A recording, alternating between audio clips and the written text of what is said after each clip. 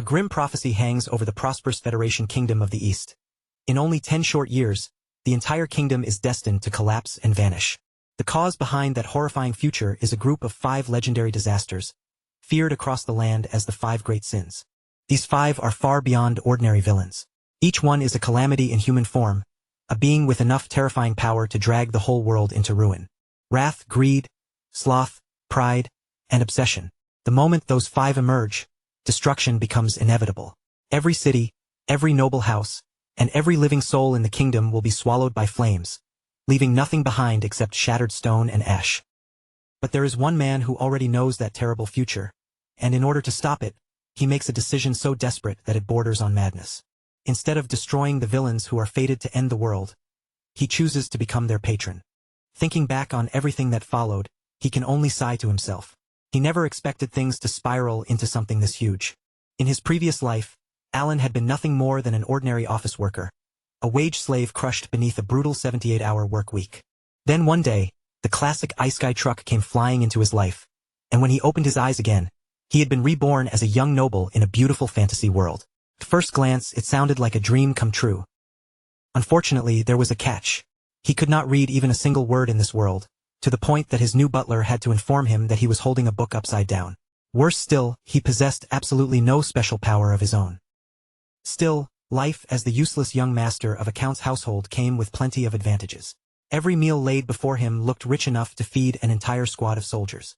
After he happily stuffs himself full, one of the maids steps closer and asks whether he has finished eating, offering to prepare his bath before he goes to sleep. Beautiful maids pamper him, wash him, and wait on him without hesitation. Compared to the exhausted life he left behind, this feels like a ridiculous upgrade. As he sinks deeper into the warm bathwater, Alan lets himself enjoy the moment. This, he decides, is exactly the kind of life he was meant to have. Then, while he is relaxing in the tub, a maid casually reminds him that the young masters will return tomorrow, so he should get plenty of rest tonight. Confused, Alan asks who she means. The maid blinks at him and answers young masters Leo and Tonio. Then she wonders why he is speaking as though he has forgotten his own brothers. The moment Alan hears those names, his carefree expression locks in place. The scar across his face suddenly makes him look far more menacing than before. That luxurious dream of noble life instantly twists into a nightmare. Alan jerks forward in the bathtub, splashing water everywhere while the startled maids cry out his name. Panic tears through his mind as one terrifying thought hits him. Wait, am I inside Psychedelia? He knows that name far too well. Psychedelia was the notoriously difficult turn-based RPG he used to grind endlessly, using the game as an escape from his miserable old life. He remembers spending countless hours fighting monsters, exploring dangerous regions, and pushing through every route because he knew exactly how brutal the main storyline became. No matter which path the player chooses, the moment the 5 great sins begin to appear, the entire world starts falling apart. The kingdom, the noble families, and the cities all tumble into an irreversible collapse, one disaster leading to the next without any chance of stopping it. And right at the beginning of that long downfall, before the main story even truly begins, there is one infamous noble family causing trouble from the shadows. That family is House Palacio, his new family. His eldest brother, Leo, is known as the king of prostitutes, while the second son, Tonio, rules over the drug trade. The truth crashes down on Alan so heavily that he drops to his knees. He knows exactly who these people are, and they are far worse than ordinary villains. They are the starter villains of Psychedelia. The very first side quest in the game sends the player to investigate their criminal organization, Avalon. They are also the first domino to fall, the earliest victims caught in the path of destruction once the 5 great sins begin their rampage. And Alan himself is the useless extra villain of the family, the powerless third son who dies alongside everyone else. Alan Palacio. That night, Alan lies awake in bed, completely crushed beneath the weight of his new reality. He nearly cries himself to sleep, wishing he could return to being a 78-hour-a-week wage slave. What is the point of living in luxury if he is guaranteed to die 10 years from now? Why did he have to possess a fantasy character with no powers at all? Other people get cheats, abilities, and incredible blessings, but he got nothing. As far as Alan is concerned, this has to be the worst Ice Guy luck in history. Then, deep in the darkness of his despair, a small idea begins to form. Maybe knowing exactly what will happen 10 years from now is a power of its own. In a way, that makes him almost like a prophet. A new determination slowly appears in his eyes. If he knows what causes this world to collapse, then why not get rid of those causes before they can destroy everything? So, For the sake of preserving his own peaceful and comfortable noble life, Alan decides that he will reform the 5 great sins. After all, at this point in the timeline, every one of them is still only a child. Surely that means there is still a chance to change their future. 2 months later, Alan's ambitious plan has already begun moving into action. Inside his study, Alan listens to a report from the knight he recently hired, a one-eyed man named Evan. Evan explains that they rescued the orphans from the East's human testing center and placed a girl named Yusha in charge of the orphanage. Alan praises Evan's work with complete confidence, telling him that his judgment was correct and that Evan truly is as skilled as he expected. As he says it, Alan forces an awkward, unsettling smile onto his face, trying far too hard to look friendly. Evan stares at him in obvious confusion before cautiously asking whether that was supposed to be a compliment, because Alan's expression makes it almost impossible to tell. Alan remembers that the original owner of this body had always worn his emotions openly. Every feeling used to appear plainly across his face. Now, Alan has to physically force his own face into expressions just to look normal. It feels as though his possession of this body somehow stopped right at the face. Evan is one of the rare honest and loyal characters from psychedelia. In a world full of betrayal, hidden schemes, and shifting loyalties, someone like him is an incredibly valuable asset. That is exactly why Alan hired him without hesitation. Evan soon gets straight to the point and asks whether this whole operation was really meant to save the girl named Yusha. He explains that even after all his years of experience as a mercenary, he could tell at a glance that Yusha was no ordinary child. Evan still remembers the children trapped inside that testing facility, terrified, broken, and stripped of all hope. Yet Yusha had been completely different from the rest. Even while chained up and locked away, she gave off a quiet but terrifying pressure. Evan could not understand why someone so powerful would simply remain imprisoned without resisting. So he asks the question that has been bothering him from the beginning. Why did Alan leave her there instead of bringing her home? There is no obvious benefit in keeping her at that orphanage. Alan's face turns cold and deadly serious. It may look as though he has abandoned Yusha, but he assures Evan that leaving her exactly where she is part of the plan. Alan knows exactly who she really is. Yusha Blusha is a non-human child destined to forge a contract with an otherworldly being, claim its power, and eventually become Wrath, one of the 5 great sins. She is the Bloody Queen, a future monster fated to slaughter hundreds of thousands of people. But Alan believes that if Yusha is allowed to grow up peacefully, without being pushed into despair, she may never awaken as Wrath at all. For the moment, he feels like he has safely dealt with one of the ticking bombs threatening his future. Alan clears his throat and straightens himself, preparing to reveal the real reason behind Evan's assignment. Then he looks directly at his knight and speaks in a deliberately mysterious tone. It's not yet time. Evan can only stare back at him, completely lost. It's not yet time, Evan repeats, still unable to understand. Alan continues with his instructions, telling him to make sure no one speaks about the matter and to provide the orphanage with enough money to keep it running. Then Alan reaches out and places a sealed letter into Evan's hand. And give this to Yusha. Evan lowers his eyes to the envelope, looking even more confused than before. A letter? Is it really that important? Alan keeps his face calm and claims that it is only meant to reassure her after everything she has suffered. With the orders settled, Evan climbs onto his horse and rides away from the Palacio estate, heading straight for the orphanage. Alan watches Evan disappear through the window, his expression remaining calm even as he makes an enormous gamble. Because the letter is not simply meant to comfort Yusha. Inside it, Alan has written a very specific line, words he heard again and again in the game whenever the Archbishop tried to calm the fully awakened sin of Wrath. Whenever Wrath lost control, the Archbishop would raise his voice and chant the same spell. Sin of Wrath, calm thyself. The incantation that followed was always unchanged. Agony of the dark, impassivity of the bright, belonging with the fall. In the game, those words would echo beneath a blood-red moon, while Wrath unleashed her horrifying strength and turned the battlefield into a nightmare. But by that stage it was always already too late. The spell would fail, Wrath would remain out of control, and the player would be forced into a brutal boss battle against her. This time, however, Alan may still have a chance. Yusha is only a child right now, long before she falls into madness and becomes the Bloody Queen. Alan stretches his arms with a faint sense of satisfaction. One future disaster has been handled, at least for now. That only leaves 4 more calamities waiting ahead. He knows how ridiculous the whole idea sounds. Trying to win over a future monster using nothing but a strange quotation from a game is hardly a solid plan. Still, these non-humans are practically fanatics devoted to some otherworldly god. To Alan, that makes this gamble worth taking. Meanwhile, Evan reaches the orphanage and delivers the sealed letter to a small girl with snow-white hair. Yusha. The moment Evan stands near her, he feels an unbelievable amount of mana rolling off her tiny body. She is a strange child, quiet and almost completely empty of emotion. He hands over the letter while Yusha stands before him without moving, looking so still and lifeless that she resembles an unnerving porcelain doll. But then Yusha quietly asks whether Mr. Allen was the one who sent it. The second Evan confirms it, the blank look on her face cracks apart. A horrifying aura bursts from her small body as rage fills her voice. Why didn't he want me by his side? Cold sweat runs down Evan's back. Yusha's mana begins taking physical form, twisting through the air as blood-red tendrils.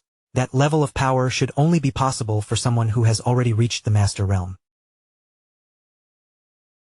Her eyes burn a vivid crimson as they lock onto Evan, filled with enough killing intent to make the air around him feel heavy. At that instant, Alan's strange warning finally makes perfect and terrifying sense. It's not yet time. Those words were not vague at all. They were a warning. Just as Evan braces himself for the worst possible outcome, Yusha's crimson gaze falls onto the words written inside the letter. She slowly reads the strange passage out loud. The moment the words leave Yusha's lips, the murderous pressure around her vanishes as though it was never there. A faint blush rises onto her cheeks, and she clutches the letter with trembling hands. This is a promise that only Master would know, she whispers. I understand. Evan can only stand there in stunned silence as the suffocating aura disappears. At last, he understands what Alan meant by timing. Those words were not random at all. They were a message, a code that only Yusha could recognize. The future Bloody Queen, the harbinger of wrath, now hugs the letter tightly against her chest, her devotion to Alan becoming absolute. Back at the mansion, Alan sleeps peacefully in his bed, completely unaware that a life-or-death situation has just unfolded at the orphanage. Later, Alan sits surrounded by a mountain of books, digging through page after page until frustration starts building on his face. He mutters under his breath, "Man, seriously, is it not here after all? Finding clues about the third boss is giving me a headache." At that moment, Evan enters the library with another report. "Young Master, we have rescued the second child you mentioned." Alan immediately jolts upright and scrambles to his feet. "You did? Did you make sure the child was treated very kindly?" Evan begins to explain that they rescued the child from an illegal slave market. But before he can finish his report, an unwelcome voice suddenly cuts into the room. "HM? Well, look who it is." Alan. A huge figure steps into the library with a smug, condescending sneer. It is Tonio Palacio, Alan's second brother and the notorious king of drugs. Tonio casually throws an arm around Alan's shoulders, his mocking voice dripping with amusement. "Why is an illiterate guy like you holding a book?" "Oh right, I heard you've been studying lately." Then Tonio squeezes Alan's head and demands that he answer his older brother. Alan freezes in place, cursing his terrible luck inside. Tonio is always a problem. How did the original Alan endure this kind of treatment? Alan wants to strike back, but he knows better than to challenge a gangster like Tonio when he has no power of his own. Forcing himself to remain polite, Alan lowers his head and says that Tonio probably wants to use the library, so he will take his leave. But Tonio has no intention of letting him walk away. With a smug grin, Tonio kicks Alan down onto the floor and presses his boot firmly against Alan's head. "You know your place, don't you?" But before he can do anything worse, a dagger slices through the air. The blade buries itself in the wall only inches from Tonio's face. His arrogant expression disappears in an instant. Tonio whips around, his face pale with shock. Standing in the library doorway is someone whose presence feels even more dangerous than his own. It is Leo Palacio, the eldest son and the king of prostitution. He glares at Tonio with open hostility and warns him, "Brother, I told you to drop that shallow attitude when you enter the library. You reek of drugs. Get lost while you still can." The two brothers square off with daggers ready, filling the library with murderous tension. While their attention is fixed on each other, Alan sees his only chance and crawls away as fast as he can. His life may literally depend on it. Alan remembers the first subquest from Psychedelia. Investigate Palacio County, a den of corruption where Avalon runs both the drug trade and the prostitution ring. This family was supposed to be the player's first real glimpse of how rotten the world could be. But their influence is even greater than Alan expected. As he watches the brothers clash, he realizes that the entire Palacio household is one massive ticking time bomb. At the center of everything is a brutal succession war between the two worthless brothers. Leo is a giant force in the underworld, the king of prostitution.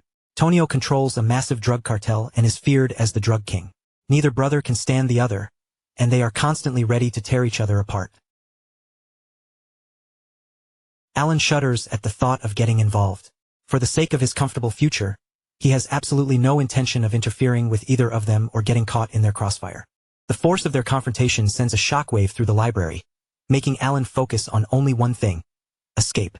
Evan quickly pulls his young master to his feet and shields him from the dangerous fallout. Alan collapses onto a nearby couch, completely drained. "RRK?" Evan watches as his master deflates right in front of him, then carefully changes the subject by mentioning that the second child they rescued did not seem ordinary either. Alan does not answer Evan at all. He only lets out a weak, miserable groan from the couch, while Evan stands nearby like a silent statue, completely unsure what he is supposed to make of his young master. As Evan looks down at Alan, a question keeps bothering him. How could someone like the young master possibly know about an illegal slave market and secret human experiments happening in an entirely different region? Just how did Alan learn any of this? Watching Alan slump there as though his soul is slowly escaping from his body, Evan comes to a quiet conclusion.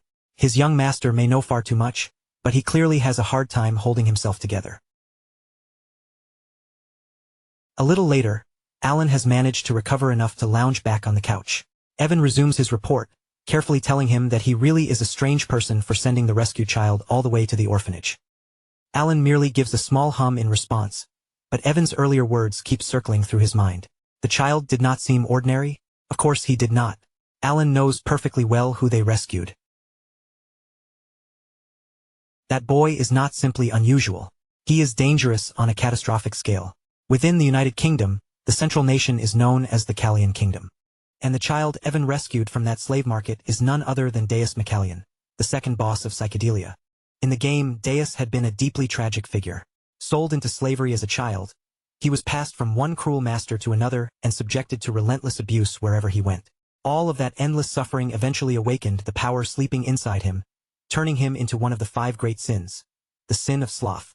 And when that power awakened, it became the beginning of something truly horrifying. Consumed by rage and despair, Deus unleashed his abilities and wiped out entire kingdoms in gruesome, unimaginable ways. The story became so cruel at that point that many players simply gave up and quit playing. Alan shudders as those graphic memories return. Ironically, despite being called the sin of sloth, Deus was known for being incredibly diligent, someone who repaid both kindness and cruelty several times over. That is exactly why Alan made sure Evan understood one thing. Deus had to be treated with genuine kindness. Alan calmly takes a sip of tea, even with all that terrifying knowledge sitting behind his expression. Evan then asks whether the letter Alan sent Yusha had something to do with the second child. "Well, yeah," Alan answers with an almost innocent look. He says he simply asked Yusha to take care of a slightly sick child he was sending her way, along with a little harmless small talk. Meanwhile, the orphanage is filled with children laughing and playing together. But one boy, Deus, stays apart from everyone else, isolated by the scars left behind from his past. That night, beneath the pale moonlight, he is still alone. Wrapped in a tattered gown, he stands there like a small, broken figure forgotten by the world. Then a pair of elegant shoes steps into his view. Yusha approaches him, looks him over, and bluntly says, You're broken." Her crimson eyes slowly examine him, noticing things that no ordinary person could ever see. "Those are traces of that." Deus's hand twitches at his side, thin and scarred from years of abuse and suffering. Yusha recognizes the marks immediately. It was the black goat, wasn't it? A faint, knowing smile touches her lips as she looks down at him. "And yet, the great moon has still chosen you. Congratulations." Her own power begins to swirl around them in the moonlit darkness. Feel the power that has been bestowed upon you, and let your potential finally be released. Then, in a quiet and tempting voice, Yusha offers him a promise beneath the night sky. Stay loyal, follow his orders, and you will have your revenge. In response, a torrent of purple energy erupts from Deus's small body. The power buried deep within him finally breaks free without restraint. Holding Alan's letter in her hands, Yusha stands in control of the situation and thinks to herself that it is finally time to send her first reply. Then she reads Alan's letter again. It is simple, friendly, and almost absurdly casual. Yusha, how are you doing? I'm doing fine. My second brother used me as a chair today. Haha, funny, right? The rest continues in that same everyday tone. A full year passes.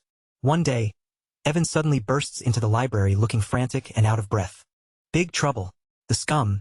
No, I mean the second young master.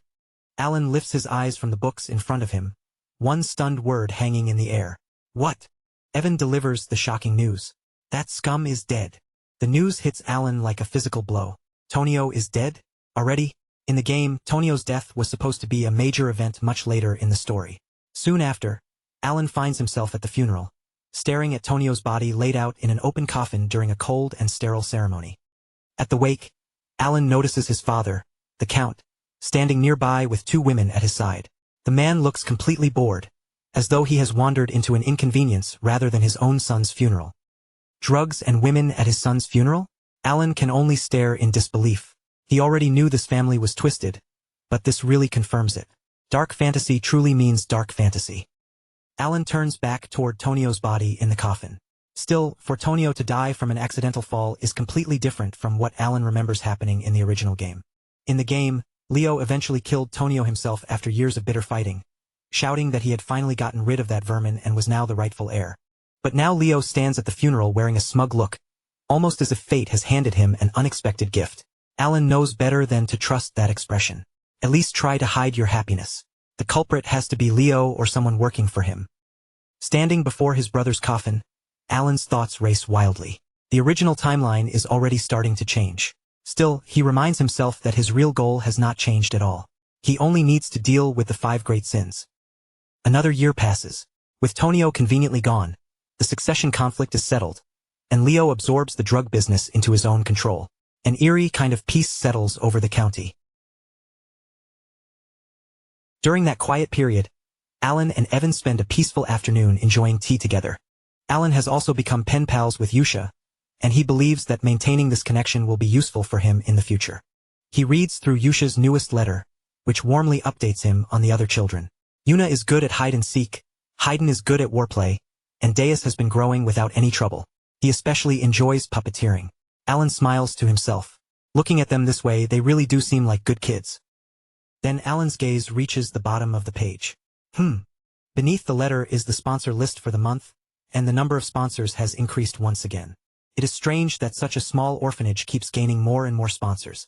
Evan, quietly munching on a pastry beside him, remarks that it is unusual, but still a good thing nonetheless.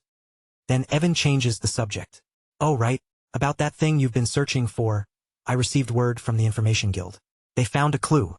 Alan's eyes immediately light up. Really? That's a relief. He carefully places another piece of cake into his mouth, but his mind is already racing ahead. He knows exactly what that clue must concern. It has to be an ancient book connected to the third boss. Finally, he might be able to find that person too. Everything seems to be moving along perfectly. What a peaceful evening, or at least that is what Alan believes. But Alan's peaceful little life is resting on blissful ignorance. At that very moment, the children he thinks of as his good kids are elsewhere. And those good kids are causing absolute chaos at a drug distribution site known as Margot. One of Leo's underlings grins as he talks big, clearly enjoying the moment.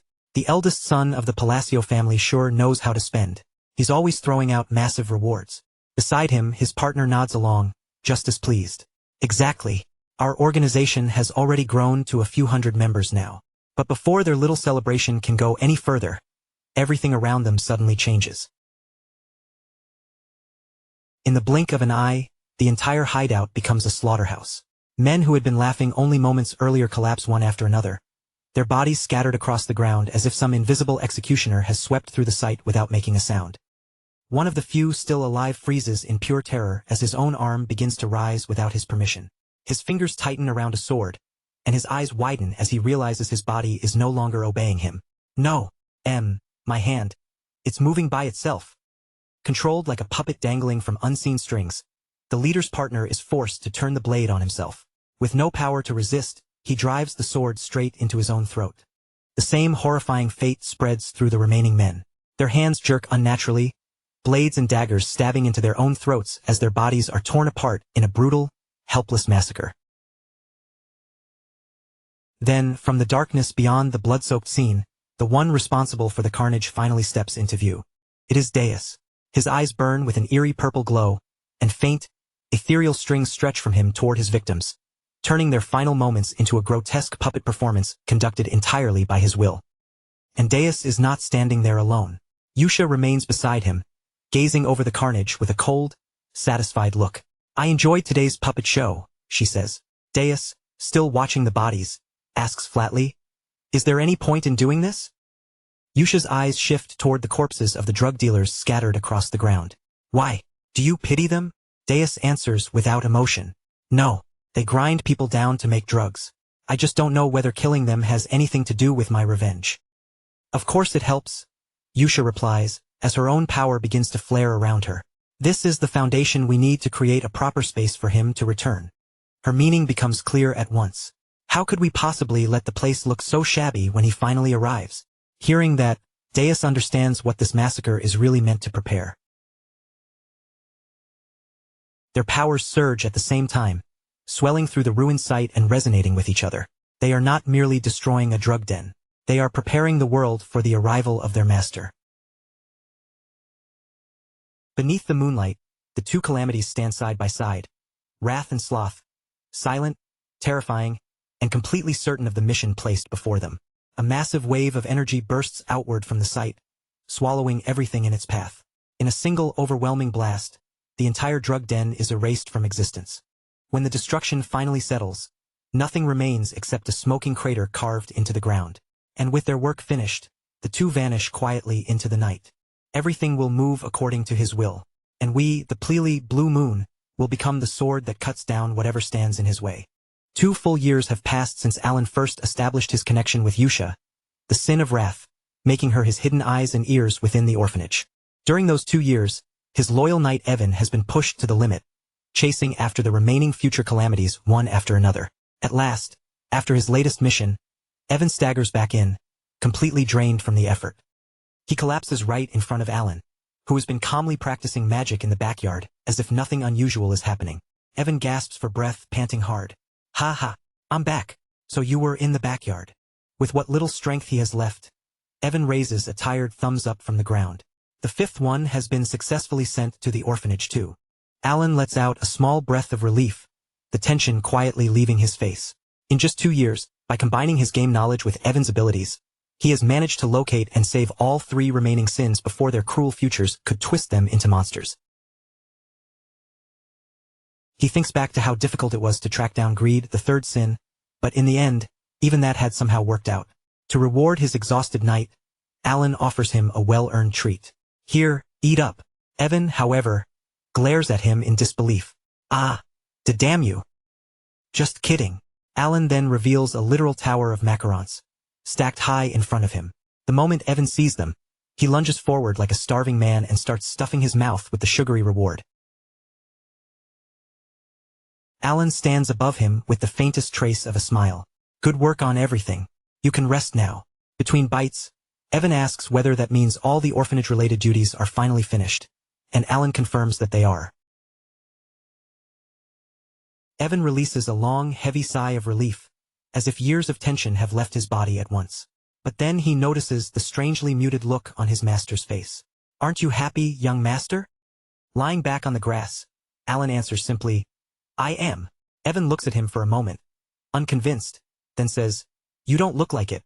Alan forces the smallest, weakest smile possible, barely lifting the corners of his mouth. "I'm smiling right now." Evan stares at that unconvincing expression and immediately sees through it. "Let's just say that you are." Now that his mission to gather the future sins is finally complete, Alan allows himself a rare moment of peace. He drops onto the grass, lets the sunlight wash over him, and simply rests there. Stretching out beneath the open sky, Alan thinks to himself that he honestly never expected everything to go this smoothly. His main objective has always been to stop the rise of psychedelia's 5 final bosses, the 5 sins. Each one of them had been shaped by a horrific past, their lives ruined by torture and abuse so severe that it awakened powers capable of ending the world.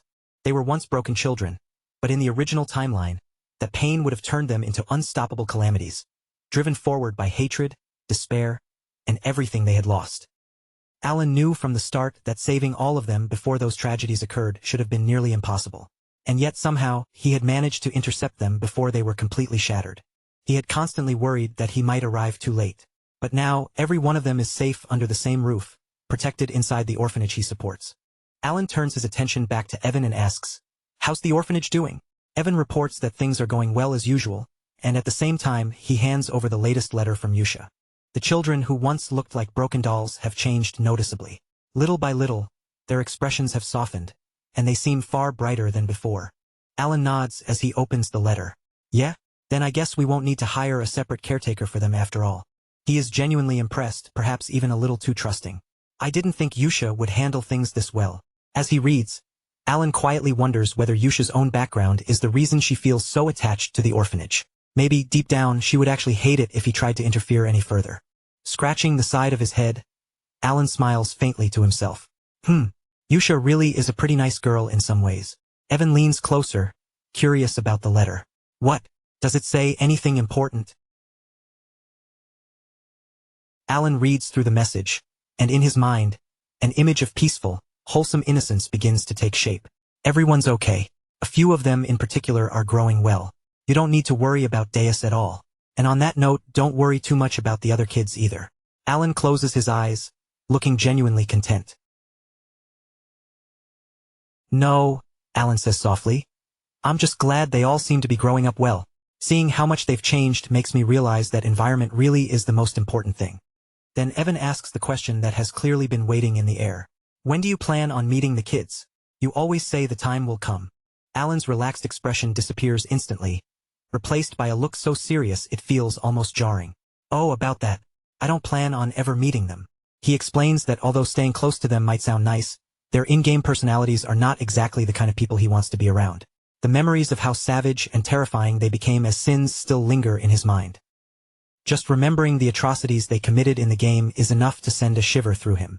He admits, "It probably won't be as bad now that I saved them before they went through those events, but I'm still scared."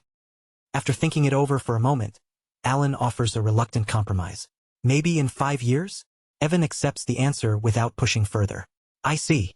Even so, Alan knows better than to let himself grow careless just because one major objective has been cleared. He returns to his training, his thoughts sharpening again. In this cursed dark fantasy world, he needs enough skill and strength to protect himself. Alan thinks inwardly that, fortunately, magic requires talent, and this body is perfectly suited for it. But then, without warning, Evan asks him a question from out of nowhere. "Have you heard of the Blue Moon?" Evan stares blankly, completely thrown off by the name. Blue? What kind of group is that? He has never even heard of them. Alan tells him they are a newly rising organization that has been making a name for itself by hunting down criminal rings wherever they appear. Alan admits that clearing out that kind of filth does sound useful on the surface. Still, he gives a dismissive scoff, saying he has never heard of Blue Moon before, which probably means they will disappear before long anyway. Then Evan casually drops a far more alarming detail. From what he heard, Blue Moon does not stop at criminals. They are even willing to kill nobles. The moment Alan hears that, a cold shiver crawls down his back. His quiet, peaceful life might not be as safe as he thought. Without hesitation, he tells Evan that from now on, he should sleep in the room right next to his. But Alan has no idea how close he already is to the truth. That same night, inside the orphanage Alan has been so generously supporting, the mysterious Blue Moon is holding a meeting. His sweet pen pal, Yusha, stands before the children gathered around her and calmly calls for the weekly report. Her gaze shifts toward one of the children in the group. She asks for the report from the north. A cheerful girl with fox ears raises her voice while rubbing one sleepy eye, looking far too innocent for the subject at hand. She says she took the heads of every slave trader in the area. This bright, smiling girl is Sairang, the sin of pride. Sairang proudly adds that none of them ever discovered who she really was. She tells them that their clothes were so nice, and she even promised to spare them if they could guess the color of her eyes. Not a single one of them got it right. Another girl steps forward next. Rinne, the sin of greed, gives her report in a much colder voice. The bodies, she says, were all melted down. After that, attention turns toward the boy seated on the stairs nearby. Without changing his calm expression, he says that he has already finished dealing with the South as well. He explains that the illegal human experimentation sites have been erased, and the Avalon scum who had been causing trouble were turned into minced meat. This boy is Radon, the sin of misophobia, and when he talks about cleaning, he means it in the most horrifyingly literal way possible. His work leaves nothing behind. Yusha smiles with clear satisfaction, her eyes shining with intense devotion. Good, she says. Everything will proceed exactly according to his will. Looking over the young but terrifyingly powerful killers gathered around her, Yusha reminds them why they exist. They live for the Great Moon. Alan's adorable little orphanage is actually home to a death cult devoted entirely to him. But then Rinna suddenly speaks up. There appears to be a problem. Yusha's expression shifts in confusion. Under his will, everything is supposed to be perfect, so what problem could there possibly be? Radon explains that the head of Avalon is the eldest son of the Count family where their master lives. While cleaning up the south, he found a written order that looked extremely dangerous. Then he reveals the horrifying discovery. It seems the Count's eldest son has been targeting their greatness. Yusha's face darkens in an instant as she asks what he just said. The room grows heavy and silent as Radon confirms it. Someone has been plotting against the person they worship above all else, the master they call his greatness. Yusha's anger begins to spill into the room, sharp enough that every child can feel it. A dangerous crimson aura bursts out around her as Radon continues, revealing exactly what was written in the letter. The order is simple, cruel, and chilling. Once the Count dies, they are supposed to slowly poison Alan until he is dead too. Someone is planning to murder their master. Yusha's rage reaches its absolute limit as she quietly says that she understands. The other children can do nothing but watch in terror while her killing intent fills every corner of the room. The consequences of that discovery come quickly. 2 years later, Alan is standing before another funeral. This time, the body resting inside the coffin belongs to his father, Count Palacio. Officially, the Count's death is ruled a heart failure. But Alan knows that is not the whole story. It is obvious to him that his father died after taking far too much of something. As Alan stands there lost in his own thoughts, the guests around him are whispering about a completely different matter. Blue moon struck again? Apparently they attacked last night. So does that mean everyone was wiped out again? Those hushed conversations make one thing clear. The criminal underworld is becoming increasingly terrified of the mysterious vigilante organization known as Blue Moon. With no one truly mourning the Count's death, the funeral eventually comes to an end in a cold and empty silence. Alan and Evan prepare to leave the lifeless gathering. But as they walk away, Alan's rotten brother Leo watches them from behind. His eyes follow them with a hungry, predatory look, as though he is already planning his next move. Later, back inside the Palacio estate, the atmosphere has become even colder and quieter than before. Evan is visibly anxious, unable to settle down. He nervously starts muttering that at this rate, that bastard, meaning the first young master, will become the next, but his words die in his throat when he notices Alan packing bags. Confused, he asks what all the luggage is for. Alan does not even bother looking up from what he is doing. He simply tells Evan to get his things ready because they are leaving.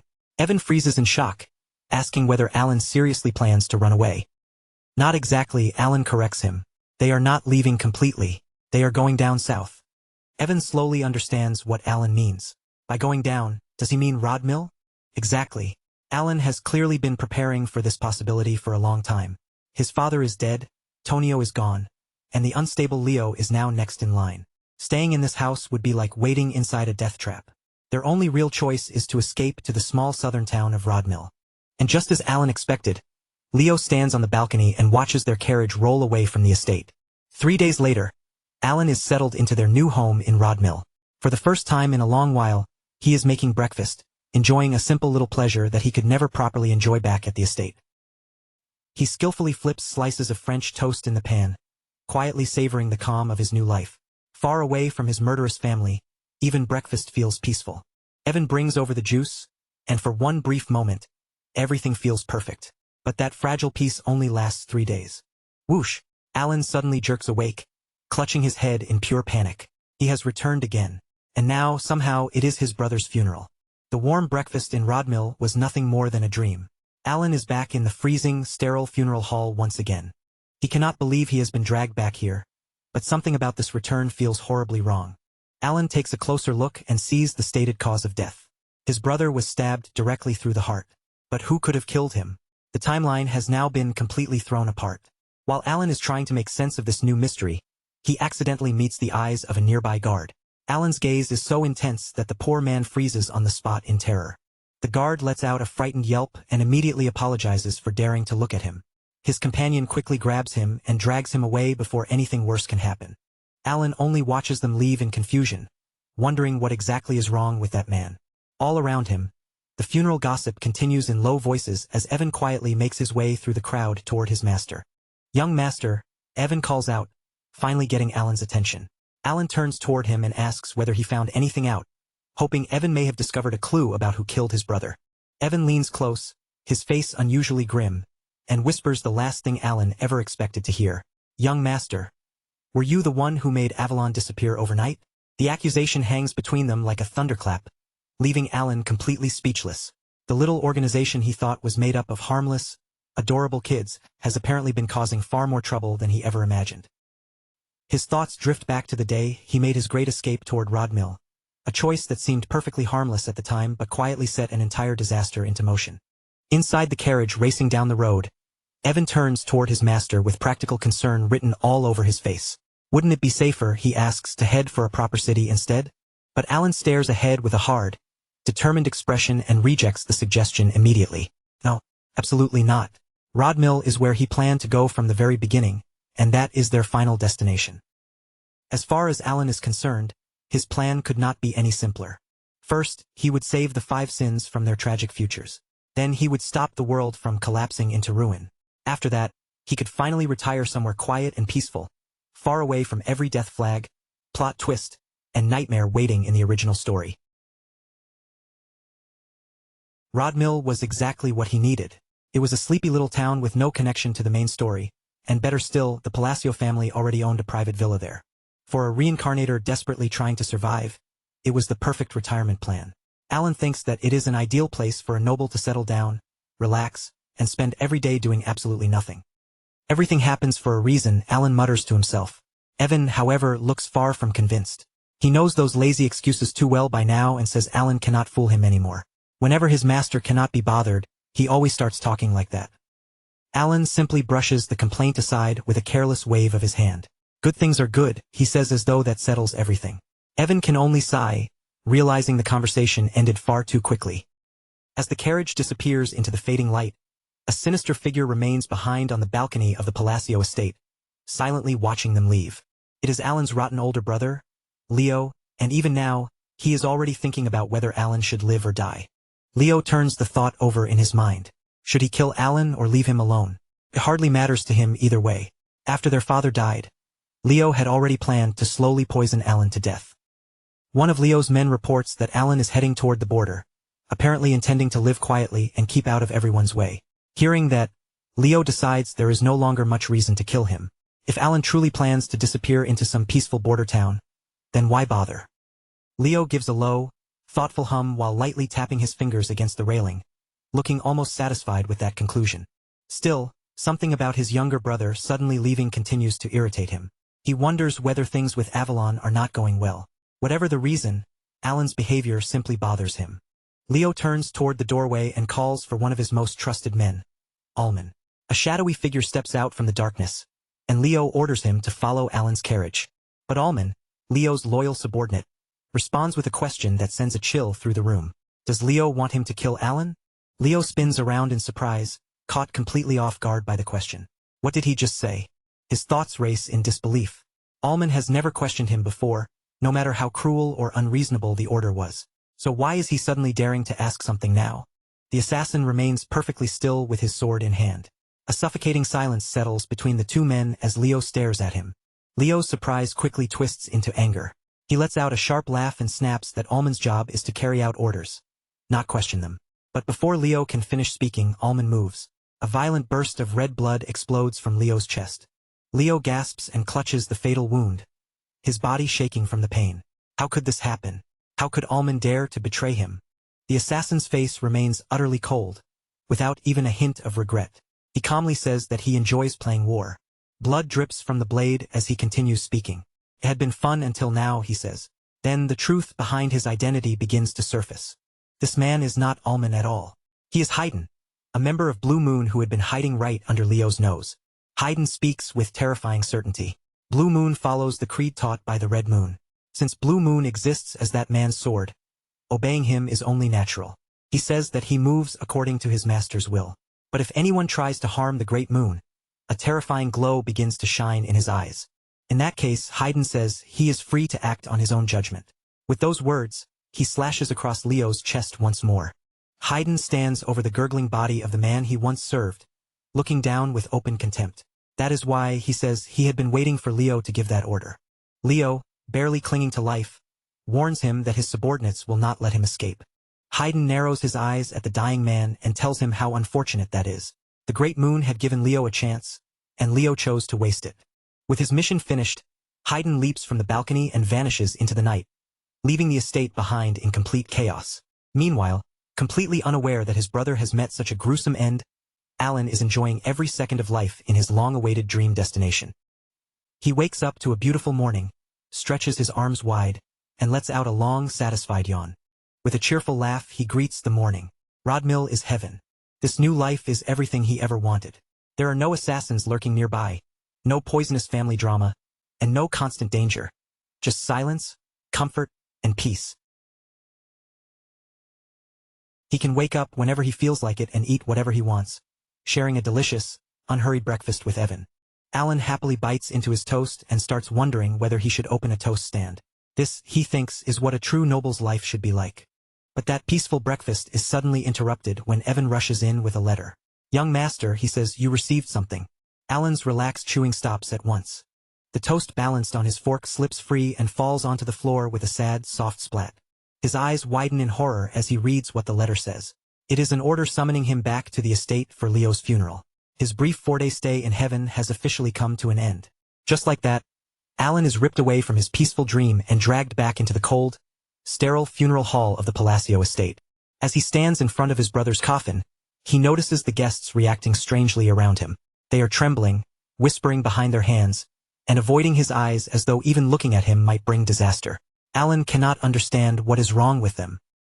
Then Evan suddenly appears beside him, startling Alan so badly it feels like his soul nearly leaves his body. In a hushed voice, Evan asks when his young master became the hidden leader. Completely confused, Alan and Evan move away from the crowd and find a quiet place where they can sit down and speak privately. Alan looks like his entire world is about to collapse. He practically begs Evan to explain why everyone seems to think he is the villain here. Evan, looking far too pleased with himself, calmly lays out the obvious point. Alan is the only person who gains anything from this entire situation. Evan keeps talking, and the accusation hits Alan like a bolt from the sky. After they left the estate, Leo was murdered, and Alan just so happens to have the perfect alibi, leaving him in position to inherit the Count's title without suspicion. With his arms folded across his chest, Evan stares straight at Alan, who looks completely frozen by the absurdity of it all. Avalon has already vanished, and now Leo is dead too. From Evan's point of view, there is nothing left standing in Alan's way. Then Evan spreads his hands with dramatic confidence, as though he has finally solved an impossible mystery. To him, the answer is obvious. Alan must be the hidden power controlling the county, the one who arranged the assassination of a sword master from the shadows. Alan grabs his head as a brutal headache starts pounding behind his eyes. Is Evan actually enjoying this? And what is with that ridiculous outfit? There are so many things wrong with this situation that Alan barely knows where to begin. Still, he desperately tries to make sense of the accusation. No ordinary organization could erase an underworld figure that important in a single instant. Evan immediately brings up the one group that might fit such a terrifying description, the organization known for hunting down other organizations. Could it have been the Blue Moon? But before the idea can go anywhere, Evan dismisses it himself. According to the Information Guild, the Blue Moon had nothing to do with this attack. Then Evan begins explaining the way they operate. The Blue Moon does not usually leave bodies behind. Instead, Evan says they leave a mark, an unmistakable crescent moon symbol that serves as their signature. Yet Avalon's members were found stabbed by swords, their hideout transformed into a horrifying sea of blood.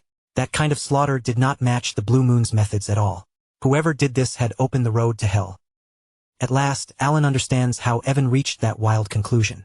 So that is why Evan thinks he is the secret ruler behind the county, the man responsible for killing a swordmaster. But inside, Alan can only scoff at the thought. In the game, the Blue Moon had been a bunch of weak nobodies who disappeared during the prologue. There was no way they should have been capable of something like this. Right? Meanwhile, far from the estate, the Blue Moon has gathered at the orphanage after completing their mission. Their leader, Yusha looks over her subordinates and calmly asks whether they found any traces left behind. Rinne, known as the sin of greed, answers in her usual calm and almost otherworldly manner. Nothing was left behind. Beside her, Sairang, the sin of pride, casually spins a dagger around her fingers while golden energy crackles around her body. Same here, Sairang says with a playful grin, her fox ears twitching excitedly. To her, the victims had only been corpses waiting to fall. These children of the blue moon were far more dangerous than anyone had expected. Just then, someone steps out from the darkness and announces his return. It is Radon, the sin of mysophobia. A heavy purple aura wraps around Radon as he delivers his report in a voice that is short, flat, and chilling. 486 Avalon soldiers are still alive. As Radon speaks, the shadowy image of another sin looms behind him. Everything happened exactly as Yusha had instructed. A cruel smile slowly spreads across his face. He cut every one of them in half. Yusha's eyes burn with demonic red light, and a terrifyingly satisfied smile touches her lips. Good, that was perfect. And that was the end of Avalon. The enormous criminal organization that once dominated the entire kingdom of Asteria had been erased from the map in only 5 days. But the work is not finished yet. Radon walks closer to Yusha and quietly admits that he does not believe the cleanup was completely flawless. He places a folder before her. Inside is something he discovered alongside the nobles who had been connected to Avalon. A list of influential noble families appears, but one name immediately stands apart from the rest. Surrounded by an icy, snow-covered presence is the Altia dukedom. Yusha studies the document without giving away a single emotion. Her face remains calm, but the intention behind her silence is unmistakable. Crimson light flares in her eyes as she gives the order without needing to say much. They already know exactly what she is about to demand. The sins prepare themselves at once, their auras bursting outward with power. The Blue Moon's hunt has not ended, not even close. Then the final member of the sins speaks up, volunteering for the task. He will take care of it quietly and make sure it is handled without attracting attention. Yusha closes her eyes and releases a soft, weary sigh. Then she turns sharply toward Rinne, her expression hardening. There is one final matter she needs confirmed. The information guild side is completely clean, right? She needs to know that no trail can lead back to the Blue Moon or to him. Rinne confirms that everything is under control. This operation is being handled separately from the Blue Moon, leaving no connection behind. Nearby, Sairang excitedly waves a document around, already eager to move on to the next stage. Radon speaks with open contempt for the other guilds. In his eyes, they are all the same, blindly ignoring him. Rinne then asks whether she should continue monitoring the movement around them. Yusha gives a direct answer, yes, but then her voice turns cold as she adds one more warning. This matter must never reach that person's ears. She presses the folder against her chest, and for just an instant, fear flickers across her face. A strange and unsettling sight coming from the Blue Moon's leader. Radon tries to reason it out. That person's family had targeted them first, so what they did was not even an order. Yusha answers with the creed that governs them all. They are swords, and a sword must never think for itself. A storm of emotions passes through Yusha's expression as she makes their rule clear. The Blue Moon is only allowed to move when it receives an order. Remember this. She tells the sins in a low, intense voice. That person knows everything. Never disappoint him. Her words settle over the young assassins with a crushing weight. Radon, however, cannot hide his confusion. A single bead of sweat slides down his face as he quietly admits that he does not understand. He cannot understand how someone as overwhelmingly powerful as Yusha could become anxious and restless simply because she fears being discovered. Radon tightens his grip around the folder, his determination becoming firmer. Whatever Yusha's reasons may be, his own path is simple. He understands what must be done. His loyalty is absolute. Everything is for the Great Moon. Everything is for them. Beneath the stars, the Blue Moon's quiet mansion hideout conceals some of the deadliest secrets in the entire kingdom.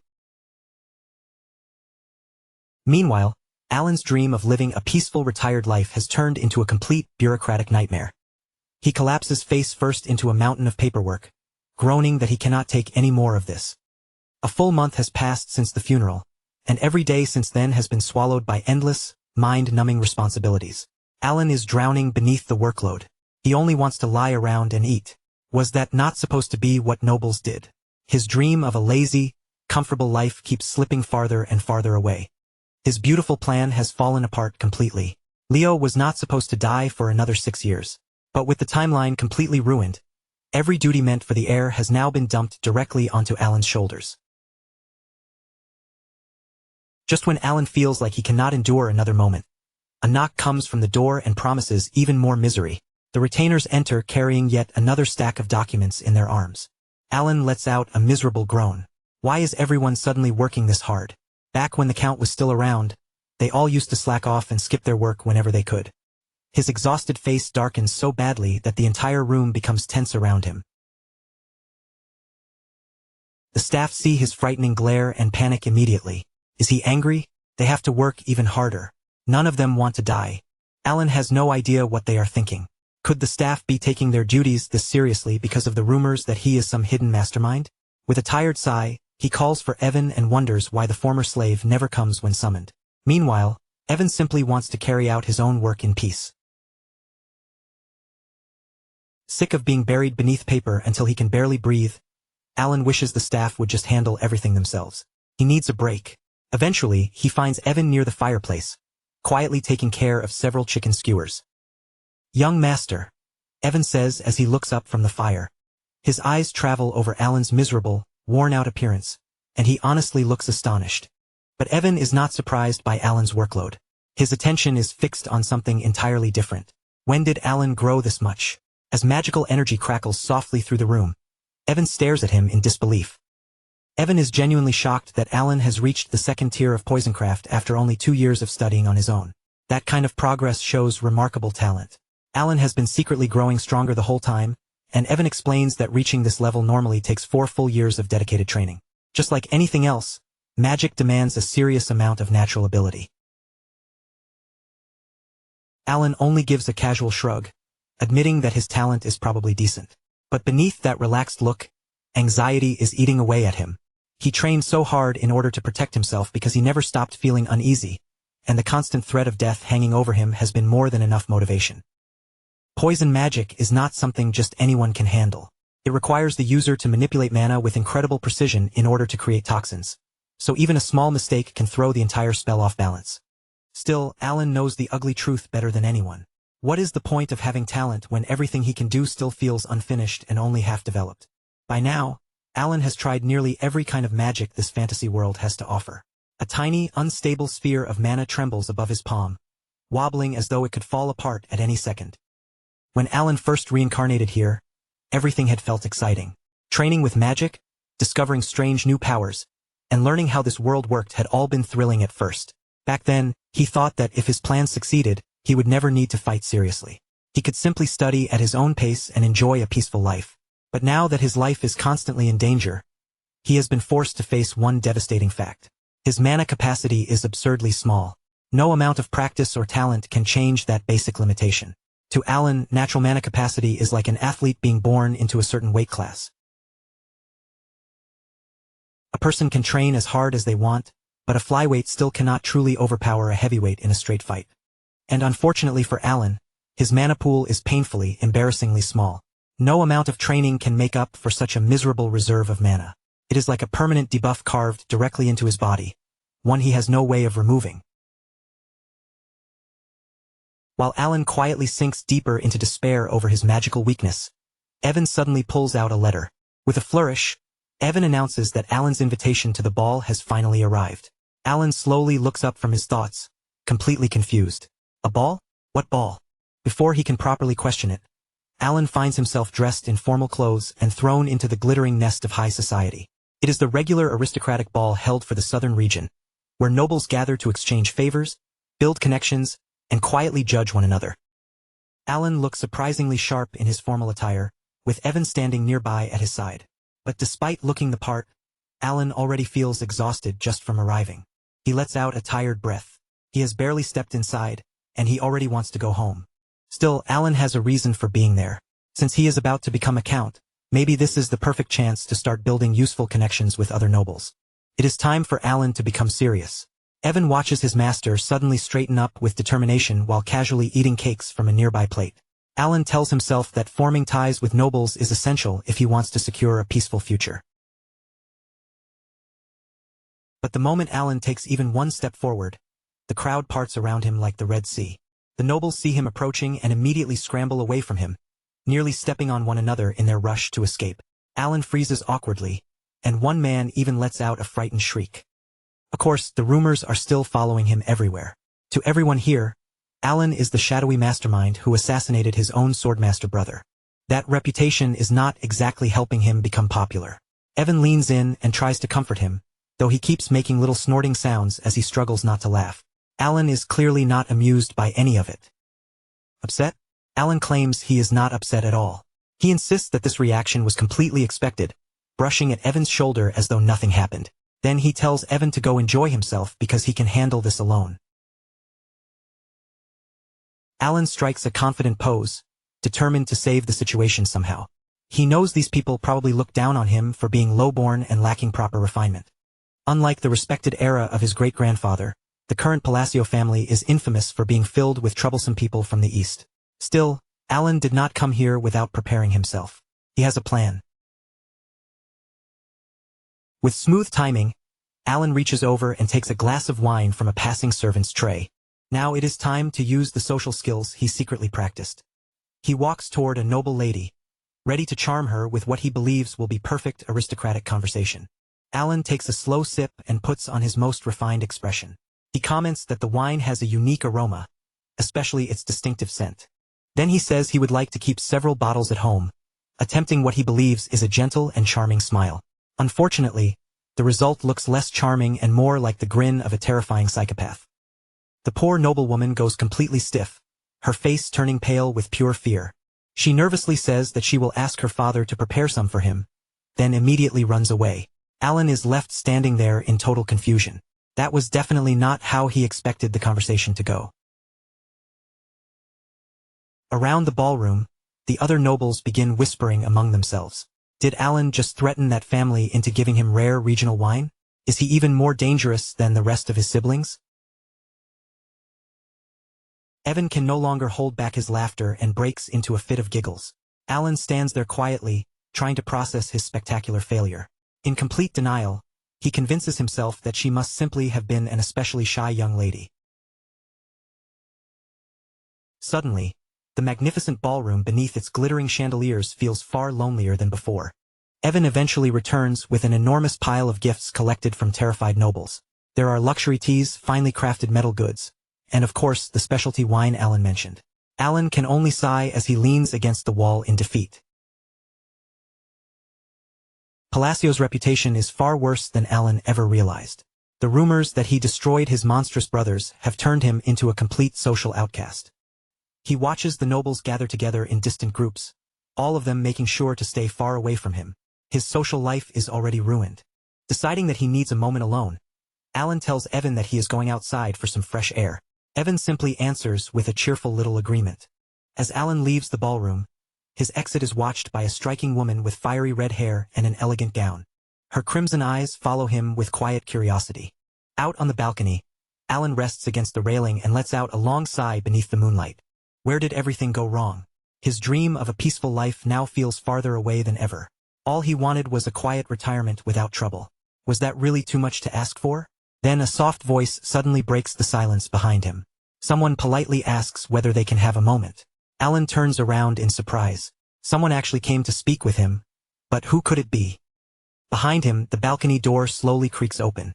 Alan's eyes widen as he turns toward the sound. A young woman steps out onto the balcony with a gentle, unassuming expression. She gives him a graceful curtsy before introducing herself as Loria, the third daughter of Duke Altia. Alan's mind immediately short-circuits at the name Altia. That explains everything. Even so, he forces himself to respond with a polite greeting. The Altia family is one of the three major shadow powers operating within Asteria, infamous as the troublemakers of the North. So there is no chance that this girl is an ordinary noblewoman, Alan thinks to himself. But even as he watches her carefully, Alan does not remember seeing this girl anywhere in the game. As far as he can remember, Loria never appeared in the original story at all. Then, without warning, she speaks directly. She asks Alan to lend her his strength. The moment he hears those words, Alan's face darkens, already sensing that trouble is about to fall into his lap again. Loria follows it with an even more shocking confession. She says she needs his help because someone is going to assassinate her soon. But Alan barely reacts to her desperate plea. He simply stares at her with a flat, uncertain hum. Loria quickly lays out the danger she is facing. As Duke Altia's illegitimate daughter, she was safe as long as her father remained healthy and firmly in control. But now that his condition is getting worse by the day, the protection around her is starting to disappear, and she has become an easy target. Fear fills Loria's face as she admits the truth. Her older sisters are going to kill her soon. Alan immediately understands the situation for what it is. A classic and ugly battle over succession. In other words, the Altia family is tearing itself apart from within. Then Alan finally understands why he never remembered Loria Altia from the game. The answer is painfully simple. She must have died before the events he knew ever began, which is why she never appeared in the story at all. Loria keeps pleading with him, her voice trembling as she tries to hold herself together. With the power Lord Alan possesses, she believes he could save her. For a brief moment, the balcony falls silent. But Alan has absolutely no interest in becoming some knight in shining armor. He calmly tells Loria that he will have to decline, and the coldness of his answer makes her flinch in shock. Still refusing to give up, she makes one final desperate offer. She says she is not asking for help empty-handed. If he saves her, she will give him half of the Altia family's fortune. Yet even that enormous reward cannot drag Alan away from his dream of a peaceful life. He turns his back on her and says he will be taking his leave. Without looking back, he starts walking away, leaving the desperate young Duchess behind. He does feel sorry for her, but he knows his own limits. He can barely protect himself right now. It would be cruel to give her hope when he has no intention of helping. Alan decides it is better not to let her believe that he can save her. As Alan's footsteps slowly fade away, Loria remains alone on the balcony, watching her last hope crumble in front of her. The moment he is away from her, Alan loosens his collar and lets out a relieved sigh. That was far too close. He nearly got dragged into another dangerous mess. Before stepping back inside, Alan offers one final thought beneath his breath. He wishes her luck and hopes she finds someone reliable enough to stand by her side. However, their private conversation was not as private as Alan believed. High above them, hidden among the rafters, two cloaked figures have watched the entire exchange in silence. One of them speaks in a low voice, saying that it appears the Altia family has approached the Great Moon. The other responds that she should also pass along his kind wishes to the Red Moon. The purple-haired boy dismisses that idea right away. There is no need. According to their information, Loria is the only member of the Altia family who has no connection to Avalon. The green-haired girl reaches the obvious conclusion. That means Loria is the only Altia who is not one of Radon's targets. The boy gives a small nod. That makes things much simpler. They will continue exactly as the Red Moon commanded. She adds that their priority will be blocking information, making sure the Avalon incident never reaches his ears. Meanwhile, Alan has returned to his usual place as the ballroom's unwanted guest. He looks around at the empty space surrounding him and wonders why no one will come close. Does he have some kind of barrier that drives people away? Just as Alan is about to give up on networking entirely, a sultry voice suddenly calls out to him. Alan is so touched that he could almost cry. Someone actually spoke to him. Maybe, just maybe, he can finally have a normal social interaction for once. He turns around with a hopeful look on his face and politely returns the greeting. That hope vanishes immediately.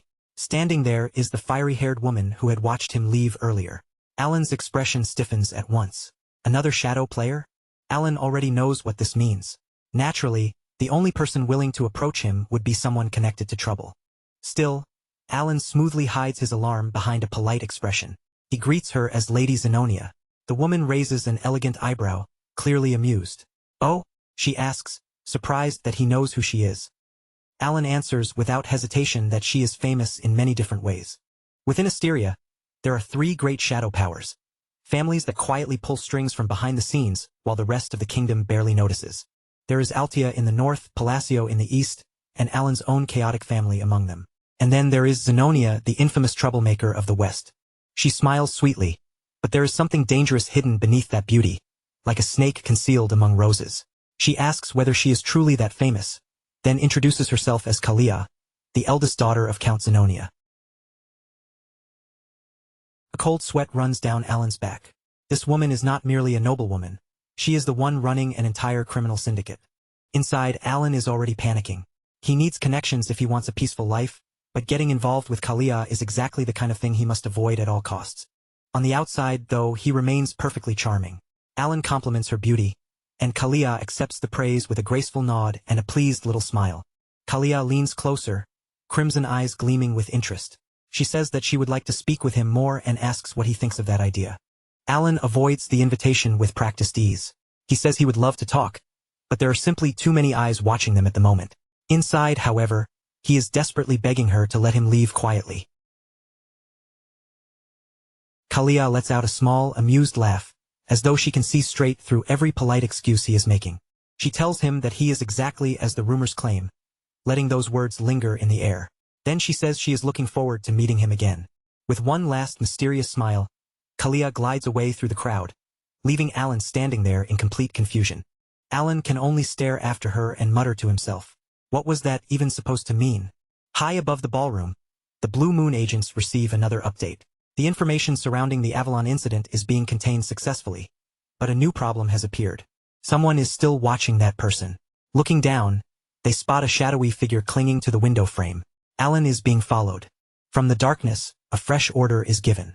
Keep watching them and then eliminate them.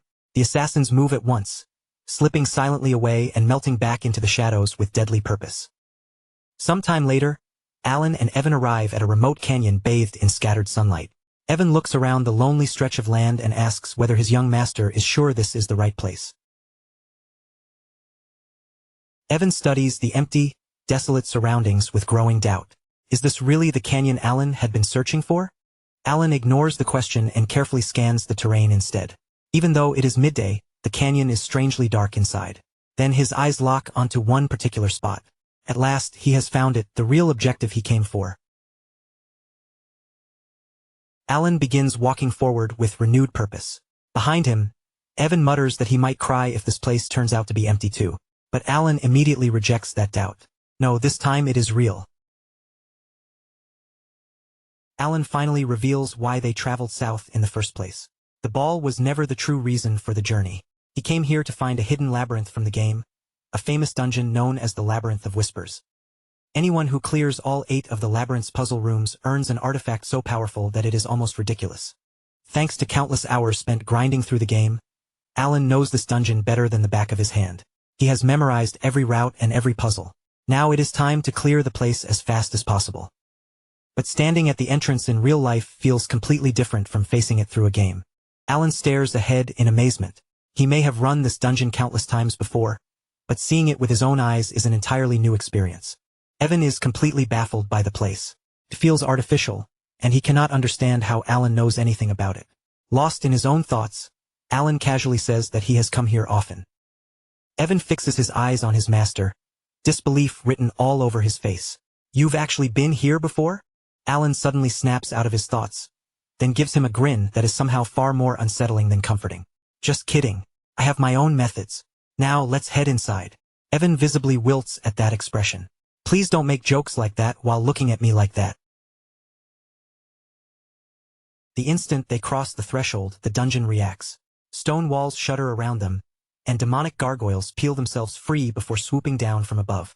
Their crimson eyes flare in the dark as they dive straight at the pair, claws stretched forward and ready to slash them apart. Even with the monsters closing in, Evan explains the dungeon's trick with a tense voice. Get one of its riddles wrong, and those things will come crashing down on you without mercy. While Evan is practically bracing himself for disaster, Alan simply walks over to the pedestal, studies the puzzle for a moment, and gives the correct answer. Evan can only stand there staring at him in stunned silence. How can he possibly remain that calm? They have worked together for 4 years. Yet Evan still cannot figure out what goes on inside his master's head. Alan's missions have always been impossible to predict. One day he is tearing apart a criminal syndicate like some masked vigilante, and the next, he is off rescuing abandoned children or handling some completely random errand.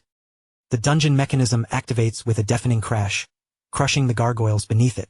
Evan is left completely speechless. Alan barely ever leaves the estate, so how does he know all of this? Alan merely points ahead and says, "Looks like I got it right.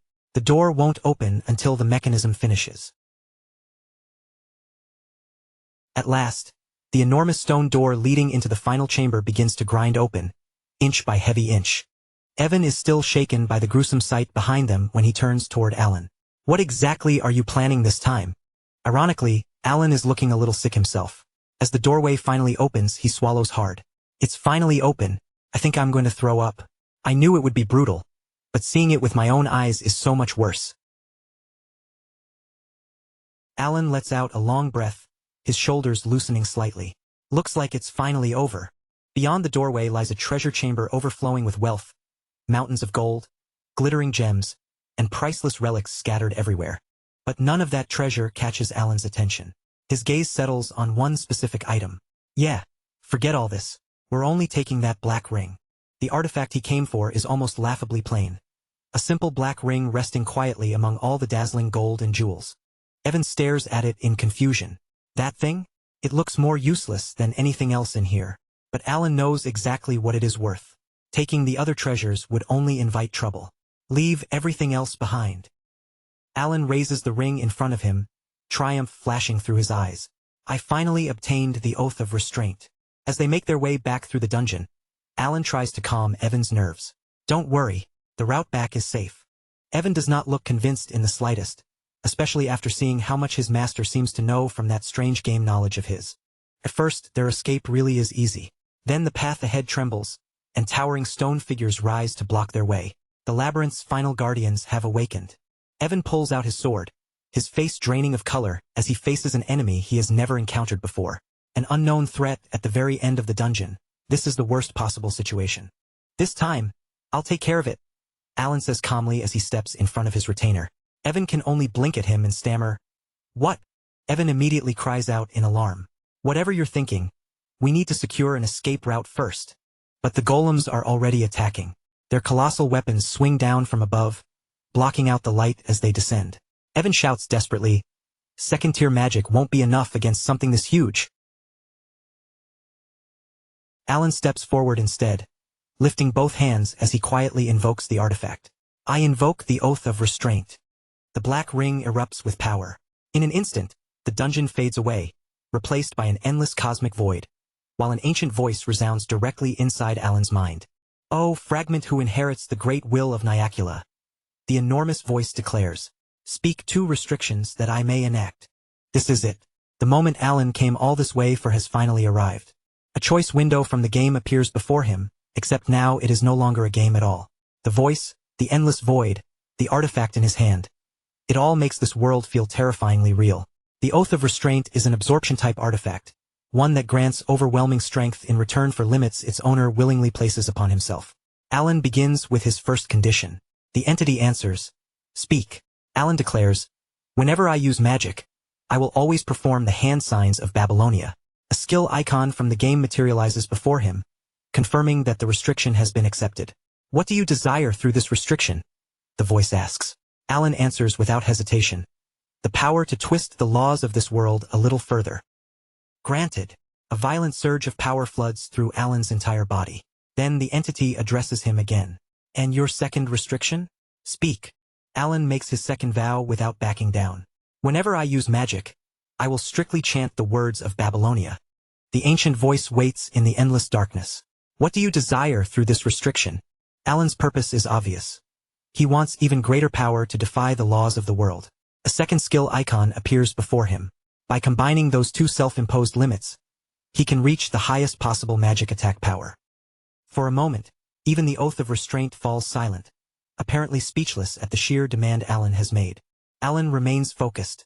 After countless playthroughs, he has memorized every one of the strongest combinations the game had to offer. This has to work. It has to be the correct combination. Granted. The power entering Alan's body intensifies at once, swelling to nearly 10 times what it had been before. Then the entity speaks again, its voice echoing through the void. "O human who remembers the gestures and mysteries of a forgotten god, I offer my gratitude to you, inheritor of the will." Alan is briefly frozen by those words. Inheritor of the will? What is that even supposed to mean? Before he can sort through that question, the ring on his hand breaks apart and dissolves into him, becoming one with his body. The restriction has been successfully applied. As Alan's consciousness is pulled back toward reality, the ancient voice leaves him with one final, chilling promise. "I shall watch you forever."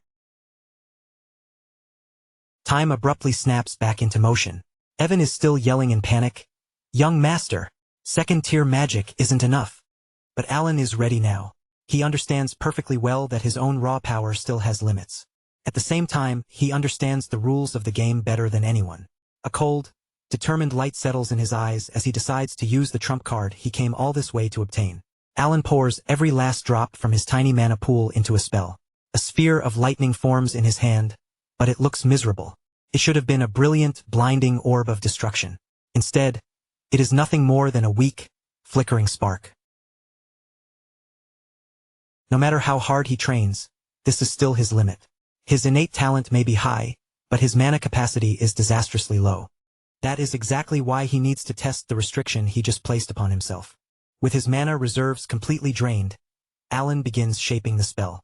But this is no ordinary casting. He starts chanting the words of a forgotten god. First, refraction.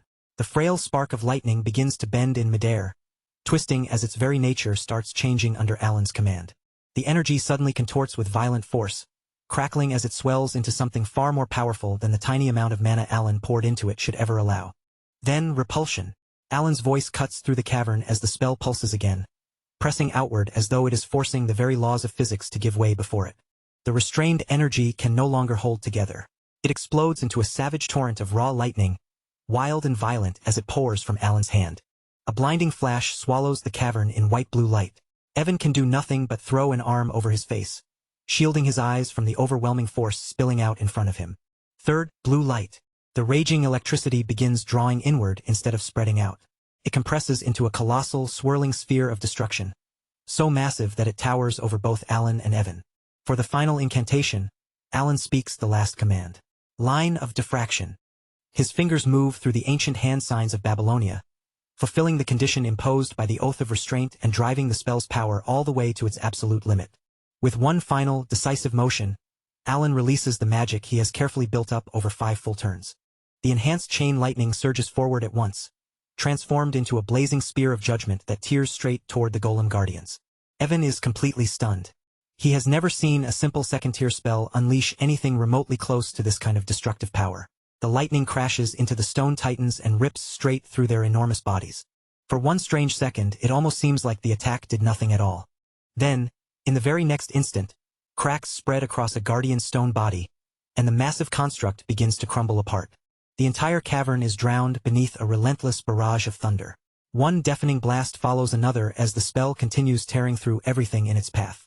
When the violent light finally fades away, the once imposing golems are nowhere to be seen. Only the sharp smell of ozone remains, along with glowing runes burned across the cavern floor. Evan stares at the destruction, his mind struggling to catch up with what he has just seen. What the hell was that? He slowly turns toward his master, a bead of sweat sliding down his temple. Have you been hiding your strength this whole time? Alan looks completely unbothered by the devastation and answers simply, not at all. Evan cannot accept that answer. Huh? I've spent 15 years as a mercenary, and I've never seen anything like that. Are you seriously saying that was only second circle magic? Yes, Alan confirms, his expression remaining calm as though nothing unusual has happened. But inside, even Alan is shocked by the result. He never expected this either. Back in the game, the spell had never behaved like that. His thoughts drift back to Psychedelia's turn-based system. In the game, a spell could be strengthened slightly each turn through hand signs or incantations. This time, he enhanced Chain Lightning with 4 incantations and hand signs, building it up across a total of 5 turns. In other words, he had only applied the game settings for a large-scale lightning spell. But there was another factor now.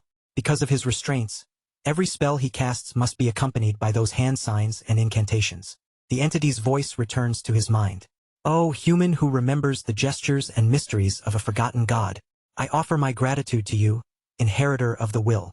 Alan finally begins to understand. The spell must have been amplified again and again, far beyond what the normal system should have allowed. Even so, he has to admit that he never expected second circle magic to be such complete overkill. The result has gone far beyond anything he imagined, and it caught even him off guard. As they finally leave the dungeon behind, Alan releases a relieved breath. We made it out at last. Evan immediately drops onto a nearby rock, every bit of strength drained from his body. Ugh! That was more exhausting than the actual fight. He glances back toward the ominous canyon and grimaces. Just who in the world built a place this unpleasant? Alan's eyes narrow as a thought suddenly crosses his mind. Now that he thinks about it, the Maze of Whisper used to be called something else. The map layout and strategy guide had been posted on the community website back in the game. There, the place was known by another name, the Maze of Pelion. Alan answers Evan's question in a casual tone. A guy named Pelion built it. Evan's eyes snap wide open. Pardon me? What did you just say? Alan helps his still dizzy retainer back onto his feet. I said we should head back east. Then he adds, you did good work over the past 3 weeks. There's something I want to take care of once we return. Evan looks genuinely taken aback by that. Huh? Young master, you're much more diligent than you look. As they continue walking, Alan keeps thinking over the differences between the game and this reality. If he chooses a hand sign that matches a spell's attribute, its power increases. And when he selects the proper incantation, the spell's properties become stronger. That was how the game mechanics were supposed to work. But in the game, the spell's appearance never changed. Only its numbers increased. This time, Alan had clearly watched the lightning change shape with every new incantation. His mana pool may be pathetic, but perhaps his unusually strong mana control allows him to actually perceive those transformations. He will need to test that theory once his mana has recovered. For now, though, all that matters is that everything turned out fine in the end. Meanwhile, beneath the pale glow of the moon, a mysterious cloaked figure watches quietly from the shadows. It is the green-haired girl in the cloak, the same girl from the ball party who has been keeping a close eye on Alan. She springs from her hiding place with silent, graceful movement, already certain of where she intends to go. Without hesitation, she enters the very same labyrinth Alan has just cleared. Deep inside, a massive stone tablet stands before her, covered in glowing ancient words. They speak of the era of the forgotten outer gods and the glyphs of the Alanef Empire. Her eyes move across the unfamiliar writing, while her expression remains impossible to read. Then she reads one particular line aloud, a message left behind by the maze's creator. For my friend, who shall be left alone by coward Pelion. A small, knowing smirk curls across her lips. Ha! She reaches out and places her hand against the ancient inscription. At that touch, her mind fills with the image of a legendary hero, the man who stopped the invasion of the Black Things and stood victorious against the Alakolika that devoured the hearts of the citizens. The brilliant emperor himself, Pelion the Great. She remembers where all of this knowledge came from. She was born with the ancient library and entrusted from the beginning with a great mission. Her thoughts return to Alan, the man known as the Great Moon, and to the demonic being that follows him, the Bloody Queen. She already knew Alan was no ordinary man the moment she learned that the Bloody Queen followed at his side. Still, she never imagined the Great Moon might have been connected to Pelion himself. What unsettles her even more is the phrase Alan whispered. No record of those words exists anywhere in the ancient library. Just what kind of being is he? A faint smile spreads across her lips as she reaches a quiet conclusion. The Red Moon was right. How embarrassing. She has been following orders blindly all this time. Then her expression shifts. She senses someone else approaching through the darkness. Her companion has returned. Without turning around, she asks in a calm voice, "Did you obtain the information?" The blue-haired boy lowers his head in a respectful bow. "No, the Dark One is dead." He reports the bizarre death in a stiff voice. The man's head suddenly twisted in midair, ending his life in a gruesome and completely inexplicable way. The superior shows no visible surprise at the report. "Then we will submit this matter for processing." With that, the two figures withdraw, their forms fading quietly back into the surrounding shadows. Far away in Zenonia County, Kalia Zenonia sits alone, lost in thought as she reflects on her unsettling encounter with Alan Palacio. She raises a cup of tea to her lips, but her crimson eyes reveal the storm brewing beneath her calm exterior. So it was never just a rumor. She remembers the way Alan looked at her. Far too composed, almost disturbingly empty of emotion. His eyes had carried the same depthless chill as an abyss.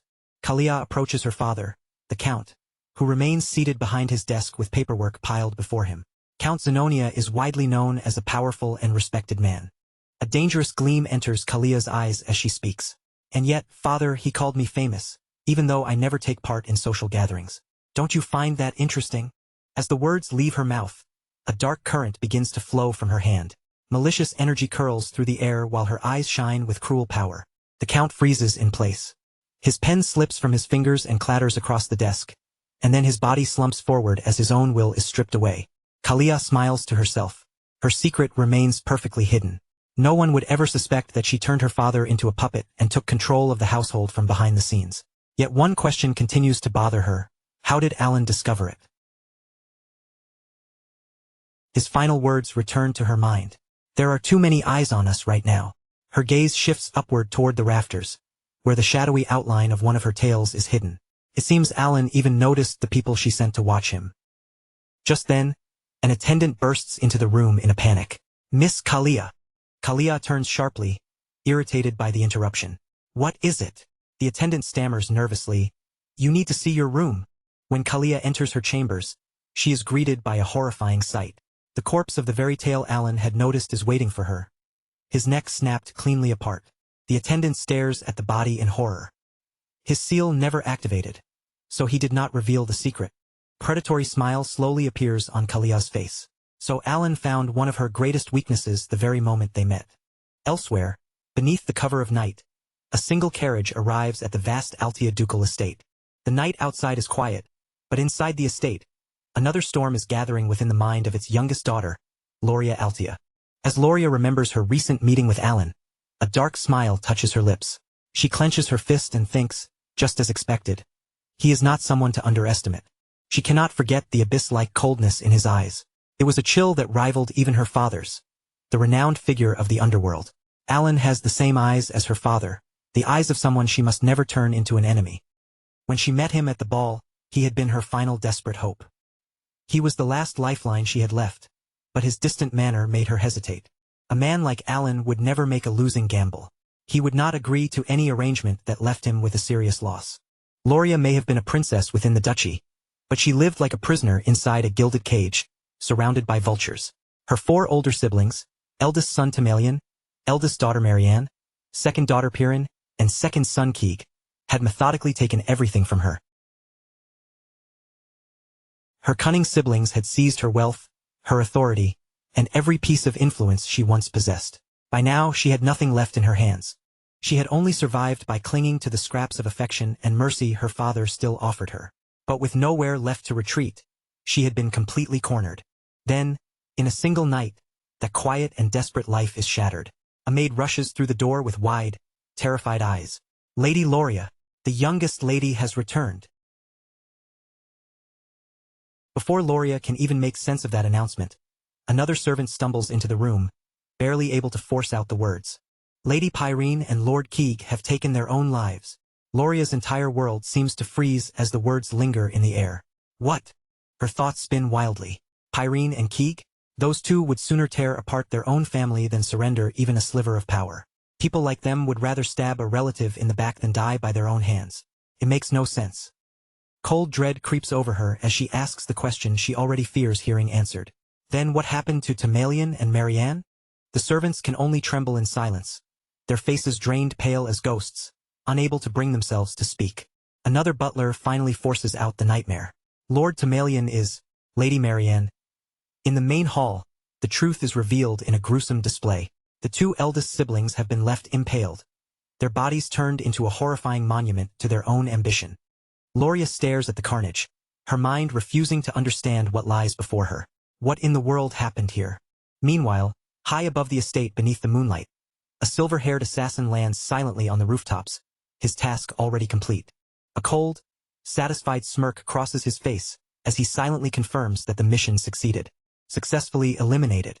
Then, just as quickly as he arrived, he disappears into the shadows again, leaving behind a trail of corpses and a dukedom thrown into chaos. As Loria walks through the halls that have suddenly fallen silent, Alan's strange words from the ball return to her mind. Her eyes widen as realization crashes into her. He had only said one thing, only good things will happen. Now she understands. Alan was not merely some powerful figure from the underworld, nor simply the hidden ruler pulling strings within a count's household while waiting for the right time to seize control. The terrifying truth finally lands in full. This is what he meant. He had arranged everything from the beginning.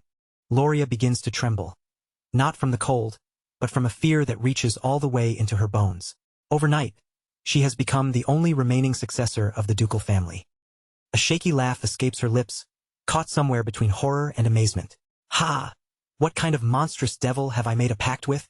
But the fear in Loria's chest does not last long. It hardens into something colder, something firmer. She has gone too far to turn around now. There is no path back for her anymore.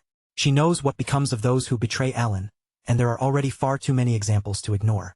Alone inside the vast and silent mansion, the new Duchess of Altia steadies herself and makes her decision. No matter what waits ahead, she will continue down the road she chose. 2 months pass in the blink of an eye, and the season slowly begins to change. At the Palacio estate, a butler from the Altia dukedom arrives with a formal greeting and an expensive gift in hand. I have come under Duke Altia's orders. Evan looks toward Alan with open curiosity, but Alan's face remains unreadable. Duke Altia? He asks, a faint trace of interest slipping into his voice. Evan opens the ornate box and his eyes widen immediately. Wow! It's a bottle of Cernan's wine. I heard one bottle costs several thousand gold. I never thought I'd actually see one. Alan picks up the card, his expression difficult to read. It is from Loria. Why would she send him this? A dull pang of guilt rises in his chest, because he had not been able to help her when she needed it. Still unaware of what has happened, Alan turns to the messenger. Are you certain this is for me? The man bows deeply. Yes, the Duke herself prepared it and personally ordered that it be delivered to you. That answer sends a jolt through Alan. The Duke herself? His thoughts race as the pieces suddenly fall into place. Wait, does that mean Loria, the youngest daughter, became the Duke? And she truly has. Loria Altia is no longer the timid girl she once was. Now she sits as the Duchess of Altia, calmly handling the endless affairs of her estate. After another long day of work, she stretches in her chair and lets out a tired breath. Phew! 2 months passed so quickly. After her father died from illness and his funeral was held, the succession ceremony made her the new Duke. Not long ago, she had not even been allowed to enter this office. The memories of that bloody night remain painfully clear in her mind. Her siblings died so suddenly, yet no one ever suspected her. Her alibi had been flawless, almost too flawless to be a coincidence. She had been attending the ball at the exact time everything happened. By then, her secret organization had already been crushed by her siblings. When she returned to the mansion, she had been completely powerless in every sense of the word. She shivers as she remembers how desperate she had been, and how perfectly Alan had turned that hopeless situation around. Only afterward did she realize that he had even used her downfall to his advantage. On the surface, Alan had brushed her off without much concern. Yet behind the scenes, he had quietly handled every last piece of the cleanup. Her admiration is mixed with a deep, lingering fear. Just how far ahead had he calculated? She never even mentioned her father's funeral to him because she did not want to trouble him. Loria knows this was never simple charity. Alan must have helped her because Altia has a place in some larger plan of his. Even after gathering and merging all of Altia's subordinate organizations under her control, she knows it still will not be enough to match the hidden power Alan possesses. That leaves only one possibility. He wants something from her. Palacio is a major figure in the underworld, someone who built his influence through business alone. But there is one thing she possesses that Alan does not, the ability to move the political stage from the shadows. At last, she understands her role in his larger game. She is not merely a disposable pawn. She is a queen, a powerful piece he needs in order to secure victory. What he needs is the Altia name. With that realization, Loria's resolve becomes even firmer. For now, she can only focus on the work in front of her. The distinguished one will surely contact her soon enough. A real, warm smile finally reaches her face. Her first act as Duchess is not revenge, but gratitude. She hopes Alan enjoyed the gift she sent him. Back at the Palacio estate, the messenger finishes his duty and takes his leave. Evan watches Alan with complete confusion, while Alan silently tries to process this new reality. Loria, the girl who had been on the verge of death, is now a duchess. Something about this does not sit right with him. As the currents of fate shift once more, time continues to move forward. Several months later, the world has reached a point 5 years before the original game story begins. A thin layer of snow blankets the Palacio estate. Evan hurries over to his master, looking unusually energetic despite the cold weather. Oh, young master. Evan quickly catches himself. Young, no, I should call you Count now, shouldn't I? Alan lets out a quiet sigh. The succession ceremony has not happened yet, but since the year has already passed, I suppose you can call me that. This was never the life Alan planned for himself. He had not expected to become a count at all. His original dream had been much simpler. Avoid family drama, settle down peacefully, and travel around enjoying food. Still, he has adapted to the situation. Since he is used to it now, he might as well make the most of the advantages that come with being a noble. To his surprise, a count's work-life balance is not nearly as bad as he expected. Evan hands him a sealed letter. Here's the letter from Yusha. As they walk together, Evan asks, by the way, did you learn anything about the assassins who killed Leo? Alan answers, nothing has been revealed yet. The Information Guild is investigating, so we should give them more time. Once they settle into the study, Evan presses further. So what is your goal now? I'm guessing revenge is not what you're after. Alan's eyes drift into the distance. This world is no longer identical to the game he remembers. The small differences from the original story are probably butterfly effects caused by his own actions. So I'm just going to prepare for whatever unexpected events come next. Evan cannot help sounding impressed. Wow, you really sounded like a proper count just now. Alan only gives him an indifferent answer. Sure. Alan breaks the seal on the letter, and the tension in his face softens as he begins reading. He wonders what Yusha wrote to him this time. The letter is a warm update from the orphanage. Yusha writes about the children's small but happy lives. Deus has become remarkably skilled at puppetry. Sairang has been happily spending her days playing together with her friends. Meanwhile, Rinne and Radon have found their own quiet peace through reading and gardening. A fond smile slowly appears on Alan's face. This routine has become familiar to him, and every letter warms his heart. He has never even seen the children's faces, but knowing they are growing up well still makes him smile. Then a practical question suddenly comes to him. Alan looks up from the letter. Now that I think about it, how old are the children? Evan blinks at the sudden question. That came out of nowhere. They're old enough to enter society now. Some of them have already left the orphanage. Then Evan adds an important detail. The children you ordered us to save are around that age now as well. The image of those children bowing before him flashes through Alan's mind, carrying both respect and the traces of what they had suffered. Alan feels strangely unsettled for a moment. Right, that's true. Then he makes up his mind. It is time to let them go. Evan looks startled. Really? Didn't you gather them all in one place because they were hurt? Alan answers in a firm voice. There's no reason to keep doing that now. They're grown up. It's time to let them move forward and live for their own futures. Alan believes he has already done enough to steer them away from the tragic futures waiting for them. He took care of them so they would never awaken as the deadly sins, so they should be safe now, right? Evan nods slowly as the meaning sinks in. I understand. Now that they're all healthy again, there's no reason to keep them confined. Alan thinks back to the gifts written into their original destinies. Yusha was born with the talent of faith. Deus carried the talent of the sword, the potential to become a peerless swordsman. Rinne possessed an exceptional mind and the natural talent for study. Sairang was a fierce beastkin, born with the instincts and talent of a fighter.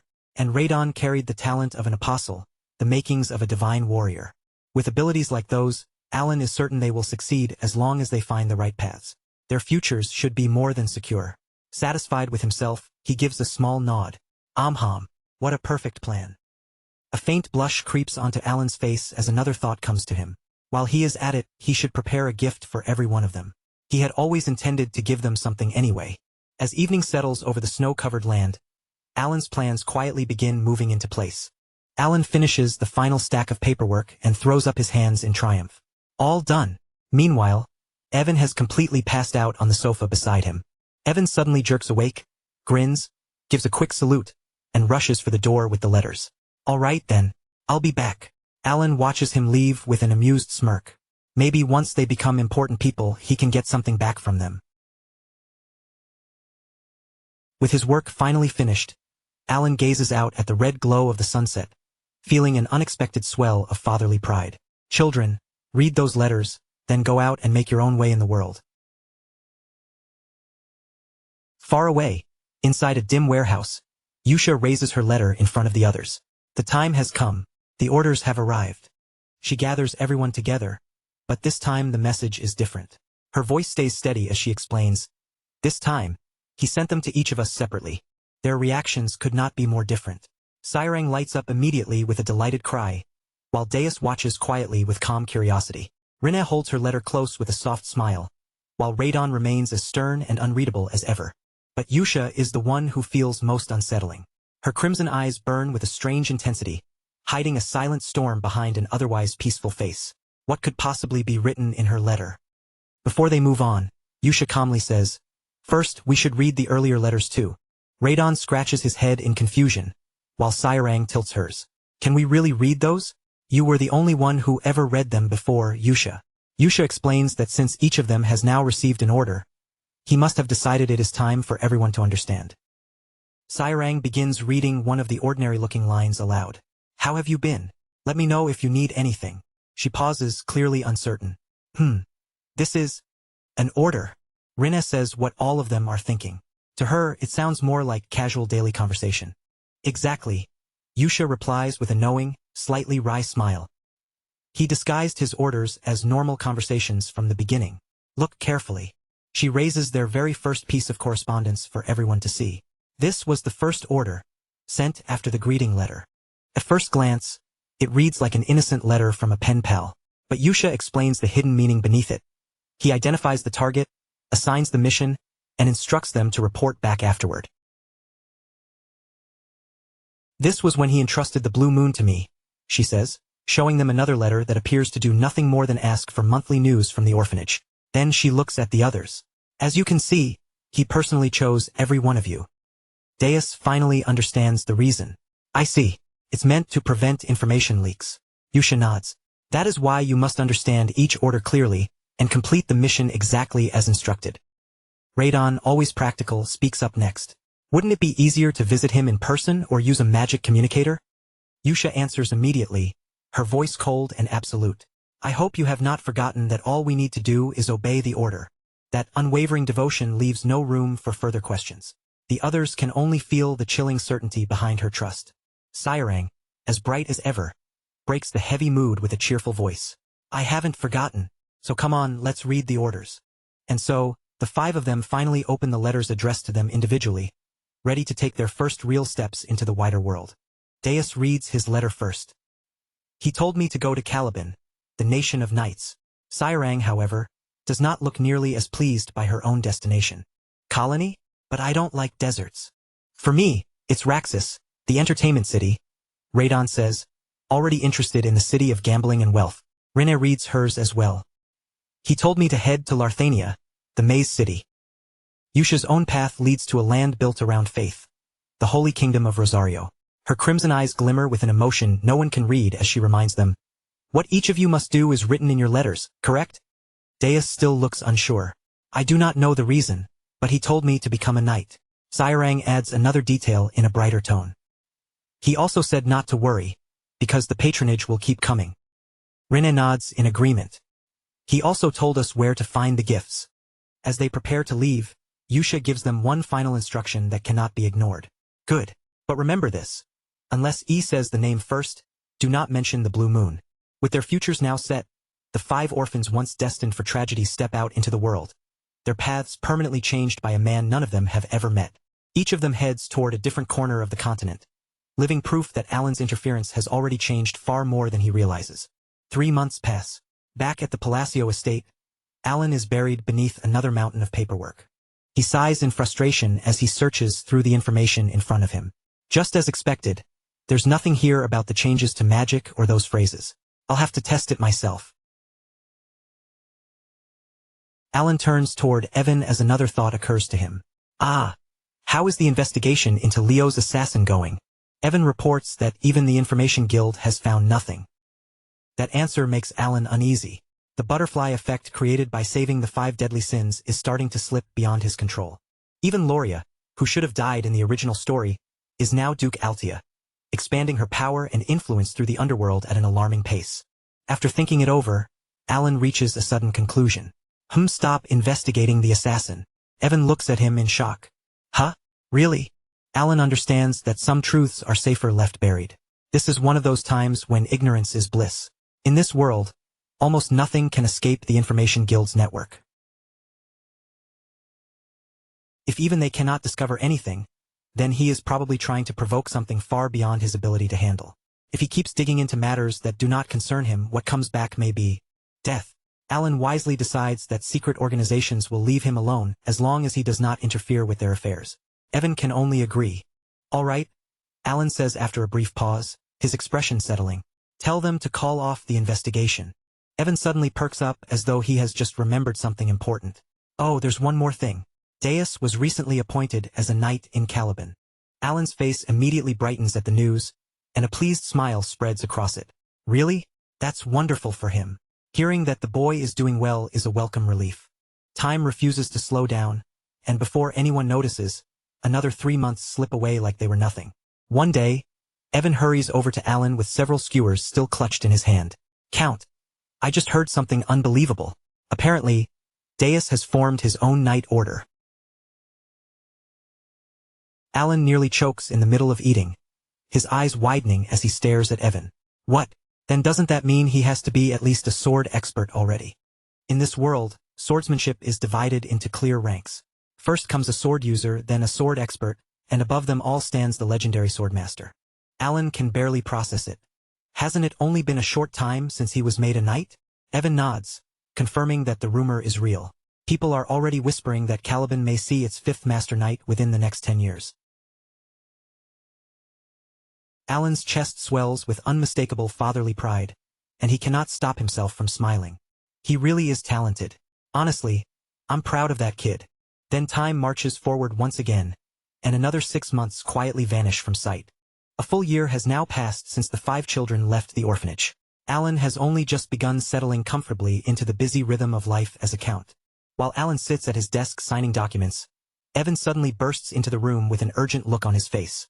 Count, I've just received very recent news. Deus has become a sword of Caliban. He's now the 5th Master Knight.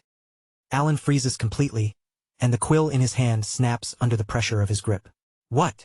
His thoughts spin wildly as he tries to understand what Evan just said. But only swordmasters can become Master Knights, right? He is not wrong. A swordmaster of psychedelia is someone who has surpassed the aura blade entirely and awakened an individual power unlike anything ordinary swordsmen can wield. That unique ability is called derivation. Alan looks utterly lost, his mind still struggling to catch up. So you're telling me Deus is already a swordmaster? Evan quickly corrects him. More accurately, he is on the verge of becoming one. Deus has not yet created his own derivation, but Caliban gave him the title of Master Knight before that final step was even completed. Not only did he defeat the 4th sword in a duel, but Caliban had also recently lost one of its Master Knights to the Northern Barbarians. Alan slowly puts the situation together. Right? They've been fighting that war for more than 10 years. Evan explains just how absurd Deus' achievement truly is. Simply realizing mana and learning how to move it properly usually takes around 15 years, while awakening a derivation can require several more decades. The first sword, Reinhardt, became the youngest Master Knight in history when he reached the age of 32. Alan remembers Reinhardt clearly from the game. He had been an absolute monster of a fighter, even appearing as a temporary companion during the 3rd major episode. Right? Reinhardt. Reinhardt had possessed absurd natural talent, yet even he needed more than 20 years to reach that level. And now a boy who had once known nothing about swordsmanship has become a Master Knight. A thought suddenly sparks in Alan's mind. Wait, if he only needs to finish his derivation, then he might surpass Reinhardt as a swordmaster before long. His eyes gleam for a moment. Maybe he can rely on Deus sooner than expected. But just as quickly, Alan shuts that thought down and hesitates. Or maybe not. Maybe I shouldn't count on that. Even so, a small part of him still feels disappointed. I mean, Tia is the only one who ever sends me letters. Even after she went to the Holy Kingdom, Tia continued writing to him regularly. Her letters often carried updates about the other deadly sins she had grown up alongside, making it clear that they were still keeping in touch. Alan lets out a quiet sigh, looking faintly bothered despite himself. They've never even seen my face, but they could at least thank me for the gift. It kind of hurts a little. Then he mentally slaps himself and returns to the most important point. The fact that the 5 have awakened as the deadly sins without destroying the kingdom is already more than enough for him to be grateful for. He turns toward the window, his gaze softening as real relief settles over him. As long as they're doing well, that's enough to make me happy. Meanwhile, far away in Kirtham, the capital of Caliban, the grand estate of the renowned solar eclipse knights stands alive with activity. The sharp ring of weapons and the flashes of polished steel fill the training grounds. Near an enormous, beautifully framed window, a lone figure in ornate armor stands silently, his thoughts drifting somewhere far away. That figure is Deus Macallion, captain of the Solar Eclipse Knights and the youngest Master Knight in Caliban. His gaze lowers toward the courtyard below, where a young woman is walking toward the mansion. She notices him at the window, looks up with a radiant smile, and calls out warmly, "Ah, brother!" A complicated mixture of emotions crosses Deus' face. He quickly turns his eyes away, clearly flustered, before awkwardly clearing his throat. Ahem. A whole year has passed, Yet whenever he thinks back on what happened, embarrassment still rises inside him all over again. His thoughts drift toward the horrifying day when he lost everything to those black, crawling things. He remembers standing helplessly as dark, shadow-like tendrils wrapped around his sister and dragged her away from him. That memory becomes a violent storm of rage and hatred inside his chest, leaving him with nothing except one thin, desperate fragment of hope. He had been swallowed by darkness completely, his spirit crushed and his heart left in ruins. Abandoned in a dark cell and left to rot, he clung to the last thing he still had. Then, at the deepest point of his despair, a light finally appeared before him. The great moon saving his life alone was never enough to make him swear loyalty. That was not the reason he chose to follow. But she promised him that one day he would be able to take revenge with his own hands. Because of that promise, he accepted orders beneath the blue moon. For years afterward, Deus served inside their secret organization, carrying out dangerous missions while enduring brutal and relentless training. He never cared what happened to his own body or life. Everything he did was focused on building the strength and foundation he would need for revenge. Then one day he finally received his first personal order. The message inside the letter was simple. A small hotel in southern Caliban. It said that a gift had been left there for him, and that he should go see it himself. He had not been excited when he read it. Still, he went to the address, quietly wondering what could possibly be waiting for him there. And inside that unexpected message, Deus found the one thing he had believed was gone from his life forever. He ran straight toward what looked like a ghost from his past, toward the memory he had buried beneath years of darkness. The girl sweeping the floor was right there in front of him, the missing half of his broken soul. This was the true gift the great moon had left for him. Not a blade, not a fortune, but the bond he had believed was cut away forever. Deus rushed into her without slowing down, his cloak slipping from his shoulders as he threw both arms around her in a fierce, desperate embrace. His sister stood frozen in place, too stunned to speak. She lifted her face toward him, eyes widening as tears slowly filled them and the impossible truth began to sink in. For the first time in years, even the usually stoic Deus broke down and cried. Every ounce of pain, solitude, and rage he had carried poured out of him in a flood of tears. His thoughts crashed together in disbelief and overwhelming joy. My little sister. The sister I thought had died. She's really alive. His voice barely makes it past the lump in his throat as he whispers her name through tears. Siley, pulling back just enough to see her face. He searches her eyes desperately. What happened after I lost you? Siley, the sister he had lost long ago, manages a fragile smile through her tears, while Deus gently brushes a tear from her cheek. Later, the two of them sit together in a quiet, warmly lit room, and Siley finally begins telling him everything that happened after they were separated. Her voice is soft and unsteady, but every word carries the crushing weight of the years she spent alone. After those things took me away from you, her memories drag her back into a torn, pitch-black prison. Surrounded by darkness, she had no choice but to wait for a long time, knowing her turn would eventually come. She remembers the day she was taken before a sacrificial altar, the moment she had feared finally arriving as she realized she was about to be killed. But right when despair swallowed her whole, a brilliant light ripped through the darkness. A mysterious hand reached out, pulled her to safety, and gave her the chance to escape alive. Even after surviving that nightmare, her suffering did not end. Years later, slave merchants nearly captured her and dragged her away again. But this time, a mercenary named Evan appeared like a bolt of lightning, cutting down the people trying to take her and saving her life before they could escape. Back in the present, Siley continues quietly. After that, I received precious medicine from my sponsor. She raises a letter in her hands, the very first one she received from Alan. In it, he promises that she will remain protected and supported beneath the Palacio name, and he even mentions her brother. Tears gather in Siley's eyes again as she looks directly at Deus. I'm truly grateful for everything he has done for me. Deus is left completely stunned. The great moon, Alan Palacio, knew about her? He protected Siley under his own name? His thoughts spin out of control. How could Alan possibly have known? How did the great moon know any of this? His hand tightens around his own arm as the implications strike him all at once. I never told anyone about my family. Yusha only knew that the Black Lamb had taken me. So how did he find out? Then, in a single instant, everything clicks into place inside his mind. The great moon is not merely powerful. He knows everything, like the final pieces of a puzzle snapping together. Every lingering doubt and unanswered question he had carried about their mysterious benefactor suddenly disappears. At last, he understands Yusha's unwavering devotion, the faith that had once seemed almost fanatical. It was never blind anxiety. Came from knowing the truth. He remembers the words she once spoke with a painful kind of uncertainty, words he could not understand back then. A sword can't think for itself, can it? Deus finally realizes the truth, and it lands like a blow to the chest. The foolish one was never Yusha. It was me. His mind flashes back to the day the great moon gave him a new mission. He remembers the words his benefactor gave him, words that had sounded like nothing more than simple encouragement at the time. A promise that good things would happen. One tear slips from Deus' eye, heavy with gratitude. Alan had known everything all along, and he had left that hint for a child who would otherwise have been forced to survive alone. Siley notices the sudden silence and looks at him with concern. Brother. Deus reaches over and rests a reassuring hand gently on top of her head. He had doubted Alan. He had acted alone like a disobedient sword. Yet the great moon had answered him with nothing but mercy and generosity. Deus finally sees the scale of Alan's plans. Alan is not simply a sponsor. He is someone almost godlike, quietly moving pieces across their lives to ensure their happiness.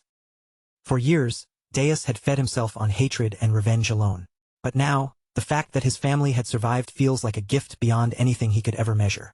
Seeing his sister smile so freely again, happy and safe at last, becomes a treasure he never imagined he would get to hold on to. Now he understands Yusha completely.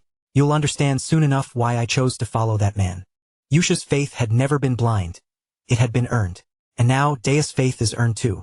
I have to repay him. His private mission of revenge is over, replaced by something far greater.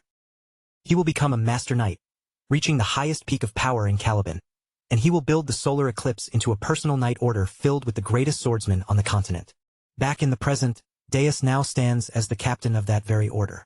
One of his subordinates approaches and lowers his head. Captain, it is time. With his right-hand man beside him, Deus walks past rows of loyal knights standing in formation. This expedition will become the solar eclipse's first real step toward greatness. The knights of the solar eclipse remain at attention, their discipline and strength reflecting the incredible road Deus traveled to bring them here. His resolve does not waver. I do not care what hardships await us. His hand closes around the hilt of the legendary sword he was given. I will endure it all until the day I can offer my gratitude, and give him the repayment he deserves. With his sword raised high and purple aura blazing around the blade, Deus is no longer a man driven only by revenge. He stands as a true knight, ready to fulfill the purpose he has chosen. And so, the solar eclipse knights begin their march into the frozen north, heading toward their first true trial against the barbarian hordes. Meanwhile, far from that frozen battlefield, Alan is enjoying one of his rare peaceful moments. It's so quiet. He stretches against a stone wall, surrounded by stacks of books. Maybe it's because all my kids have grown up now. But that brief moment of calm is suddenly destroyed when a strong gust of wind tears through the area and sends his precious research papers flying everywhere. No, they're all getting away. Alan yelps, throwing his arms around wildly as he scrambles after the pages spinning through the air. After finally gathering his scattered papers, he looks down at his own messy handwriting and starts grumbling to himself. Why did I ever decide to write in cursive? He clicks his tongue in frustration. From now on, I'm writing more clearly. Once he settles down again, he carefully reorganizes his findings. Ever since returning from the labyrinth, he has been focused on researching the mysterious phrase. Alan looks unexpectedly cute while he sits there in full concentration, completely absorbed in his serious research.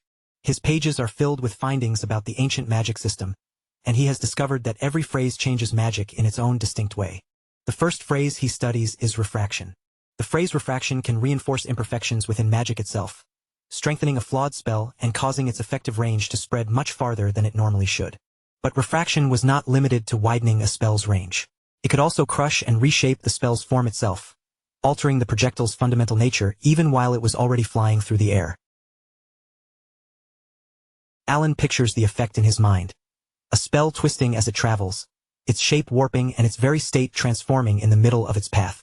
Another phrase he has studied is blue light, a simple yet highly useful modifier that strengthens parallel forms of magic, especially abilities like electricity.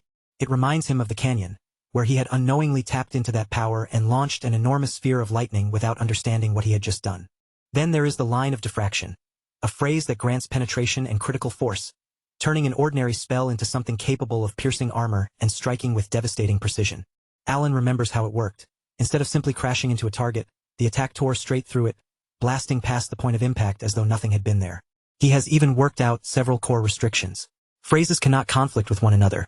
The same phrase cannot be repeated, and a single spell can only hold up to 4 phrases. Add any more and the entire spell fails. Alan lets out a weary sigh. With his mana whole, he can only cast magic once per day. So discovering even this much has taken an exhausting amount of time. The research had been especially difficult because, in this world, the hand signs and phrases of Babylonia had been forgotten long ago. There was no proper record left behind for him to rely on. In the end, he had no choice but to uncover everything himself. Strangely enough, even though he first learned magic purely to stay alive, Alan finds himself genuinely enjoying the process. Now it is finally time to put 2 months of experiments to the test. Let's see what kind of result this gives me. Electricity begins snapping across Alan's hand as he prepares the spell. His fingers move through a sequence of exact, complicated hand signs, each motion carefully measured as he begins casting. A sphere of mana gathers above his palm, hovering in the air as Alan begins chanting the first phrase. By removing the focal point from the mana sphere, he deliberately creates an imbalance, forcing raw lightning to spark out from the unstable mass of energy. The first phrase is fixation, which reigns in that chaotic energy and stabilizes it into something he can actually control. The lightning gradually pulls together, condensing into a radiant orb that floats in front of him with a steady electric hum. Next comes the phrase compression. The glowing orb begins shrinking, while the energy packed inside it becomes denser and more violent by the second. The lightning is forced tighter and tighter, squeezed into an increasingly smaller space until the orb looks ready to burst from the pressure. The third phrase follows immediately after, breakdown. The compressed power shudders, then violently fractures into an unstable mass of energy, dangerous enough to erupt at any moment. Finally, Alan chants, fleeting bloom, giving that explosive mass of power its final shape and directing it toward a clear purpose. He reaches forward, extending his hand as he takes command of the unstable energy swirling before him. A huge sphere of power rises into the sky, and then lightning crashes down from it in a roaring burst. The spell does not explode normally. Instead, it blossoms into a magnificent tree-shaped structure made entirely of crackling turquoise energy, its branching bolts spreading through the air. Alan immediately starts storing the result away in his mind. Oh, so the sequence matters too. When I used breakdown first, the spell failed. But his thought is abruptly cut off by a shocked gasp from nearby. That's impossible. Alan jerks his head around, and his heart immediately sinks. He had not been alone after all. 2 figures are standing beneath a nearby archway, and neither of them should have been anywhere near this place. One is Kalia, her fiery hair impossible to miss. Beside her stands an old man clutching his chest, looking as though his soul has nearly left his body from pure shock. Panic begins creeping into Alan's chest as he recognizes the unexpected visitors. What? Why is Kalia here? The old man stammers, his monocle nearly sliding from his face as he stares at the lingering magic. That was origin magic. That means he has the ability of a 7th circle mage. Alan can only blink in total confusion, a bead of sweat trailing down the side of his face. Origin magic? Both onlookers keep staring between the display of terrifying power and the young count who created it. Alan, meanwhile, can only point at himself and mumble, origin magic? Me? The situation soon moves to Count Palacio's reception room, where Kalia and an elderly mage named Viankel sit in an uneasy silence. What they witnessed outside has clearly shaken both of them to the core. Kalia tries to keep her expression composed, though a bead of sweat slowly slips down her temple. Her thoughts return to the 2 reasons she had come here in the first place. First, she wanted to learn what Count Palacio truly intended. To her, Alan was an unpredictable wild card, someone with enough power to deliver a catastrophic blow to her entire family. Her second purpose was even more ambitious. She wanted to measure the strength of the secret organization supporting him, the very force that had allowed an unknown count to seize control of the powerful Palacio family.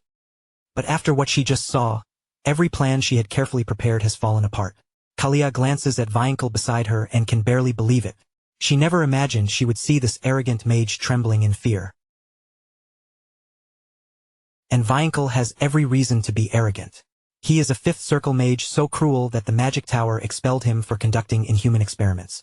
On his own, he possesses enough power to wipe out an entire military division. Yet now, that same man is trembling like a leaf.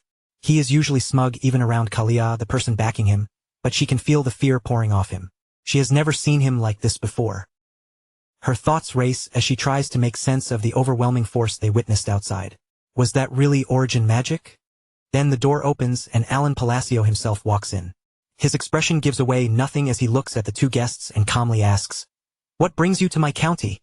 Kalia begins stumbling through an excuse for appearing without warning, but Alan cuts her off before she can finish.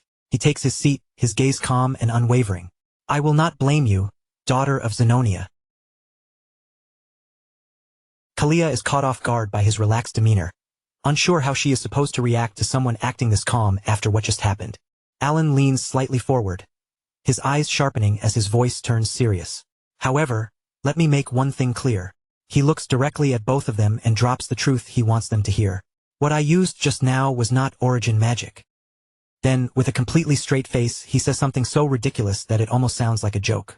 "If you insist on ranking my magic, I am only a second circle mage." He gestures toward Viankel. "The mage beside you must have noticed that my magic had no actual effect." Inside, Alan adds bitterly that the spell unfortunately cannot be used for either defense or offense. A heavy pressure silently fills the room, and an unspoken warning hangs between them. The meaning could not be clearer. Neither of them should speak about what they saw outside. Viankel is still pale, his forehead damp with sweat, but he immediately understands the warning. Forcing his voice to stay steady, he nods. "Why yes, you are correct. It seems I was mistaken." Alan quietly breathes a sigh of relief inside. His bluff worked. With the danger temporarily pushed aside, he gets straight to the point. "Good. Now that the misunderstanding is settled, tell me why you came." Trying to recover from the awkward situation, Kalia offers a weak explanation. "I thought I would visit you after finishing some business nearby." Alan does not believe her for even a moment. "You do not actually have a special reason for coming here, do you?" he presses. Kalia can only lower her gaze and answer, "No." Having decided that he has wasted enough time already, Alan rises from his seat to end the meeting. "Unfortunately, I still have work to handle, so I cannot sit here with you for much longer." Kalia and Viankel rise from their seats almost immediately, clearly understanding that the meeting is over. "I understand," Kalia says with a restrained bow. "Thank you for sparing us your time. We will take our leave now." But just as they are about to turn away, Alan suddenly gives Kalia an unexpected piece of advice. "If you ever need someone to talk to," Alan says calmly, "I suggest paying Duchess Altia a visit. I have a feeling the two of you would get along rather well." Kalia's body stiffens at the suggestion. Duchess Altia is not just some noblewoman. She is another powerful figure who holds enormous influence in the underworld. Still, Kalia cannot exactly reject Alan's suggestion outright. With a composed curtsy, she gives him a polite answer. "If that is what you recommend, then I will pay her a visit." As Kalia and Viankel's carriage rolls away from the estate, Alan remains behind with Evan, quietly watching it disappear down the road. Evan narrows his eyes, clearly suspicious of the sudden visit. Why would someone from Zenonia, a ruined Western family, come all the way here? Alan can only shrug. "I have no idea." He truly cannot understand the reason either, but the uneasy pressure is already building inside his chest. This is going to turn troublesome, Alan thinks to himself. The worst possible outcome immediately flashes through his mind. If rumors spread that he can use origin magic, every dangerous lunatic in this dark fantasy world will come rushing over just to test him. As he walks back toward the mansion, Alan can only hope his warning was clear enough.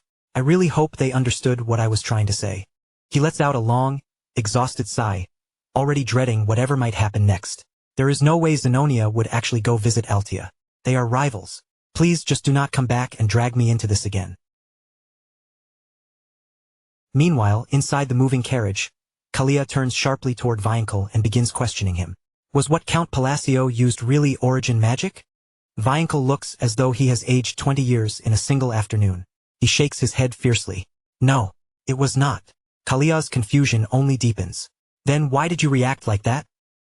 Viankel struggles to put the horror he witnessed into words. Origin magic is the power to inscribe new laws onto the unchanging canvas of reality itself. A power belonging only to the highest possible class of mages. He explains what he saw through his magical observation eye, his voice growing lower as he remembers it. But what the Count used was something different. I watched his magic closely. He was not writing onto the canvas. Viankel says, his voice trembling. He was tearing the canvas apart. The moment plays again in his mind. Alan had twisted the absolute laws that govern magic itself. He took raw lightning, stabilized it, bent it out of shape, and then completely shattered the principle that should have controlled it. And after breaking those laws apart so completely, the spell still managed to take form. Viankel's voice cracks as he reaches the only conclusion he can bear to say aloud. He created an impossible miracle. But even that was not the most horrifying part of what he saw. What came afterward was the real problem. Viankel's mind is dragged back to the image that burned itself into his soul. Alan standing before a malicious cosmic being, a single dreadful eye staring back at him. That had to be one of the great forgotten gods. The memory becomes too much for him to endure. Viankel clutches his head as a pained cry tears from his throat. Ugh, I need to stop thinking about it. Any more of this will be dangerous. He pants, struggling to regain control of himself. When I was younger, I delved deeply into forbidden knowledge and studied the magic of the Forgotten Era. I know what I saw. Then he looks at Kalia with terror and awe in his eyes before giving her one deadly serious warning. Let me be clear. Do not oppose Count Palacio. Kalia merely lets out a quiet, knowing laugh. It seems she is finally beginning to understand just how enormous the game around her has become. At last, she understands Alan's true position. He is not simply another player moving across the board. He is the one rolling the dice, quietly shaping the destiny of entire empires from the shadows. His suggestion that she visit her rival had never been casual. It had been an order. A single tear slips down Kalia's cheek, carrying both acceptance and resolve. I have already become one of his pawns. 5 months pass by. It has now been almost 2 years since the children Alan sponsored left the orphanage behind. Inside his study, Alan tries to keep track of how his wards are doing. Evan, he calls out. Evan soon enters, and Alan immediately asks, did you find any new information? Preferably something about the children. Evan brings him unexpected news instead.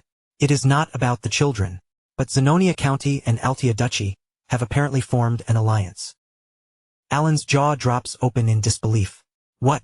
The two biggest powers in the underworld have allied with each other. Evan gives a firm nod.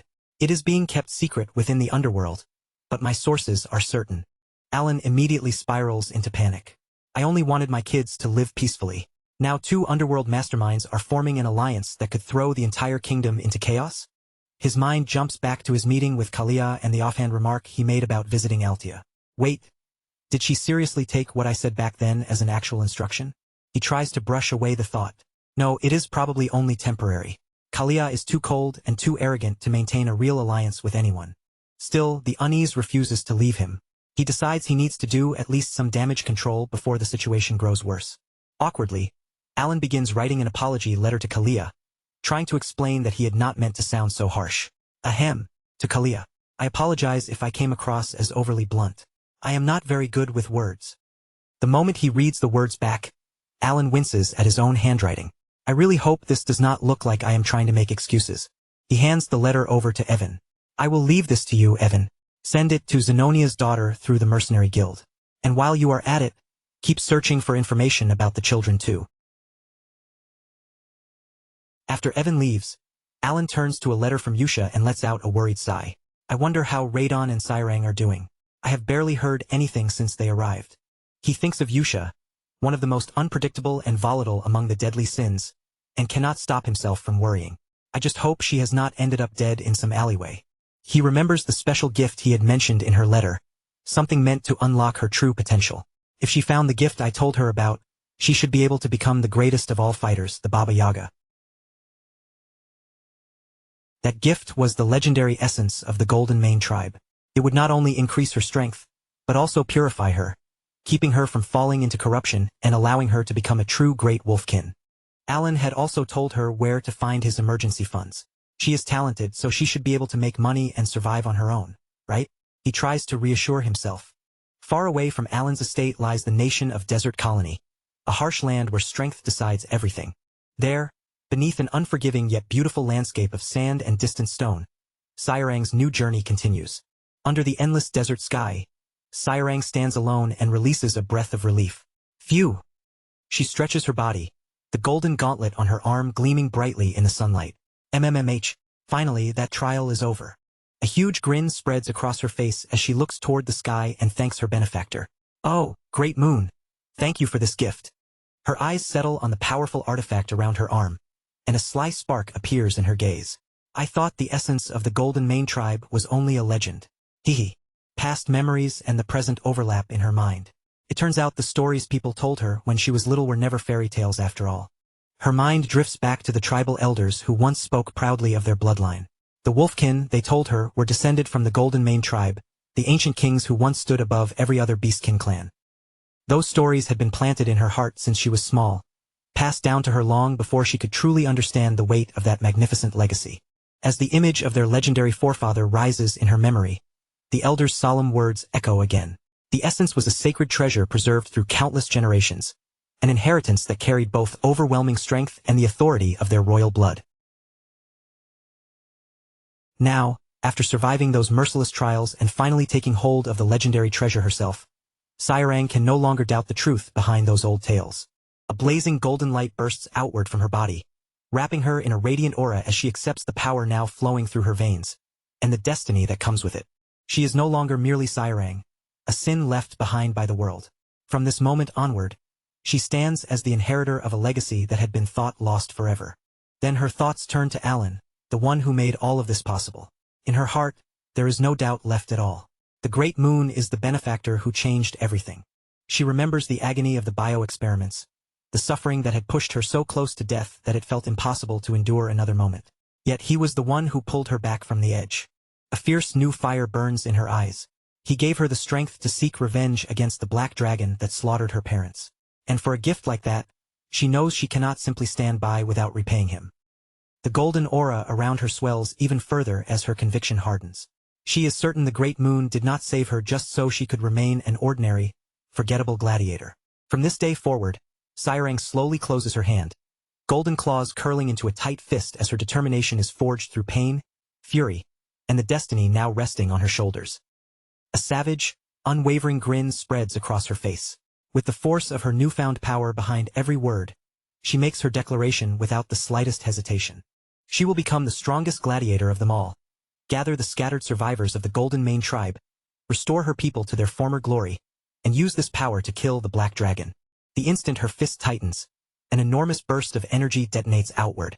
The shockwave tears through the air and sends the desert itself trembling beneath her feet. Lifting her gaze toward the moon overhead, she makes a vow that will guide every step she takes from now on. Everything she does will be for him.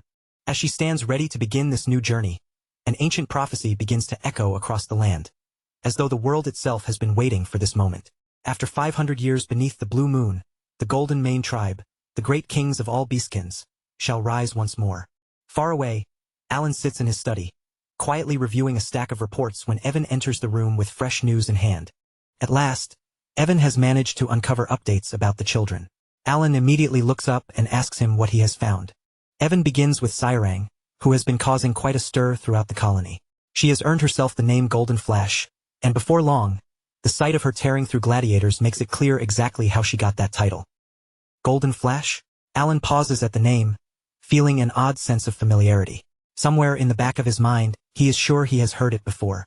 Evan nods with a knowing expression. In that land, strength can turn anyone into something greater. The colony only respects power, and Sairang has proven that she possesses more than enough of it. Alan then asks about Radon. Evan explains that they have found a few leads, but the information is still being verified. For now, it appears Radon is deliberately keeping himself hidden and avoiding attention. Without warning, Alan abruptly shifts to another subject and asks Evan whether he is busy.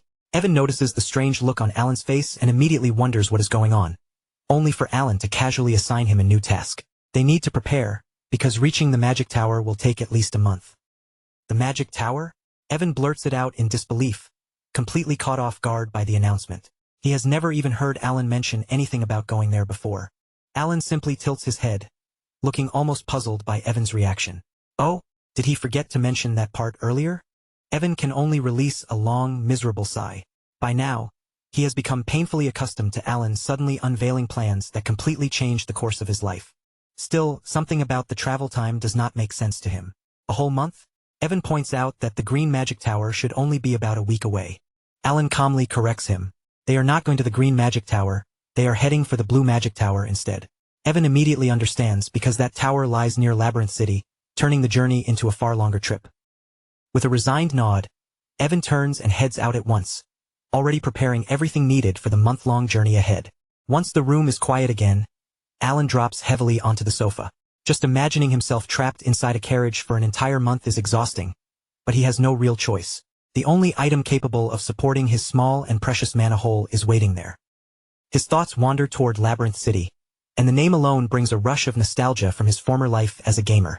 Back then, he had spent an unbelievable amount of time there, endlessly grinding levels.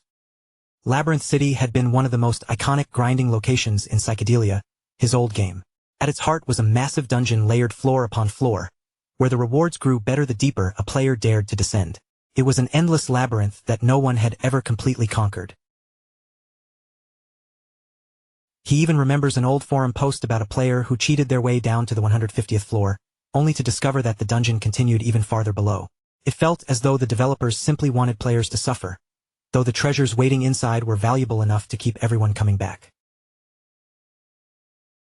That labyrinth was more than just a dungeon. It was a vast treasure vault packed with powerful relics, rare artifacts, and countless opportunities for anyone bold enough to survive its depths. Because of that, becoming an official magic appraiser was practically a shortcut to a wealthy life. The thought naturally brings Rinne to Alan's mind, since she is about to take her appraiser examination, and he has complete faith that her talent will carry her through. Even so, a small concern lingers in his mind. Compared with the legendary treasures he gave to the other children, Rinne only received a simple appraisal tool. Alan quietly decides that he should send her additional support, just in case she needs it. Before long, the story shifts to that very place, Larthania, the city of labyrinths. It is a neutral territory claimed by no ruler, a bustling haven where explorers, mercenaries, and fortune-seekers gather from every direction. Hidden deep within a corner of the southern district, beyond rows upon rows of ordinary shops, stands an exclusive appraisal store with a reputation so remarkable that it has become almost legendary. Its name is MYRD. Most of its customers are nobles or A-rank explorers, people wealthy enough to pay for rare expertise. Its newest visitor is no exception, the Lord of Larthania himself. Behind the counter, a masked female appraiser presents a lantern now ignited by mana. The examination has come to an end. The Lord stares at the lantern in astonishment. It is a relic that can be imprinted, and he eagerly asks what new ability it gained after the process. The appraiser explains that with only a tiny amount of mana, the lantern's flame can now continue burning for at least an hour. The Lord is thrilled by the answer, amazed at how greatly its efficiency has improved. After thanking her repeatedly, he leaves the shop as an extremely satisfied customer. The bell above the entrance gives a soft jingle as the door closes behind him, marking the end of yet another successful transaction. Only after he is gone does the appraiser finally let out a relieved breath. She removes the mask from her face, revealing that the woman behind it is none other than Rinne. Rinne lowers her eyes to the mask resting in her hands, then glances across the desk toward another strange item waiting nearby. Ah, she murmurs as she picks up a tool shaped somewhat like a spyglass. This item can be imprinted as well. That unusual gift is the reason her shop has become so renowned. Rinne can grant unique abilities to the objects brought before her. With purposeful steps, she heads toward the room at the back of the shop. As her footsteps echo through the quiet interior, her thoughts return to the great moon and the gift he placed in her hands. Inside, a glowing artifact floats above a pedestal, suspended in the air as its counter displays a clear number, 247 out of 500. Rinne remembers the day Alan first told her that she should become an appraiser. At the time, she could not understand why he had chosen that path for her at all. Rinne had already learned who Alan truly was, a companion of Palin from the forgotten era of the Outer Gods. She also knew the ultimate purpose shared by people like them, to wipe out the black things before they could consume the world. Yet Alan's instruction to her had been strangely specific. He told her to go to Larthania, the city of labyrinths, and build a life as a magic appraiser. At first, that order seemed to have nothing whatsoever to do with their enormous mission of saving the world from destruction. As she walked through Larthania's crowded streets with a briefcase at her side, Rinne could not shake the question circling through her mind.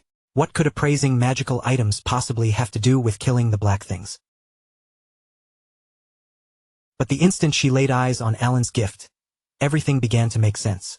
In a dark, silent room, a single object waited atop a pedestal, as though it had been prepared for her alone. The gift was called the Eye of the Stalker, an artifact capable of quickly identifying items beneath a certain mana threshold. On the surface, it seemed like the perfect tool for someone planning to become an appraiser. However, what Rinna discovered was far beyond an ordinary appraisal artifact. Before her rested a powerful ancient relic, restrained beneath glowing red chains that seemed to bind its true nature. She reached forward without hesitation, and the moment her hand touched it, the seals began to shatter one after another, unlocking the hidden potential that had been sealed inside. The crimson chains crumbled away in fragments, revealing a beautifully intricate golden eye beneath them. The Eye of the Stalker was not simply an appraisal device at all. It was a growth-type relic, one that hungered for power. At that moment, Rinna finally understood what she had been chosen to do. To gain enough strength to fight the Black Things, she had to awaken this artifact. It was a weapon, and its power could only grow through the sacrifices offered to it. She places the spyglass-like item from earlier before the eye, and a brilliant beam of light shoots from it into the relic. This was both one of the eye's abilities and the method used to feed its sacrifices. The number on its counter rises to 248. Holding the artifact firmly in her hands, Rinna's face settles into grim determination. Even now, she still needs 252 more sacrifices before the eye can fully awaken.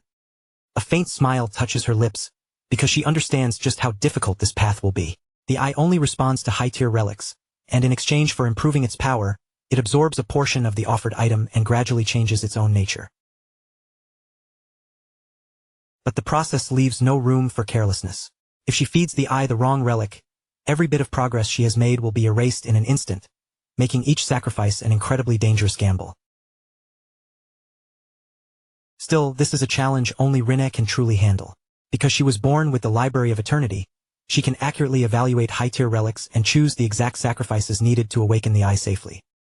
Everything she does from this point on is for the day she can destroy the Black Things, following the will of the Great Moon who set her on this path. 3 weeks later, Alan and Evan's carriage finally arrives before the towering structure of the Blue Magic Tower, its enormous presence rising above the surrounding grounds. They are greeted by a woman with long blue hair, nearly buried beneath an overwhelming mountain of scrolls and paperwork. This is Fenya Krazine, the Sixth Circle Vice Tower Master. She clearly does not appreciate being interrupted, curtly informing them that the Tower Master is absent and ordering them to state their business quickly before leaving. Alan and Evan step closer to her desk, and Fenya finally raises her eyes from the scrolls. Even then, her expression remains cold and unreadable. Alan recognizes her immediately. Fenya is an important figure from the game's original storyline. Although she is only the Vice Tower Master right now, she was once portrayed as a once-in-a-generation genius who reached the 8th Circle at only 20 years old and eventually became the Tower Master herself. He also knows that the Magic Tower is powerful in far more ways than simple spellcasting. By controlling essential magical goods, they possess political influence great enough to stand on the same level as the nobility. Even so, Fenya's dismissive attitude feels excessive, even for someone whose authority is far beyond that of ordinary people. Alan calmly introduces himself and explains why he came. As he had relayed earlier, he is here to discuss the matter of the Time Gate. Fenya continues sorting through piles of documents without slowing down, her hands moving through the endless paperwork like a storm. So what is it? She asks, with irritation already clear in her voice. Alan leans slightly forward and drops his claim without hesitation. He says that he can eliminate the Time Gate. A Time Gate is a dangerous crack leading into a mysterious subspace, usually appearing in places where magic has been used frequently. These unstable anomalies can cause serious destruction wherever they emerge. Worse still, they often unleash swarms of monsters into the surrounding area, sending creatures such as dragons pouring out to devastate anything unlucky enough to be nearby. Fenya gives Alan a look of utter contempt as her magical eyes scan the level of his power. With talent that low, what exactly does he think he is going to accomplish? In the end, she dismisses him outright and tells him to leave. Alan is visibly thrown off by the reaction. This is not remotely how he expected the conversation to go. He tries to argue his case, but Fenya cuts him off before he can properly explain himself. Her patience has clearly run out, so he plans to eliminate the Time Gate and claim its treasure too. Of course he does, she says, her voice dripping with sharp, biting sarcasm. Yeah, right. Fenya slams her palm against the desk, raising her voice as she demands to know whether he has any idea how many people come in every day claiming the exact same thing. Alan tries to reason with her, looking almost like a scolded puppy despite the seriousness of the situation. He insists that he is telling the truth and asks her to guide him to the time gate so he can prove it himself. He can hardly believe how stubborn she is being. But Fenya is not merely stubborn. She is exceptionally well informed. In a condescending tone, she says she understands why Alan needs some grand achievement to reverse public opinion, especially now that people have begun spreading rumors that he only became count because his siblings died and fortune happened to favor him. A crushing wave of mana pressure suddenly crashes down onto Alan and Evan, forcing the air around them to feel unbearably heavy. Fenya warns them that this does not give Alan the right to bring his personal business into the magic tower and make a disturbance. Alan staggers backward, stunned that such a rumor has already spread so far.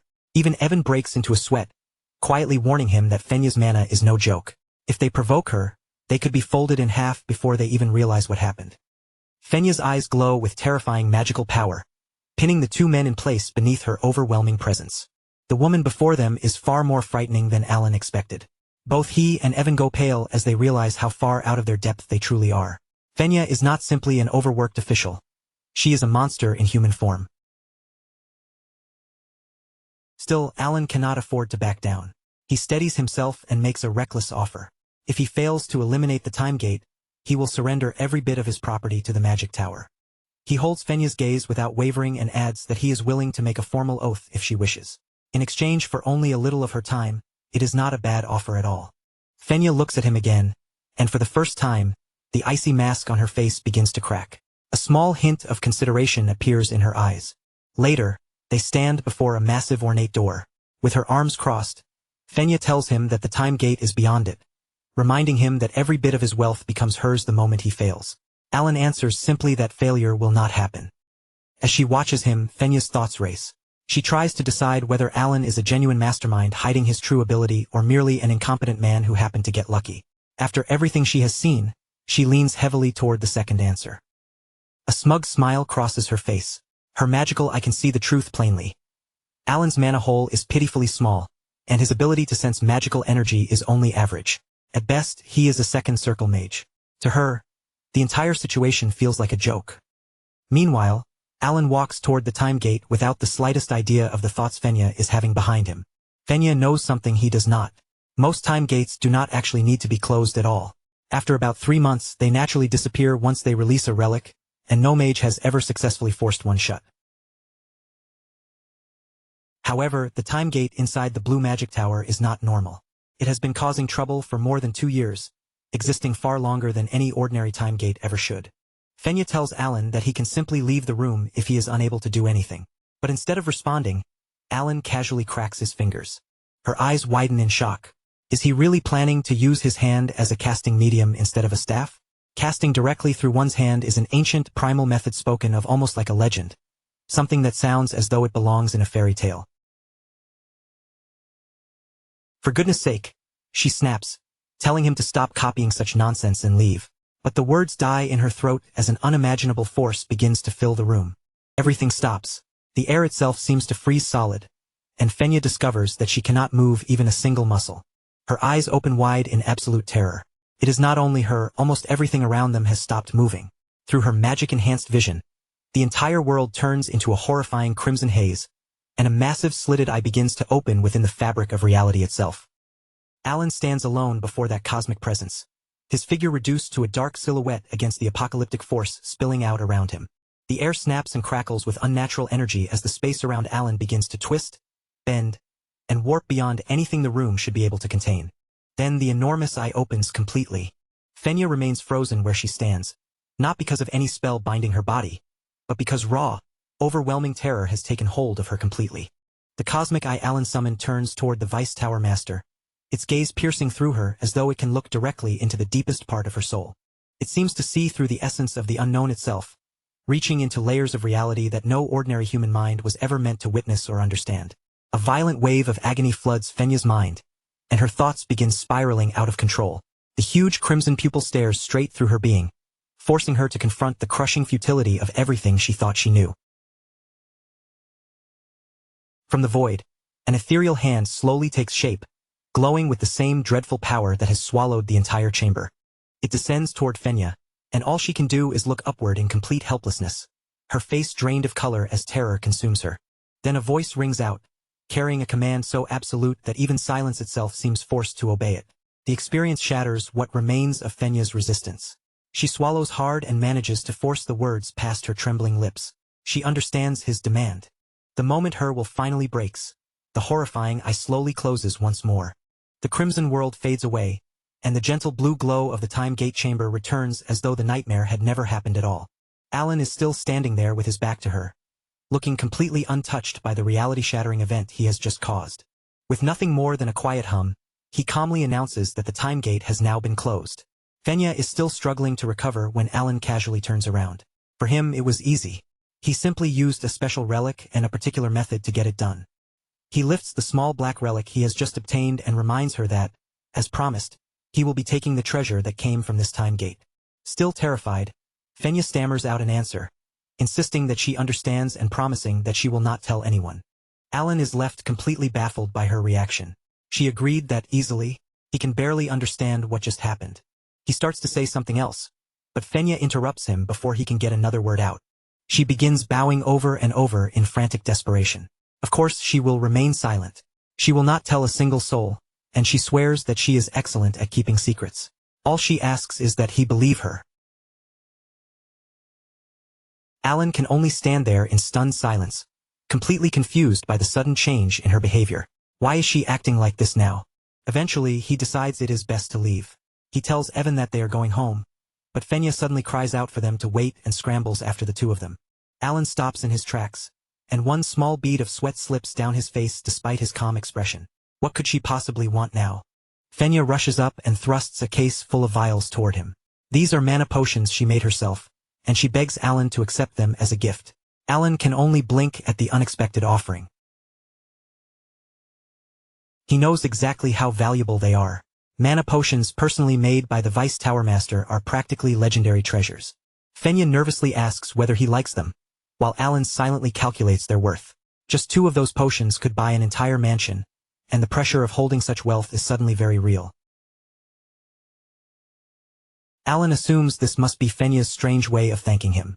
Is she really that grateful? Meanwhile, Fenya is still trapped in her own panic, repeating that she will absolutely remain silent about what he demanded of her. Then her eyes suddenly widen as a brilliant but terrifying thought comes to her. An oath of mana. Should they make a mana oath? Alan and Evan can only stare at her in complete disbelief. Alan tries to stop her, asking whether all of this is truly necessary. But it is already too late. Fenya has begun the binding ritual, leaving him with the growing realization that she has misunderstood something terribly. A magic circle flares across the floor, and glowing blue chains erupt from its center, wrapping around both of them as the oath takes hold. Fenya raises her hands as though she is carrying out the most sacred ritual of her entire life, while Alan looks like he would rather be anywhere else. When the spell is finished, Fenya gives him a proud smile that is just a little too intense. See? She can keep promises. Alan looks utterly exhausted by the whole situation and lets out a defeated sigh. At this point, there is clearly no fixing the misunderstanding. And just like that, Alan leaves the blue magic tower with the relic he came for, along with 5 priceless mana potions and a magical secrecy oath that he never even wanted. Back inside the comfort of their carriage, Evan examines the relic with open curiosity. He asks whether that crude-looking thing is really the treasure from the time gate after all the trouble they went through, and whether it even works properly. Alan answers without much concern. He is not entirely sure, but he needs the item regardless. As he looks down at the item now resting around his wrist, a small smile appears on his face. He is grateful that he earned the mark of the corrupted, because the relic's embedded gems can absorb mana from the air and store it away. For his needs, it works perfectly. The bracelet begins to glow softly against his wrist, and Alan notes that its storage capacity is not especially large. Even so, it can still hold more mana than his tiny mana hole ever could. That thought immediately leaves him feeling deeply exhausted. It is hard to believe that his own body possesses less mana than a simple support relic. Still, he quickly shakes off the embarrassment and justifies the new accessory to himself. It is meant for magical investigation and self-preservation, not for combat. He folds his arms and nods with quiet satisfaction. For now, this is more than good enough. Leaning back in the carriage, Alan continues thinking about the bizarre encounter at the tower. More than anything, he wonders exactly what Fenya misunderstood. She had suddenly gone from cold and hostile to absurdly polite. His mind flashes back to their departure, when he tried to make his actual strength clear by telling her that he was only a second circle mage. Fenya had responded with a frantic thumbs up, sweat pouring down her face as she agreed that she knew, and that he certainly looked like one too. That response leaves Alan wondering whether she had been mocking him the entire time. The more he thinks about it, the more something feels familiar. Fenya's reaction reminds him of how Kalia acted the last time they met. He remembers the terrified expressions on Kalia and her mage's faces, and the pattern is starting to make him uncomfortable. Meanwhile, Fenya watches the carriage disappear into the distance, wearing the same strained and terrified smile she has been forcing onto her face. Still, she tries to comfort herself with one thought. She will probably never have to see those people again, so perhaps none of it matters anymore. Alan gazes quietly out the carriage window as his plans continue moving forward, completely unaware that he is leaving a trail of deeply traumatized prodigies behind him. The setting shifts to the lavish Altia ducal estate, where Duchess Loria warmly receives the guest who has come to visit her. "It has been quite some time," Loria says with a welcoming smile. "I hope your stay in Altia will be comfortable, Lady Kalia." Kalia returns the smile with effortless grace. "Of course, Duchess Altia. I'm genuinely happy to see you again." Loria's expression softens as she continues. Around Kalia, she never feels the need to weigh titles, rank, or political power. Their conversations have always felt strangely easy. Kalia gives her a knowing look. Once again, Count Palacio's foresight leaves her astonished. She remembers the words Alan gave her before. He advised her to pay Duchess Altia a visit. Kalia thinks back to the first time she followed that instruction. It did not take long for her to understand exactly what Alan had intended. Her memory returns to their first secret meeting beneath the moonlight, deep inside a quiet garden. That was where the two women realized they had both been guided into position by the same man, Count Palacio. The shock of that realization had been unforgettable. They were not competing rivals after all. They were simply pieces placed on the same chessboard. Once they understood that their alliance had been shaped by the Count's will, any struggle for dominance between them became meaningless. There was already an unquestionable number one in the room, and it was him. From that shared realization, a real friendship slowly formed. Two of the most powerful women in the West had become allies, bound together by the same unseen hand guiding their paths. Back in the present, Loria finally asks why Kalia has arrived so suddenly when their next meeting is still a month away. Kalia smirks and explains that the Count sent her a letter, using her visit as a convenient excuse. Loria accepts the letter, and her welcoming expression turns serious as her eyes begin moving across its contents. The message itself appears simple at first glance. Alan apologizes for the nobles who complained about Kalia's visit, then casually mentions that he does not have many noble friends. Kalia watches her read and quietly points out the obvious. It may look like a polite apology, but they both know it is really an order. Loria's eyes narrow slightly, because she has reached the same conclusion. "That is why I thought I should bring it to you immediately," Kalia says, a thin line of sweat running down her cheek despite her calm voice. Loria repeats the line about Alan not having many noble friends, and the sarcasm hidden inside it becomes impossible to miss. Yet she keeps thinking aloud. Alan has already spoken with Baron Kinia from the aristocratic faction, Marquis Malentino from the royalists, Viscount Valanda, and Duke Paul Dion. He has met important figures from both sides. A single bead of sweat slides down Loria's cheek as the full implication settles heavily into the room. Kalia's eyes turn cold as the final pieces connect in her mind. Her conclusion comes out flat and direct. Alan does not like either the aristocratic faction or the royalist faction. A horrifying question hangs silently between them. Is he telling them to eliminate everyone? Loria takes an uneasy breath and asks who exactly they are supposed to target. Kalia answers quietly that they must use common sense. Then the last piece falls into place for Kalia, and the conclusion is both terrifying and exhilarating. Alan intends to drive out the existing nobles and build an entirely new regime in their place. "That has to be it," Kalia says with grim certainty. Loria can only whisper her agreement as the weight of that possibility turns her world upside down. Suddenly, clarity washes over the Duchess. This must be why Alan made her the Duchess of Altia. He needs the prestige, influence, and authority carried by the House of Altia. Kalia's smile returns, but this time it is filled with ambition. She believes Loria has understood the Count's intention correctly. Leaning forward with a gleam in her eyes, Kalia brings the conversation to its next step. It is time for them to discuss their plan. Meanwhile, back inside the cluttered offices of the Blue Magic Tower, the real Tower Master has finally returned from his trip. He is a stern man with white hair, and the news waiting for him catches him completely off guard. Count Palacio closed the time gate. He looks down at Fenya, who has collapsed unconscious across her desk after the overwhelming mental and emotional damage she suffered. In a firm voice, he demands a detailed explanation. And while the Tower Master wonders where the man capable of traumatizing a sixth circle genius could possibly be, Alan is elsewhere, getting absolutely defeated by a roasted sweet potato. After escaping the suffocating atmosphere of the Magic Tower, Alan and Evan sit beside a campfire to rest. But their protagonist nearly meets his end over a starchy vegetable, and Evan rushes over in alarm while Alan clutches his throat, realizing he almost choked on the sweet potato. After coughing and finally catching his breath, Alan admits that it actually tastes pretty good. Evan quickly hands him a water skin, which Alan accepts with obvious gratitude. As the sun sinks below the horizon, the exhaustion from the past month finally catches up with him. Alan releases a long sigh and admits that he only wants to go home. Still, his work is nowhere near finished, and his thoughts drift toward one of the children. By now, Yusha should have received his letter. Far away beneath a sky filled with stars, the bells of a magnificent cathedral begin to ring through the night. A lone woman dressed in white walks silently through a garden overflowing with lilies, each step measured and purposeful. As she draws closer through the flowers, a glimpse of her face gradually comes into view. It is Yusha, dressed in a striking nun's habit, with silver hair flowing down her back and blood-red eyes shining beneath the moonlight. Her smile carries a charm that could tempt both angels and devils. Back at the Blue Magic Tower, the man in charge has finally returned. Fenya, my disciple, I'm back. But as the Tower Master steps into his domain, he immediately senses that something is wrong. He scans the tower with a faint frown. The ever-present chaotic energy of the time gate is gone. Did something happen while he was away? This man is Salim Mikado, the 8th Circle Tower Master of the Blue Magic Tower. The answer waits inside his office.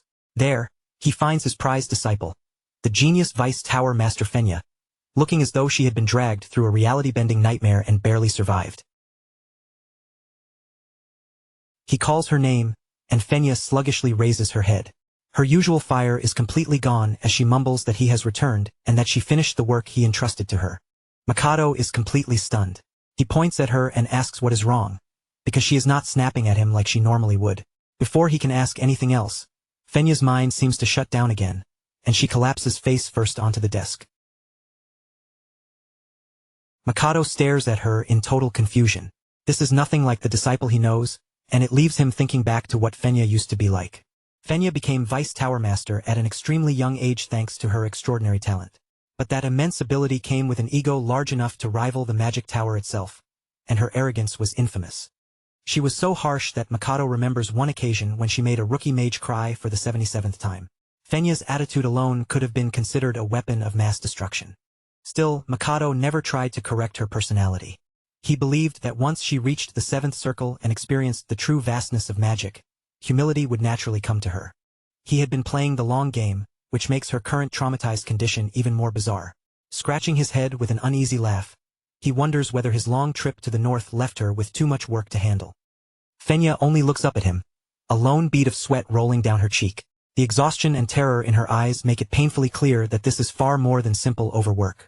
After receiving a brief and painfully vague explanation, Mikado tries to put the pieces together. Count Palacio closed the time gate. He muses, glancing toward a rack filled with Fenya's famous mana potions. He crosses his arms and looks down at his unusually quiet disciple. She cannot explain exactly how Alan did it because she made an oath. Fenya can only give him a tiny, hesitant nod. With a weary sigh, Fenya turns her eyes away. There is not much more she can say in detail anyway. That is all she is able to tell him, and every trace of life seems drained from her voice. Mikado's eyes suddenly widen as a realization strikes him. A sly grin slowly spreads across his face as he considers what could have made Fenya, of all people, become this subdued. Only incomprehensible magic could have done it, or perhaps something even greater, origin magic itself. To test that thought, he casually pats her on the head. Fenya is so frightened that she does not even try to swat his hand away. She simply closes her eyes and accepts the head pat in silence, completely crushed. For someone like Fenya, this is nothing short of a monumental event. Mikado leans back, his thoughts racing faster by the second. A man who accomplished what even he could not. A man who brought the proudest genius in the entire tower to heel. Count Palacio of the Asteria Kingdom. Huh? His smile sharpens with genuine fascination. How very interesting. 1 full month passes after Alan's reality-shattering visit to the Magic Tower. A visit he still completely misunderstands. Back at his own estate, Alan finally gets to focus on his work. With the mark of the corrupted in his possession, he can now use his unusual phrase magic more often, giving him a real chance to study it seriously at last. His desk is covered with careful records and detailed observations. Alan has discovered that similar phrases can overlap and produce entirely new effects. Tapping his pen against the notebook, he tries to make sense of the pattern. It seems that each phrase needs to be set up properly beforehand. He scratches his head and mutters that the effect may depend on where and how the phrases are established, though he still cannot be certain. At that moment, Evan approaches, staring at the results of Alan's training with clear admiration. Evan remarks that Alan's magic seems to grow stronger every time he sees it. Alan, trying to stay casual, merely asks whether that is really so. But Evan does not let the thought go. He insists that Alan's magic never looked like ordinary second circle magic before, and compared to a few months ago, it now seems to have risen to an entirely different level. He points toward the enormous crater carved into the training ground. An average gravity spell should never be able to leave behind destruction like that, and the evidence sitting right in front of them is difficult to deny. Alan knows gravity is only a second circle spell, something that should not possess this kind of raw destructive force. Yet as he looks at the crater himself, a troubling thought slips into his mind. He had assumed he was simply getting stronger, but perhaps that was not an illusion after all. Evan's expression says everything. Alan's magic is certainly unusual. Alan quickly rules out the simplest explanation. Greater magical proficiency should improve precision, control, and how fully a spell is realized. It should not suddenly multiply a spell's destructive strength like this. He knows his phrases work more like trigger words that alter a spell's attributes instead of directly boosting its power. It is like changing a lamp from a modest glow into blinding light. The effect changes, but that alone should not create such an absurd leap in force. Alan has spent months researching his gravity spell, and every chart he made points to the same conclusion. Adjusting the phrase arrangement only produces slow, gradual improvements. A sudden jump this dramatic does not fit any of his results. He shakes his head, trying to force the problem into something reasonable. No, it must be some kind of illusion because otherwise none of it makes sense. Just as he begins to spiral deeper into the mystery, Evan interrupts him with Yusha's letter, which has finally arrived. Alan accepts the letter with a grateful nod. He thanks Evan, saying that he will return to his room and read it properly in peace. As they walk back together, Alan mentions that he is finished training for the day. He has already used all 3 chances to cast magic that his tiny mana hole allows him each day. Still, Evan's comment has planted a stubborn seed of doubt in his mind. Alan cannot stop wondering what could have caused his magic to become stronger so suddenly. He searches for a logical explanation and even considers whether it might be a curse. In certain Eastern rituals, a caster sacrifices something of themselves to curse another person, or even themselves, causing a loss while granting some kind of reward. But Alan dismisses that idea quickly. There is no one from the East anywhere near him, so it cannot be that. His next thought sounds even more ridiculous to him. Could it be because he is receiving faith from someone? Then Alan remembers who he is, the count of a small kingdom that the underworld barely acknowledges. The idea that anyone would sincerely place faith in him feels so absurd that he nearly laughs. No, that cannot make sense either. In the end, he gives up and decides to leave the mystery for another day. Sometimes, he tells himself the only option is to forget about it and keep living. Completely unaware, he assumes nothing bad could possibly come from that. Far away from Alan's estate lies the magnificent holy kingdom of Rosario and its capital, Ryanal. Within the pure white city of Chironia, where people worship the goddess of the moon and peace, a familiar figure appears inside the Eastern prayer house. It is Yusha. A paladin named Sir Loke approaches her and bows deeply in greeting, addressing her respectfully as sister. Yusha answers with a gentle smile, returning his greeting and asking whether Sir Loke has been well. Loke is already a full-fledged paladin, while Yusha is only a low-ranking nun without even the sash of holy grace. Even so, Lok knows that Yusha is someone who deserves his deepest respect. He begins his report, explaining that this time they managed to save 8 children and 25 other lives in a small village situated between the eastern and western regions. Looking at Yusha with honest gratitude in his eyes, he says that it was all thanks to her. Yusha gently shakes her head and humbly refuses the praise. She tells him that he is the one who actually carried out those good deeds. But Lok will not accept that answer. He says that Yusha is the one who taught him, once an ignorant man, as his eyes settle on the statue of the goddess nearby. He says he will always be grateful. His thoughts return to the past, to the 20 years he spent drowning in despair because he could not sense even the smallest trace of divine power. He had come painfully close to giving up altogether. The sword that once represented his dream became nothing more than a heavy, useless length of steel in his hands. He remembers sitting alone in the darkness, his spirit completely broken after losing all hope that he would ever become a paladin.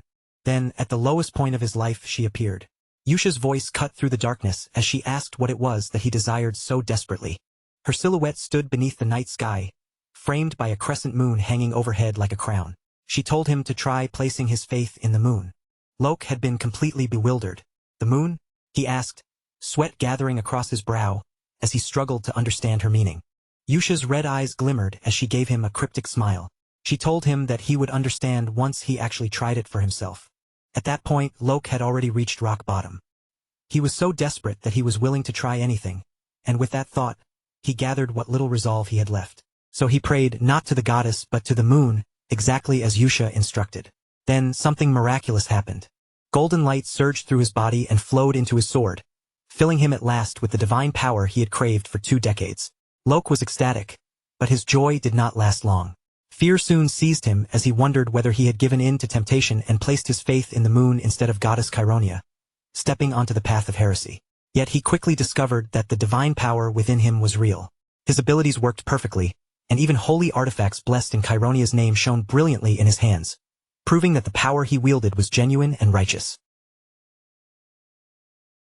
Back in the present, Lok finally asks the question that has haunted him ever since that unforgettable night. Why did Yusha tell him to believe in the moon? Yusha turns toward him, her expression peaceful as she offers her answer. Faith begins as something invisible, but it can take a very long time before it fully takes root within a person. A small smile rests on her lips as she continues. It is always easier to gain what one needs from something that truly exists before their eyes.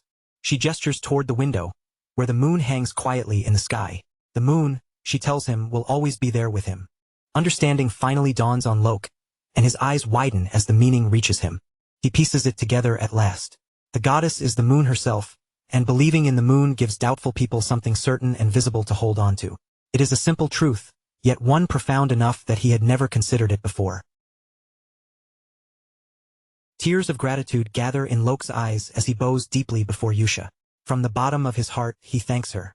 Yusha simply remains where she is, calm and graceful beneath the soft moonlight filling the prayer hall. Then she turns back to him with a warm, inviting smile. Since he wishes to express his gratitude, she asks whether they should pray together. Lok's face brightens with devotion. With one hand pressed over his heart, he says that he could do that again and again. A sharp glint flickers through Yusha's crimson eyes, carrying the quiet confidence of someone clever enough to be dangerous. She guides him straight to the towering doors of the main chapel. You arrived at the perfect time for prayer, she says, her tone warm and composed. So many people have already come. The doors slowly swing apart, revealing a vast hall packed with worshippers. Yusha moves down the center aisle at an unhurried pace, and the force of her presence seems to pull every eye toward her. On both sides, her followers remain bowed in deep, sincere prayer. With graceful steps, she climbs to the pulpit beneath the soft, otherworldly light pouring through the stained glass windows. From there, she stands ready to address the faithful gathered below. She gently lays one delicate hand across the podium, her fingers settling against its polished surface. Then, with a commanding voice that fills the chapel and a simple gesture that draws everyone's attention, she begins. Now then, let us pray. But her prayer is not offered to the goddess Chironia. Yusha raises her gaze toward the heavens instead, her voice ringing clearly through the hall. To the great moon. A faint, knowing smile curls across her lips as she clasps her rosary and drinks in the pure devotion surrounding her.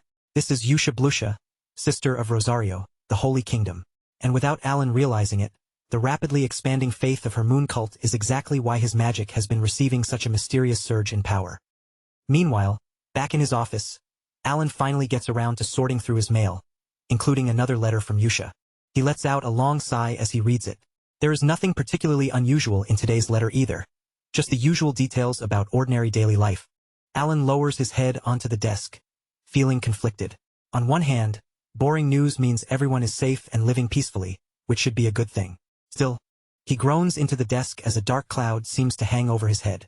It still makes me sad that Yusha is the only one sending me letters, even though everyone else is doing well. Trying to be reasonable, Alan talks himself through it.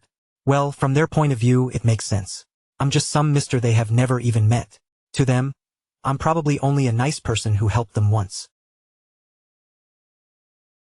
He taps the letter lightly against the desk, forcing himself to focus on the positive side. I already accomplished my goal. I guided them down the right path so they will not end up destroying the world. That means there is no reason for me to feel sad. He closes his eyes and tries to push himself into a peaceful state of mind. No reason. There is absolutely no reason. Inner peace. Yet the frustration immediately bubbles back to the surface. Yusha must be busy too, but she still writes to me regularly. Deep down, he understands exactly why that bothers him. The poor man is going through a full-blown parental crisis. I raised 5 children, but only the eldest one acknowledges all my hard work. It's fine. I'm totally fine. Suddenly, a voice slices through his gloomy muttering. Count, are you busy? Alan jerks upright so fast he nearly leaps out of his chair. Whoa, you scared me. He quickly straightens himself and tries to pretend nothing happened. Clearing his throat, he puts on a calm expression. Ahem, you're still here. It is Evan, standing there with a small card in hand. Ah yes, I received some information about the children from the Information Guild, so I came to report it to you immediately. Oh really? Alan's mood instantly shifts as his interest rises. Evan hesitates for a moment before starting. First, about Radon. The one you asked me about last time. Evan steps forward and delivers the news with an utterly blank expression. He is a pirate now. Alan's thoughts stop so completely that his brain seems to short-circuit. Question marks practically float above Alan's head as he stammers. Could you explain that a little more? In his mind, he imagines Radon smiling under a straw hat and saying, Mister, have you been well? I became a pirate. What in the world is happening? Evan takes a seat, preparing to give the full report properly. To begin with, the children with the most rumors surrounding them are Sairang and Deus. Sairang stands victorious, crackling with energy as a defeated opponent lies before her. She has already achieved a 32-win streak out of the 100 victories required to become Baba Yaga.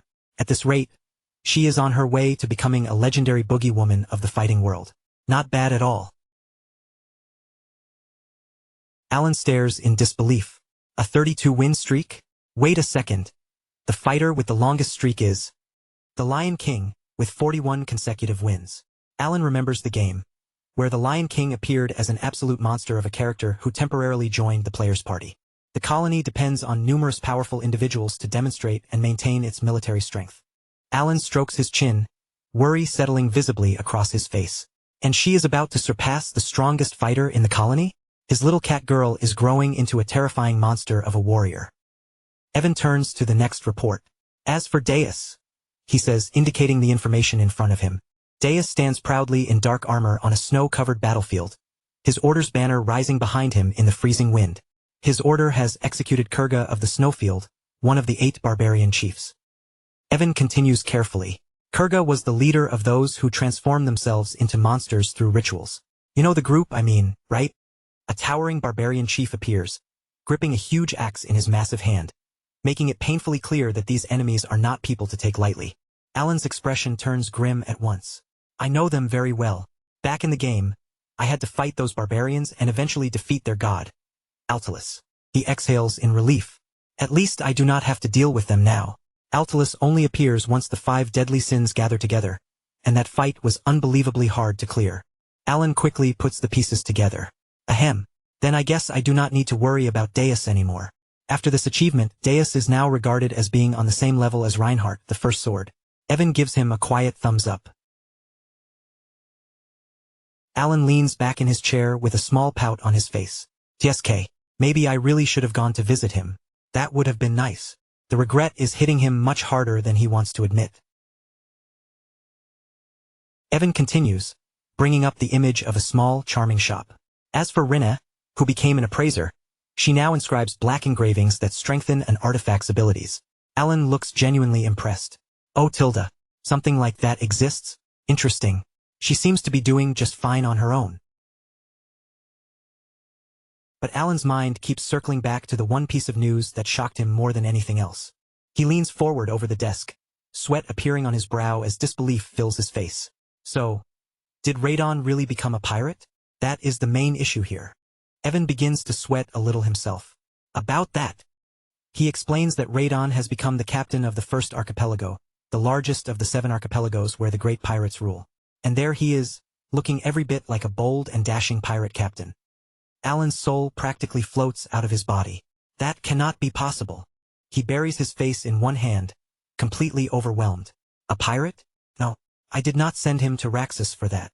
The entire plan has somehow gone wildly, horribly off course. Evan attempts to explain why it makes sense. Radon is a rare sea godkin, naturally gifted in the water, and he also has an exceptional talent for locating enemies. Besides, Evan adds, the oceans around Raxus are filled with precious relics from the old era. That is why I recommended he become a treasure hunter. It was even a career path that Alan himself had approved. Evan presses on with his argument. But becoming the captain of a great pirate crew practically makes him the lord of an island. He is an extremely important figure now. He is clearly trying to sell Pirate Lord as a respectable career choice, but Alan is not convinced at all. Alan leans closer, a bead of sweat sliding down his brow. Well, I suppose. But how did Radon manage to eliminate the captain of the first archipelago? Evan reminds him that every archipelago captain is a superhuman, someone who would never lose a naval battle to an ordinary opponent. These are far beyond average swashbucklers. Then a realization suddenly flashes across Alan's face. Oh. Maybe he recovered only the truly valuable treasures from the relics of the old era. Alan flashes back to his old gaming days, hunched over his phone for countless hours, as he repeatedly grinded the treasure hunter minigame. He had wanted a powerful relic too, which meant spending an absurd amount of time chasing rare rewards. So he must have equipped himself to seize the captain's position, Alan mutters. That is the only explanation that even makes sense. He sinks deeper into his chair, looking completely drained by the revelation. I know the world does not always go the way I want it to, but this one really hurts. The thought of having a son who somehow became a pirate is simply too much for him to process. Watching his count look as though his soul is about to leave his body for the second time, Evan quickly steps closer in concern. Count? Are you all right? Far away from Alan's office, the story shifts toward the enormous maritime city of Raxus. At first glance, Raxus looks like a beautiful tropical paradise, filled with bright waters, warm air, and breathtaking coastlines. But beyond those peaceful shores lie the 7 pirate paradises, each one ruled by fearsome captains. And among them all, the largest and most powerful is the first archipelago. There, the broken sword of the former captain remains behind as a grim reminder of his defeat. Its owner was Alcride the Red Slayer, a great pirate who had gained the Heavenly King's protection through immense wealth. But Alcride's reign has come to an end. Someone struck him down with overwhelming force, and a new ruler now stands in his place. Radon, the boy Alan sent away to become a treasure hunter, has become the new captain of the first archipelago. Yet despite standing at the top of the pirate world, the new captain does not look satisfied. Radon's expression is heavy with thought. He sits alone high above the city, staring down at the distant streets and harbor below as he wrestles with his thoughts. I just do not understand. One strange question continues circling through his mind without an answer. What exactly is the Great Moon? Yusha had talked about the Great Moon so often, yet Radon had never paid much attention to it before. As far as he knew, Alan was simply someone the first had been grateful to. Of course, the person he is thinking about is Alan. Memories from Radon's past rise before his eyes. I was supposed to die as a vivisection slave, but because of him, I met Yusha, and I awakened my ability. To be honest, it had always felt like he was merely following Yusha's instructions while serving as the Blue Moon. So when a direct command arrived from the Great Moon himself, Radon found himself staring at it beneath that same moonlight. He reads the order again, his confusion only deepening. I do not understand this order. Lying alone on a rooftop, Radon questions the path being forced in front of him. What is the point of becoming a treasure hunter? Even thinking about it leaves a bitter taste in his mouth, stirring something close to revulsion. The reason is simple. His past is a nightmare he has never been able to leave behind. In his mind, he sees the black-clad figures who slaughtered his clan. He remembers his people, a peaceful tribe of sea godkin who lived quietly on a hidden island. Then, without warning, they were ambushed, overwhelmed, and nearly wiped out. The few survivors who fled toward the mainland, including Radon's parents, were hunted down afterward and killed without mercy. His mother was cut down right in front of him, leaving that horrifying moment permanently carved into his memory. Then Radon himself was captured, bound in chains and sold into slavery. Even now, the trauma remains painfully fresh. As he looks out across the endless sea, Radon quietly strengthens his resolve. I never thought becoming a treasure hunter, or receiving the Korean gift, had anything to do with the revenge I promised myself. He rises to his feet, his cloaked figure outlined against the fading sunset. For now, I suppose I will at least make it look like I am following the order. But behind that calm decision, he already has plans of his own. His dark thoughts are suddenly interrupted by the sharp sound of fireworks bursting in the distance. Radon turns his head toward the noise. Why is it so loud over there? A gust of wind sends a flurry of wanted posters flying past him. He catches one in midair, and the moment he sees it, his eyes widen with shock and rising fury. Down on the deck of a ship below, the pirates are holding a loud and drunken festival. At the center of the celebration stands a man wearing a mask. One of the so-called heavenly kings flaunts his authority before the crowd, pouring wine with a dramatic flourish as he boasts about his power. With a snap of his fingers, he lights a cigar and roars that the chosen captains will rule the 7 archipelagos forever. The pirates answer with wild cheers. But from the shadows, Radon watches silently, his eyes glowing with a cold blue light. He has found the people responsible. The so-called heavenly king is spreading lies. Their strength does not come from wealth at all. It comes from a sacred ritual. A ritual built from pieces of sea godkin bodies. Their power is stolen from the life force of Radon's people, granted through the sea god, Clyad. And every one of the 7 pirate captains possesses that same stolen power. Those wanted posters are not advertisements for criminals. They are posters for Radon's people. And the fireworks bursting in the sky are not a harmless celebration. They are a monument built upon a massacre. The pirates laugh, drink, and cheer without a clue that an avenger is standing among them in the darkness. Radon's face twists as pure hatred floods through him. Those damned hunters divided my parents' bodies into 7 pieces. While the festival continues around him, Radon stands apart from everyone else, his heart becoming a storm of rage. Yet through that fury, one question keeps repeating in his mind. How did the Great Moon know? How could Alan have known about Radon's desire for revenge? Radon murmurs to himself, unable to hide his disbelief. I have never spoken about myself before. He had never told anyone about the destruction of his clan. So how could Alan possibly know the truth? He stares down at the celebration, at the place where his people's slaughter is being treated like a victory, and the pieces finally begin to fall into place. It is almost as though the Great Moon deliberately arranged this chance for revenge in order to fulfill a promise.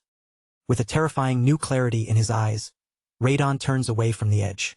The uncertainty clouding his path is gone now, but he clenches his fist tightly and forces the burning hatred inside him under control. Still, I cannot take revenge immediately. He understands that the pirates celebrating below are not ordinary sailors or reckless swashbucklers. They are superhumans, each one wielding the power of the sea god. Radon begins to consider the larger purpose behind Alan's arrangement.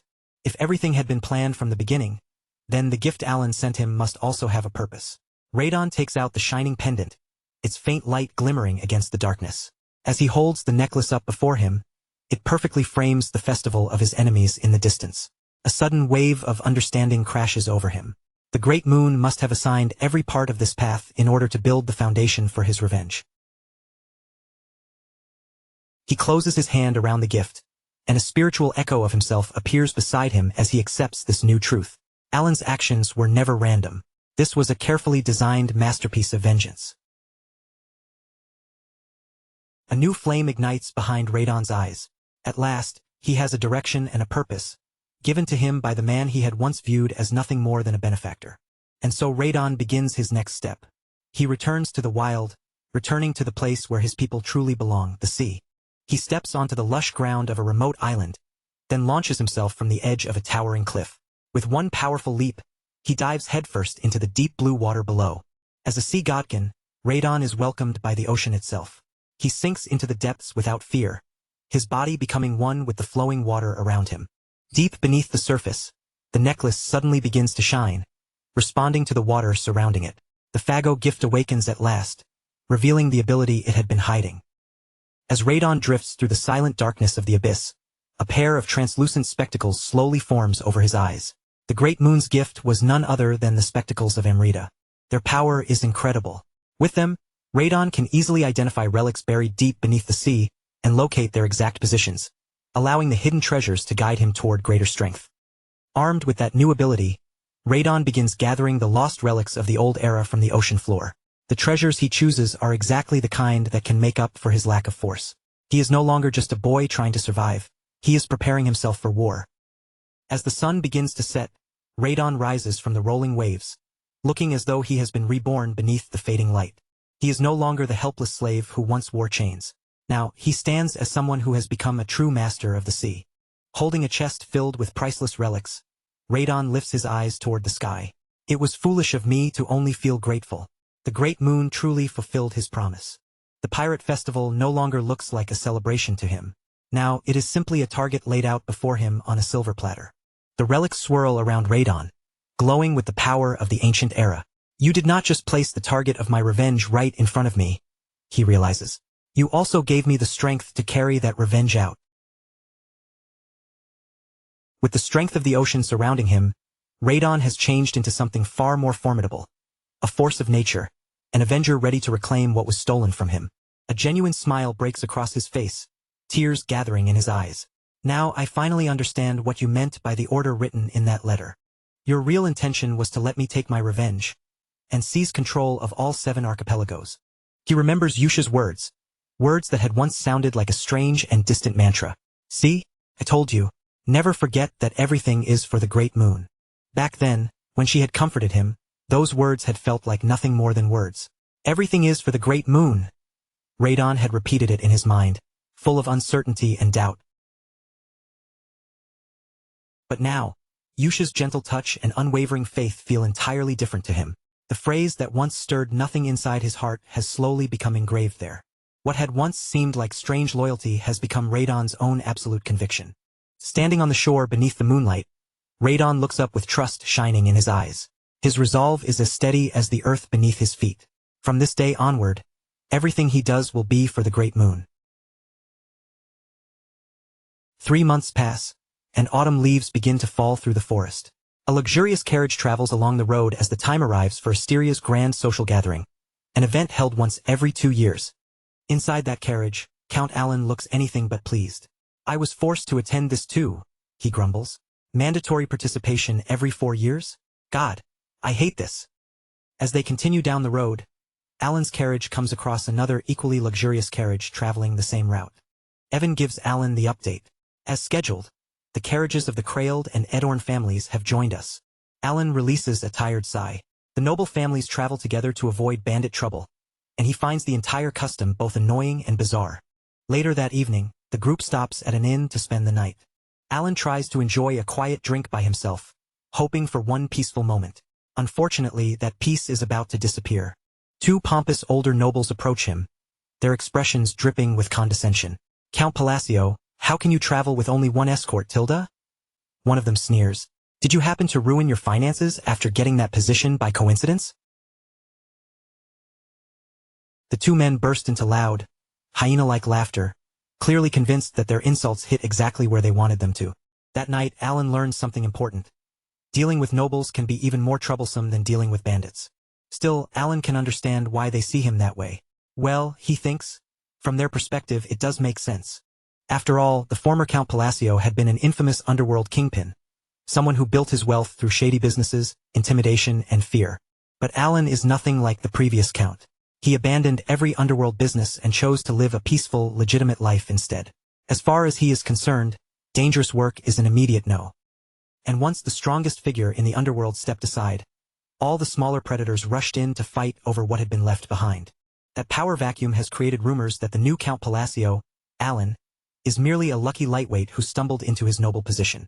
Because of that, his reputation has fallen from being viewed as the mastermind of the county to being treated like a fortunate man-child. The two nobles keep pushing, putting on faces of false sympathy. How tragic, Tilda. You are out of money now? Just come to us if you need help. Ha ha ha. Alan can barely believe how bold they are being. He did not expect them to insult him so openly, and his patience is beginning to wear thin. Aren't these men far too old to be acting like this? Still, they are clearly starting to cross the line.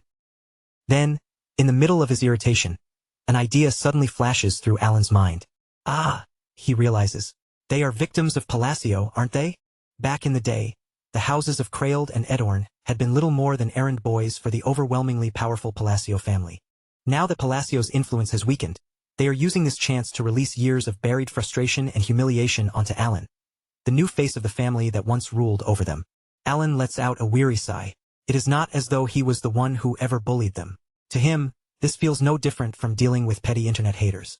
Just as Alan's patience is about to break, Evan returns with a bowl full of freshly roasted corn. Yikes! They are still going? Evan says without much concern. You should probably just ignore them. Alan looks up, immediately distracted from the irritating nobles. Evan, where have you been? His dependable aide answers simply, Oh, I got this from the kitchen. Evan proudly presents his prize, roasted corn. And honestly, it looks incredibly delicious. Alan's gloomy mood instantly brightens. Wow, those look so good. The two sit down and begin eating together, creating a strangely peaceful little scene. Staple crops are always a blessing, Tilda, Alan thinks. Chilly evenings like this are exactly when they taste the best. The nobles become furious when they realize they are being ignored, so they raise their voices and turn their insults into a full-blown tirade. All those underworld soldiers are gone because of your incompetence. Even your carriage looks poorly maintained, just like you. But Alan and Evan are completely focused on the corn, barely paying attention. The insults start sounding oddly rhythmic, and Alan finds himself amused. Are they trying to do a diss rap? While the nobles continue their pathetic performance, Alan and his companions enjoy their little feast. The corn is delicious, though everyone quietly agrees it would have been even better with butter. And so the night passes peacefully for Count Alan, despite the very best efforts of the local buffoons trying to ruin it. Then the story shifts sharply away from the warmth of the inn, traveling far north toward a bitter and desolate land.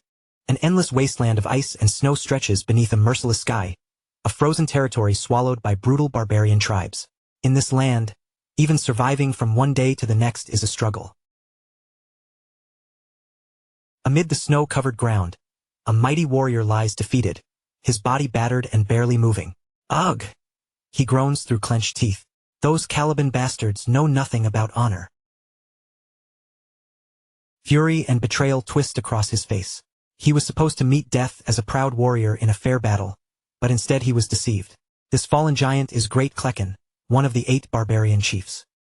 Among the barbarians, dying gloriously in battle is the highest honor a warrior can receive. It is the ending every fighter dreams of earning. But Klecken and his tribe were betrayed. A knight from the Caliban Order offered them an honorable duel, only for the knights to launch a cowardly ambush instead. The powerful chief was brought down not through a fair contest of strength, but through outright treachery. Now, with death closing in around him, Klecken forces his broken body up onto one knee. Urgh! Nearby, he sees the lifeless body of his brother, Kurga of the Snowfield, lying in the frozen blood-stained ground. His voice cracks as he calls out his brother's name. All around them lies the aftermath of the battle that took Kurga's life, shattered weapons scattered through the snow, while dark energy still coils through the air. In those final moments, Klecken thinks of Kurga and mutters bitterly, I have met such a shameful end, so shameful that I cannot even close my eyes as death comes for me. The dishonor of it all only feeds the hatred burning inside Klecken's chest. Surrounded by the ghostly images of fallen warriors, Klecken gathers every last bit of strength he has left, preparing to make one final stand. Then, with his breath growing weak, a voice calls out from somewhere beyond the battlefield. Brother, call for me. Speak my great name, the name you worship. Call upon me. Klecken strains against his wounds and pushes himself upright. He calls upon the God of his people with every ounce of reverence he can summon. We dare to invoke your honorable name. A crushing divine presence descends over the frozen battlefield as Klecken completes the incantation. The great god Altalus. A huge shadowy figure emerges from the void, wearing a horrifying grin as its voice thunders across the frozen wasteland. Very well then, I shall grant your desire. Meanwhile, Alan's uncomfortable journey toward the grand social gathering continues, with the carriages of the Krailed and Edorn families now traveling alongside his own. Unfortunately, having more company does nothing to stop the harassment.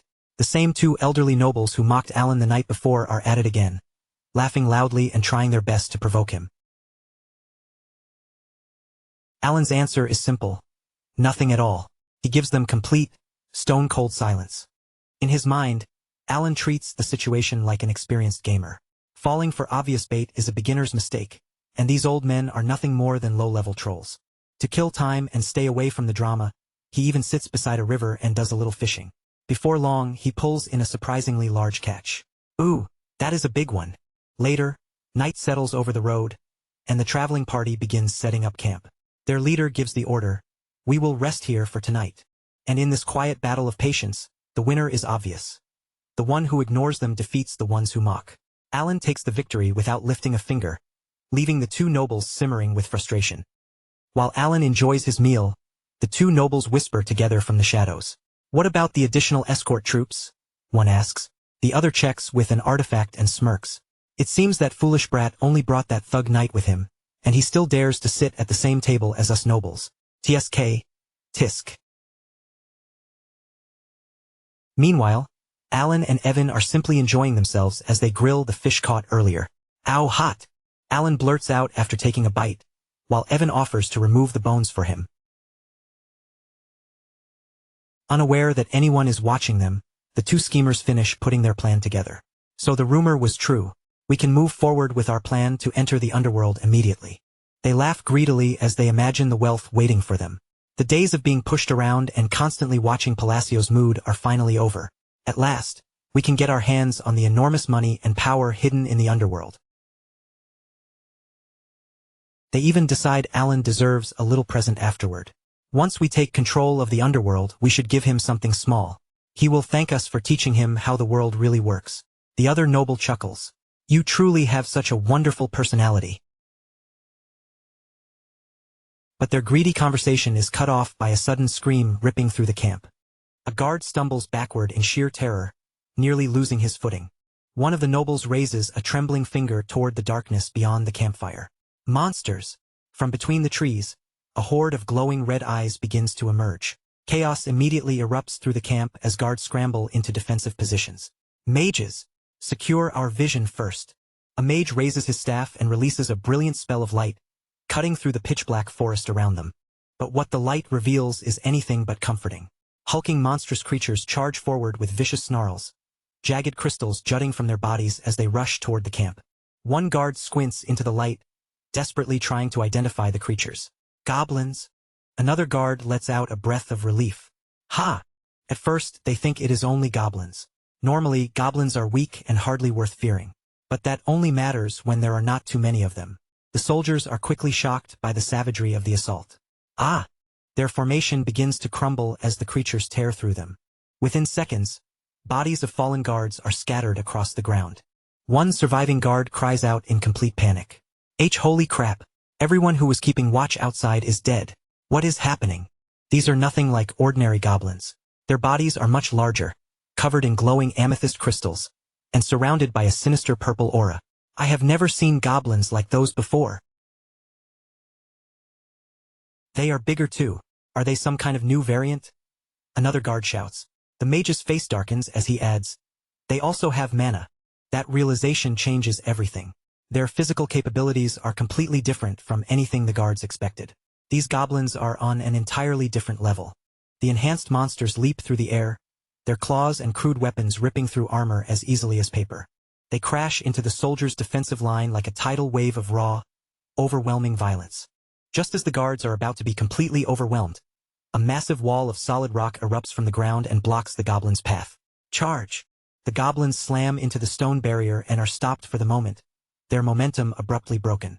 The group's mage looks around in stunned confusion, unable to understand where that magic came from. That was a third circle rock wall, followed by a second circle shield spell. Is there another mage among us? Who cast those spells?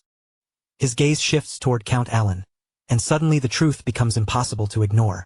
The noble everyone had dismissed as a lazy man who only sat around eating corn is now standing there with magic blazing around his body. He is the one casting the spell enhancement magic. Even the soldiers freeze for a moment, their faces tightening with surprise as Alan's usual laid-back expression disappears completely. For the first time, they see him become truly serious. Alan narrows his eyes and stretches one hand out toward the battlefield. His voice is low, calm, and focused as he speaks a single word. Compression. The instant he finishes the spell, an overwhelming gravitational force bursts from his palm. The earth beneath the goblins seems to vanish from under their feet as the ground is violently dragged upward. Goblins are yanked helplessly into the air, flailing wildly as they lose all sense of balance. Chunks of earth and shattered rocks rise with them, all racing toward one point high above the battlefield. The force of compression keeps growing stronger and stronger. The goblins, dirt, and broken stone are squeezed together until everything twists into one chaotic, writhing mass in the sky. Soon, a huge spinning sphere of crushed earth hangs over the battlefield like a dark moon. Just looking at it makes it painfully clear how terrifying Alan's power truly is. The soldiers left below can do nothing but stare upward in stunned silence. Their eyes are wide with awe, and no one can believe what they are witnessing. Alan stands by himself beneath the floating mass, facing the enormous sphere he created without taking a single step back. Then he slowly closes his hand into a fist. The bracelet around his wrist begins to glow with an ominous light as he quietly invokes another spell. Vacuum. At once, the space surrounding the turret spear begins to fold inward. The air itself looks as though it is collapsing, crushed by an invisible force. Pure destructive energy pours out from Alan's hand in a violent surge.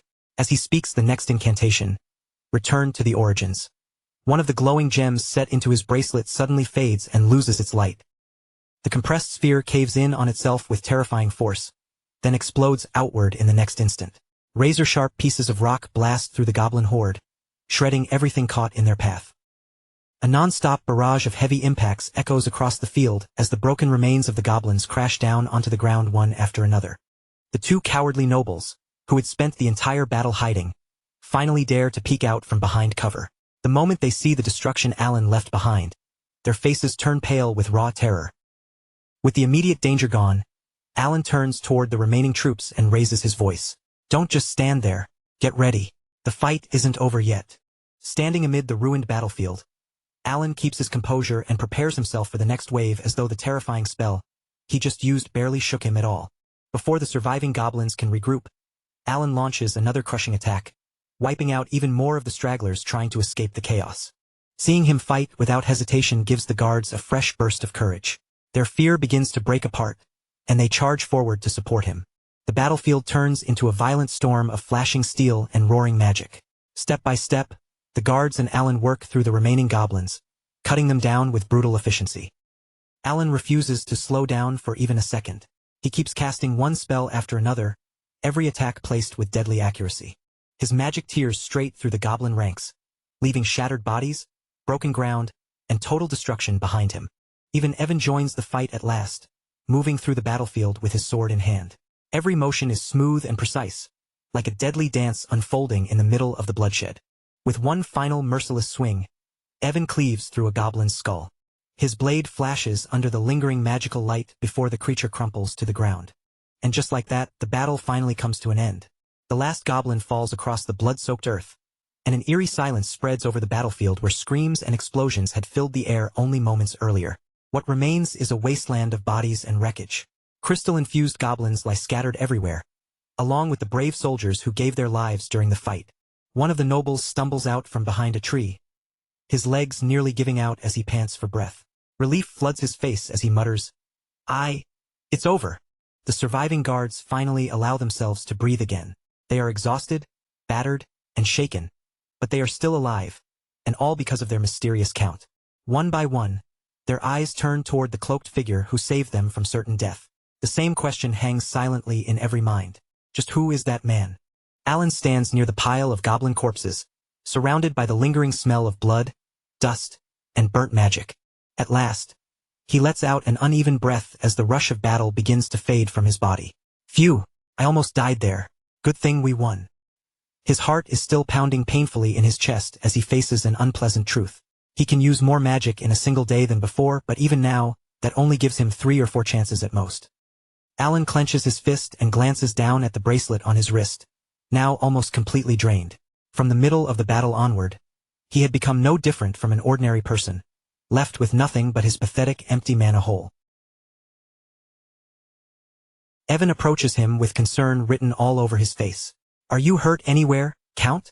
Alan quickly answers, "No, I'm fine." But despite his answer, the fear still lingers behind his eyes. Even with Evan nearby, losing the power to protect himself had been a deeply terrifying experience. He wipes the sweat off his brow and forces out another breath. "Phew, yes, I really am fine." Still, deep down, he admits that he had debated coming alone. Bringing the other nobles and moving as a group had turned out to be the right choice after all. His eyes drift back toward the strange crystal, and the unease in his chest returns immediately. More than anything else, this amethyst is the real problem. Why did a divine descent occur here? Divine descent is a bizarre and terrifying phenomenon that occurs when an outer god is close to descending into the world. When it happens, monsters become far more violent than normal, and their physical abilities are greatly enhanced, just like the goblins they had barely managed to defeat. Alan and Evan stand over the remains in grim silence, both staring at the evidence before them. A heavy understanding passes between them. Is this even possible? It shouldn't be. This is not merely a strange incident. It is an omen of the world's end. Outer gods are only supposed to appear after the 5 deadly sins descend and the laws holding the world together begin to collapse. But none of that has happened yet. The world is not supposed to be ready for them. If an outer god arrives too early, it could mean nothing less than total annihilation. Alan runs a hand through his hair, cold sweat forming across his brow. The children never awakened into the 5 deadly sins, so why is this happening now? What exactly has gone wrong? There is only one thing Alan can say with certainty. Something has gone terribly wrong with the timeline of this world. The full weight of that realization crashes down on him. This was never just a random monster attack. It is a warning that the apocalypse may already be approaching. At this rate, he may not have much time left before he dies. The 2 nobles who had been plotting earlier are completely forgotten now. After what they witnessed, they are no longer scheming men at all. Just 2 terrified old nobles whose entire understanding of the world has been shattered. The next day, the battered remains of the caravan finally reach their destination, the magnificent ducal estate of Roteger. Alan, however, looks anything but magnificent. His face is pale, one hand covers his mouth, and he is clearly suffering from terrible motion sickness. MMPH. As the carriage reaches the gate, Evan lets out a weary sigh. We're finally here. After all those hardships, the grand social gathering, the entire reason they endured this hellish journey, has finally begun. But the moment the carriage stops, Alan stumbles out like he can barely keep his feet under him. Evan has to catch him before he collapses face first onto the spotless ducal courtyard. Alan groans miserably. All he wants is to go home, crawl into bed, and sleep, but he knows that is impossible now. After barely surviving both a goblin attack that felt like the end of the world and a brutal case of motion sickness, Alan finally makes it into the grand hall. The luxury inside is so overwhelming that it almost hurts his eyes. Alan slowly looks around the room, taking in the absurd display before him. It is certainly the perfect setting for a grand noble gathering. Everywhere he looks, something gleams. Everything here is made of gold, he thinks to himself. Evan glances around and comments, "The whole point is to flaunt their wealth. They might not even notice if we took a piece." Then he pauses, frowning slightly. Still, somehow it feels tacky. Artificial laughter drifts through the hall as nobles crowd together in polished little groups. "Wow, Duke Roteger is certainly competent, Tilda," one noble says with a smile that does not quite reach his eyes. Alan watches the performance with open disdain. Nearby, another cluster of nobles is gossiping among themselves. "My little baby birds simply will not leave me alone, Tilda," one of them complains. Another immediately responds, "Oh my, Tilda, then you must be extra careful with your health, Tilda." Listening to that exhausting conversation is enough for Alan to make up his mind. He decides that staying away from the other nobles is probably the best choice. There is no reason to force himself into their circles when he has no desire to speak with them in the first place. Keeping his distance sounds much safer, so he quietly starts trying to slip away. But before he can get far, someone calls out to stop him. Excuse me." Alan turns around slowly, irritation already written all over his face. What could they possibly want now? And naturally, the people standing behind him are the same two cowardly nobles who had been causing trouble for him only yesterday. Now they are bent over in deep bows, wearing sickeningly sweet smiles. Ho ho ho, Count Palacio, Tilda. Might you spare a little time for us, Tilda? One of them asks, practically pleading. The other noble eagerly joins in before Alan can answer. This is the finest meat produced in our territory. Would you care to have some, Tilda? That is not all they bring. They also present a chest overflowing with shining gold coins. We would like to offer some support to your territory. How does that sound, Tilda? Alan can only stare at them in confusion. Their attitude has flipped so completely that it makes no sense at all. What happened to them overnight? Then the confusion on his face slowly darkens, and a threatening presence begins to seep out from him. Oh! The two nobles instantly feel that chilling killing intent, and sweat starts pouring down their faces. One glance at the Count's expression is enough to send them into panic. This is an emergency. Their thoughts are completely spiraling out of control. They should never have provoked him in the first place. So what could possibly have frightened these arrogant old nobles into acting like this? To understand it, the story goes back one day to the moment right after the goblin battle.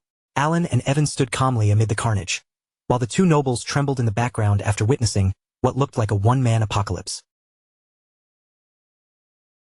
Even after the fighting had ended, the two men were still frozen in shock. Their minds simply could not process what they had just seen Alan do. Did you see that? One of them stammers, clutching his head in disbelief. The other cannot even manage a full sentence. Magic! Panicking, they decide that they need an expert to explain it. Baron Allman, we are borrowing your mage for a moment. They shout as they grab the poor woman and hurriedly drag her away. The mage is a third-circle magician Baron Allman hired mainly to show off his money and status. The two nobles corner her immediately, desperate for answers. You saw that magic just now, didn't you? One demands, his hands visibly shaking. The mage thinks back to the spells Alan had just unleashed across the battlefield. That was second-circle magic, right? The noble asks, desperately hoping there is a simple answer. But the mage only stares back at him in utter disbelief. Pardon? Second circle? Only second circle? No, that is impossible. She blurts out, her professional pride taking over. The level of that magic easily surpassed mine. To then it must be at least beyond the third circle? The two nobles begin to hyperventilate as the terrifying truth behind Alan's strength finally starts sinking in. Their minds immediately return to the rumors they had believed before. Alan only became Count Palacio through luck? What a complete joke. In their memories, Alan stands over the field of corpses like a silent, cloaked god of death. They realize that he had been hiding the kind of strength that made escorts unnecessary, along with the cold and ruthless true nature they now associate with Palacio. Once they understand that they have offended someone far beyond their level, the two men quickly settle on a new plan. They will save their lives by bribing him. And that brings everything back to the present. It cannot be helped. Now that we are here, we must beg. They bow so deeply that their heads nearly touch the floor. Please forgive us for our arrogance and for mistreating you, Count Palacio. It was because of some stupid dream. We were completely out of our minds. Please, we beg you to show mercy. As the two nobles desperately plead, Alan and Evan simply watch the strange display unfold. Evan cannot help wondering, what is this? Are they doing this again? Alan is just as baffled as Evan. He cannot imagine where they got such a ridiculous idea about him. His right-hand man quietly asks, should I get rid of them? Alan shakes his head. Causing a scene would only make everything more tiresome. He clears his throat before speaking. Fine. Even though I am usually merciful, they have crossed the line this time. I will handle this personally. Inside, however, Alan thinks something entirely different. He does not even have enough power left to actually do anything, but there is no need to tell them that. They are welcome to stay terrified. The two nobles nearly collapse right there on the floor, their bodies shaking uncontrollably. Tears and snot run down their faces as they finally understand how badly they have ruined everything. We are finished. We are dead meat. After dealing with those two nuisances, Alan returns to his real objective for the evening. Food and useful information. He has already sent Evan to the Information Guild, so now it is time for Alan to gather noble gossip on his own. He casually surveys the hall, blending in among the guests while quietly keeping his ears open for anything worth hearing. Then he spots an egg tart that looks especially tempting and picks it up. Oh! As he raises it, His eyes catch sight of two familiar nobles whispering together in a corner. Judging by how carefully they are speaking, they are clearly discussing something secret. That makes it the perfect time for a little magical eavesdropping. Alan uses mana to enhance his hearing and focuses on their quiet conversation. That is true. But Baron, have you heard this as well? About Duke Altea and Count Zenonia? Of course I have, the other noble replies. They are even trying to form a faction. He sounds impressed as he adds, I could hardly believe it when I first heard those two had formed an alliance. Alan processes the information without much concern. It is certainly an important political move, but it has nothing to do with him. In the end, he decides it is not worth worrying about. The Altea and Zenonia families may be powerful forces, but everyone knows they have never gotten along. An alliance between them is bound to be unstable and probably will not last very long. With that thought, Alan takes a bite of the egg tart and pushes the political drama aside for the moment. The flavor catches him completely off guard. Gasp! This is delicious. The egg tarts here are really great, Tilda.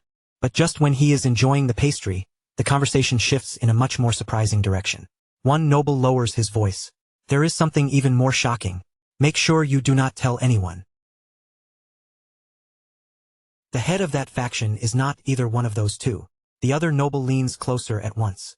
Then who is it? The first noble whispers the unbelievable answer. The leader of the faction is Count Palacio.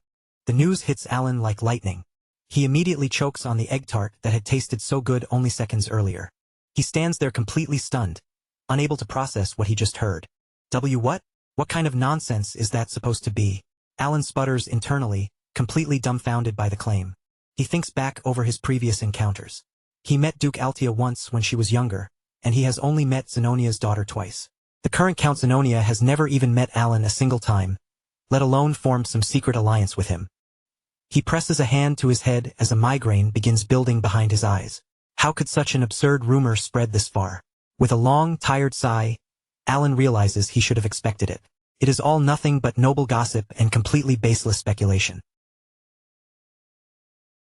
Just as he is trying to process the ridiculous rumor, another voice calls out from nearby. Count Palacio? Alan looks up with visible annoyance. Why are so many people approaching him today? The constant attention is starting to make him uneasy. A flashy-looking man with absurdly styled purple hair strides over with an exaggerated flourish. Humph. I am Carmine, the third son of Duke Cumlon from the Ashudalan Kingdom. It is a pleasure to meet you. Alan is not particularly impressed by the entrance. He remembers hearing that nobles from foreign kingdoms would be attending this gathering, so this man must be one of them. Keeping his reply brief, Alan says, Yes, nice to meet you. I am Count Palacio. Carmine's polite smile quickly twists into a smug, malicious grin. I heard you only became a count through luck. I was so jealous that I simply had to come see what you looked like for myself. So tell me, what is your secret? Alan just stares at him in silence, wondering how a twisted purple donut somehow learned how to speak. His thoughts are sharp as ever, even if he does not say them out loud. One of the nearby nobles suddenly speaks up. What did you just say? Three imposing figures step forward, and their presence alone makes the nearby chatter die down. Marquis Mardanio fixes Carmine with a hard glare. Are you mocking a noble of our Asteria kingdom? Alan tries to step back from the growing tension. And no, that is not what I meant. But Carmine is already panicking as he desperately tries to calm the situation before it gets worse. This is Carmine Cumlon, a man who proudly calls himself handsome, romantic, and irresistible. He traveled all the way from a distant kingdom with one very specific purpose in mind. He came to marry Duke Roteger's youngest daughter. In Carmine's own mind, he is the perfect man, someone no woman in the world could possibly turn down. Unfortunately for Carmine, his idea of courtship needs serious work. The moment he finds his intended bride, he immediately starts criticizing the other women around her. Gasp! She really needs to lose some weight, Tilda, and the woman beside her has far too large a nose. Then, as though that was somehow charming, Carmine turns to his betrothed and offers a backhanded compliment. Ahem, Tilda.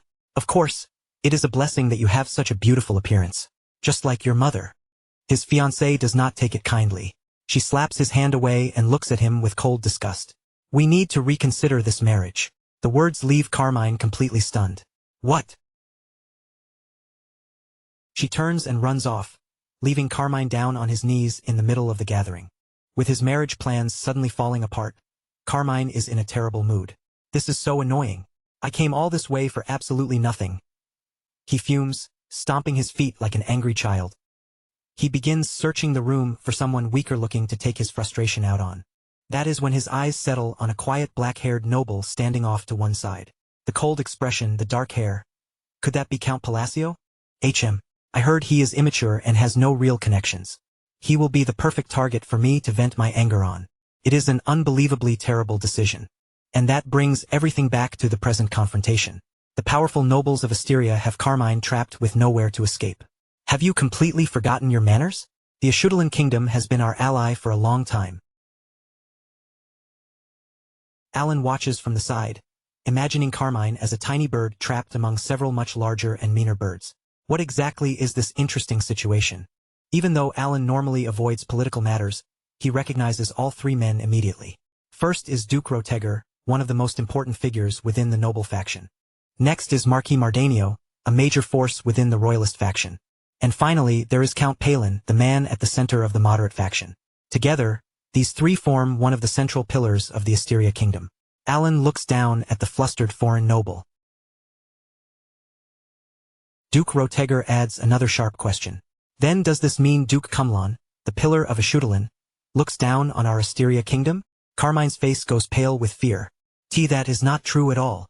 Carmine stammers. Count Palin immediately presses him further. Then is there some reason you addressed another noble so disrespectfully? Carmine can only lower his head and mutter, I have made a mistake. But Marquis Mardanio is not finished with him yet. The real issue is that you took a condescending attitude toward Count Palacio. Carmine hangs his head even lower, completely unable to find a response. Alan watches the entire exchange with a smug little grin. Just how unpleasant does Carmine have to be for three men who barely know Alan to protect him this fiercely? Then, all at once, Alan realizes why this situation feels so familiar. It reminds him of his previous life in the military. In his mind, Carmine suddenly looks exactly like a fresh recruit being mercilessly chewed out. The drill sergeants would roar at the recruit. Do you have anything else to say besides sorry? I said, do you have anything else to say besides sorry? The memory alone makes Alan wince slightly. This is bringing back some deeply unpleasant memories. Meanwhile, Carmine is practically sobbing. Sob. I beg you to forgive my discourtesy. Tilda. With that, he makes a desperate and tearful retreat, fleeing as though his life depends on it. The three influential nobles turn their attention toward Alan, their expressions carrying both concern and curiosity. Count Palacio, are you all right? Alan is bewildered by all the attention. I am. But what is wrong with everyone today? It is starting to scare me. Deep down, he knows this must all be because of that faction rumor. Seeing figures that important step in to defend him makes Alan realize that the rumor may have spread farther than he thought. At this point, people must truly believe it. Then another thought reaches him. Once Altia and Zenonia begin actively involving themselves in politics, Palacio, the supposed head of their faction, would hold overwhelming influence.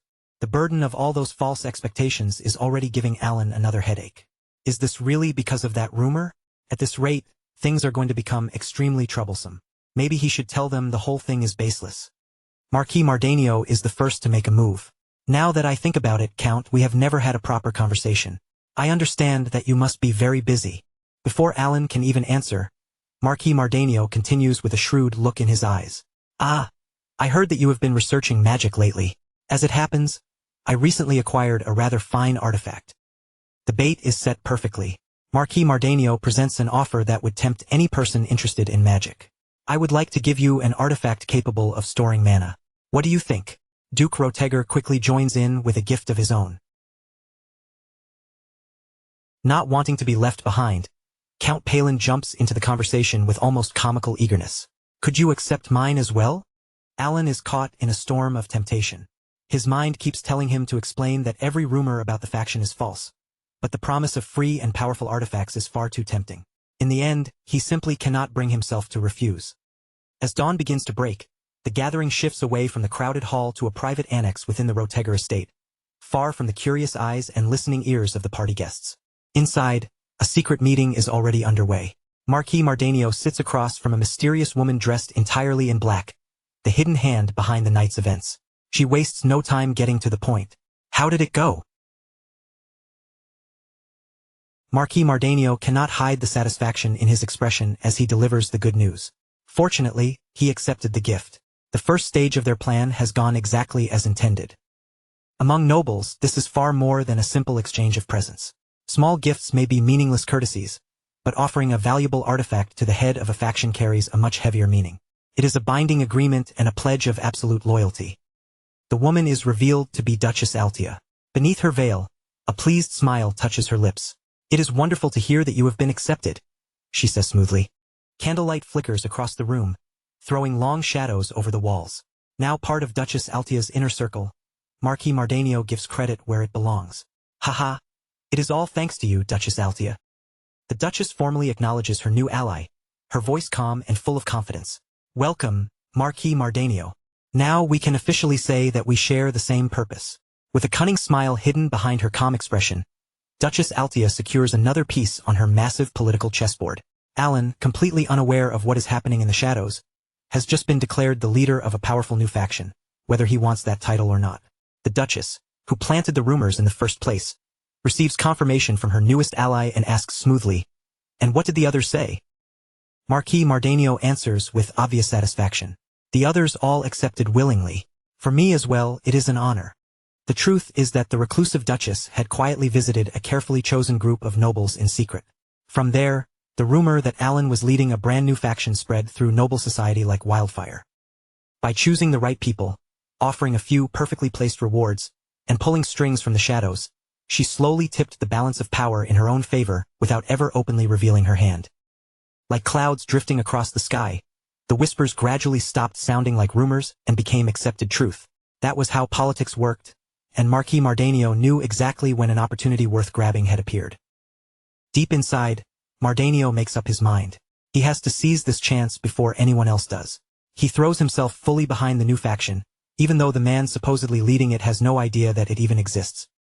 With yet another powerful piece secured on her grand board, Duchess Altia allows herself a small, satisfied smile.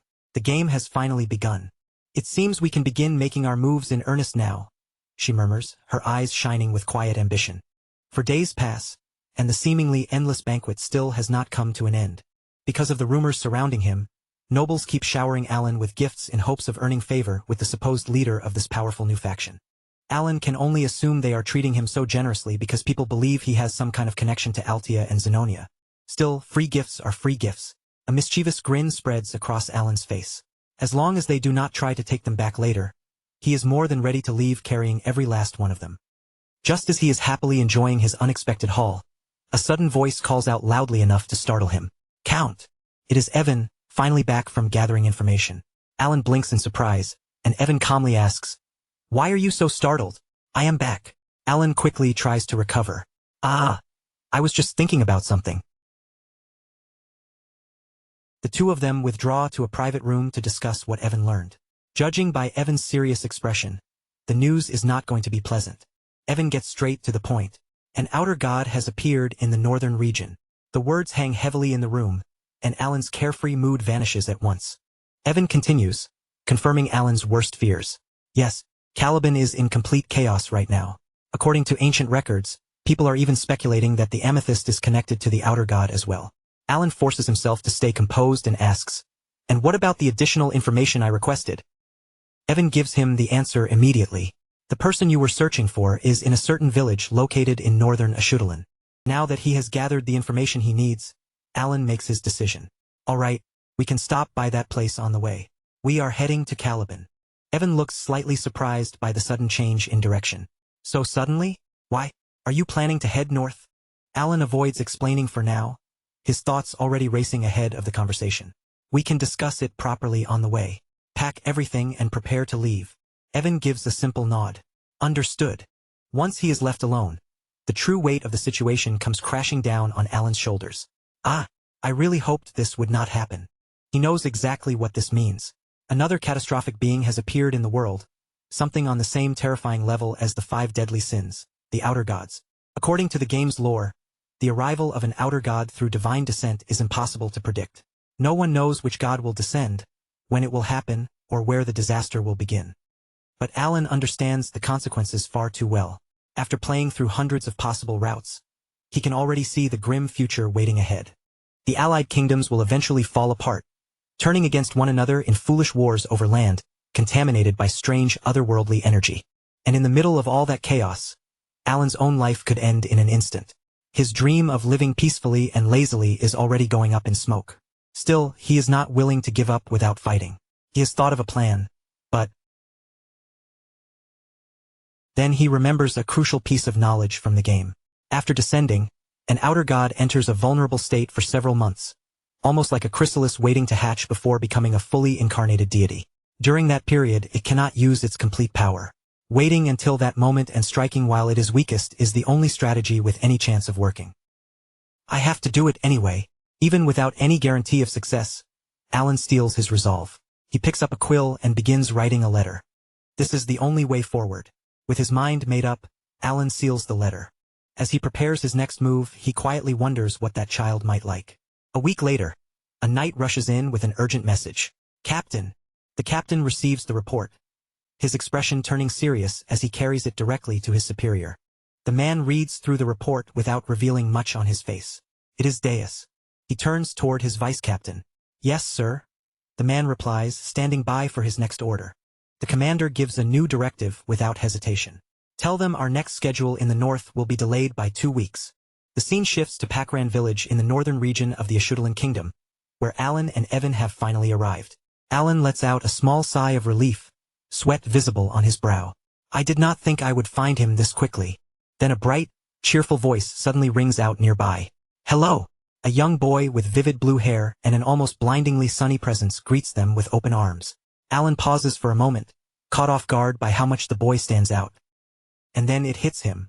This is Eli Van, the protagonist of the turn-based roguelike RPG Psychedelia, the very hero of the game Alan used to play. So even in this strange world, a protagonist is still a protagonist after all. As Alan studies the boy more closely, he realizes that he looks exactly like the illustration from the game. But then another thought catches him off guard. He is a boy, right? He is far too pretty to be a boy. The child strikes a confident pose, completely unaware of Alan's inner confusion. Do you know who I am? Alan asks. The boy gives a cheeky smile and answers. I only wanted to welcome a stranger. I am Olivan. Alan keeps looking at the boy, a strange feeling slowly washing over him. No matter how different this world may be from the game he remembers, the main character is still the main character. In the end, this child is destined to grow stronger, become famous, and leave a major mark on the world. Alan knows that greatness is waiting somewhere in Alivan's future. Well, I do like your positivity, Alan admits. It feels deeply strange to stand face to face with the very character he once controlled in a game. Without wasting another moment, Alan reaches out with a heavy bag. Here, take this. He hands the unsuspecting protagonist a pouch filled with gold. Eli Van stares down at it in total confusion. Pardon? Is this gold? Before he can even begin to understand why a stranger is handing him money, Alan calls out, Evan. Right on cue, Evan appears carrying an ornate case packed with potions and useful starter items. But the gold pouch is only the beginning. Evan steps forward and starts unloading an entire mountain of beautifully wrapped boxes, setting one gift after another down at Alivan's feet. They are all yours, Alan announces. Evan quickly opens the packages one by one, and the growing display becomes so extravagant that it almost looks like a performance prepared just for Eli Van. The amount of loot is completely overwhelming. It is practically an entire early-game stockpile of high-grade equipment, rare resources, valuable tools, and useful items, all handed over at once. Alivan's jaw slowly drops as he stares at the endless pile. His eyes widen in total disbelief. All of that is for me? But why would you give me something like this? Eli Van asks, still unable to look away from the gifts. Alan gives him a simple answer that carries far more weight than it should. It is an investment. Inside, Alan is already thinking that he brought everything capable of helping the main character grow during the early stages. Alan leans closer with a completely serious expression, places one hand firmly on Alivan's shoulder, and says, because you are going to become someone important in the future. Of course, his real thought is much more selfish. Grow up quickly, become powerful, and defeat the outer god in my place. With that, Alan and Evan turn around and begin walking back toward their carriage, leaving Eli Van standing alone amid his sudden fortune. Alan quietly wonders whether this will make the boy like him. Then, almost as an afterthought, Alan pauses and turns back around one last time. Sorry for the late introduction, he says. I am Count Palacio. It is the name of the sponsor you should remember when you become successful, Alan adds, giving him a small, playful wave. Still clutching the heavy bag of gold, Eli Van hurriedly calls after them. Thank you, Count. As Alan and Evan are about to depart, Eli Van climbs up near the carriage, his face glowing with gratitude and determination. I will remember this. The carriage finally rolls away, and Eli Van stands there waving goodbye. His future has now been changed forever by one strange but unbelievably generous encounter. Alan watches the bright blue-haired boy disappear behind them and starts to wonder. Was Eli Van always that cheerful? The game had been a dark fantasy, so Alan does not remember him being quite so radiant. Inside the carriage, Evan sits quietly for a moment before speaking. Count, I think I understand what you were trying to do, but is it really all right to leave without having a proper conversation with him? Alan brushes the concern aside. He is a smart boy. He should understand what I meant. I am in a hurry, so I do not have time to slowly build a relationship with him. Just to be safe, Alan has basically left the protagonist running on autogrind mode. It is a simple pay-to-win strategy, and he is fully committed to it. Evan considers the encounter and adds, anyway, that child seemed talented. Very talented like the others. There was dense mana flowing around him. Evan continues, and although his clothes were plain, he appeared to be wearing artifacts as well. Alan listens closely, and a small frown begins forming on his face. In the original story, Eli Van had started out as nothing more than an ordinary boy before setting out on his adventure. Now Alan begins to realize what his interference may have changed. This could become another butterfly effect, changing the world even further from the game Alan remembers. And because Eli Van is the main character, the consequences could be especially enormous. Still, Alan quickly pushes the doubt away. As long as his peaceful and comfortable life plan remains safe, that is what matters most. The stronger Eli Van becomes, the better it will be for Alan. The investment will be worth it. Eli Van is one of the few genuinely kind characters in that miserable dark fantasy world, so there is not much to worry about. But suddenly, Alan freezes at one thought. A kind personality. The atmosphere in the carriage changes as he turns toward Evan with a hesitant, almost nervous look. Evan, about Deus. Do you think he would even want to meet me? The old fear returns at once. Alan admits that he had been so scared before that he never once visited the orphanage. I never thought things would end up like this. Evan, completely unaware of the turmoil happening inside Alan's head, gives an uncertain answer. I suppose so. Maybe. An awkward silence settles over the carriage as it moves away from the northern village and the newly sponsored hero left behind there. Alan is left alone with his worries, anxious both about the protagonist he just met and about Deus, the person he is terrified to face. This is not something Alan came up with overnight. Looking back, he had been planning for it for some time. When Evan once questioned why he was buying so many random things, Alan explained his grand strategy. These are bribes for my future lifeline. 10 days later, Alan and Evan finally reach their destination. Kurtham, the grand capital city of Caliban. Their carriage joins a long line of travelers waiting to pass through the northern gate, surrounded by countless other wagons and noble carriages. Inside the carriage, Evan looks completely worn down. He lets out a huge yawn and groans. Gah! Tilda, that was exhausting. Alan agrees that a journey this long would exhaust anyone. But Evan quickly clarifies that the real problem was the strange labyrinth they encountered near the end. Without that detour, he would have felt much better. Alan can only reply that it could not be helped. Alan glances down at a strange, ornate amulet and thinks back on all the places they visited along the way. Every detour had been part of his preparation for the coming battle against the outer god. And there were the gifts as well. Their carriage is practically overflowing with chests, packages, and presents. Alan hopes Deus will like them, feeling almost like a father who wants to give his child everything. Outside, Evan informs his master that it should be their turn to enter soon. Evan heads out to take care of the required paperwork. The capital inspection should only require identity verification. I will be back quickly.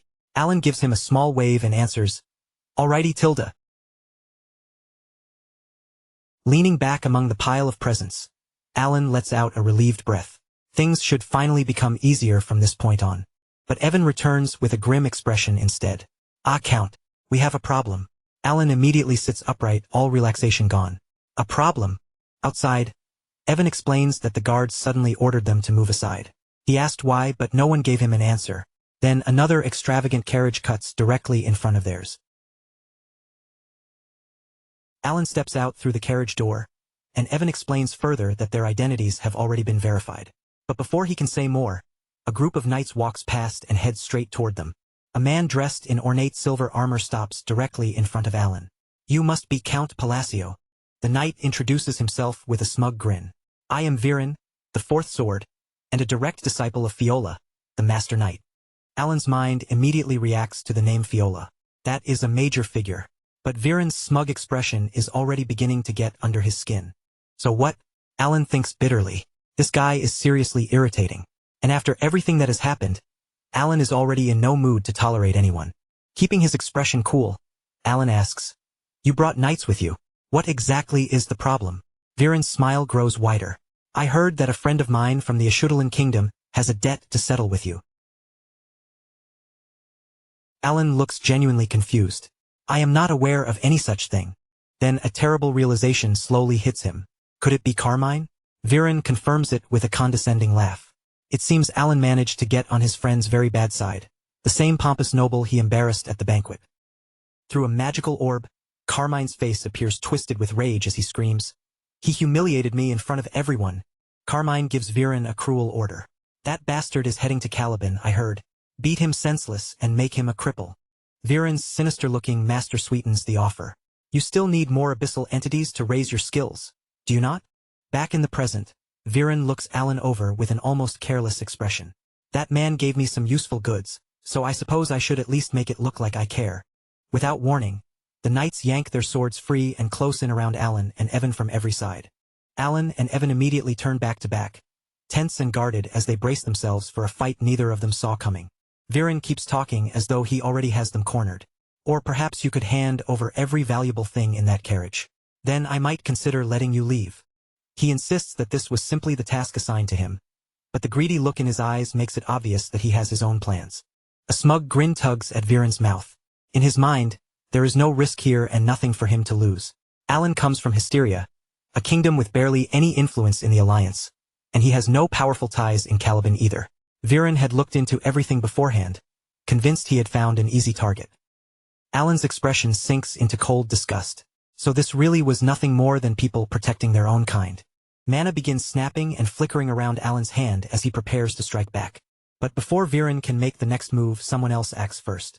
A figure flashes past Alan in the blink of an eye, charging straight toward the knight who had been standing there so confidently. Viren barely understands that he is under attack before a hand closes around his throat and lifts him completely off the ground. His sword slips loose and crashes into the dirt as his body is hurled backward, leaving him choking and desperately gasping for air. The knight's eyes shake with disbelief as the air vanishes from his lungs. Who? A dark figure clad in armor holds him suspended with one hand and asks in a low, chilling tone, "What exactly do you think you're doing?" Viren coughs weakly, and the armored figure turns toward him. A dangerous growl rolls from behind the helmet. "You dared to harm my benefactor?" Alan goes completely still. He knows that voice. More than that, he recognizes the overwhelming presence behind it. It is Deus, wrapped in imposing black armor and staring down at Viren with nothing but raw, merciless menace. Unfortunately for Viren, his careful investigation had missed one crucial fact. Count Palacio was the benefactor of Deus Macallion, the same Deus who defeated Kurga of Snowfield in a duel, rose to fame as a hero, and earned the name Swordless. Still struggling for breath, Viren tries to cling to what little authority he has left. "You know you can't do this to me." Behind the darkness of Deus's armor, his eyes begin to glow with a cold and terrifying light. "If anyone here dares to move even 1 inch," Deus says, his voice carrying across the road, "then use your imagination to figure out what happens next." Every other knight freezes where he stands, their bodies locked in place beneath the crushing pressure of Deus's aura. Then, without wasting another word, Deus explodes into motion. His kick lands squarely in Viren's chest and sends the knight flying through the air. Viren slams violently into the dirt, and the force of the impact cracks and shatters parts of his armor. All Alan can do is stare with wide eyes. That terrifying knight really is Deus. Deus refuses to give Viren even a moment to recover. "Be grateful," he growls, "that the circumstances prevent me from killing you here." He surges forward once again, moving like a phantom as purple and black blur together around him. Viren is completely helpless now, reduced to nothing more than a training dummy for Deus's burning rage. Watching the savage, one-sided beating unfold, Alan quietly thinks, that is a pretty good beating. Still, his face gives away more than simple surprise. There is shock there, but something else is beginning to show as well. Pride rises in him before he can stop it. Did Deus just call me his benefactor? Emotion suddenly swells in Alan's chest. He had thought Deus forgot all about him because none of his letters were ever answered. But Deus remembered. It feels almost like being rewarded for raising a son. In Alan's mind, the little Deus he once knew has grown up, yet he is still loyal to his father. Lost in that warm, ridiculous paternal pride, Alan barely notices that the beating has somehow become even more brutal. Deus keeps stomping Viren into the ground while Alan's thoughts drift somewhere else entirely. What a handsome young man he has become. Alan cannot help admiring him. He really did grow into such a handsome man. So this is what it feels like to see a son raised well? Alan says with heartfelt pride. I'm very proud of you. Evan, always the practical one, leans closer and points out, by the way, you do realize your son is beating the hell out of someone, right? Alan makes a tiny chibi face and plugs both ears as though that will solve everything. I didn't hear that, he says, refusing to let anything ruin his proud fatherly moment. Just imagine it. Deus stepped in to defend his father after he was mistreated in a foreign country. Why is his son such a sweetheart? Alan is so touched that he can barely contain himself. At last, the punishment comes to an end, leaving Viren sprawled on the ground in a bloody, broken heap. Even Evan has to glance over uneasily and ask, isn't he taking this a little too far? Deus stands over the defeated knight, his dark armor seeming to radiate sheer power into the air around him. The sight of Deus standing there suddenly pulls Alan into an old memory. It reminds him that Deus was once destined to become one of the 5 deadly sins. With the beating finally over, Deus dismisses the trembling knights and starts walking back toward Alan. As he approaches, the terrifying pressure around him fades away completely. He stops before his benefactor, and his expression softens just a little. Please, allow me to guide you. Behind him, the surviving knights can only watch in frightened confusion. Far away in the frozen north, another battle has just reached its bloody end. Among the burning wreckage and scattered bodies, the banner of the Crimson Flame Knight Order still stands tall against the cold sky. Their captain, Delman, the third sword of Caliban, raises his blade in triumph and declares that Culkin the Great, one of the 8 chiefs, along with his entire clan, has been annihilated. The Crimson Flame Knights burst into loud cheers, celebrating the scale of their hard-won victory. With the battle finished, they begin preparing to leave. Delman gives the order, return to the forward base for maintenance. But Delman is not celebrating this victory for its own sake. Beneath that triumph burns the bitterness of a fierce rivalry. His jaw tightens as he thinks to himself, with achievements on this scale, there is no way I will be surpassed by that man who only just became a master knight. Deep down, Delman admits the truth he would never dare say aloud. Even if no one ever discovered the underhanded method he used, the wars between Caliban and the barbarians had been fought with honor for generations. But Delman had trampled on that sacred tradition without hesitation. He deceived Culkin, waited until the barbarian chief came out alone, and then surrounded him with an infiltration force. Once the chief was removed from the battlefield, Delman showed no mercy at all, ordering the slaughter of Culkin's entire clan. There was only one reason he was willing to go that far.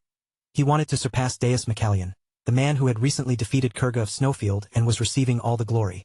Delman needed a victory large enough to eclipse Deus, regardless of what it cost him. And his dishonorable plan had gone far beyond a simple ambush. Culkin's body had disappeared, but even if the chief somehow survived, the poison should have killed him by now. Satisfied with the filth he had hidden behind his victory, Delman lets out a smug little smile. Once he returns to Caliban and reports this achievement, everything will be finished. He turns his back on the ruined battlefield, ready to leave, but then his entire body suddenly locks up. Delman's eyes fly open as a stunned curse catches in his throat. What the forward base, the place that should have been their secure refuge, has been transformed into a landscape of wreckage, corpses, and total destruction. And in the middle of those ruins stands one solitary figure, broad and imposing, a man who should already be dead. It is Culkin, the barbarian chief Delman believed he had killed, and the fury on his face leaves no room for doubt. Though visibly shaken, Delman forces himself into a fighting stance. What is that aura? Culkin should have died already. There is no way he should be standing there. But as rage twists Culkin's face into something far more frightening, it becomes obvious that this is no ordinary return from death. A demonic voice echoes through the ruins. Why did you defile a great and sacred duel, one built upon honor? This presence is something terrifying enough to devour even a superhuman warrior. An ancient power has awakened inside the barbarian chief. The confidence drains from Delman's face as sweat runs down his skin. You're not Culkin, he stammers. Who are you? The being gives him no answer. Instead, it bursts forward with blinding speed. Delman swings his sword and unleashes a massive slash of fire toward the charging figure. The flaming attack tears across the frozen ground with enough force to carve a deep trench through the earth. The possessed barbarian looks down on Delman with open contempt. For a human, you have climbed quite high. This is your final chance. Duel me. But Delman abandoned honor long ago, and now he cannot face this challenge alone. He orders his knights to draw their swords, yet the command is nothing more than a desperate and useless gesture. The barbarian scoffs at the dishonorable mortal standing before him. Then an eerie darkness begins to glow across his body. A horrifying power erupts from him, twisting the bodies of the dead knights into shapes that no living body should ever take. Delman freezes in shock as the nightmare unfolding in front of him becomes too grotesque to understand. Every dead knight caught in the spell begins to writhe and contort, screaming in unbearable agony as they beg for the release of death. The barbarian moves among them like a phantom, leaving only a violent storm of destruction in his wake. His fist crashes into one knight after another, smashing through armor and bone with brutal ease. The ground itself splits beneath the sheer force pouring out from each blow. Knights are flung through the air like ragdolls, their bodies tossed aside without the slightest resistance. A savage kick catches another knight and sends him flying across the battlefield. Before long, the entire battlefield becomes a chaos of blasting impacts, shattered earth, and screams that refuse to stop. Then the entity turns its violence on Delman himself, pounding him again and again until his body begins to break apart piece by piece. Delman can do nothing except scream through the agony as his pride collapses along with the strength draining out of his body. The entity reaches toward him like a predator savoring the moment before its meal. All savages of this place, it growls. The battlefield has become a living hell, a bloody coliseum built from the dead souls who were denied even the peace of dying. An outer god has descended to pass judgment, Altalus, the father of duels, and he offers Delman one final gift, spoken with terrifying calm. I, the god of all barbarians, personally wish to grant you an honorable death. Prove through a duel that you are not savages. Back in the present, the aftermath of Deus's beating is impossible to ignore. The knights carry away Viren's broken body while Deus, with all of his terrifying pressure now gone, calmly says, "Allow me to guide you." The remaining knights can only stare at him in stunned disbelief. The swordless himself is bowing his head. They all know the reputation of Deus Macallion. In Caliban, his ambitions are said to reach as high as the heavens. He even beat up the second prince for harassing his sister, and somehow walked away without punishment. Deus is known for showing proper politeness to almost no one, with the king himself being the only exception. So seeing him lower his head before a foreign count is enough to leave every knight there completely speechless. The knights remain baffled, unable to understand what they are witnessing. For the swordless to bow like that, just who is Count Palacio? Deus then gestures toward a beautiful new carriage, one far more luxurious and extravagant than Alan's own. "Please get on," he says. Alan looks from the lavish carriage to the crowd staring at him from every direction. This is definitely going to attract attention, he thinks. Evan gives him a gentle push and says, "Please go ahead, Count. I'll follow behind with the carriage." When they finally arrive at their destination, Alan is once again left completely speechless by what stands before him. A magnificent mansion rises in front of them, so grand it resembles a cathedral more than a private home. Deus lives in a place this huge? Alan thinks, feeling another swell of fatherly pride at how successful Deus has become.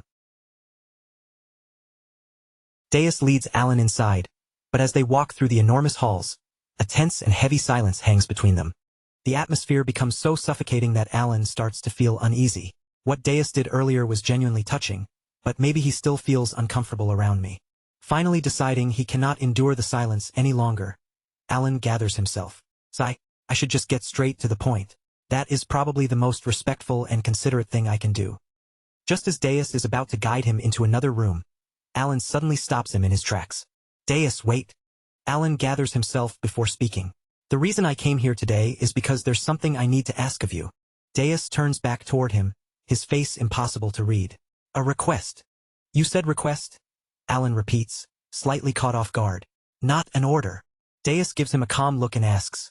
Yes, is there something strange about that? Alan immediately becomes flustered, worrying that Deus might think he is shameless for assuming he could ask for so much. Still perfectly composed, Deus simply gestures toward the room ahead. Please, we can continue this conversation once we are seated. Alan follows him inside, still feeling a little awkward, until something unusual catches his attention. As they take their seats, Alan realizes that Deus has placed him in the highest seat in the room, the one normally reserved for the host himself. A faint blush creeps across Alan's face. He cannot help liking it, because it makes him feel as though Deus truly sees him as a father. After clearing his throat, Alan finally gets down to business. Ahem, I actually have 2 requests. I know they may be burdensome, but first I need to head north. Would you be willing to accompany me? Before Alan can even finish the question, Deus answers firmly. Of course, gladly. Alan blinks in surprise. Huh? That quickly? Deus explains that he was already preparing to leave on an expedition to the north. What incredible luck. Alan feels a wave of relief wash over him. Ah, I see. Then Deus's expression settles into seriousness once more. Alan knows the second request is the difficult one. He draws in a deep breath and braces himself before finally saying it. Would it be possible for me to borrow the Ring of the Mad One from Caliban's royal treasury? Elsewhere at Deus's headquarters, his vice-captain, Slarin, is met by a knight returning from an escort mission. But Deus had already decided that he would personally escort his guest. He was unwilling to trust that duty to anyone else. His sister, Siley, overhears the commotion and immediately grows curious. An escort mission? Then her brother must be receiving someone truly important. A few days earlier, Deus had given his men a direct order. Tell them the northern schedule will be delayed by 2 weeks. When they asked why, a small gentle smile appeared on his face. Because my benefactor will be arriving soon. He had already begun clearing his schedule for Alan's visit. Back in the present, Slarin stares in disbelief at the expression on his captain's face before announcing, the Count Palacio of the Asteria Kingdom has arrived. The moment Siley hears that her brother's benefactor has arrived, she is completely stunned. Meanwhile, Alan sits across from the imposing Master Knight, preparing himself to make the far more difficult second request. He asks once again if he may borrow the Ring of the Mad One from Caliban's royal treasury. Alan knows it is an unreasonable request, one that could leave him deeply indebted to the royal family. But he cannot back down. That ring is essential to his plan. The air in the room grows heavy with tension. Just as Deus is about to respond, the doors suddenly swing open. His ever-loyal butler interrupts the moment with an apology. My apologies for being late. Deus's intense focus is broken at once. Alan quietly lets out a breath of relief. Evan, what perfect timing. He decides this is his chance to lighten the mood before returning to such a heavy subject. With a spark in his eyes, Alan turns toward Evan. You brought them, right? Evan gives a small nod. I'll bring them in now. A moment later, Evan returns carrying what looks like a mountain of gifts. Alan's plan is simple. Overwhelm Deus with presents and soften him up first. Alan proudly presents his main gift. I especially recommend this shoestring tie. Apparently it's quite popular. Inwardly, Alan feels pleased with himself. This is how you improve the atmosphere, Tilda. I chose this carefully, so I really hope he likes it. The gift itself is ornate, elegant, and clearly far more expensive than an ordinary accessory. Deus simply accepts it and says, "Thank you." Then nothing follows. The room falls quiet, and somehow the silence becomes even more awkward than before. Evan tries to help things along. Aren't you going to open the gifts? But Deus calmly answers, that would be discourteous. I will open them when I am alone. Alan's entire gift barrage has failed completely. Alan, still misunderstanding the mood, returns to the real matter. Ahem. Anyway, if my request would put you at a disadvantage, I can compensate you. Deus cuts him off with a firm, absolute answer. I will bring the Ring of the Mad One immediately. Alan is left speechless. Did he not hear what I said about where it is kept? Alan thinks, completely baffled by the answer. It is in the royal treasury of Caliban, after all. Deus calmly begins considering the practical details. Normally, it would take a week. The most troublesome part would be dealing with the king, but that only means he would need to take out around 50 people. Alan's jaw drops. He is really willing to go that far. Nervously, Alan tries to laugh it off. Maybe he just has a very strange sense of humor. But one look at Deus's face tells him everything. There is no joke here. The man is completely serious. Realizing Deus is genuinely prepared to slaughter half the royal court for him, Alan hurriedly pulls back. You really don't have to go that far. Deus merely nods. I understand. Then I will retrieve it as quickly as possible. Alan cannot make sense of it. Deus is trying to get the ring for him by any means necessary. He is grateful that Deus cares so much. But is this not becoming a little excessive? Just as the tension in the room reaches another unbearable peak, their conversation is interrupted yet again. A young woman in a beautiful pink dress comes hurrying down the hall, calling out with bright excitement, "Brother!" The moment she sees Evan, the two greet each other with the warmth and excitement of long-lost siblings. They burst into an adorable, cheerful reunion, spinning one another around with pure happiness. As Alan watches their cheerful reunion, a forgotten memory suddenly clicks into place. Oh right, she is the younger sister I told Evan to save. Back in the game, he had only ever caught a brief glimpse of the way she died. Seeing Siley alive now, smiling so brightly and full of energy, leaves him with a strange feeling in his chest. Looking at her properly for the first time, Alan cannot miss the resemblance. In person, Siley looks remarkably like Deus. Deus reaches out toward her and calls her name in a quieter voice. Siley. Evan gently corrects her at once. That man is not your brother. You should call him Mr. Alan is completely thrown off by that. He knew Deus carried a sense of loss when it came to family, but this level of distance is something else entirely. When Alan tries to greet Siley, Deus's whole presence changes in an instant. A dark, terrifying aura spills from him as he growls, "Silence, Mr. Do not speak to her." Then, as sudden as a bolt of lightning, everything finally makes sense. Alan snaps his fingers, his face lighting up with pure realization. I understand now. This is why Deus has been so good to me. It is because I saved Siley. I was so focused on stopping him from becoming one of the sins that I never realized it. At this point, would he really help me with anything I ask? Siley turns her attention toward Alan with a polite, curious smile.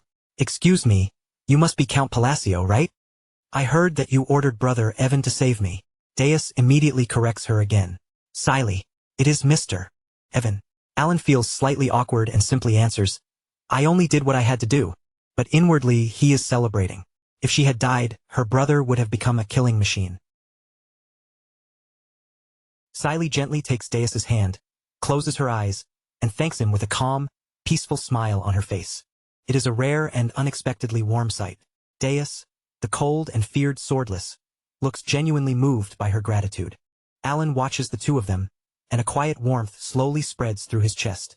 Even though he had acted with a different purpose in mind, being sincerely thanked by someone still feels surprisingly wonderful. And so, while the necessary preparations are made, Alan ends up staying at Deus's mansion for the next few days. Then, on the very next day, Deus appears before him with a small box in hand. I have brought the ring. Alan can only stare at him in complete disbelief. Huh? But it has only been 1 day. He asks how that could possibly be done. But before Deus can answer, Evan suddenly bursts into the room in a panic. Evan is panting heavily as he struggles to catch his breath. Count, I just heard something very strange, you see? He leans closer and quietly reveals the unbelievable truth. Deus caused a huge disturbance at the palace while demanding the ring. And when the second prince tried to stand in his way, Deus simply slapped him around until he got what he came for. This man truly does not care about royalty at all. 3 days later, every preparation is complete. With the ring of the Mad One now in his possession, Alan sets out for the north alongside Deus and the solar eclipse knights. But grim news reaches them during the journey. 2 weeks later, at the forward outpost along Caliban's northern border, terrible reports begin pouring in from the front lines. Delman, the third sword of Caliban, has been killed at the eastern base. And at the western base, the second sword, Kiriana, has been severely wounded. The reason behind both disasters is terrifying. An outer god is sweeping through Caliban's forces, raising the dead and forcing them to fight under its command. The commanders break into a heated argument. One viscount shouts, "Retreat? Are you seriously suggesting that we turn our backs on the barbarians?" Another officer slams his fist down onto the table and immediately argues back. "You have seen it yourselves. The soldiers are badly wounded, and with the first sword in seclusion, we have no chance of winning." The argument is cut short by one sharp clap. Everyone turns toward Deus, seated at the head of the table with an unreadable expression. A woman with long, light blue hair rises to her feet. This is Fiola, the fourth sword of Caliban. She brings the chaotic meeting under control, suggesting that they calm down before making a final decision. Later, she and Deus walk through the snowy camp together, and Fiola lets out a weary sigh. So the outer god is sweeping through our bases with an army of undead, huh? Delman, the third sword, the man who relied on dishonorable methods just to get ahead, is already dead. And Kiriana, the second sword and one of the kingdom's most powerful knights, is now hanging on the edge of death. Deus gazes out toward the distant horizon. I can already see it from here, but he is not talking about the enemy army. He can see the mana drifting through the air itself, twisted and corrupted by something ominous. A strange red mana has devoured the land. It is a chilling sight, a landscape saturated with corrupted energy that only those who have reached the highest levels of power can perceive. The oppressive aura is so overwhelming that even Fiola begins to think retreating may truly be their best option. But then Deus's eyes catch something completely out of place in the middle of this desperate situation. Smoke? It is a grill covered with perfectly roasting sweet potatoes. Deus finds Alan and Evan tending the fire while Alan quietly mutters magical formulas. Diffraction, condense, focus. Deus can only stare at the sight in disbelief. Where did Alan even get those from? Then Deus's attention is pulled away by shouting coming from nearby. A blue-haired woman, the vice master of the Blue Magic Tower, is trying to fend off a group of desperate soldiers. I said I cannot, you fools. The treatment is finished. I am only here to investigate the barbarian's ritual. The soldiers keep pleading with her, pointing toward a man who has been grievously wounded. But people should come before research, don't you think? Just one more time. Her patience finally worn thin by their pointless arguing. She strides forward. But when she finds Deus standing in her path, she snaps, "Get out of my way!" The vice master freezes immediately, her eyes widening in terror as the full force of Deus's presence hits her. Wait. Then she notices Alan nearby, holding a small and intricately crafted wand in his hand. Alan casually waves at the vice master of the Blue Magic Tower, causing her to freeze even more. Oh, Vice Tower Master. The tower said you would be here, and it turns out they were right. She lets out a startled shriek. Her fingers tighten around the roasted sweet potato so hard that it looks ready to break, while her entire body trembles uncontrollably. Flustered, she quickly tries to brush him off. I do not have any extra medicine like the one you just mentioned. And the process is so it takes a long time and I am extremely busy. Alan puts on his most pitiful, kicked puppy expression and lets out a long, heavy sigh. Ha! It was only a pleading request, but I understand. I suppose it was too much to ask. Her face instantly fills with panic and surprise, and she completely folds under the pressure. Kaya! No, wait! I can do it. I can definitely do it. Seeing that his little scheme had worked flawlessly, Alan decided to push his luck even further. Oh, she really can do that? Wonderful. Though our finances have been a little tight lately, so the payment may arrive somewhat late. The Vice Tower Master was so flustered that she clearly wanted the matter settled as quickly as possible. That is simply my duty. 1 gold will be enough. A nervous little laugh slipped out after her words. Alan gave a small, measured nod, as if accepting the offer required serious consideration. Then I would be rude to refuse such kindness. Just like that, the deal was sealed, leaving the soldiers nearby staring in open shock. Even her own subordinates could barely believe what they had witnessed. The Vice Tower Master was actually smiling, and Alan had talked her down from a fee worth hundreds of gold to a single coin. In their eyes, he had to be some terrifying master of negotiation. Without wasting another second, the Vice Tower Master spun around and hurried off at full speed to prepare the medicine. Then I will begin immediately and bring it to you while it is still steaming hot. As soon as possible. The 2 subordinates remained behind, completely stunned by the sight. For a moment, neither of them could find anything else to say. Wow! They whispered together, their eyes fixed on Alan. That man is incredible. Alan only answered with a faint, knowing smile. Somehow, he had the Vice Tower Master of the Blue Magic Tower completely wrapped around his finger. Then, without warning, a dreadful pulse of crimson energy tore through the camp. The terrifying surge crashed directly toward the command tent, where Deus and Fiola had been speaking moments earlier. Deus reacted at once, every muscle in his body tightening. That aura just now. Did you feel it? he asked Fiola, already gripping the hilt of his sword. He did not wait for a reply. His face darkened as he rose from his seat. We are under attack. Outside, that ominous red mana flooded across the battlefield like a poisonous tide. The fallen soldiers began to stir, twisting and rising as grotesque undead puppets. The Viscount from the earlier meeting foolishly raised his voice and gave the order. Everyone, charge them. Kill them. But the men rushing forward were charging straight into a massacre. The undead moved with horrifying efficiency, ripping through the living soldiers with blind and merciless violence. One knight let out a final scream as a weapon pierced through his body, ending his life in an instant. Die! I said die! Another soldier was struck from behind, a blade punching through his back and snuffing out his life before he could even turn around. The entire camp collapsed into chaos as the undead horde rampaged through the terrified soldiers. Fiola, the fourth sword, stepped forward and slowly closed her eyes. Drawing upon her power, she calmly spoke a single word. Icicle. A violent wave of freezing energy burst outward, flash freezing the undead where they stood and sealing them inside jagged masses of ice. Then, with one final release of power, the ice exploded in every direction, shattering the frozen corpses into countless glittering fragments. But the horde did not end there.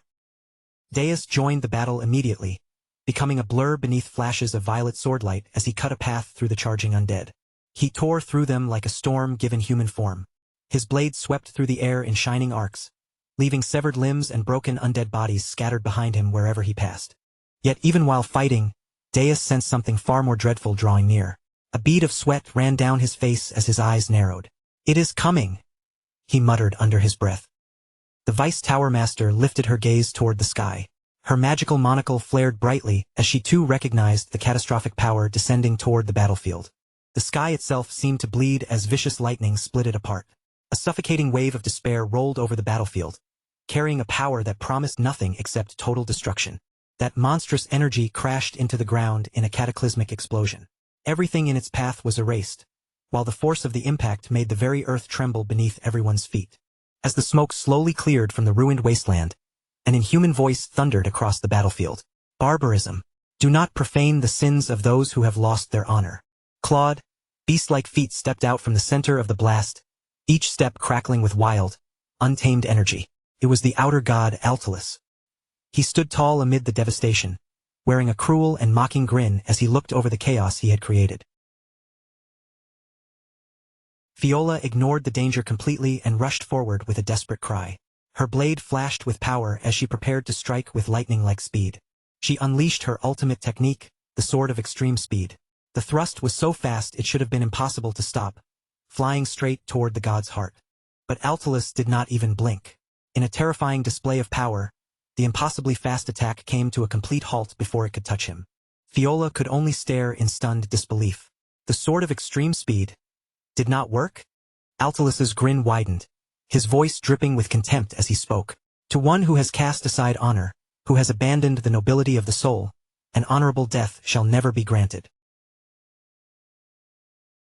With a casual flick of his hand, Altalus released a wave of cyan energy. It tore through Fiola's torso and completely vaporized it, leaving only her legs to collapse helplessly onto the battlefield. Her comrade could do nothing except scream in absolute horror as the gruesome sight unfolded before him. Lord Fiola! Then another voice cut cleanly through the fear and tension, calm despite the chaos surrounding them. Oh, great god of duels, Altalus! Every eye turned toward Alan as he stepped forward. After drinking the 2 potions, Alan finally spoke. In accordance with the oath of Calgunius, I, Alan Palacio, shall uphold that great covenant.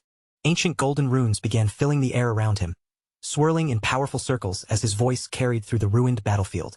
I demand the duel of Babylonia. Altalus lowered his gaze toward the human who dared challenge him. His initial amusement quickly twisted into a broad, maniacal smile, his sharp fangs fully exposed. A booming, insane laugh echoed across the battlefield, filled with both surprise and wild excitement. Ha ha ha ha ha! The outer god seemed genuinely delighted by what he had heard. So you know the oath from our era. Strange, but I welcome it. Then he snapped his fingers. Oh, noble one, welcome to the bloody Colosseum, where no outsider may interfere. Vicious black tendrils exploded from the ground, tearing through the remaining undead and clearing the battlefield in a single brutal instant. A massive dome of blood-colored energy rose around Alan and Altalus. It separated them from everyone else, sealing them inside a sacred ground prepared solely for their duel. Altalus's eyes burned with power as he formally accepted the challenge. I, Altalus, shall accept the holy duel of Babylonia beneath the great oath. The pressure inside the arena became overwhelming. Alan gritted his teeth as divine power poured from the god before him, pressing down on his body from every direction. Alan immediately realized that his earlier prediction had been wrong. My estimate was mistaken. I did not think he was already this close to becoming a living god. He knew that outer gods grew stronger the nearer they came to a full descent, eventually reaching the terrifying level of the 5 deadly sins. Altalus was already dangerously close. Alan released a shaky breath and forced himself to remain standing. Phew! Without the potion of extraordinariness, I might have blacked out already. This was his final chance to act before Altalus fully awakened. Altalus extended a clawed finger toward Alan. Then let the duel begin. The god laid out the rules of the ancient ritual. Furthermore, the great duel of Babylonia, from the forgotten era of gods, is fought in turns. Without giving Alan time to respond, Altalus lunged forward, his body becoming a blur as he prepared to deliver the first devastating strike. The first rule appeared high in the sky above them. Rule number 1. The challenged party receives the first strike. Since Alan had issued the challenge, Altalus was granted the opening attack. Altalus's voice boomed through the blood-red arena, overflowing with sadistic delight. You shall hear the song of destruction. Outside the sealed arena, one of the soldiers panicked and shouted toward the others. Everyone, run. Scatter now. But another soldier kept staring at Alan, confused by how calm he remained. Wait. Why is he not moving? Alan stood perfectly still, his face locked in deep concentration as the second rule formed in the air above him. Rule number 2. The defender is forbidden from moving during their turn and outside their turn. Repositioning is forbidden. Alan had no choice but to receive Altalus's attack head-on. Altalus grinned wider, clearly pleased that Alan understood the ancient customs. Excellent. You are one who understands honor. Then the final primary rule appeared overhead. Rule number 3. Every round is divided between offense and defense, and the attacker and defender alternate their roles each turn. Alan drew out a potion while keeping his eyes locked on Altalus. As the defender, this was his turn to endure the attack. He knew a simple shield would never be enough against that power. To survive, he would have to use everything he had. Alan began weaving together a complicated chain of magic, his fingers moving through one hand sign after another without pause. Fixation, condense, enhancement, in-death. Altalus's attack crashed down like a falling meteor, a colossal mass of red and cyan energy descending with enough force to erase Alan from existence. Even as that devastating attack reached the space directly in front of him, Alan did not break his hand signs. His fingers remained locked in place as he continued the spell. The impact was so violent that the arena floor itself shattered beneath it. Deep fissures exploded outward, racing across the dueling ground in every direction. A blinding flash swallowed the entire world as the two forces collided, erupting into a cataclysmic explosion that drowned everything in white light. The ground where Alan had been standing was vaporized completely, leaving behind nothing but a smoking crater at the center of the ruined arena. As the dust began to drift away and the violent energy slowly settled, everyone outside the barrier held their breath, afraid to look away from the aftermath. Deus and the Vice Tower Master stared into the destruction with their eyes wide open. Deus could barely form the words. He survived. There, at the heart of the devastation, Alan was still standing. A broken magic circle glowed faintly around him as blood ran down his battered body. But somehow, he was alive. The crimson pendant hanging from him crumbled into dust, its power completely spent after saving him from the fatal blow. Alan staggered where he stood, clutching a potion bottle in his hand. Every part of his body screamed in protest after taking the full force of an outer god's attack. Only moments earlier, Fiola had held up the 2 potions she prepared for him and spoken in a serious voice. You probably already know, but this is the potion of extraordinariness, and this is the potion of remithion. It blocks pain. Then she looked at him in confusion. Where exactly are you planning to use these? Alan thought back on those words as he steadied himself. The potion had worked perfectly. Without it, he would have been reduced to dust. He uncorked another bottle, this one containing a highest-grade healing potion. Just as planned, it had not been damaged at all. He poured the golden liquid over his body, and the torn flesh across his wounds began to close. This will not heal me completely, but it should be enough to get me back on my feet. Alan lifted his eyes toward Altalus, his breathing still uneven. Now came the real counterattack. Finally, it is my turn to attack. I have been waiting for this. Having fulfilled the conditions of hubris, I invoke the restriction. Golden light began to spiral around Alan's body, pouring out from the ring of the Mad One and gathering around him in a shimmering current. Alan had somehow endured the wrath of a god, and now the turn had finally shifted to him. But this was not a simple fight where either side could attack whenever they wished. The ancient duel followed strict turns and unforgiving rules. This had been Alan's plan from the beginning. By drawing Altalus into a formal duel, he had bound the outer god beneath ancient laws that restricted the terrifying power capable of destroying the world around them. Altalus, chained by his own sense of honor, only grinned with excitement. He had no idea that he had stepped straight into Alan's trap when he formally accepted the duel and sealed the terms himself. With the pendant of reincarnation and the healing potion, Alan had barely survived that first strike. It had been an insane risk, but it was a risk he had known he would have to take. Now, with his life still hanging by a thread, Alan could finally activate the power he had been saving. A hard, determined light entered his eyes as he declared once more, "I invoke the restriction."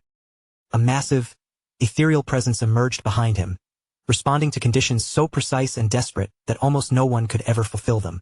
The key to the ring of the Mad One was simple and brutal. Its power could only awaken when its wearer had one foot already in the grave. By coming so close to death, Alan had unlocked an entirely new level of magic. The situation had completely reversed. Alan was now the attacker, and Altalus, who treated duels as sacred, could neither defend himself nor interrupt the strike. He would have to face whatever Alan unleashed head-on. Alan knew this was his first and only real chance. Back in the game, he could simply endure the first hit and continue fighting afterward. But this was no game anymore. He had to finish everything here and now. Altalus watched him with a smug smile, clearly looking down on the mortal standing before him. The god had no idea what Alan was preparing. Unlike the game, there was no time limit forcing Alan to act quickly. He could gather every fragment of knowledge, every ounce of mana, and every piece of strength he possessed into one single attack. He drew in a deep breath and the spell began. The first of the 4 restrictions took effect. When magic is used in a land of extreme cold, may it twist the laws of the world. As the words left Alan's mouth, the very space around his magic began to distort. He spoke the next command. Diffraction. The second restriction activated immediately. When magic is used in a near-death state, may it twist the laws of the world. Alan's brush with death now fed directly into his power, causing it to surge higher and higher. Another word rang out. Focus. A torrent of wild lightning gathered at his fingertips, raw and violent power waiting to be shaped. Condense. The chaotic energy compressed into one devastating point of magical force. Then came the final command. Death. The third restriction was fulfilled. When magic is used against a god, may it twist the laws of the world. This was not merely a powerful spell. It had been built to kill a god. At the same time, the mana-storing bracelet around his wrist blazed brightly, pouring every bit of its stored energy into the final incantation. Then Alan declared the 4th and final restriction. When magic is used against Altalus, the great god of duels, may it twist the laws of the world. This was no longer just magic. For one single purpose, he was rewriting the rules of nature itself. With one final command that shook the arena to its core, Alan unleashed his ultimate attack. Front line of silence. A massive beam of pure destructive energy roared across the battlefield, strengthened by all 4 reality-bending restrictions as it flew directly toward the arrogant god. This was everything Alan had prepared for. Every potion, every artifact, every piece of knowledge, and every drop of mana he could gather had been forced into one desperate all-or-nothing strike.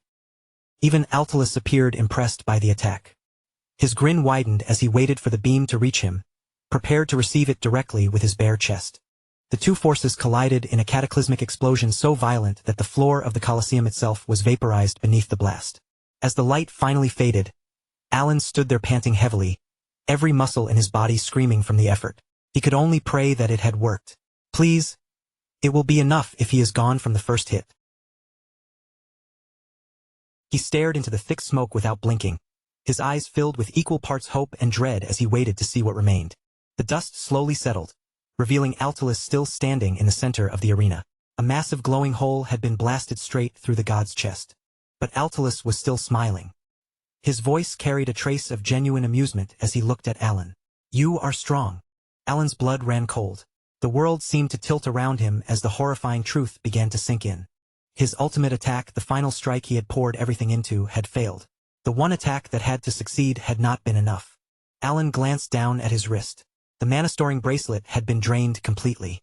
I used every bit of mana I had stored. There was nothing left for him to rely on. Altalus's grin sharpened into something almost predatory. "Heh, I see now. You were carrying on the will." Then Alan noticed something strange. An unfamiliar energy was leaking out from the massive wound in Altalus's chest. "Is this hellfire?" As Altalus spoke, his body began to crumble apart. "And to think that you already possess the class." Already? Altalus was disappearing before Alan's eyes. Alan could only watch in complete disbelief as the god gave him a final nod of respect. "Noble one, it was an excellent duel. I understand now. The black and blue ones are worth keeping an eye on." As a reward for Alan's valiant struggle, Altalus offered him a final gift. "I have lost this duel, so I shall give you this, along with the authority." A glowing belt suddenly materialized in midair before the exhausted Alan, hovering quietly as its light reflected across his battered face. With his final words, Altalus placed a heavy responsibility upon Alan's shoulders. "You who remember the mysteries of the great forgotten god, carry our will forward by remembering us." Shadowy visions of monstrous beasts flickered across Alan's eyes. Then Altalus's voice continued, low and solemn. "When the usurpers break free from their shackles, call my name." His final words revealed something even more startling. "Not the false epithet given to me, but my true name, the Wicked One." And with that, the outer god vanished completely, leaving nothing behind but silence. The bloody Colosseum began to dissolve around Alan, its walls of red energy fading away until he stood alone in the quiet, snow-covered wasteland. With the danger finally gone, the barrier collapsed, and the camp slowly returned to an uneasy state of relief. The surviving soldiers began the grim work of gathering the fallen. Their northern expedition had ended in blood and shock, and now all that remained was the journey back to Caliban. The return trip stretched on for a long time, giving everyone more than enough time to quietly process the impossible events they had survived. Along the way, Alan decided to question the Vice Tower Master. "Anyway, my next question is..." Before he could finish, she suddenly blurted out an answer about the magic circle he had used. "Yes, you are a second circle, Count." Alan gave a small cough. "Ahem. Third circle." Her face immediately turned flustered as she hurriedly corrected herself. "Oops, right, you are a third circle. I was mistaken." Alan decided to get straight to the point and asked about Altalus's strange parting words. "Do you know anything about the black and blue ones?" The Vice Tower Master panicked instantly, shaking her head so quickly that Alan could almost see after images. "I do not know anything. I swear, I did not see anything black or blue. Please, I swear." She refused to say another word. Then, with a rushed, "Thank you for allowing me to leave," she practically vanished from the moving carriage in her hurry to escape. Alan sat there in complete disbelief. "I never said you could leave." Being thanked for something he had not even done somehow made him feel like a cruel villain secretly pulling strings in the background. He let out a long sigh and slumped back against the carriage wall. He had far more questions than answers. Why had that failed attack made the god disappear? And what were all those cryptic final words supposed to mean? Then he looked down at his reward, the 44 Bzyken, Belt of the Forgotten One. A system window appeared inside Alan's mind. The belt doubled both the damage he dealt and the damage he received. It was an item built around enormous risk and equally enormous reward. But what caught his attention most was an inscription he had never seen before. "The one who carries on the will, head to Kahara, the city of the ancient god." A new destination had appeared before him, along with another mystery. Just then, Deus stepped into the carriage. "Ah, Deus, what is it?" Deus was radiating pure killing intent, his eyes glowing sharply. "That mage dared to leave without properly saying farewell to you. Should I kill her?" It seemed someone had become rather overprotective. Miles away, the fleeing Vice Tower Master suddenly felt a terrifying chill crawl down her spine. Killing intent? 2 weeks later, the expedition finally arrived at Kurtham, the capital of Caliban. The long and bloody journey was officially over. As they prepared to part ways, Alan thanked Deus for all the help he had given. "Then I will see you again next time." Alan also received an enormous reward from the king for helping stop the disaster. Several wagons arrived, piled high with gold, treasures, and valuables.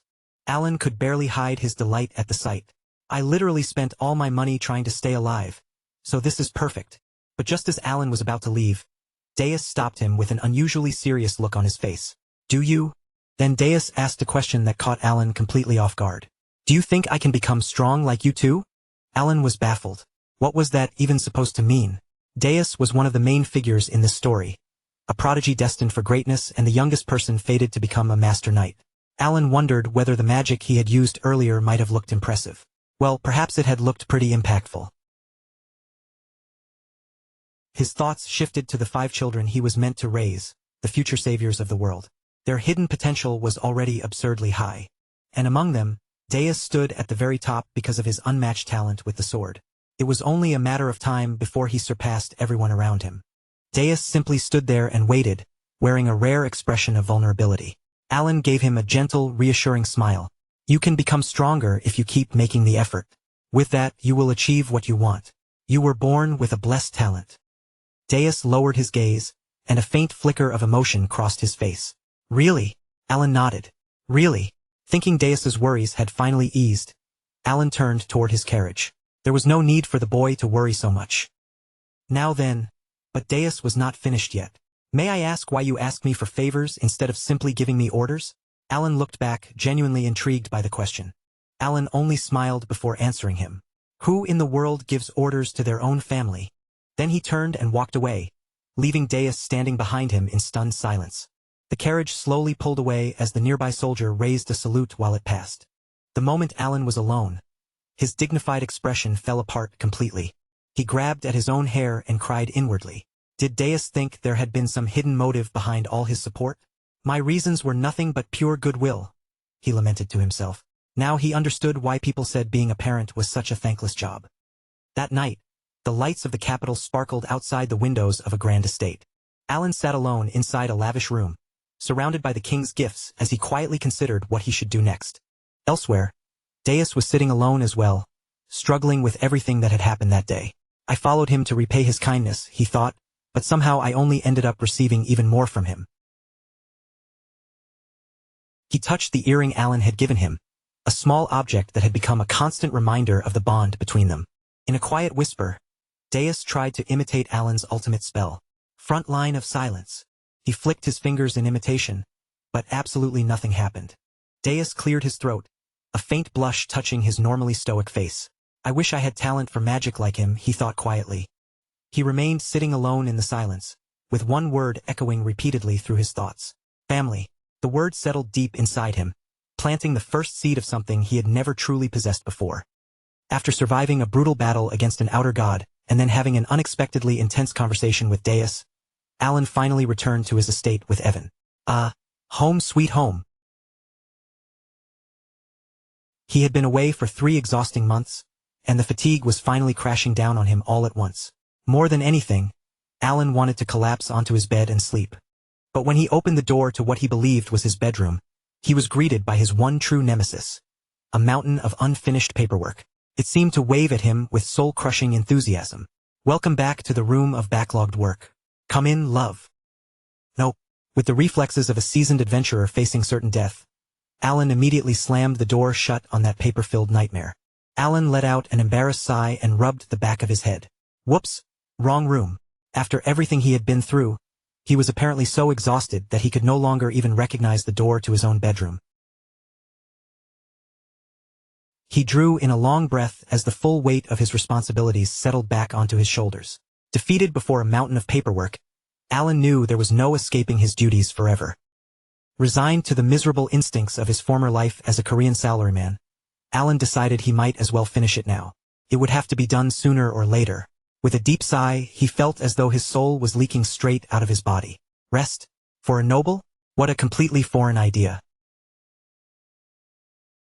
After finally defeating the terrifying paperwork monster, Alan rewarded himself with a full week of peaceful, uninterrupted rest. He even cooked meals for Evan, proving that quiet days and good food were all a man truly needed for happiness. But after spending an entire week doing absolutely nothing, Alan's salaryman instincts began clawing their way back to life. He started growing restless, and the silence around the estate became almost unbearably loud. Now that he had finally rested, Alan's thoughts drifted back to the strange words Altalus had left behind. The wicked one, the black and blue ones, the one who carries the will. Each phrase was another loose thread in a growing pile of mysteries he needed to unravel. He decided it was time to investigate the clues the outer god had left for him, hoping to connect the fragments and understand the enormous, world-changing puzzle hidden behind them. Alan remembered Altalus's unusual true name, the Wicked One. It sounded more like the name of an Eastern god, a detail that did not fit anything Alan knew from the game. And the way Altalus had simply vanished in the end, none of it made any sense. A grim possibility crossed Alan's mind. If one outer god had already appeared in this world, then it was probably only a matter of time before the others followed. Things were about to become far more chaotic. At least the outer gods seemed to give some warning before they appeared. Unlike the unpredictable 5 deadly sins, that was a small comfort, but Alan would take whatever advantage he could get. His thoughts eventually turned to Kahara, the city of the ancient god mentioned in the inscription on his belt. He wanted to head there immediately, but there was one serious problem. Alan pulled out his trusted psychedelia notebook, the place where he kept all the knowledge he remembered from the game. According to those records, Kahara, also called the secret dungeon colony, was not supposed to be discovered for quite a while yet. Going there now would be reckless. It could draw unwanted attention, disrupt the future, and throw the entire timeline into confusion. For now, Alan had no choice but to wait. Just then, Evan hurried into the room wearing an urgent expression.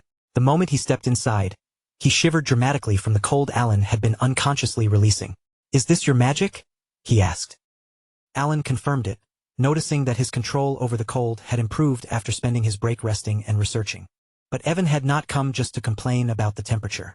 His expression became serious as he delivered shocking news. "I came to report that a hidden city has been discovered in the colony." Alan's eyes widened at once. Colony Kahara had already been discovered. The timeline was changing far earlier than it was supposed to. Meanwhile, far away from Alan's estate, the 5 children he sponsored had gathered for their semi-annual blue moon meeting through a crystal orb. Normally, the meeting was brief and orderly. This time, however, the children were too excited to stay focused. They could not stop talking about how the great moon, Alan, had recently traveled to Caliban. Eventually, their attention shifted toward Deus, the quietest member of the group. They asked him what it had been like to meet Alan face to face. To everyone's complete shock, the normally silent and stoic Deus actually began speaking. And once he started, he showed absolutely no sign of stopping.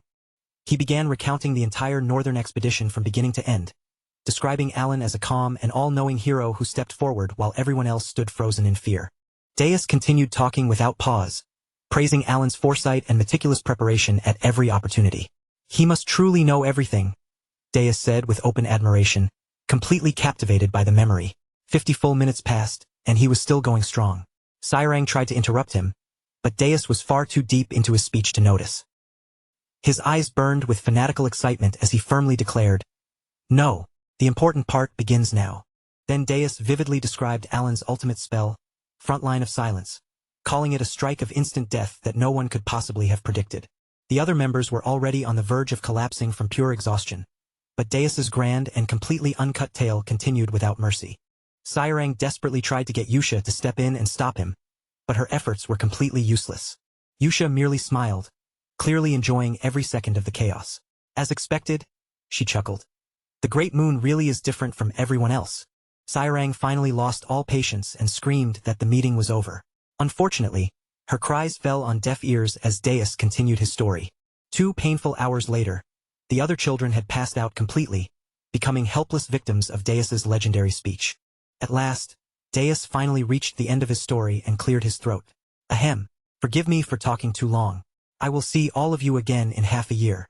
The leader simply giggled to herself, clearly having enjoyed the entire spectacle far more than she should have.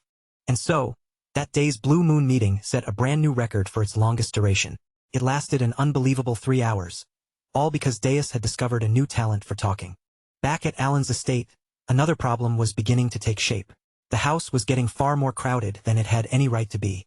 Alan walked into the drawing room and found it packed from wall to wall with presents from nobles he had never even met before.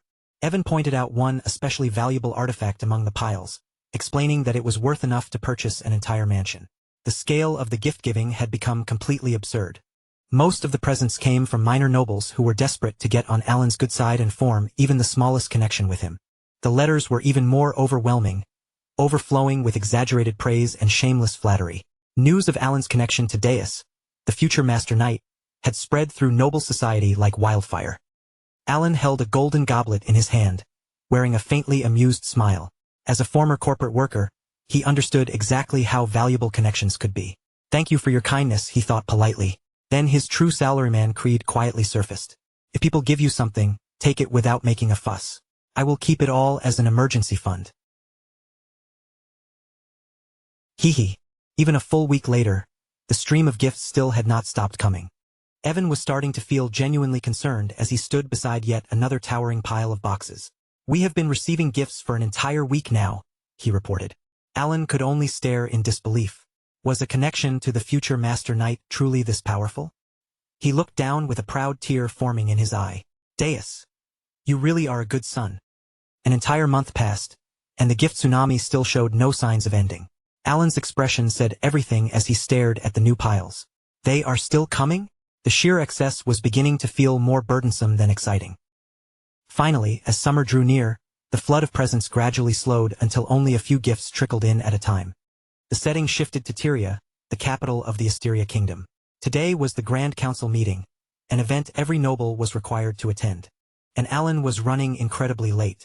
If attendance had not been mandatory, he would have already been traveling toward the colony instead. He was practically sprinting through the city, cold sweat forming across his forehead. "I cannot believe I am late for my first council meeting." The last thing Alan wanted was to attract attention to himself. Evan watched him rush away with an amused look on his face. I have never seen him take such huge steps. He must be in a real hurry. But then Evan noticed something strange happening behind Alan. A whole crowd of other nobles was trailing after Alan, matching his frantic pace step for step. It looked as though they had formed a line behind him, following him like a flock of perfectly dressed sheep. Completely unaware that he had somehow gained an entire fan club, Alan finally reached the council hall. He cautiously peeked through the entrance, praying he could slip inside without anyone noticing him. He quietly passed through the doors and scanned the enormous, lavishly decorated chamber. To his immense relief, most of the hall was still empty. He was not late after all. Thank goodness. Now he just needed a plan. He knew the royalist faction occupied the left side, while the noble faction sat on the right. Wanting absolutely nothing to do with either side, Alan decided the neutral seats in the middle would be the safest place for him. And to make himself even less noticeable, he aimed for a seat all the way in the back. Maximum stealth, minimum conversation, and hopefully no political disasters.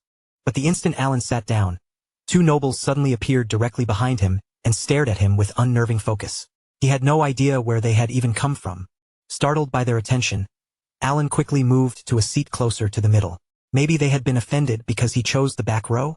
Perhaps sitting too far away had been some kind of rookie mistake. Yet the nobles kept staring, their eyes drilling into the back of Alan's head. No matter where he moved, they followed behind him in silence. The strange procession made his skin crawl, and the social pressure was becoming unbearable. Eventually, Alan gave up trying to escape them. That surrender placed him in the worst seat possible, the very front row directly beside the heads of the major factions. So much for remaining neutral and unnoticed. Alan let out a tired sigh, but at least he finally understood what was happening. By forcing him into the front row, the other nobles were keeping themselves away from the spotlight. It was a classic piece of political maneuvering, and Alan had been pushed into the hot seat for them. At last, the council meeting began, and the chairman stepped up to the podium. Alan immediately started tuning everything out, his thoughts drifting before the meeting had even properly begun. This was going to be painfully boring. Then the chairman made an announcement. First, the newly established Cal faction has been granted voting rights. The chairman continued without hesitation. Representing this faction is Count Palacio. Alan flinched as though he had been struck by lightning. Pardon? His head snapped around in complete confusion. Cal faction? What in the world was the Cal faction? Was he seriously the only person in the room who had no idea what was going on? Then Alan spotted them. The two noblewomen he had only met once or twice were sitting together, both smiling at him with triumphant expressions. They gave him the smallest nod, as though they were saying, "You are welcome." Alan's thoughts immediately spiraled out of control. What was wrong with those two? Why were they sitting together in the first place? Then the horrifying truth began to sink in. Their alliance had become an official faction. A faction named after Alan's own territory. This was not just inconvenient. It was a complete nightmare. The chairman's voice broke through Alan's panic. "Count, do you have anything to say as the representative?" Alan stared blankly ahead as if the entire world had started spinning around him. The words echoed inside his mind, sealing his fate. Somehow, he had become the leader of a powerful new faction. Far away in the northern frozen wasteland, a lone cloaked figure walked through the biting wind with steady, deliberate steps. Then he suddenly stopped. The air around him seemed to grow strange and heavy. A sinister smile slowly appeared on his lips as he looked out over the frozen land. "How interesting," he murmured, his voice barely louder than the wind. He stood before the great trench of ice carved out by Deus's sword strike, the very place where Alan had fought Altalus. Speaking to the empty air, he said, "Let us see how far you can go. Shall I watch?" It seemed Alan had drawn the attention of someone far more powerful than he realized. Meanwhile, back at the Grand Council, Alan's mind had completely short-circuited. The chairman was still waiting for the newly appointed leader of the Cal faction to give a speech. Yes, Alan was now the public face of the Cal faction, a political force he never intended to create. The man who had wanted nothing more than to remain neutral had somehow failed upward into leadership. His thoughts became one long scream of panic. Was this even real? Was this not the kind of absurd development reserved for ridiculous novel titles? He was not some grand protagonist. He was a tired former salaryman who wanted to sleep. Seeing Alan's distant, empty stare, the chairman cleared his throat. "It appears our representative has nothing to say at this time. We shall move on." And just like that, the entire council erupted into celebration. Confetti flew through the air, and a huge banner was unfurled. "Congratulations on the launch of the Cal faction." Nobles crowded around Alan, eagerly shaking his hand. He was trapped in a social nightmare created entirely by accident. They cheered for him and called him the star of the night. Alan could only arrive at one horrifying conclusion. "Do not tell me, I am just a figurehead president." Later, during the afterparty, Alan found himself cornered by the two women behind this entire political takeover. Duchess Altia and Duchess Sinonia. "Are you enjoying the party?" Kalia asked with a sly smile, casually sipping her champagne as though she had planned every detail perfectly. "So, what do you think?" "I would say it turned out wonderfully, would you not?" Loria nodded beside her, wearing an equally sharp smile. "Everything was carried out exactly as you wished, Count Palacio." Alan's mind raced. He had only spoken to these women a few times, and that had been years ago. What wish? What plan? The room seemed to spin around him as he searched his memories in desperation. Did he have another personality? Had some hidden version of himself organized an entire political coup without telling him? Loria clasped her hands together, her expression filled with mock reverence. "We are simply so happy that we can finally begin repaying you for saving our lives." Alan clenched his jaw so tightly that it was a miracle his teeth did not crack. "What are you even talking about?" he screamed internally, while outwardly maintaining a painfully stiff expression. As the truth slowly started coming together, the source of this disaster finally became clear. It had all started with one letter. After Alan asked Kalia to meet Duchess Altia Loria, his instructions to Kalia somehow became the foundation of the Cal faction. The letter had been intended as an apology, but it was hilariously misunderstood as a chain of secret and villainous commands. Alan had mentioned that few nobles were close to him, and they interpreted that as an order to gather only the most loyal supporters. All those gifts that had flooded Alan's estate for an entire month had not simply been thank you presents.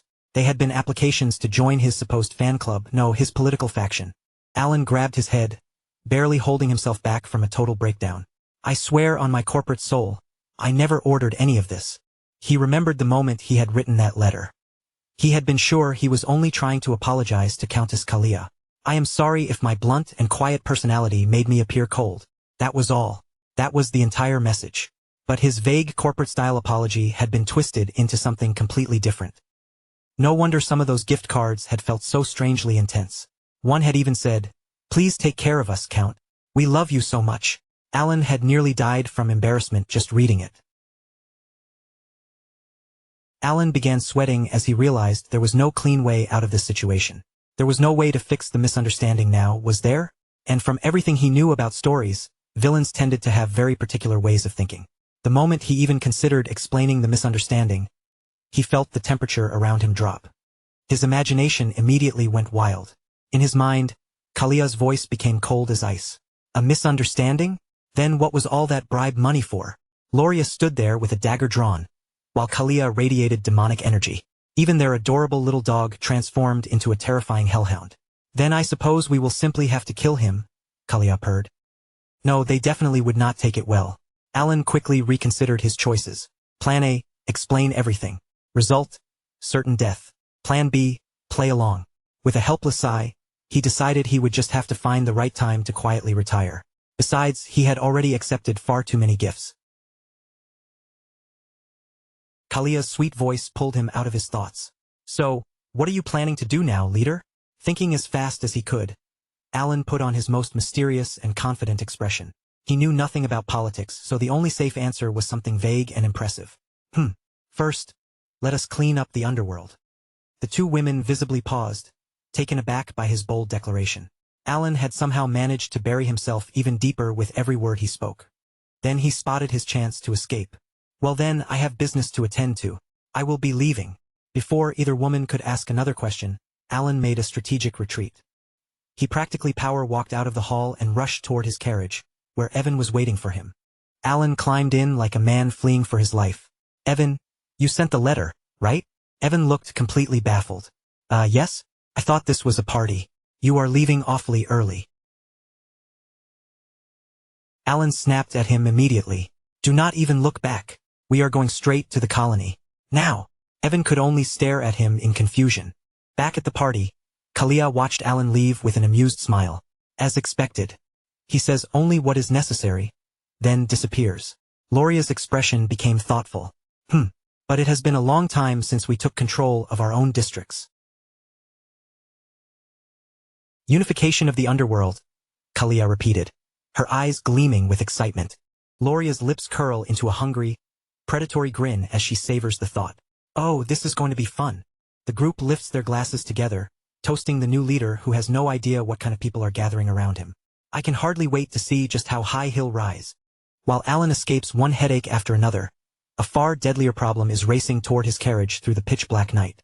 An assassin named Cygnus has already located his prey. There you are, Count Palacio. Still, Cygnus knows this will not be a simple kill. Count Palacio is far too important a target for him to lower his guard. Taking Palacio's life would be easy enough, but everything could turn ugly the moment that Master Knight decided to intervene. His leader's warning repeats itself in the back of his mind. Never create needless enemies, no matter how large the reward may be. That is the rule they live by. Cygnus only smirks at the memory. I'm sure even the leader will understand a request like this. His thoughts drift back to the moment he first met the client, deep inside the Kamalan residence south of the Ashtalon kingdom. The client waited in a darkened room, seated in silence while an oppressive menace seemed to spill from every corner around him. You're the agent, aren't you? He asks. He leans forward from the shadows, speaking with the smug confidence of someone used to being feared. If you are, then you should already know exactly who I am. After all, you serve the family of the badass. Cygnus belongs to a legendary assassin guild from the United Kingdom, an organization whose members are said to possess skills equal to sword masters. Before he agrees to anything, however, Cygnus decides there is a little cleaning to handle first. His attention shifts toward the client's guards. Steel flashes through the dim room, followed by a violent spray of blood. Before any of the guards can even reach for their weapons, every last one of them has been cut down. The client slowly claps his hands, clearly delighted by the display of strength. Just as I expected from someone so powerful. His pleased expression quickly hardens into something cruel as he gets to the point. I want you to deal with Count Palacio. A smug smile spreads across his face. Surely you would not reject a request from me, the man known as the Tyrant of Ashtalon. Right? Cygnus remains completely businesslike. As long as the payment is exact, the job will be completed. It makes no difference whether the target is a commoner or royalty. Then he names his fee, studying the man before him.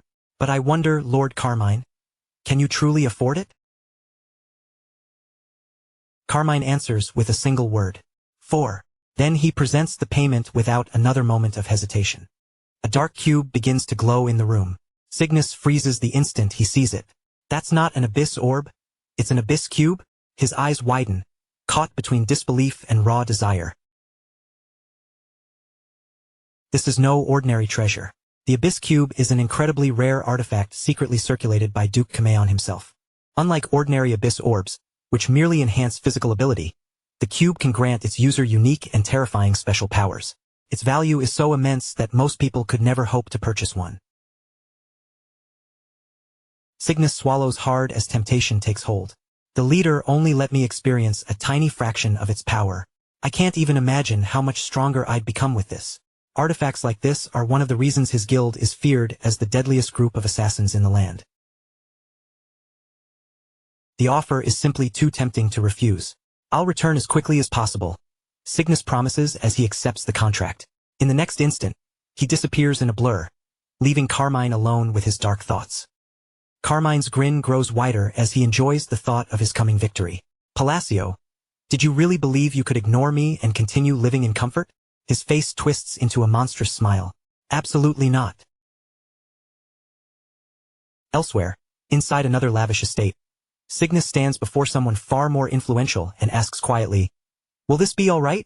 The man before him is Seeker himself, the head of Ashkelon's nobility and the true force controlling the United Kingdom's underworld. Seeker speaks with cold irritation. "So that useless son of mine has been stealing Abyss Cubes." Cygnus weighs the situation carefully. The Abyss Cube is incredibly tempting, but his leader had always warned him never to cross Duke Kameon. Seeker dismisses the concern with a careless reply. "I heard nothing." Cygnus immediately understands what that means. So Seeker is choosing to overlook this one. What incredible luck. Before heading out, Cygnus asks, "Then should I send your regards to the leader?" As Cygnus slips out through the window, Seeker offers only a final indifferent answer. "Do as you wish." Another man enters the room after Cygnus is gone. Seeker turns toward him and asks, "You said you could not exert any influence in the Ashkelon kingdom?" The subordinate quickly answers, "Yes, Lord Seeker. I have heard that a new faction called Kalen is expanding rapidly there, with Count Palacio standing at its center. The man speaking is Shutro, the true power lurking behind Ashkelon's underworld." A small and vicious smile appears on Shutro's lips. "It would have been troublesome if I had needed to act personally. This worked out perfectly." Far away, Alan and Evan race through the dark forest without the slightest clue that danger is already hurtling straight toward them. High above the moving carriage, Cygnus hangs in the air and prepares to strike. No hard feelings, Count Palacio. He channels magic through his special quill, the weapon that has become his signature, and releases a deadly attack toward the carriage below. But just before the attack can land, Cygnus's hand is suddenly severed and sent flying through the night. Pure shock spreads across his face. He had not been the one launching an ambush after all. He had walked straight into someone else's attack. An overwhelming force slams Cygnus down into the ground. A brilliant beam of light erupts with a deafening crash, completely obliterating the place where his body hits. Above the ruined clearing, the full moon remains suspended in the sky, silently watching the sudden ambush unfold. Cygnus lies broken across the ground, unable to move, his entire body paralyzed. The forest around him falls deathly quiet. A voice slips out from the shadows. "Don't waste your energy." A figure steps into the moonlight, and it is none other than Elivan. A cheerful, almost disturbingly delighted smile rests on his face. "You can't move anyway, can you?" With a casual flick of his wrist, Elivan releases his power. An invisible force tears Cygnus apart in an instant, ending the assassin's life with brutal finality. Elivan stretches lazily as though he has only finished a light workout. "What a shame," he says without the slightest trace of remorse. In the distance, the carriage remains miraculously untouched and continues onward through the night. Evan keeps driving the carriage without realizing that a life-or-death battle has just erupted behind them. He remains completely unaware of how close death had come. Elivan bends down and picks up the assassin's magical quill, turning it over in his hand with quiet interest. "If your target had not been the Count, you would not have needed to die by my hand." He snaps the quill in two and vanishes beneath the moonlight. Alan's newly sponsored child, Elivan, the original protagonist of the story, has already become a fiercely loyal and terrifyingly powerful guardian angel. The story shifts to the heart of a blazing desert, where a caravan crawls across an endless stretch of sun-scorched sand. The heat is merciless, crushing everyone beneath the burning sky. Inside one of the carriages, Evan looks like he is about to melt into the floor. "My lungs are boiling," he groans miserably. Even after 5 days in this wasteland, he still has not adjusted to his personal version of hell. If only we had an ice crystal, Evan mutters longingly. Then he glances at Alan and adds, Count, don't you want to practice your magic? You know, that strange circle thing you always do at home. Alan has absolutely no interest in practicing right now and shuts the suggestion down immediately. He only wants this exhausting journey to end. Still, he has to admit that joining the caravan was the right choice, since neither he nor Evan has any idea how to navigate this desert alone. From another carriage, a beautiful woman with vivid red hair watches Alan closely. Her name is Lina Gullies, and the look in her eyes makes it clear that she is not impressed. Alan notices her gaze and immediately becomes wary. Lina catches him looking back and speaks with sharp suspicion. Oh, so you enjoy spying on other people, do you? A status window appears, revealing exactly who the red-haired woman is. Lina Gullies, daughter of the Red Magic Tower Master and a rank 4 mage. With a background like that, her confidence suddenly makes a lot more sense.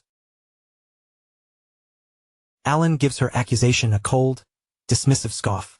Not really, he answers flatly, but Lina only laughs at him. Ha! Pretending you don't know? That kind of attitude is exactly what I'd expect from the Blue Tower. So there is clearly some serious bad blood between these magic towers. Alan does his best to ignore her, but Evan cannot stop staring at the lavish interior of her carriage. Whoa! Did you see all that? She had ice crystals hanging everywhere in there. Alan immediately reaches the same conclusion he always does when danger is involved. The Red Magic Tower Master is apparently a complete maniac, and getting too close to his daughter sounds like a terrible idea. For now, his only plan is to keep his head down and avoid attention. Unfortunately for Alan, staying unnoticed is about to become impossible. Without warning, the caravan is ambushed. Chains whip through the darkness, and one of the guards is dragged down with a scream. The peaceful caravan instantly turns into a battlefield. Shadowy bandits rush in from every direction, armed with vicious-looking weapons as the guards struggle to hold them back. Amid the panic, the bandits make their real objective clear. Ambush! A caravan guard shouts, just as Lina is seized from behind and a glowing blade is pressed against her throat. The man holding her is enormous, his body covered in intimidating tattoos. A cruel grin spreads across his face as he tightens his grip. For your own safety, I suggest you cooperate quietly. Lina struggles against him, but his arm is locked around her like iron. The caravan members stare in terror as one of them recognizes the symbol marked on the leader's arm. That emblem. They're the Bloody Sand Bandits. Even worse, they managed to capture Lady Lina before she had any chance to fight back. The leader pulls Lina closer, clearly enjoying the fear around him. Hee. They told me the Tower Master's daughter was traveling with this caravan, and look what I found. Then his smile turns nastier. Do you want some special treatment, little girl? Yet Lina is not fighting him at all. Her breathing becomes frantic and shallow as she chokes out. Who are you? Mamacil. I can't breathe. Then the desert air suddenly turns freezing cold. The bandit leader looks around in confusion, feeling the temperature plummet. What? A calm voice cuts through the chaos. Cold? It helps me catch my breath. Alan stands nearby looking completely unbothered, even as snowflakes begin drifting down in the middle of the blazing desert. Lina's eyes open wide in disbelief as she recognizes him. Count Palacio?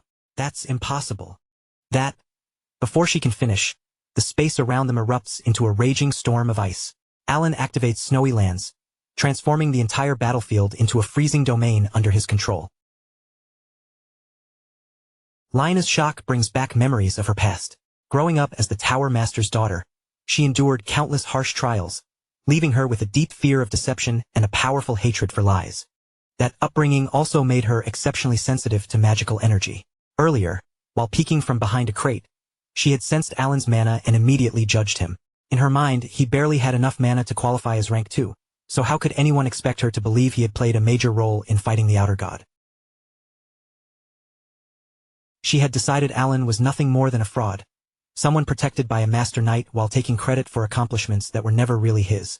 From the very first moment she saw him, she could not help looking down on him. At least that was what she believed before this moment. Back in the present, everything Lina thought she knew begins to collapse. He is using combined incantations? He has linked at least 3 different elements together. Every additional chant makes the spell exponentially harder to complete successfully, yet Alan makes it happen before her eyes. Her thoughts spiral in disbelief. A technique like that should require at least rank 5 mastery, so how can Alan possibly use it? The bandit leader has no interest in magical theory. All he sees is an enemy in front of him, and he charges with an enraged roar. Alan, meanwhile, remains perfectly composed and begins his incantation. One turn. Freeze. With that single word, the charging bandit is instantly sealed inside a statue of solid ice. Demolish. Alan brings his hands together, and the frozen statue explodes into countless glittering fragments that scatter across the snow-covered ground. Alan's gaze remains as cold as the ice surrounding them. Bandits like these usually lose all courage the moment their leader falls. I'm giving you one chance. Get lost. The surviving thugs do not need to hear it twice. They immediately turn and run. The remaining bandits flee into the desert, leaving Lyanna standing behind in total silence. Shock and awe cover her face as the weak-looking count she had dismissed wipes out an infamous bandit group without even breaking a sweat. Could the rumors about Count Palacio have been true all along? Later, once the fear and excitement begin to fade, the caravan members gather to celebrate. They offer Alan a cup of wine with grateful smiles. What do you think of this excellent wine, Count? Alan accepts the food and drink with the polite manners expected of a noble. The merchants laugh warmly as they tell him that he saved their lives. Whether he wants the title or not, they see him as a hero. After the celebration ends, the thankful merchants wish Alan and Evan good evening. Watching them leave, Alan quietly thinks that everything has gone exactly according to plan. While Evan happily stuffs himself in the background, Alan reflects on the battle he just fought. Reducing the effects of his constraint penalties seems to have been the right decision. His thoughts return to Snowy Lands, the complicated spell he created himself. By combining space magic, frost magic, and maintenance magic, he can instantly turn a battlefield into a temporary polar zone. This spell is part of Alan's larger plan to deal with the cursed penalties that have followed him for so long. One of those penalties severely reduces his magical power whenever he is forced into a near-death fight, especially when he faces beings on the level of a god, or the great god of duels, Altalus, the pale and menacing figure from his past. Snowy Lands allows Alan to suppress his lifelong penalties until only 3 remain. Still, he is not fully satisfied. Combining 3 incantations just to keep the spell active for 1 minute is far too inefficient. He will need to study the problem more closely. Even so, the spell worked, and his new belt has increased his strength as well. Now he only needs to find a way to solve the penalty issue permanently. Just as Alan sinks deeper into thought, someone approaches him. It is Lyanna, and her expression is far more humble than it was before. She bows deeply in front of him. I was wrong about you. I'm truly sorry. Behind Alan, Evan nearly chokes on his lollipop from sheer surprise. Lyanna raises her head with a faint blush and an unexpectedly hopeful look in her eyes. If you do not mind, I would like to discuss magic with you. Would you be willing? Alan is completely thrown off by the sudden change. She had been trying to pick a fight with him throughout the trip, so what happened to her now? Meanwhile, Evan stands behind him making ridiculous faces. Still, Alan decides to take the high road. Oh well. Ahem. Fine, I accept your apology. I am a magnanimous person. Evan immediately gives him an enthusiastic thumbs up, making Alan even more embarrassed. What follows turns out to be far more interesting than Alan expects. For the rest of the journey to Colony, he and Lyanna become deeply absorbed in conversations about magic theory, while poor Evan falls asleep in the corner. Before long, their journey finally reaches its destination. The enormous city of Colony rises from the desert sands, glowing beneath the harsh sunlight. In the city square, Lyanna and her guards prepare to go their separate way. She looks at Alan sincerely and says, "Thank you for everything you taught me, Count. Will you be attending the conference?" Lyanna asks. Alan shakes his head and replies, "I am not affiliated with any magic tower, so I was never invited." In that case, why not try joining the Red Magic Tower? Lyanna offers warmly. I really enjoyed our conversations. It is a sincere invitation from the mage who had once treated him with such arrogance, and she thanks him again for his kindness. Alan politely agrees and Lyanna waves goodbye. Then I'll see you there. As she walks away, Alan realizes this arrangement works perfectly for him. He already needed something from the conference tower anyway. Evan runs over a moment later, breathing hard. All right, I've taken care of the carriage and the luggage. Then he looks at Alan and asks, "You said this was our meeting place?" Before Evan can finish his sentence, a violent explosion suddenly tears through the street, directly in front of them. The impact shatters the ground beneath their feet, leaving the pavement cracked apart as the bodies of several would-be attackers lie broken across the street. Alan and Evan stare at the destruction in stunned silence when a brilliant golden flash suddenly streaks past them. What was that? A razor-thin trail of yellow energy cuts through the air at such incredible speed that neither of them can properly follow it. Then bam! The golden streak slams into another group of thugs, launching them through the air with crushing force. All Alan and Evan can do is watch as that golden blur tears through the attackers one after another, striking with overwhelming power and leaving no one standing in its path. As the dust finally begins to settle, the figure behind the attack comes into view. A blonde girl with cat ears and a long tail, confidently posing over one of the defeated men. She casually turns toward the final attacker and finishes him with one devastating kick, cracking the stone street beneath her feet from the force alone. Evan instantly draws his sword and moves in front of Alan, putting himself between his master and the unknown girl. "Count, stay back." But the cat girl is not interested in Evan at all. She rushes straight past him and launches herself at Alan, wrapping him in an enormous hug. Her eyes sparkle like stars as she looks up at him with pure excitement. "Hello, Godfather." Alan is completely speechless, while Evan looks just as confused by the sudden display. "Sairang." Evan recognizes her immediately, but he has absolutely no idea why she is clinging to his boss like this. "You should have told me you were arriving," Sairang chirps happily. "This city is crawling with disgusting thugs. But don't worry, I already dealt with the bastards who were after your things."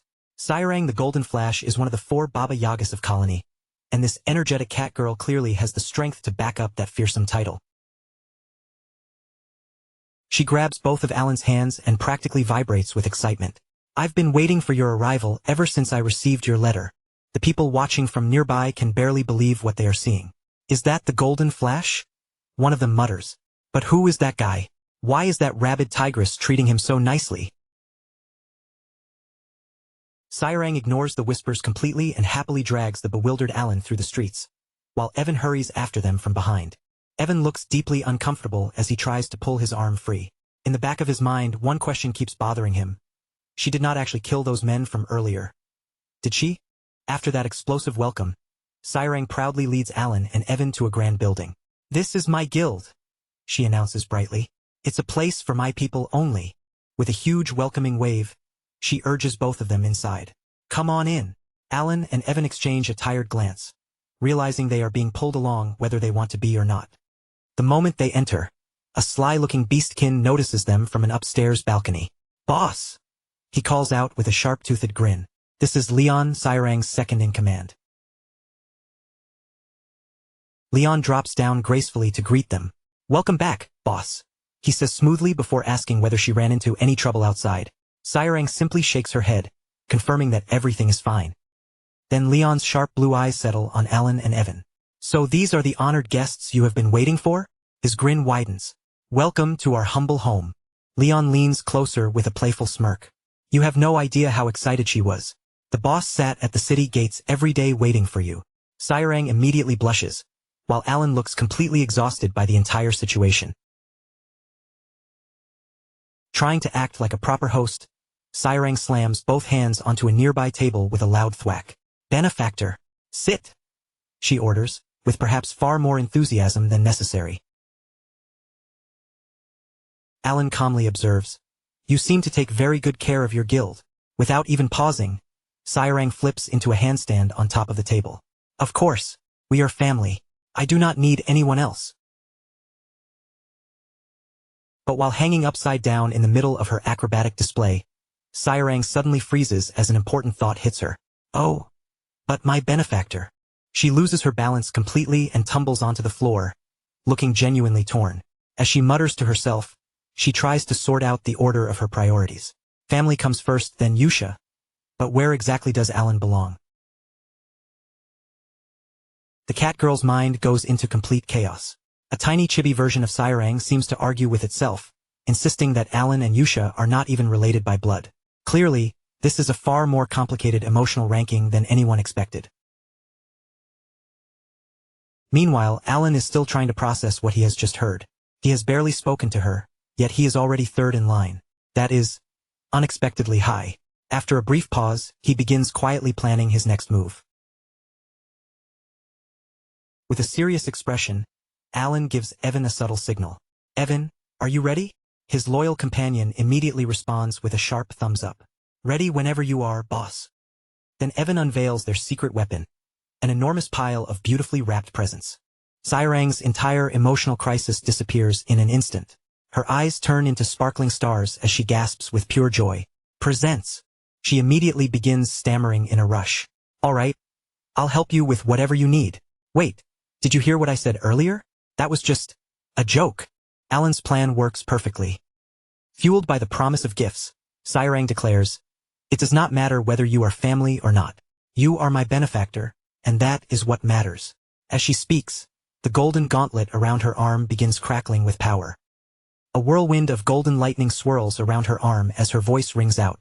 "Thanks to you, I was finally able to gather all of my people." Alan is nearly taken aback by how easily she has been won over. Did I really charm my way through another problem? He quietly wonders. A window appears, confirming exactly what he gave her. The essence of the golden mane, a powerful artifact that increases critical hit chance by 20%. So the item's impressive description was not just for decoration after all. Alan allows himself a small, satisfied smile. Everyone is so eager to help him. Perhaps he has raised his children well after all. But before he can enjoy that thought for long, Sairang scoops him up as though he weighs nothing. "You must be tired from your journey. I'll show you to your room," she shouts, sprinting away with a frozen Alan in her arms as Evan scrambles after them. After that rather unusual escort, Sairang casually turns to them and asks, "So, how was the desert?" Alan and Evan exchange a look of complete exhaustion. "It was sand," Evan replies flatly. "A lot of sand. Honestly, I am more worried about the trip back." Sairang tilts her head to one side, clearly confused. Why?" Evan answers in the same deadpan tone. "Because it is hot." Then he adds almost casually, "Oh, and we were attacked too." That immediately gets Sairang's full attention. She freezes in place, and her tail gives a sharp twitch. "An attack," Alan explains with his usual calm expression. "By the bloody sand bandits." Apparently, attacks like that are common out there. The instant Sairang hears that name, something inside her snaps. Her cheerful expression vanishes, replaced by a chilling predatory smile and an aura filled with murderous intent. The moment shifts to the bloody sand bandits' hideout, where absolute chaos has already erupted. Blood splatters across the walls as the base is torn apart. Bodies fly through the air while the entire hideout is systematically destroyed from within. At the center of the carnage stands Sairang, surrounded by golden lightning like an avenging goddess.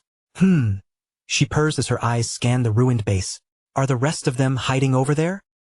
She does not wait for anyone to answer.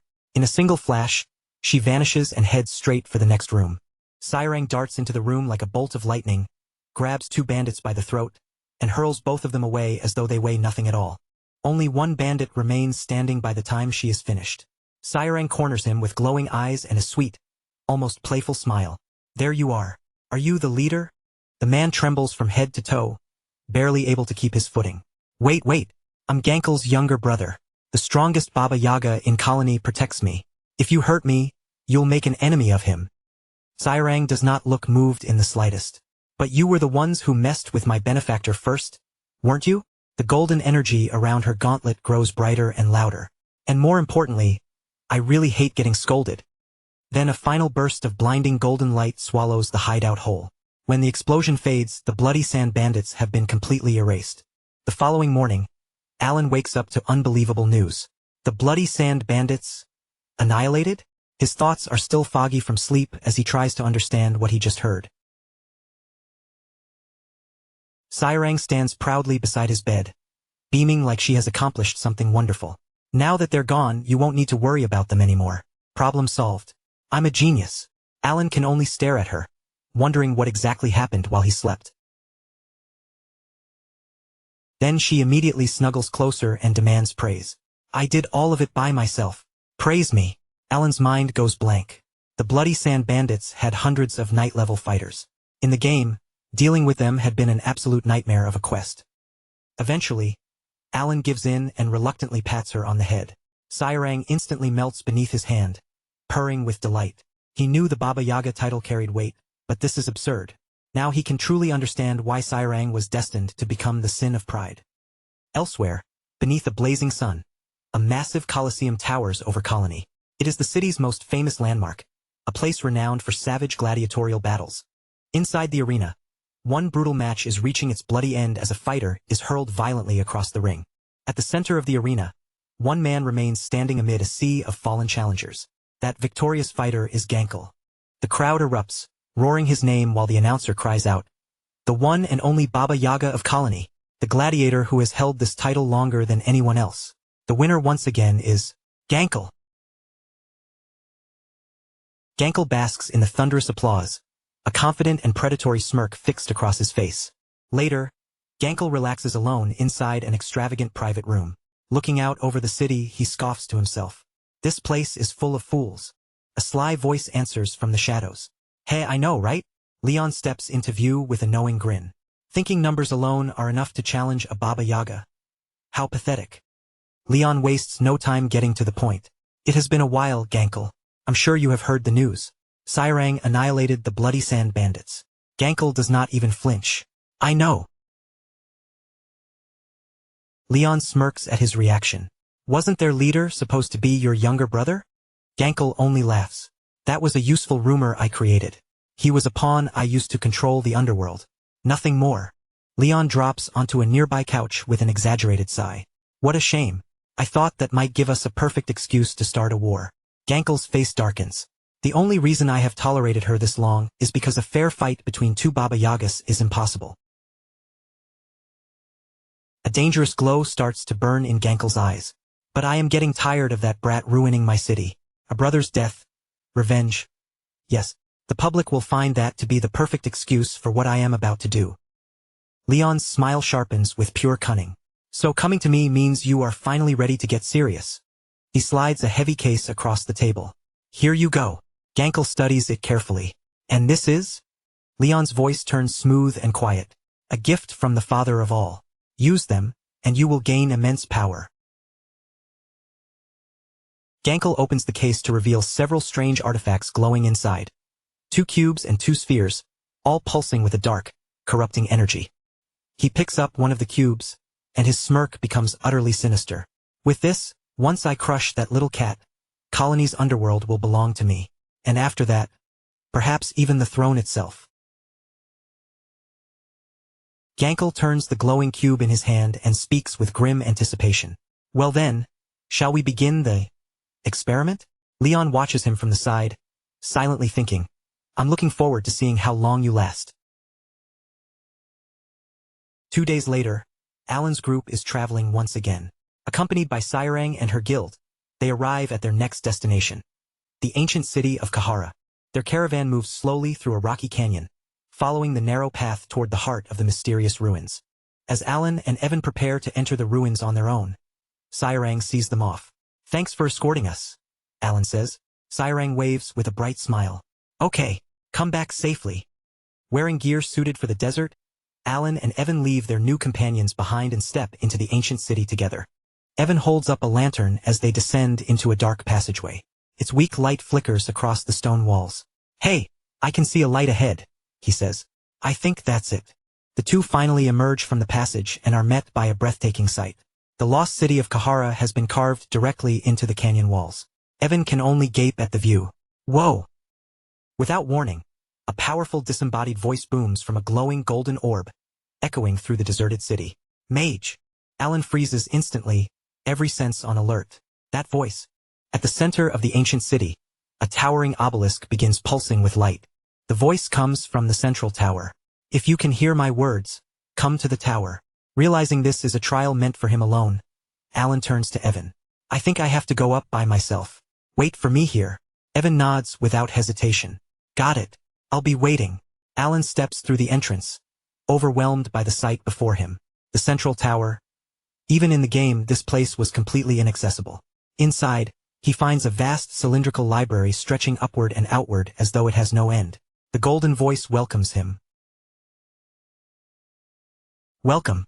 It is unexpected that you can hear my voice." Alan stands within a glowing magic circle as a shadowy shape begins gathering in the darkness ahead. Then the voice declares, "You possess the minimum qualifications." The shadows thicken and take form, becoming a terrifying creature made entirely of darkness. Its face is locked in a permanent, malevolent grin. It is the Shadow Demon. Alan's expression turns grim the moment he sees it. He has encountered this being before. Illudus, he mutters, only to correct himself a moment later. No, I came because I heard the words of the god of destruction. The shadow demon circles him playfully, its darkness twisting through the air. Huh? It chuckles. You know its true name? You must be quite the gambler. But the creature quickly dismisses him. However, you lack the proper status. Therefore, I have nothing to tell you. Alan clenches his teeth in frustration. The god of destruction mentioned that same thing too. What exactly is the status they keep talking about? The endless library around Alan begins to warp and distort. It is the standard by which this world judges you, the entity explains in a cryptic tone. An outer god will soon descend. You are to deal with it. The shadow demon floats before Alan, its grin growing wider as it taunts him in silence. Then the golden voice returns and makes its declaration. You have now met the conditions for our conversation. The demon seems faintly amused. You are, at least, a slight improvement over the fools who merely imitate magic. For that, I shall tell you something interesting. The shadow demon begins explaining the true foundation of magic, writing radiant symbols through the air. True magic is a law granted to the world by a sorcerer. It begins with a phrase and is followed by providence. A map of constellations appears in the empty space around them, hinting at an order far greater than Alan understands. One must embody the phrase, develop it according to providence, and finally give it a name. Only then can true magic be created. Alan listens without blinking, completely absorbed as a bead of sweat runs down his temple. Providence? That is a concept he has never even heard of before. The demon drifts closer, its smoky form glowing like burning embers. You would not understand even if I explained it, it says with disdain. Therefore, I shall teach you one piece of correct magic, in accordance with providence. Outside in the desert, Sairang waits patiently for her benefactor to return from the ruins. But as more time passes, worry slowly reaches her face. She looks toward the ruins and mutters to the wind. He is taking his sweet time. Did something happen? Without warning, a violent blur tears across the sand, kicking up a thick cloud of dust as it races toward them at an unbelievable speed. Whatever is charging in from the distance is moving far too fast, and it clearly isn't coming with friendly intentions. From inside the shadowy haze, a cruel smile slowly curls across a hidden face. Gotcha! A low voice growls. It is Gankel, the Colosseum champion, and the look in his eyes makes one thing painfully clear. He did not come here for a fair fight. Before Sairang even has time to turn her head, black tendrils burst forward from the darkness and whip through the guards around her. Her guild members are struck down in an instant, and Sairang's eyes widen as she realizes they have walked straight into an ambush. Sairang lands in a guarded stance, her body tensed and every instinct screaming at her to stay alert. But by the time her feet touch the ground, she already knows the truth. The trap has closed around them. Gankel is suddenly right in the middle of their formation, gripping one of Sairang's men by the head as though he weighs nothing. A cold smirk sits on his face while he studies the struggling guard. Not bad, he says lazily, clearly unimpressed by their desperate resistance. Rage flashes across Sairang's face as golden lightning erupts around her gauntlet, snapping and crackling through the air. Kalman! She roars after recognizing the man trapped in Gankel's hand. Her glare hardens as she shouts. How dare you start a fight outside the Colosseum, you shameless bastard? Gankel only laughs at her anger before casually throwing Kalman aside. You've got some nerve saying that, he sneers. Didn't you just wipe out the bloody sand bandits? Then his smile turns even uglier. I'm only here to avenge my adorable little brother. He uses the false rumor perfectly, wrapping his attack in a convenient excuse. With a savage roar, Gankel launches himself forward. Dark energy pours off his body and stains the air around him, spreading like something rotten as he charges in. The hunt has officially begun. But Sairang did not become a guild leader by panicking under pressure. She plants herself firmly and releases a blinding shockwave of golden power, refusing to give an inch. The force explodes outward in a massive burst, throwing her straight toward Gankel in a fierce counterattack. As she rushes into the clash, Sairang cries out for the people behind her, the people she has always protected, the people she has chosen to call her family. Then the two powers collide head-on. Sairang's golden lightning crashes against Gankel's corrupt shadow in a brutal explosion, filling the battlefield with a violent burst of light and darkness. Sairang manages to drive a solid hit into Gankel, But the moment her blow connects, he starts grinning instead of falling back. Haha, I knew it. He chuckles, as though she has just confirmed something he had been waiting to see. Don't mock me? Sairang snarls, baring her fangs as anger burns through her expression. Her eyes lock onto him. Knew what exactly? She receives the answer in the most painful way possible. A burning agony suddenly tears through her side as a blade plunges deep into her flesh, stopping her cold in the middle of the fight. Her breath catches as she forces herself to look over her shoulder. Through the pain, her eyes search for the person who stabbed her from behind. It is Leon, her trusted second-in-command. A vicious grin spreads across his face while black smoke slips from his mouth with every breath. Our boss is so predictable, he whispers, staring down at her without even a trace of regret. Shock and pain flood through Sairang at once, and her thoughts begin slipping away from the battlefield. For a moment, her mind drifts back to the happier days, when she truly believed everyone at her side had chosen to stand with her. She remembers the way they used to praise her, the way they looked at her with admiration and trust. She had gathered them when they had nowhere else to go, given them a place to belong, and believed they saw her as one of their own. It's because you're my family?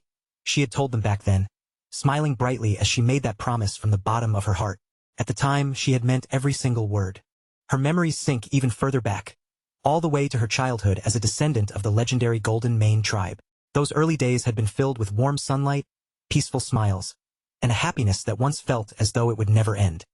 But that peaceful life was destroyed by a monstrous black dragon.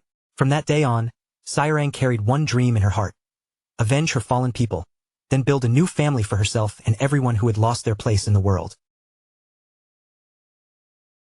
She had always admired the great figures from the past, especially the mighty Golden Mane leader whose strength now lived on through her gauntlet. Yet beneath that proud legacy, there was a truth she had never fully understood, a truth far less perfect than the story she believed. The harsh reality crashes back into her all at once. How could you? Sairang stammers as she stumbles away from Leon, her body shaking from the betrayal. Leon only scoffs at her pain. Let's end this ridiculous happy family act already. At Leon's command, Gankel steps forward again. The power within him swells even further as his abyss body energy surges, making his already terrifying presence feel far more dangerous than before. The Colosseum champion throws a devastating punch without hesitation. The blow lands with crushing force and sends the already wounded Sairang flying across the battlefield. Sairang desperately raises her arms to defend herself against his non-stop assault, trying to block whatever she can. But the poison in her body, the wound in her side, and Gankel's newly boosted strength combine into something she simply cannot withstand.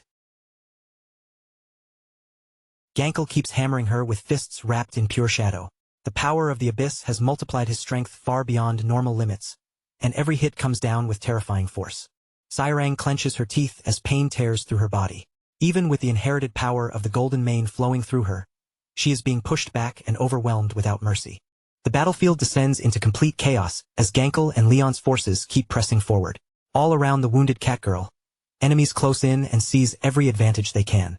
Still refusing to give up, Sairang lets out a defiant roar and releases another burst of golden lightning. The blast throws the surrounding grunts away from her, but the strain in her movements makes it obvious that her stamina is disappearing fast. Gankel blocks the lightning attack with ease, barely bothered by the force behind it.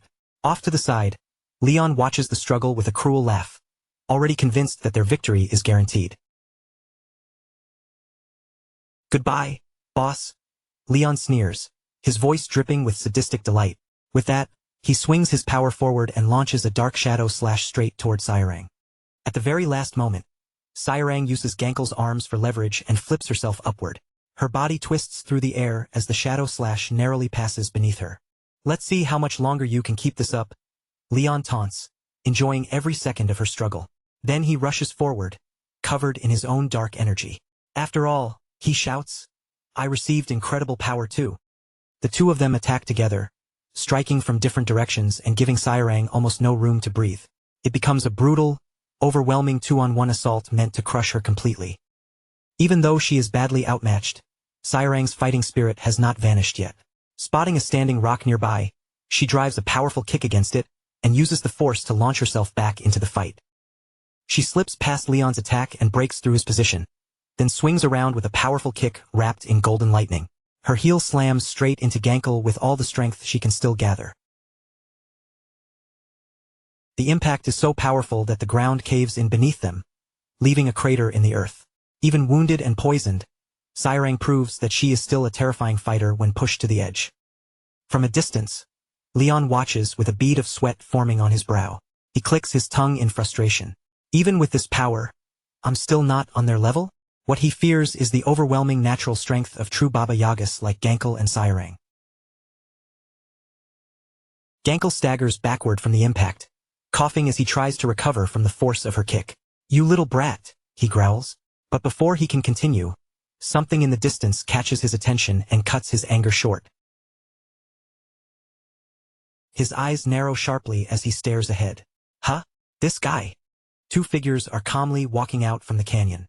Alan and Evan have finally returned from the ruins, stepping into the battlefield at the worst possible moment. A wicked idea immediately lights up in Gankle's eyes. He remembers what Sairang called Alan. He's the benefactor she was talking about, right? He thinks to himself. A predatory grin spreads across Gankle's face as he abandons his fight with Sairang and rushes directly toward Alan. The plan forms in his head instantly. This is perfect. He can use Alan as a hostage first, then kill him afterward. Meanwhile, Leon remains in front of Sairang, still fighting her at close range. Sairang throws a punch toward him, and her fist is just about to smash directly into Leon's face. But her fist suddenly stops in midair. The paralysis finally takes over Sairang's body completely. Her strength drains away, and she collapses helplessly to the ground, unable to move while Leon's smug face hangs over her. Leon leans down close, savoring the moment as he explains exactly what he did. "The sword I stabbed you with was coated in Kamenas's poison," he says. "You won't be able to move for at least an hour." "You asked me why I did this, right?" Leon whispers coldly. "Do you honestly think everyone was happy playing family with you?" His words are as poisonous as the venom spreading through her body. He mocks Sairang for showing off power she supposedly gained through nothing but pure luck, exposing the jealousy that has been festering inside him all along. Leon's cruel words strike exactly where they hurt the most. As the poison weakens her body, his accusations begin to weaken her heart as well, and Sairang starts questioning everything she once believed, slowly giving in to the possibility that his lies might be true. Even with Leon's poison and betrayal tearing at her heart, Sairang still clings to one stubborn belief. Deep down, she wants to believe that the bonds she built were real, that after everything they had fought through together, they had truly become a family. Leon bursts out laughing at the look on her face.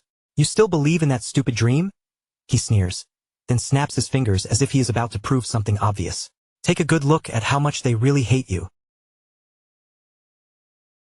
At his command, several cloaked figures step out from the shadows. As they come closer, Sairang recognizes them one by one. They are members of her own guild, her so-called family, and now every weapon in their hands is pointed straight at her. Sairang's entire world seems to split apart in that instant. The betrayal is no longer hidden behind whispers or suspicion. "You guys too?" she asks weakly, her voice trembling as her heart breaks. "You're all traitors?" Dark power coils around Leon's body as he gathers it into the shape of a sharp black blade. "That essence should belong to someone who actually deserves it," he declares coldly. Then he raises the weapon with a twisted grin. "Thanks for the gift, boss." Leon swings down for the killing blow, but a streak of blue light flashes between them at the last possible second. His dark blade is knocked aside, and a massive burst of energy explodes across the battlefield. The shockwave throws Leon backward. He stumbles through the dust, staring ahead in disbelief as he struggles to understand what just stopped him. Ha! At the same time, Gankle's abdomen now has a huge blue glowing hole blasted through it. Standing directly in front of him is Evan, his eye patch unable to hide the furious rage in his expression. Beside Evan stands Alan, the very benefactor Gankle had planned to use as a hostage. Without wasting a second, Evan springs forward with a fast, forceful kick, throwing himself straight into the battle. His sword cuts through the chaos in one decisive motion. With a powerful technique, Evan drives the traitorous guild members back at once, forcing them away from Sairang before they can finish what Leon started. Leon looks around at the swirling red and blue energy filling the battlefield, his confidence suddenly shaken. The situation has turned upside down in seconds. "What the hell is this?" he demands. Then, through the rolling dust and clashing light, Alan walks forward. His face is calm, but his eyes are colder than ice. He has finally stepped into the fight himself. Alan's sharp gaze moves across the dark smoke spreading through the battlefield. He studies the corrupt energy carefully, recognizing that something unnatural is mixed into it. This black magical smoke, he thinks. Did they use abyssal entities? A familiar game-like interface appears before his eyes and confirms what he suspected. It is an abyssal entity, a mysterious item said to grant godlike power to anyone capable of absorbing its strength. Once the pieces fall into place, Alan understands just how deep the betrayal goes. He calmly walks over to the fallen Sairang, then takes out a high-grade recovery potion and pours the golden liquid directly over her head. The potion works immediately. Golden light runs across her wounds, closing them before her eyes as the damage begins to disappear. You should be able to move again soon, Alan tells her. Don't worry, they are probably the only traitors. Sairang slowly looks up at him, tears gathering in her eyes. She wants to believe those words more than anything. Do you really think so? She asks, barely able to keep her voice steady. Alan meets her gaze without the slightest hesitation. Of course, he says. The comrades you introduced to me looked genuinely happy. Those simple words reach her more deeply than any speech could have. The light in Sairang's eyes begins to return, and the hope that Leon tried to crush flares back to life stronger than before. She wipes the tears from her face, and the weakness in her expression is replaced by iron determination. I see. In the next instant, she is back on her feet. The poison has been purged, her wounds have closed, and her power comes surging back with even greater force. Sairang turns toward her enemies, her eyes burning with renewed resolve. Then she looks at Alan and gives him a firm answer. Yes, my family is waiting for me. Golden lightning erupts around Sairang as she rushes forward and swiftly cuts down multiple traitors. Evan follows close behind her, joining the charge as the two of them push through the enemy line. But Alan has no intention of simply letting the fight continue. He raises one hand, and his entire focus narrows onto the battlefield ahead. Glory of the snowy peaks. Alan chants in a low, steady voice. The air around him begins to freeze. The warmth of the desert vanishes as a sharp, unnatural cold spreads outward through the battlefield. High above them, an enormous and intricate circle of ice forms in the sky. Its pale glow stretches across the battlefield, casting a freezing shadow over the sand below. Alan continues the chant, his voice carrying with immense pressure. Blind man's fatality. From within the glowing circle, huge spears of jagged ice begin to take shape. Each one hums with unbearable cold as they gather above the battlefield like weapons waiting for a command. Inside Alan's mind, the shadowy demon from the library appears again, wearing its usual malicious grin. It immediately recognizes the spell. Jagged ice spear, huh? It cackles. Then it mocks the others for forgetting the spell's real name. Its true name is Ice Crystal Spear. Back in the desert, Alan releases the spell in its true form. With one final whisper, the entire world around them seems to turn white. A vast forest of enormous ice crystals erupts from the ground all at once. The sandy battlefield is swallowed by frozen pillars as everything around them is instantly locked in ice. Leon immediately rushes toward Alan, making a direct line for him through the frozen chaos. But the newly healed Sairang charges in to intercept him, roaring with fury. How dare you try to attack my benefactor? Alan does not need anyone to protect him. As the temperature drops even lower, he stands perfectly calm, preparing to end the entire battle with a single overwhelming move. Then he unleashes a catastrophic spell. A raging blizzard of pure magical frost tears across the battlefield, swallowing everything in its path beneath freezing wind and violent ice. The traitors are caught inside the icy vortex and ripped apart by its force. Using the chaos as her opening, Sairang breaks through and slams Leon with a devastating lightning-charged strike. The lesser enemies never stand a chance. Their screams disappear beneath the roar of the blizzard as their bodies freeze, solid in an instant, then shatter under the crushing force of the storm. Even Leon, strengthened by abyssal power, cannot resist this absolute zero attack. The blizzard tosses him through the ice like a ragdoll, leaving him helpless inside Alan's overwhelming magic. Leon is blasted high through the air as the dark power surrounding him is completely neutralized. Against the raw force of nature Alan commands, his abyss-fueled strength means nothing. Even Sairang has to brace herself against the violent aftershock. The scale of Alan's magic is so immense that she can only stare as the battlefield is transformed around her. Another traitor is caught by the spell and turned into a permanent statue of ice. It is a brutal reminder of what happens to anyone foolish enough to stand against Alan's magic. Evan can only watch in stunned silence as sweat runs down his face. The difference between his own strength and his master's power has never felt more obvious. When the storm finally begins to settle, the battlefield is almost unrecognizable. The endless sand has been replaced by a breathtaking but deadly forest of towering ice crystals. The entire army of traitors has been erased in a single frozen instant. Not one of them remains standing. Every traitor has been impaled and frozen solid among the ice. It is a mercilessly efficient end, leaving the battlefield silent beneath a field of frozen bodies. Even Leon, the one who led the betrayal, is trapped among countless shards of ice. His body is skewered from every direction, and for a moment he appears completely dead. But Leon is still alive. A faint breath escapes his lips as his body refuses to give in. Fueled by abyssal power and pure, undiluted hatred, he simply will not die. With one last desperate roar, Leon tears himself free from the ice, his eyes burning with madness. "I just have to kill you!" he screams as he lunges forward, not toward Alan, but toward Sairang. Alan moves in a blur, stepping in to intercept the dark energy blade aimed at the stunned catgirl before it can reach her. But it is only a feint. Leon's face twists into a deranged grin as Alan reacts. He was never truly aiming for Sairang in the first place. With a sickening crunch, Leon suddenly pivots and drives his dagger deep into Alan's side. He used Sairang as bait, sacrificing everything for one decisive strike against the person he saw as the real threat. He lifts his gaze, expecting to find victory reflected in his enemy's eyes, waiting to see fear, defeat, or acceptance. Instead, what stares back at him is not triumph at all, but raw disbelief. Sairang's expression freezes into a look of absolute shock. Her eyes are wide, her breath caught in her throat, as she stares at her benefactor now coughing out a bright spray of crimson blood. The strike had landed exactly where it was meant to. There was no mistake, no illusion, and no escaping the reality of the wound. And in that very instant, the shock twisting across Sairang's face burns away, replaced by a rage so intense it seems to ignite her entire body. "You!" With a roar powerful enough to shake the heavens themselves, Sairang releases the full force of the golden mane. Her fury crashes down in one overwhelming blow, smashing the traitor's head into countless pieces. When the dust finally begins to settle, it reveals a battlefield covered in carnage.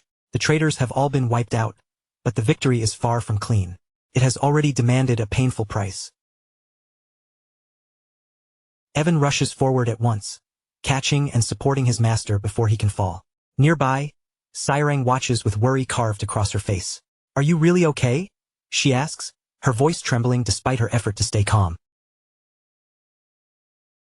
Alan tries to brush it off as if it is nothing more than a minor scratch, but the dagger still buried in his side, wrapped in dark, sinister energy, makes that lie impossible to believe. He insists that the blood he is coughing up is only from mana exhaustion, trying to make the injury sound less serious than it is. But the truth is obvious. The spell took a tremendous toll on him, and the strain has already damaged him from within. Then a strange memory rises sharply in Alan's mind. Just moments earlier, Gankel had sneered at him with those cutting words. "Father thinks you're an eyesore." Evan carefully helps him back onto his feet, his concern plain in every movement. But Alan barely seems focused on the present, his thoughts drifting somewhere deeper as he tries to piece together fragments of a hidden past. His mind turns toward the source of his enemy's strength, the abyssal entity Gankel had absorbed. Alan thinks carefully, trying to understand what happens when he faces an opponent who has taken such a thing into himself. The third restriction comes to mind. When this magic is turned against a god, it may twist the very laws that hold the world together. A vision of his confrontation with Gankel flashes through his thoughts.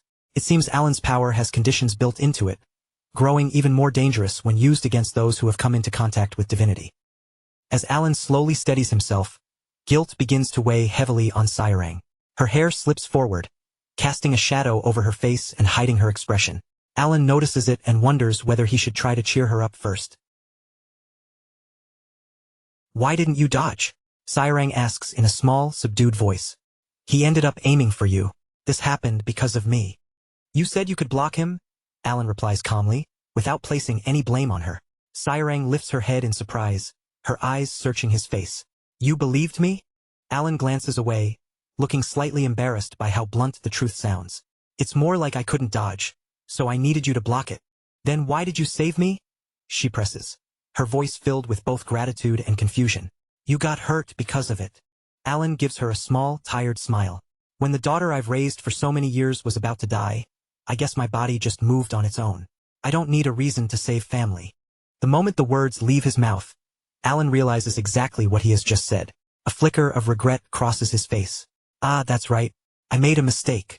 Still, benefactor. Sairang begins, her tone suddenly serious. I want to become family with you. And before Alan can fully understand what she means, she moves closer, her expression shifting from earnest to sly. Alan's mind immediately flashes back to a note Sairang once left for him. In a way, he has always been an adoptive father figure to her, even if he accepted that role with plenty of hesitation. A gentle warmth spreads through his chest, the kind of quiet satisfaction a father might feel after finally being acknowledged for everything he has done. But Sairang cuts straight through that tender thought. But not like this, she clarifies firmly. I'm a golden mane, and you're a human. Then she leans right into his face, cheeks faintly flushed, her confident smirk leaving no room for misunderstanding. So let's get married. She wraps her arms around Alan before he can react, clinging to him as she pushes her case with total seriousness. Alan and Evan both go completely silent, their minds practically short-circuiting at the sudden proposal. Why is she talking about marriage right now? Sairang refuses to let him go, holding on to Alan as if she has no intention of backing down. Your answer? She demands, while Evan watches from the side in stunned disbelief. 5 days later, the group has already moved on from the battlefield.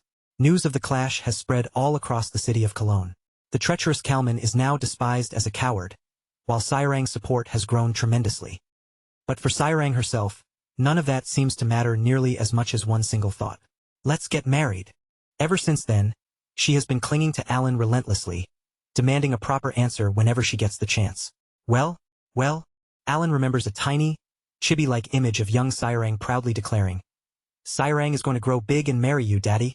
Apparently, this idea did not appear out of nowhere. I think of you as family, Alan tries to explain, hoping that will be enough to calm her down. But Sairang only takes those words and turns them into more support for her argument. If we get married, then we'll really become family, she insists. I'll definitely make you happy, benefactor. I'm serious about this. Alan can only let out a weary sigh, completely drained by the conversation.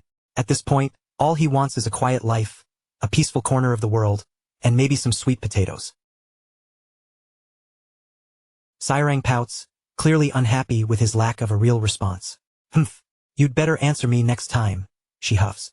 Alan silently tells himself that if he simply leaves her be, she will probably give up eventually. As their carriage begins to depart, Sairang stands outside and waves them off with a bright, cheerful smile. Then her expression changes slightly. The playful mood fades just enough for the confident leader within her to return as she turns toward her people. She remembers exactly how her tribesmen look at Alan.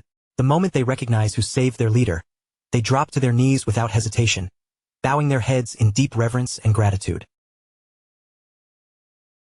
Watching them, Sairang falls into a quiet moment of reflection. Simply gathering her tribe around her is already a kind of happiness, she realizes. But the betrayal she endured, and the sight of her benefactor nearly dying, have changed something inside her. Her old dream of a family where everyone simply believes in one another was too innocent and too fragile. Sairang clenches her fist, and a new determination sharpens in her eyes. She has to be more careful from now on. She must build a guard strong enough to protect her benefactor. Only then, she thinks, will they truly be able to remain a happy family forever.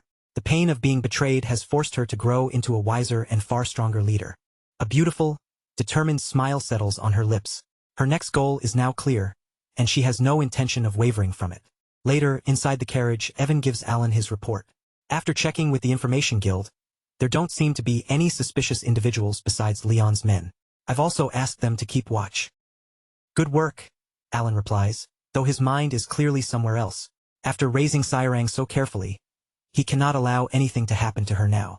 His thoughts soon drift toward a much darker responsibility. He had been told to take care of the other outer gods for the sake of what is still to come. Alan rubs his temples as the pressure of everything settles heavily over him. There are still too many unanswered questions, too many mysteries buried beneath the surface. His mind returns to that vast, ancient library and the shadowy being he encountered there.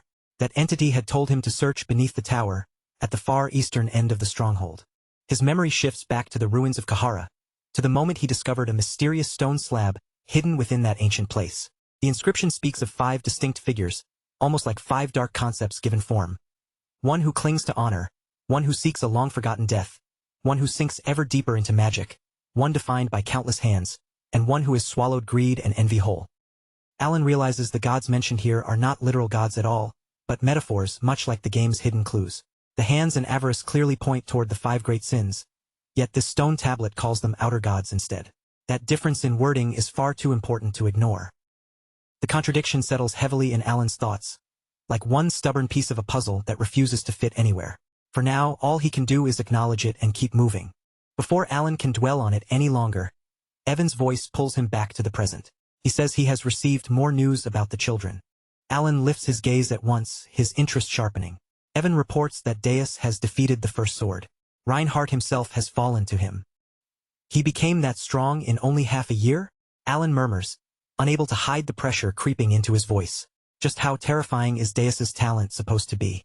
Evan continues with the next report.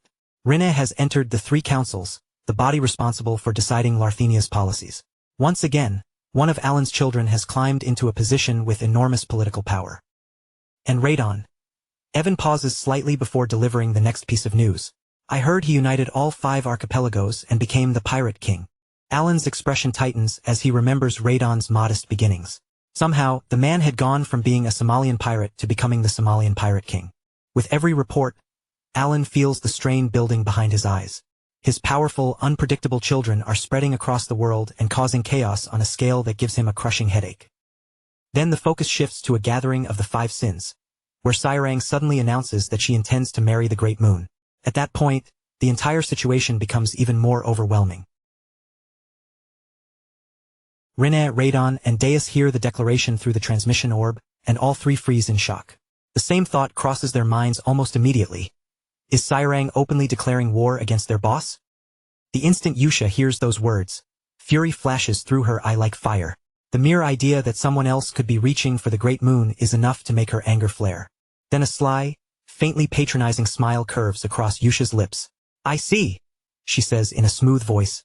He is a great man. Of course you would eventually come to like him. Her words sound calm, but her eyes carry none of that warmth. Completely unaware of the tension rising around her, Sairang lights up with adorable enthusiasm. Yeah, I'm going to marry him, she says brightly. I'm sure I'd make a wonderful wife. That is the final straw. Yusha's smile disappears in an instant, leaving behind nothing but raw fury. Her fists clench so tightly that her knuckles turn pale, and jealousy seems to pour from her in cold, violent waves. Even the others can feel the temperature drop through the orb. In their tiny chibi forms, they all reach the same conclusion without saying it aloud. Yusha is barely holding herself back, and an explosion is coming. Yusha answers in a voice coated with ice. However, Sairang, that cannot happen. She lightly rests one hand against the scrying orb as her smile returns, though this time it is little more than bared teeth. We are shadows, she explains, forcing her tone to sound reasonable, while the glare in her eyes says something entirely different. Sairang merely tilts her head, completely missing the danger in Yusha's words. But shadows can marry too, can't they? She asks with innocent sincerity, unknowingly stepping even closer to disaster. Yusha's composure finally begins to crack, and her voice sinks into a low, threatening whisper. As his shadows, we cannot stand beside him. You understand that, don't you? Sairang curls into a tiny ball for a moment, then suddenly puffs out her chest as if preparing herself for battle. The conversation erupts into a full shouting match through the orb. Yusha raises her voice and demands, Do you really think he would choose you? Sairang fires back without hesitation. He told me I wasn't bad. A memory flashes back into view. Sairang leans close to Alan and unleashes her ultimate weapon.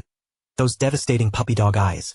With a tiny, pleading voice, she asks, "Benefactor, do you really, really hate me?"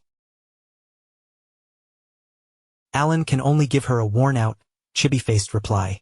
"That isn't it." Sairang's answer leaves Yusha staring in stunned disbelief. What? Alan did not immediately take Yusha's side? To her, that alone is an unforgivable outrage. Deus looks completely drained as he turns toward Sairang. What exactly happened to make her react like this? He asks, and even through the orb, his growing headache is almost visible.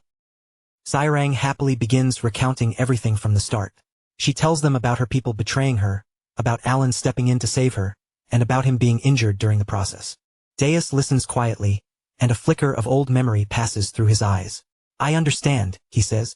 "It reminds me of the magnificence I witnessed half a year ago." He was so calm, as though he had walked the road to hell more times than anyone could count. Sairang nods eagerly. "Yeah, you had something like that happen too, didn't you, Deus?" It is an innocent question, but it seems to awaken a deeply buried wound in him. Deus immediately launches into his own stories about Alan, speaking as though a floodgate has opened. "Even when I fell into doubt, he reassured me. He is the most admirable man I have ever known, and I have already resolved myself to become his sword." Sairang only encourages him further, clapping her hands together as a determined blush rises on her cheeks. Yeah. I totally understand how you feel." 2 full hours pass before Deus finally stops talking. By then, Yusha and Deus both look utterly exhausted, while Sairang is still brimming with energy. At last, Yusha's patience snaps completely. "Anyway," she says sharply, "you cannot marry him." Sairang immediately shoots back, "Yes, I can." What follows is a childish battle of no and yes, loud enough to make it seem as though the communication orb itself might crack from the strain. The focus then shifts to the official written record of this completely chaotic conference. Radon sits with one hand pressed against his face, looking as though his soul has already left his body, while Rinne calmly and diligently writes down every detail. The first official rule is recorded. Nobody is allowed to ask Deus anything involving the Great Moon. It has now become a formal restriction. Deus remains tense as he mutters, "But I'm not finished yet." Unfortunately for him, rules are rules. The second rule concerns Yusha. Whenever the Great Moon is involved, no means no. She practically screeches the words, with every trace of her earlier composure completely gone. The notes add that Yusha may display a childlike temperament in such situations. Of course, by childlike, they clearly mean dangerously possessive. The entire meeting has become an absolute disaster. Radon lets out a long, exhausted sigh, wearing the expression of someone who would rather be anywhere else in the world. Elsewhere, the setting changes to a dark, narrow alley hidden within the capital of the Asteria Kingdom. In those shadows, a new scheme quietly begins to take shape. Inside a poorly lit tavern, 2 cloaked figures meet in secret. They are the leaders of the kingdom's 2 largest political factions, public rivals who have chosen to speak where no one else can hear them. Marquis Phil Boyd, the leader of the aristocratic faction, proposes an alliance. He wants to join forces against a third faction, one far more fanatical than either of them and dangerous enough to threaten them both. Across from him, Duke Rimgrave, leader of the royalist faction, agrees without much hesitation. Their target's growing influence is far too unsettling to ignore, so he asks Phil Boyd what kind of plan he has prepared.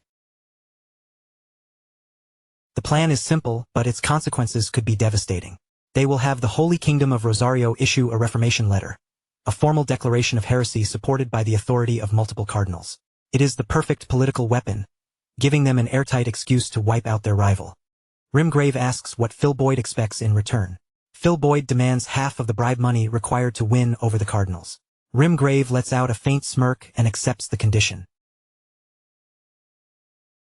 Rimgrave raises his glass before adding, "I have already finished speaking with those cardinals. This will not take long." With that toast, the agreement is sealed, and a dangerous conspiracy begins moving forward. Meanwhile, beneath the purple glow filling a grand cathedral, a lone priest sits in silence and waits. The priest lifts his eyes as someone approaches, a smug and lecherous grin spreading across his face. He gives a shallow bow and says, "It is a pleasure to meet you, Cardinal." The visitor steps into the cathedral's purple glow, and it is none other than Yusha. She addresses him calmly as Cardinal Sergius. Sergius wastes no time with pleasantries. He asks Yusha to lend her name to a reformation letter, one meant to bring down Count Alan Palacio and bury him completely. The man he wants erased is the very great moon Yusha worships with every part of herself. In other words, he has just set his sights on Alan. The slimy cardinal does not notice the air changing around him at all. Instead, his mind is already wandering through fantasies of wealth, beautiful women, and status, convinced that heaven itself is about to open its gates for him. But what Sergius has truly opened is the gate to hell. A crushing darkness floods the cathedral, pressing down on the room with unbearable force. Before he can even scream, shadowy tendrils burst from Yusha and slam into him, ripping through his body from within. The impact hurls Sergius through the air, twisting his body in agony. The grand and beautiful cathedral is transformed into a place of torture in a single instant. Yusha stares at him with wide, furious eyes, her expression warped by something deeply unhinged. "Are you telling me to kill the man I worship?" she hisses, her voice dropping into a low and dangerous growl. Around Sergius, the world turns blood red. Pain and terror swallow everything as Yusha's overwhelming power crushes him beneath a living nightmare. For everyone caught inside that darkness, time itself seems to stop moving. His companions cannot move, cannot flee, and cannot even force out a scream. They are trapped inside Yusha's domain of fear, helplessly watching the horror unfold. The last thing Sergius sees is Yusha's hand slowly reaching toward him, promising not death, but an eternity of suffering. Thorny tendrils of darkness coil around his broken body, tightening until they squeeze and crush him from every side. They are a physical reflection of Yusha's endless rage. Bleeding, shattered, and barely able to remain conscious, Sergius can only beg for mercy. "Please, just kill me," he whimpers. But death is a kindness Yusha has no intention of giving him. One glowing finger stops just before his face. "I have already told you more than a dozen times that I cannot," Yusha says with terrifying calm.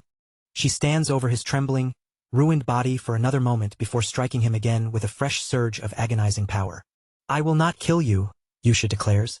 "There is something you must do for me first." Then her face twists with rage all over again. "But before that comes punishment.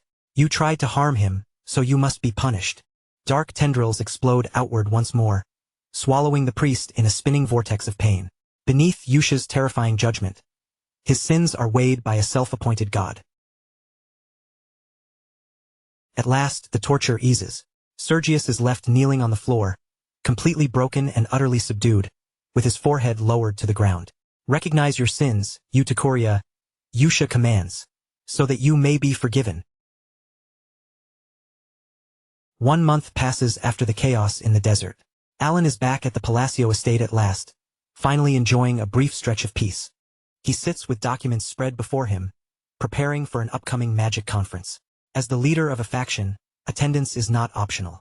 Alan lets out a tired groan, clearly having no desire to attend. Abyssal entities and outer gods are still waiting to be investigated, and mingling with high society is the last thing he wants to waste his time on. Then Evan enters and notices Alan holding on to a certain letter. It arrived 2 weeks earlier, yet Alan still keeps it close. The reason is simple. Just looking at it makes him feel better. Inside is an official certificate confirming his status as a faction leader. But there is something even more comforting attached to that new position. A legal salary.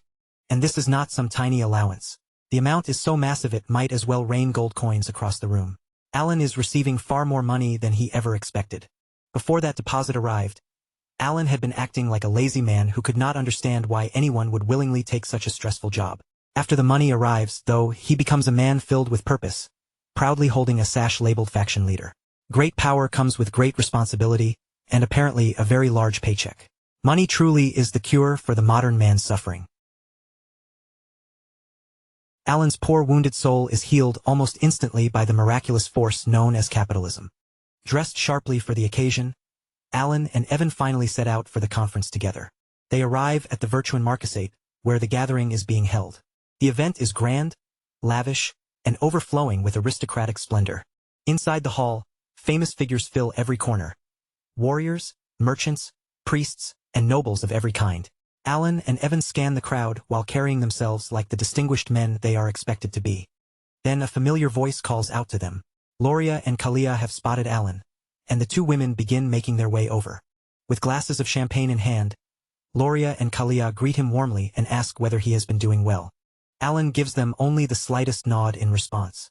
His attention is already fixed on something much more tempting across the hall. The buffet table. Without offering another word, Alan walks directly past both of them. Evan soon catches up with a plate piled high with food and a fresh piece of gossip. I heard the leader of the royalist faction received a reformation letter and was dragged away to the Holy Kingdom, he says. Alan barely reacts, far more interested in the pastries before him. Yeah? Then I probably will not be seeing him, he says casually. What a relief.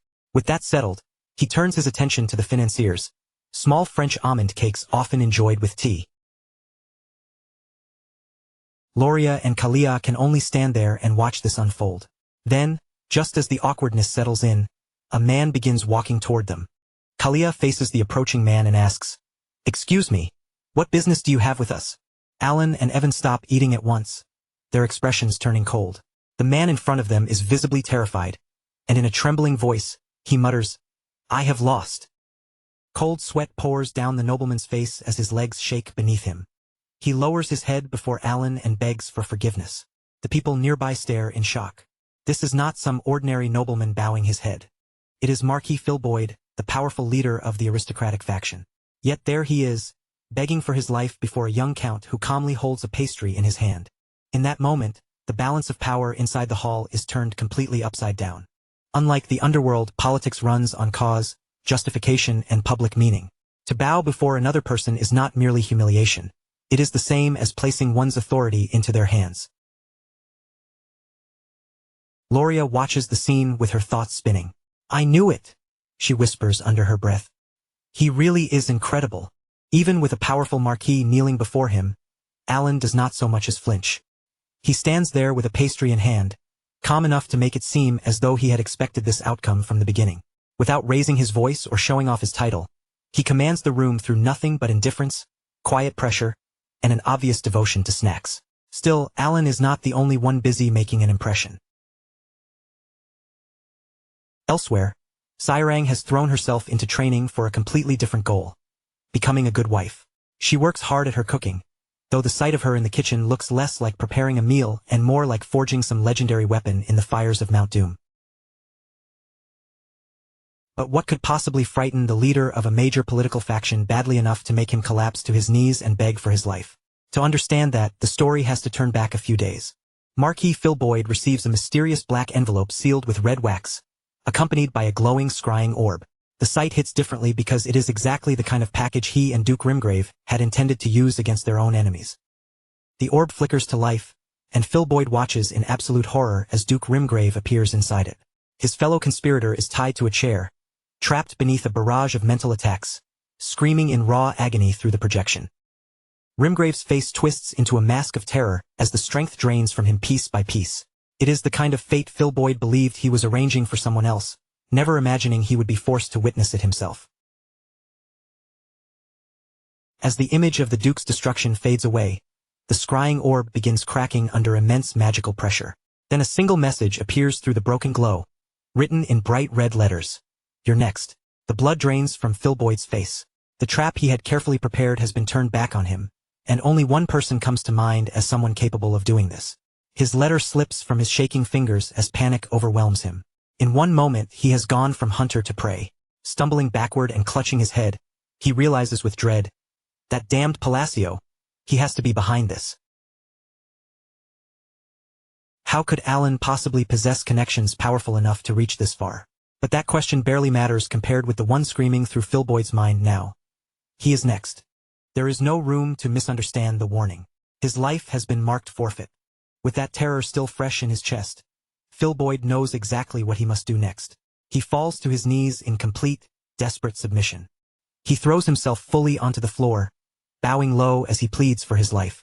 "I'm quitting politics, so please, let it end with the reformation letter. I only want to live the rest of my life in peace." Meanwhile, Alan is standing there in a cold sweat, completely confused by the confession unfolding in front of him. Why is Filboid telling him all this? What kind of scheme did those two nobles cook up now? Alan has no idea what is happening. He had only wanted to escape an uncomfortable encounter. From everyone else's perspective, though, it looks like an overwhelming display of dominance. Loria and Kalia can only stare at Alan in stunned admiration. In Loria's mind, there is only one conclusion. Their count is incredible. Alan glances toward the two women, utterly unaware that his awkward silence is building him a legendary reputation right before their eyes. Just like that, with a powerful marquis begging at his feet, every rumor claiming Alan was merely another faction's puppet disappears. The whispers spreading through the hall now paint him as something far more dangerous. A new power player no one had properly noticed until now. 3 days after the assembly, Alan is already back on the road. His dramatic departure from the conference leaves behind a trail of rumors that continues to spread long after he is gone. Evan, always eager to share the latest gossip, tells him, "I heard Marquis Phil Boyd received a reformation letter too and left for Rosario." Then Evan narrows his eyes at Alan suspiciously. "So they finally got him as well. Wasn't that letter you're doing?" Alan, reduced to peak chibi deadpan, stares ahead and answers flatly, "How would I even be able to do something like that?" Evan is completely thrown off by the response. "What? But still." Then he remembers what happened at the conference and points at Alan accusingly. "That's what you said. You told him, 'I'll try to be lenient.'" Alan's attempt at being polite had sounded, to everyone else, like the coldest threat imaginable. Alan stares back in disbelief. "That's how you understood it?" A cold sweat breaks out across Alan's face as exhaustion takes over. "I only wanted to get myself out of that awkward situation. That's all." Somehow, through nothing but social anxiety and unfortunate timing, he has accidentally conquered the political world. With the political mess temporarily behind them, the group reaches their next destination, Larthania, the city of labyrinths. It is an enormous city built around a towering central dungeon. Deep within the darker corners of the city, a group of adventurers gathers together. One of them boasts about a legendary figure who supposedly defeated 1,000 enemies alone, but his companion tells him not to get carried away. Their leader is Aldrich, the cheerful and confident master of the Ironblood Guild, one of the 5 great guilds that dominate the labyrinth. He is here because the job pays extremely well. Aldrich leads his guild down into the dungeon's depths. Their assignment is to capture a monster on the 20th floor, which is suspicious from the start because floors divisible by 5 are normally treated as safe zones. Still, Aldrich shows no concern. "Even if it is a trap, it'll be easy for me," he boasts. "I've explored more than 50 floors already. Besides, the advance payment was huge, and it isn't refundable." The party reaches the 20th floor and steps into a massive hall buried beneath ice. The air is frozen and silent, with not a single sound moving through the wide, empty chamber. One of the mages looks around uneasily, her eyes scanning the frost-covered surroundings. Something about this place feels wrong. Then she spots something far away and raises a hand to point. "Hey, boss, what's that?" A lone figure stands in the distance, surrounded by the bleak frozen landscape. Another guild member barely gives the figure a second look. "Huh? Isn't that just a goblin?" But this is no ordinary goblin. The figure is a tall, green-skinned warrior with long black hair tied into a top knot, radiating an aura of overwhelming power. The adventurers laugh at his Eastern-style clothing and mockingly call him the Golden Egg Goblin. The swordsman's eyes narrow at the noise. He is clearly not amused by the newcomers, and the contempt in his stare makes it obvious that he sees them as far beneath him. He raises a single finger, and blue energy begins spiraling around its tip. "Ha!" he says with open disdain. "You insects are making far too much noise." Then he gives them the only name he believes they deserve. Cockroaches. In the next instant, a pure arc of energy erupts from his fingertip faster than anyone can see. The entire Ironblood Guild charges forward, never realizing they are already dead. Before they can react, the light passes through them. In one silent, horrifying moment, the guild is cut apart and wiped out by an attack they never even saw coming. Aldrich, once so confident, can only watch in horror as the lives of his companions vanish before his eyes. Driven by rage and the need to avenge his fallen comrades, Aldrich dashes straight toward the green-skinned warrior. He leaps into the air and brings his weapons down in one final, desperate attack. But the effort means nothing. The green-skinned warrior simply raises one finger again. Another arc of pure energy bursts forth, splitting Aldrich's body cleanly in half. A cold and terrifying light shines in the warrior's eye.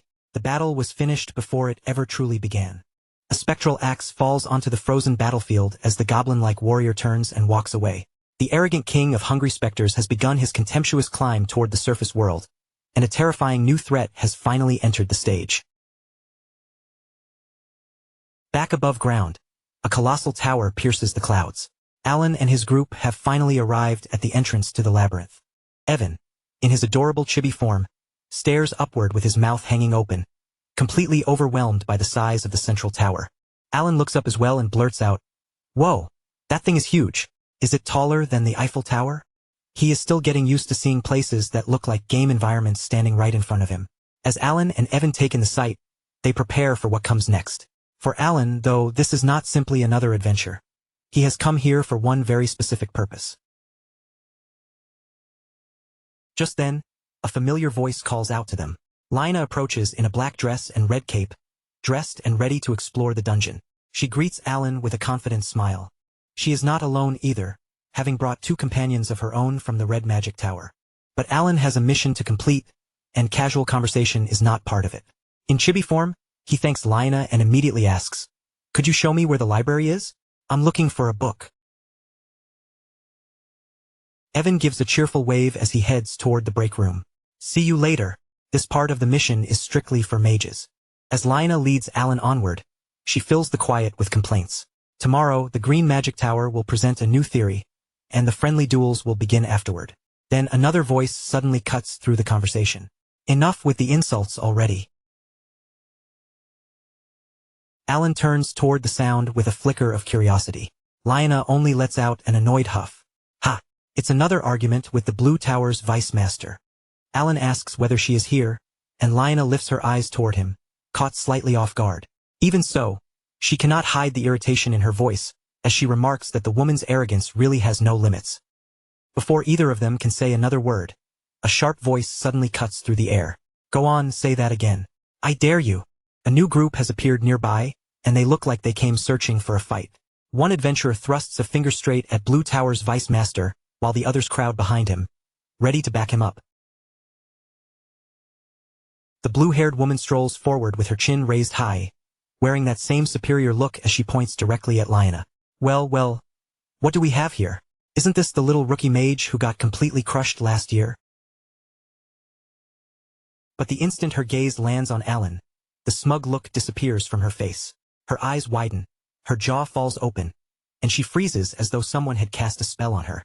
Then, with a speed that looks almost unnatural, she bends forward into a flawless 90-degree bow. "Greetings, Count," she stammers, leaving every member of her guild staring at her in complete disbelief. For a moment, Alan simply looks down at the terrified cat girl, who is shaking so badly she seems ready to collapse. He calmly asks whether it has been around 6 months, and all she can manage is a tiny, trembling, "Yes, sir." Behind her, the 3 mages from her group are completely losing it as they try to understand what they are seeing. One of them can barely believe it, wondering aloud if they somehow got caught in an illusion spell. The woman who had been acting like a fierce, arrogant wolf only moments earlier now looks more like a frightened little familiar. Alan tells her that it is none of his business, but asks whether mages are not supposed to get along with one another. The blue-haired guild leader instantly panics. She rushes toward the 3 mages and repeatedly bows so fast that she nearly folds herself in half. "I'm sorry. Let's be friends," she blurts out, apologizing like her life depends on it. She suddenly straightens up and gives a crisp salute, her face filled with fierce determination. "Yes," and then she is gone. "I'm out of here," she shouts as lightning flashes beneath her feet. In a blur, she activates lightning flash step and vanishes, leaving only stunned onlookers behind her. Alan rubs the back of his neck as a bead of sweat slides down his cheek. Every time he sees Pinia, things somehow become even more ridiculous. "It gets worse every time," he mutters. What is actually going through her head? The 3 mages she left behind stand perfectly still, stiff as statues. Their expressions are so empty that it almost looks as though the shock has knocked their souls straight out of their bodies. As Alan and Lina continue walking, Lina glances back and comments that whenever Alan is around, that crazy woman suddenly remembers how to behave politely. Alan turns toward her with a look.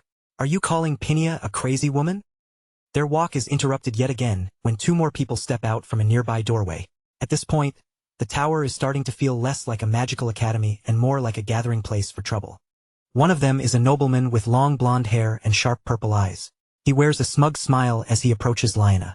"My dear Lina," he says sweetly, Did you come here to see me? Lionna's face immediately twists into an annoyed pout. Certainly not, she answers under her breath, making it clear she could not be less interested. The nobleman ignores her rejection completely and shifts his attention toward Alan instead. And who might this be? He asks. I don't recognize him. Lionna promptly shoves him aside. That is Count Palacio, so stop being rude and get lost, Lionna says coldly. The man's condescending smile returns as he gives Alan an exaggerated bow. Ah, so you are the man from all those rumors. Pleasure to meet you. I am Baruch, son of the Purple Tower Master. Alan only gives him a slight nod, his expression making one thing obvious. He has never seen this man before and has absolutely no patience for him. Baruch ignores that completely, stepping far too close to Lionna before whispering, You'll see.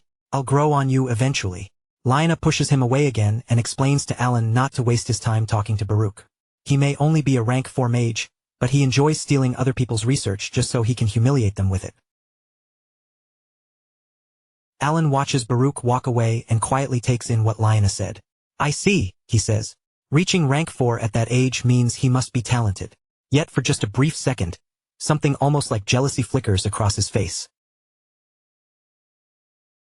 Lionna nods before pointing Alan in the right direction. The library he needs is on the 38th floor, and she tells him she will see him later at the presentation. Then she turns away, leaving him to handle his own task. Alan eventually arrives in front of a massive, elegant door marked with the Roman numerals for 38. A game-like notification announces that he has reached his destination.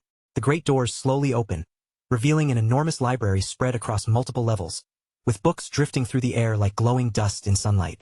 The sight is breathtaking, yet something about it feels strangely familiar. Alan stands at the entrance and stares into the vast library. Whoa! It looks completely different in person, he says quietly. This is the very same place that appeared in his horrifying visions involving the shadow demon. He immediately gets to work. In a brief, almost comical moment, he reaches up toward a towering grandfather clock and moves its hands to 12. He mutters that he only needs to return tomorrow, when the full moon rises. His next task is much more precise. Somewhere in this massive library, he needs to locate a plain black book with no title and no author listed anywhere on it.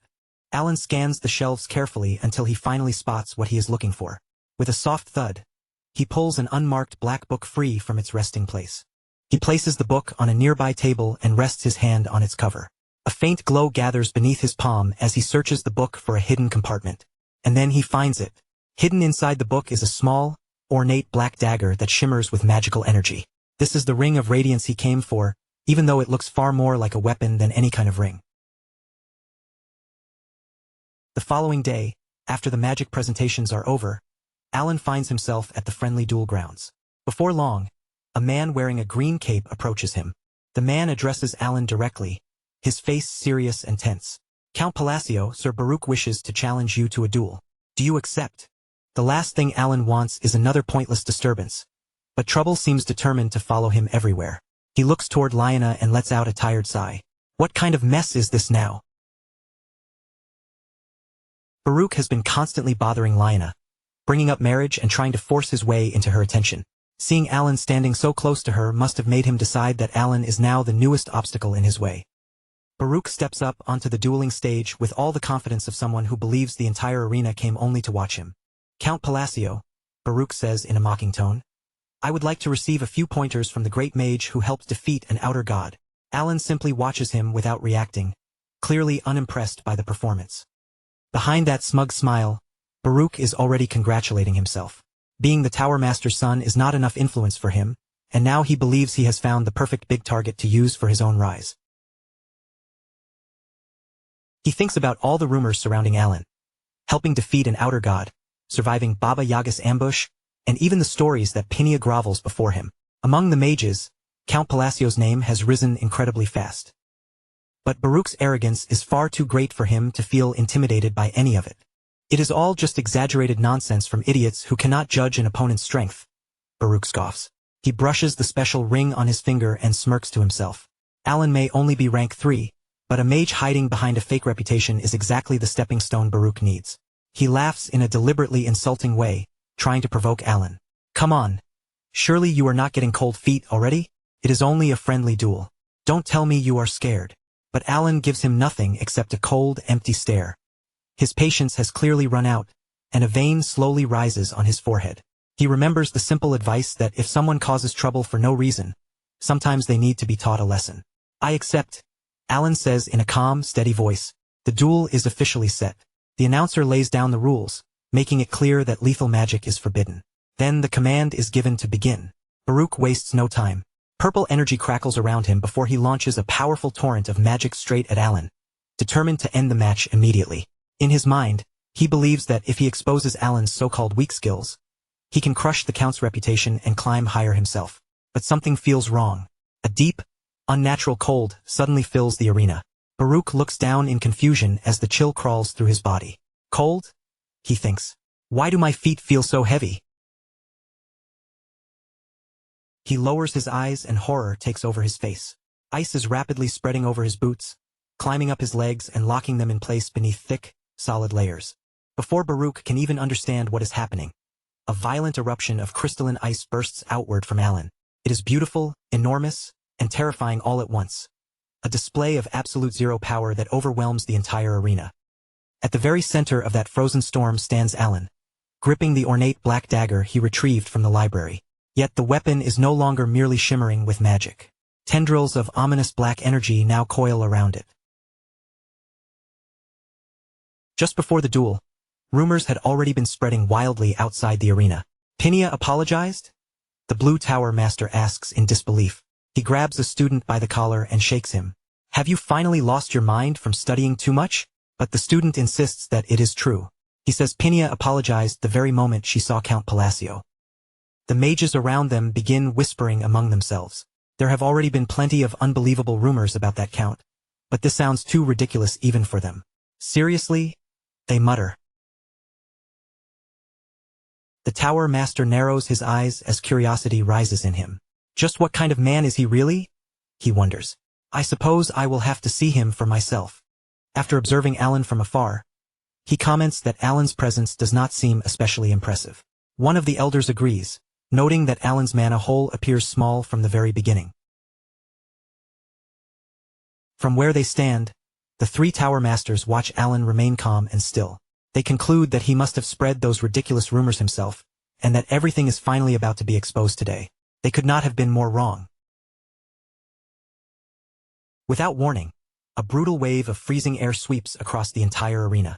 The Tower Masters who had been gossiping moments earlier are left completely speechless. Their jaws drop as they witness the overwhelming scale of the magic unfolding before their eyes. At the heart of the raging winter storm, Alan stands perfectly calm and completely unfazed, as though the freezing chaos swirling around him belongs to him alone. Baruch's crackling purple magic is swallowed up by the overwhelming frost, its power rendered completely useless against Alan's merciless blizzard. The spectators can only stare in stunned disbelief. Even a rank 5 mage begins stammering as he watches the spell take shape. A perfectly combined triple magic? Even at rank 5, I would not be confident I could manifest something like that. How did he possibly do it? Alan raises the bladed ring in his hand, and a familiar spell name echoes through his mind with icy clarity. Glory of the Snowy Mountains. Caught inside the roaring blizzard, Baruch is thrown violently through the air like a helpless ragdoll. Terror takes over his face as disbelief turns into panic. Desperate to avoid being overwhelmed, Baruch forces himself to gather every last trace of mana he still has left. I have to do something, he screams, pouring everything he has into preparing his strongest remaining spell. The mages in the audience recognize the spell almost immediately, and alarm spreads through the crowd. Wait, is that Kamalan? Isn't that one of the Violet Tower's killing spells? But Baruch is already too late. Alan's crystal rotation blooms across the arena, sending beautifully patterned snowflakes drifting down through the storm. The moment they touch Baruch's magic, his attack shatters apart with effortless ease. The frost swallows Baruch's defenses whole, freezing them solid before his desperate spell can even properly take shape. In an instant, every bit of resistance he has left is crushed beneath Alan's magic. The Tower Master and Fenya can do nothing but stare, their faces filled with shock and horror as Alan's overwhelming power unfolds before them. The rest of the crowd is no better. The entire arena falls into stunned silence as everyone watches Baruch receive a completely one-sided beating. For the finishing blow, the the surrounding ice suddenly rushes inward. Jagged crystal walls close around Baruch from every direction, sealing him inside a massive frozen coffin while his body remains locked in a pose of pure agony. Alan lands lightly on the ground, looking as composed as ever, not a single strand of hair out of place. The announcer trembles as he finally declares the result. The winner is Alan Palacio. With that one victory, Alan has made the entire Mage Tower realize exactly who they are dealing with. Once the duel ends, the mages rush toward Alan in a wave. Every bit of their earlier doubt has vanished, replaced by wide-eyed admiration and excitement. Incredible! How did you arrange that magic array? One mage asks eagerly. Forgive me if that is a proprietary spell. I think I read about hand-based catalysts in some ancient texts. He keeps muttering as he tries to break down Alan's technique piece by piece. Alan starts sweating under the sudden attention, clearly overwhelmed by the crowd pressing in around him. He tries to explain as honestly as he can. I'm only rank 3. That only makes the praise louder. Haha. Did you just say rank 3? Good grief, there is no need to be that humble. Another mage says. Rank 3? That is impossible. Poor Alan. The more honestly he speaks, the more mysterious everyone thinks he is. At last, Alan reaches his limit. Ugh, I have things to do, he mutters, clearly desperate to escape. In a quick chibi-like burst of panic, Alan decides it is time to run. He slips away from the admiring crowd and races through the tower until he finally finds an empty corridor. Only then does he let out a long sigh of relief. Finally, some peace and quiet. He looks down at the bladed ring in his hand and realizes it was far more useful than he expected. A system window appears, identifying the item as the Memory of the Black Eye, an enhanced memorizer capable of storing one of its user's spells and manifesting it with amplified power.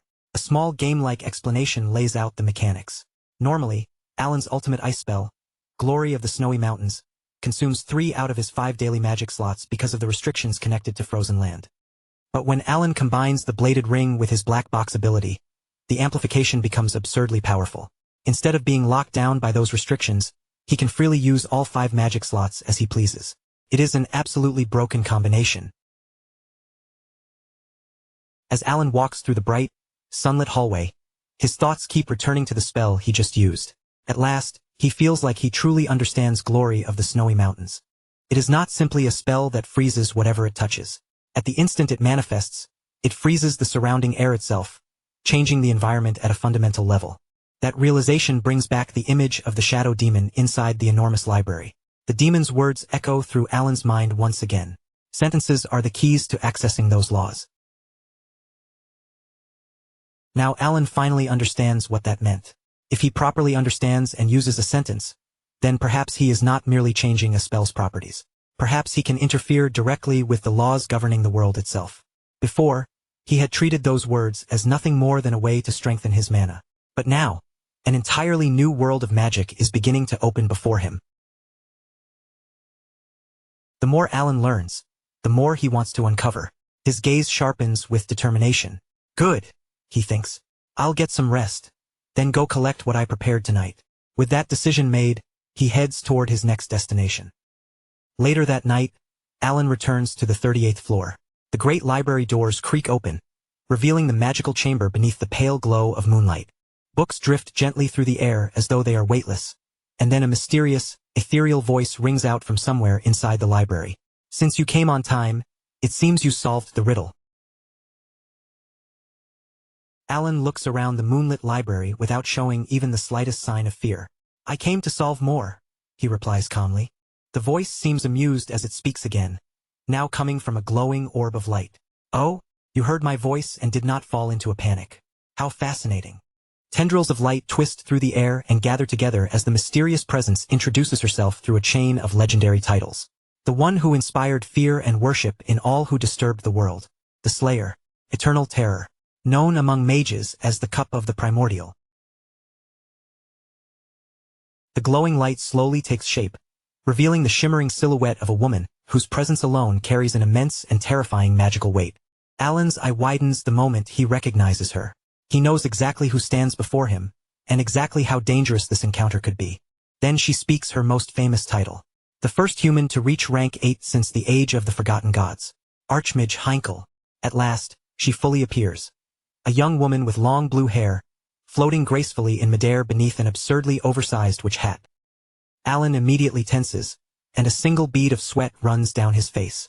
One wrong choice here and he knows he is finished. He remembers this encounter clearly from the game. Players used to call Heinkel the retry witch, because getting her items depended entirely on choosing the correct dialogue options. A game-like interface appears in front of him as Heinkel drifts down through the air. "Oh, you have grown quite a bit, haven't you?" she says. 3 dialogue choices appear before Alan. His cursor hovers over one hilariously terrible option. "Little girl, you should use honorifics." Heinkel instantly shifts into chibi rage. "Honorifics? Do you want to die? Are you starting to get cocky?" The game's explanation is brutally clear. By the 3rd meeting, Alan and Heinkel have grown familiar enough that the wrong answer only earns him a curse. But choosing the wrong response during the first encounter means immediate death. Then another dialogue box appears, and somehow Alan chooses an even worse option. "Ah, go drink some milk." Heinkel's expression explodes from calm to furious in an instant. Her face twists with rage as the entire background seems to turn blood red. "What did you just say?" The game gives an especially unhelpful warning. She was also called the messy milk witch because she would instantly kill players for saying things like that. Alan immediately prepares himself for the worst. "I need to get my defenses ready first," he thinks. "I cannot just die instantly." Heinkel's entire face disappears beneath the dark shadow cast by her enormous hat. Without warning, 2 massive and terrifying eyes materialize in the air directly behind Alan. Alan starts to speak, but before he can finish a single sentence, Heinkel lets out a sudden terrified shriek. Alan freezes, completely baffled by what just happened. He rubs his eyes, staring at her in total confusion. "Huh? Is this because I am seeing things the way I did in the game?" For the first time, Alan gets a proper look at Heinkel without all the terrifying effects surrounding her. Then he reaches a deeply unexpected realization. She is really short. Her enormous witch hat is doing almost all the work. Heinkel floats awkwardly in the air, completely flustered and embarrassed as she tries to hide herself behind the giant hat. "Here," she stammers.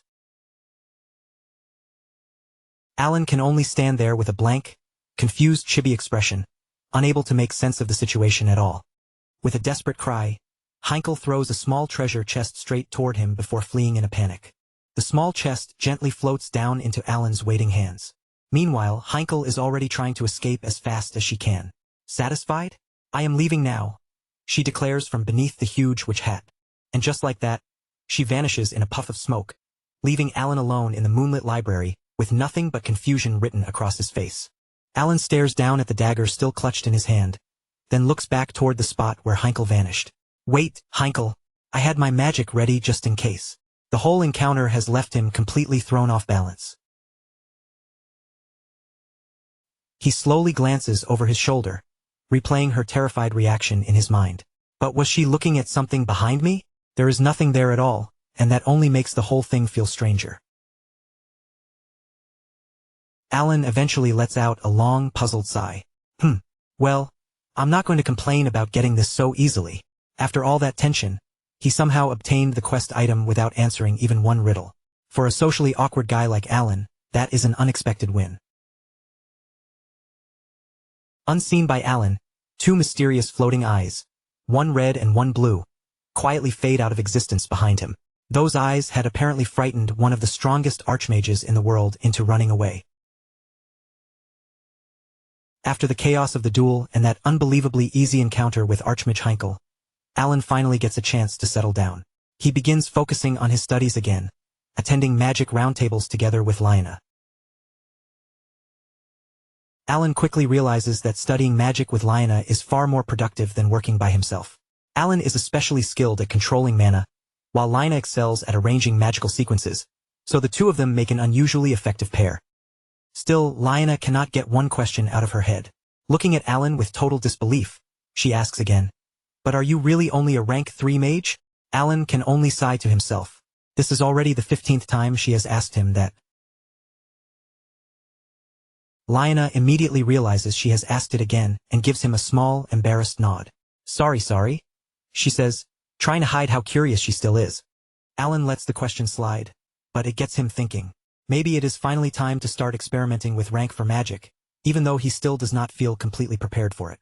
However, those quiet days of studying do not last long. On the fourth day of the conference, shocking news suddenly reaches them. An outer god has appeared inside the Lartanya labyrinth. A strange mutation that was first noticed only a week earlier is now spreading rapidly throughout the entire dungeon. There is no time to hesitate. Alan's expression turns grim as he faces Evan. "Send this letter," he says. "We're leaving immediately." As Alan prepares to depart, Pinia catches up with him. She looks at him with a faint pout and asks, "Count, are you leaving already?" Alan confirms that he is, and Pinia's face immediately brightens with a strangely cheerful look. She waves at him with far more energy than expected and shouts, "Have a safe trip." Watching her wave him off, Alan cannot help feeling confused. She came all the way to his carriage just to see him leave, yet she does not look sad in the slightest. "I really don't understand her," he thinks. A few days later, after leaving behind an unexpectedly radiant Pinia, Alan's carriage finally arrives at its destination. Lartanya, the Labyrinth City. It is a massive metropolis built around the dungeon itself, thriving beneath the shadow of that enormous underground maze. When the carriage rolls to a stop, Alan and Evan step down from it in their cloaks, both of them ready to get straight to business. The building standing before them is so huge and extravagant that its sheer scale is almost overwhelming. Evan looks around in open amazement. "I knew she was doing well," he says, "but this is on an entirely different level." At that moment, Evan experiences a sudden, life-changing realization. Money is absolute power. Now he finally understands why experts in magical items hold so much influence.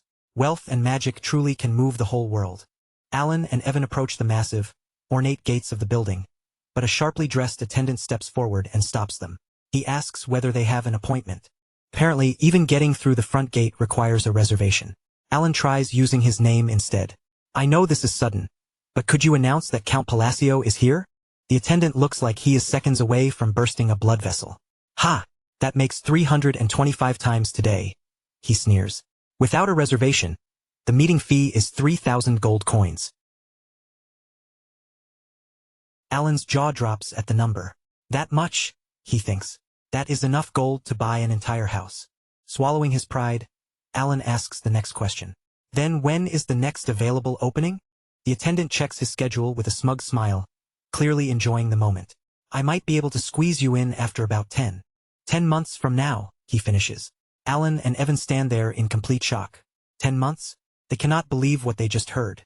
Before either of them can argue, someone throws a heavy bag of coins toward the gatekeeper and loudly demands, "Hey, open the door." A short, pudgy nobleman strolls forward with two thugs at his side. This is Labard Claystone, the son of the Lord of Lartanya. The gatekeeper immediately recognizes him, and his expression sinks. In his mind, there is only one thought. "Oh great, not this jerk again." Alan's thoughts are much less polite. This guy is nothing but trash, acting important because he was born with his father's title behind him. At last, Labard notices Alan and Evan standing nearby. He gives them a nasty little sneer. "Heh, get lost, you bunch of beggars." That is enough to make both Alan and Evan furious. Their faces tighten as they glare back at him. They may be many things, but they are definitely not beggars. Then a calm female voice suddenly cuts through the growing tension. At the top of the stairs, a young woman with long green hair begins walking down. Labard looks up, and his face changes at once. "Oh, Rinne!" Rinne does not even slow her pace. Her voice is cold enough to freeze the air. "Get lost." Then, without warning, the elegant woman moves with astonishing speed. She smacks Labard across the face so hard that he is sent flying away, blood spraying from his mouth. Rinne calmly walks past the chaos as though nothing happened. She stops before Alan, gives him a slight bow and says, "I have kept you waiting, patron." The gatekeeper and Labard's thugs are completely stunned. The attendant can barely process what he is seeing. Rinne is always polite and fair, whether she is dealing with a prince or someone in rags. Yet she just sent Labard flying. Labard lies there in a blubbering mess, screaming through his anger and humiliation. "How dare you talk to me like that? I'm a noble. I'm very close with the Council of Three. Let me remind you, Rinne," Labard begins, but Alan and Evan simply stand nearby looking completely bored, as though his tantrum is not even worth listening to. Labard keeps yelling while his goons drag him back toward his luxurious carriage. "You'll regret turning your back on me for these bums," he shouts, still kicking up a fuss as he is hauled away. With the nuisance finally removed, Rinne turns back toward Alan and Evan with her usual calm expression. "Come in, patron. And you as well, sir. Let us head inside." Alan leans closer to her, looking genuinely concerned. Are you sure this is going to be okay? I heard the Lord of Lartanya is very fond of his son. Rinne gives him a calm, reassuring look. Do not worry about it. You probably will not be seeing him again. It is meant to be comforting, but somehow it sounds slightly terrifying too. Later, the three of them are seated in a luxurious lounge.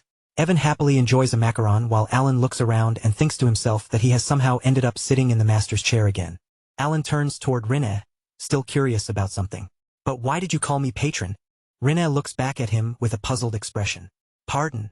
Alan explains that the other children usually call him godfather or benefactor. He was simply wondering why she chose such a specific title. Patron feels so formal, he says.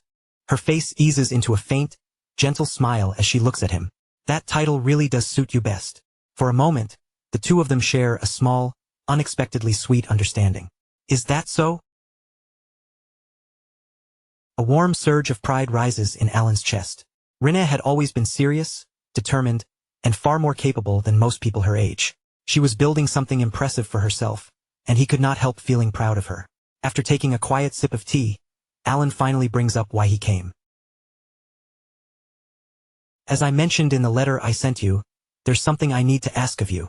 I've come to realize that influence is necessary if I want to reach my goals. Alan lowers his cup and speaks more directly. Could you help me get into the strike force that's being assembled against the outer god? Alan reaches behind his neck and rubs it awkwardly, looking slightly embarrassed by the request. Though, if what happened at the gate makes that difficult. Before he can finish, Rinne cuts in. Patron, are you truly that concerned about the Lord's son? Alan quickly explains that he simply does not want to create needless complications for her. A small, self-assured smile appears on Rinne's lips. Please do not concern yourself with that. I believe I can arrange exactly what you asked for.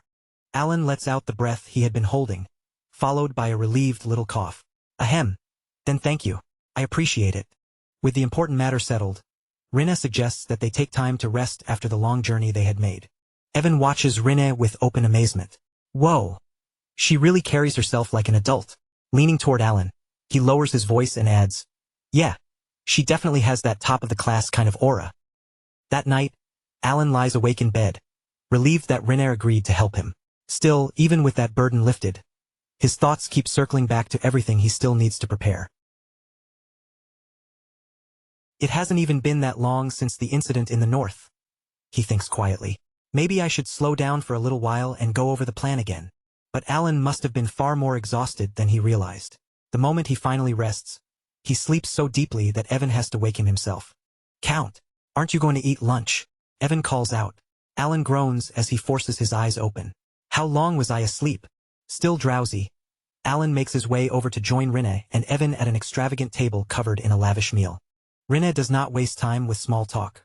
With her usual ruthless efficiency, she gives him her report. I have already dealt with the request you gave me yesterday. The strike force is gathering today, she continues evenly. We should leave for the meeting soon. Then, as casually as though she were mentioning the weather outside, Rinne adds one more detail. And you need not worry about Labard Claystone. I killed him. Cleanly. Alan freezes in the middle of eating, his fork suspended in the air before it can reach his mouth.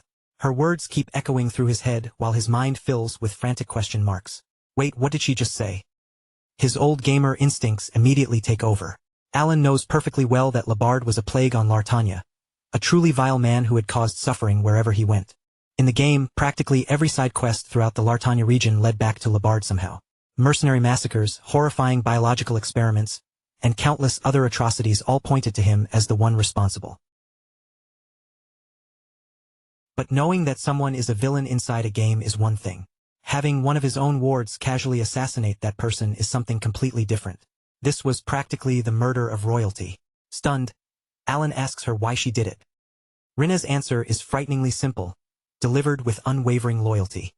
He made you uncomfortable. Leaving him alive would only have allowed that discomfort to continue. A cold sweat starts to form on Alan's forehead. It was true that Rinne was one of the seeds connected to the birth of the mortal sins, but even if she considered him her patron, this felt dangerously excessive. And there was another problem. Rinne was supposed to be an expert in magic items. How had she managed to kill Labard and defeat his mercenaries? Seeing the troubled look on Alan's face, Rinne misunderstands his silence as dissatisfaction.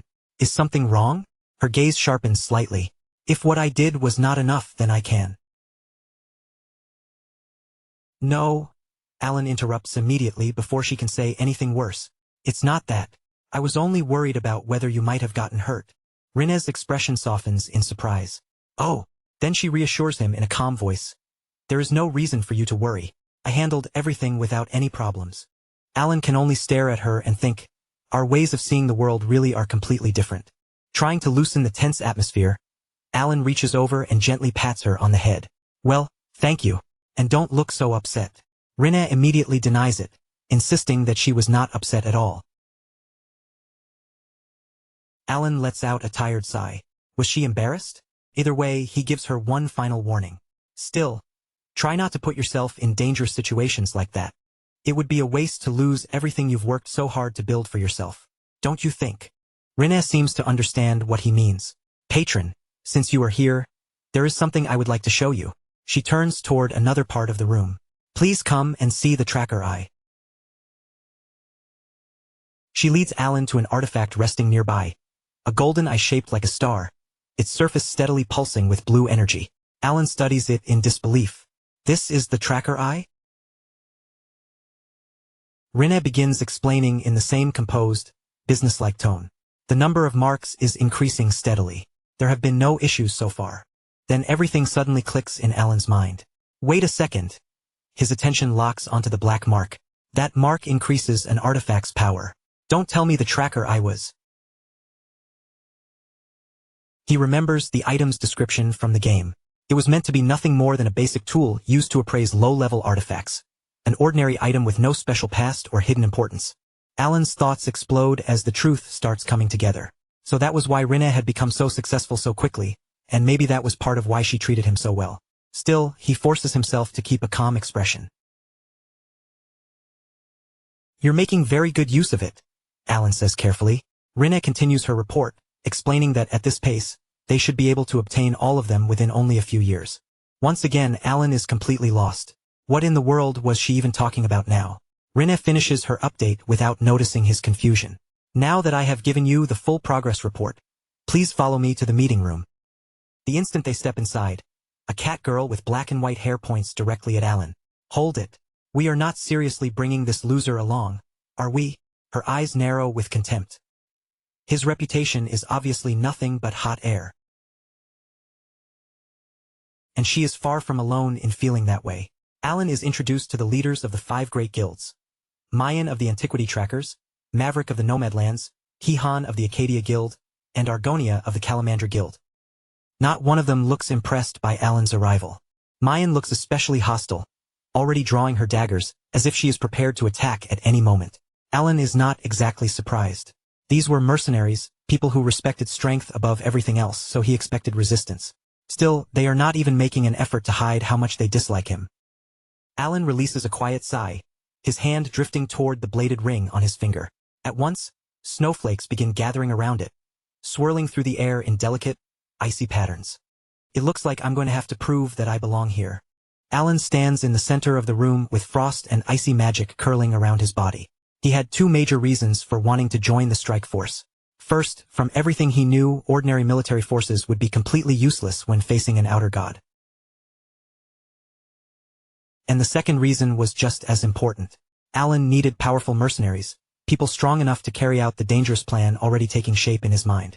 Unfortunately, getting them to trust him is proving far more difficult than expected. Maverick, the hot-headed guild leader, steps forward and challenges him directly, demanding to know whether Alan is looking for a fight. Alan's face remains as cold and steady as the frozen air surrounding him. In a calm voice, he points out that they were the ones who started this confrontation. Maverick clearly does not appreciate that answer. He charges forward with his sword raised high, just as jagged shards of ice burst violently from the floor beneath him. On the outside, Alan keeps his expression cool and controlled. Inside, however, panic is already taking over.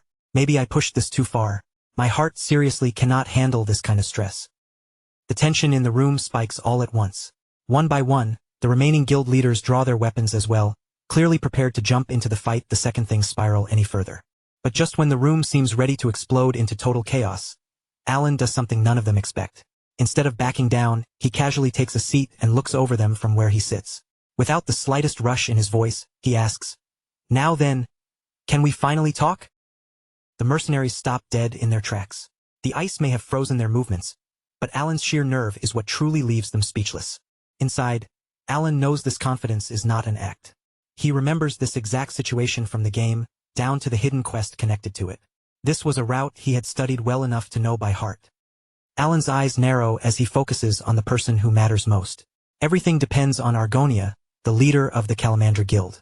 If she accepts him, then this entire confrontation will end before it can become a real fight. Argonia, the demonkin woman with imposing red horns, studies Alan in silence. Her sharp green eyes remain fixed on him, as though she is trying to see through every layer of confidence he is putting on display. Then her voice slices through the suffocating silence like a blade. She orders everyone to stop immediately. Maverick's sword comes to a halt only inches from Alan's face. Furious, he snaps his head toward Argonia and demands to know why she is telling them to stand down now. Argonia simply points out what none of them can deny. They were the ones who underestimated Alan first, and they were also the ones who showed him disrespect. Maverick lets out an irritated sound, but after a moment of resistance, he reluctantly lowers his sword and puts it away.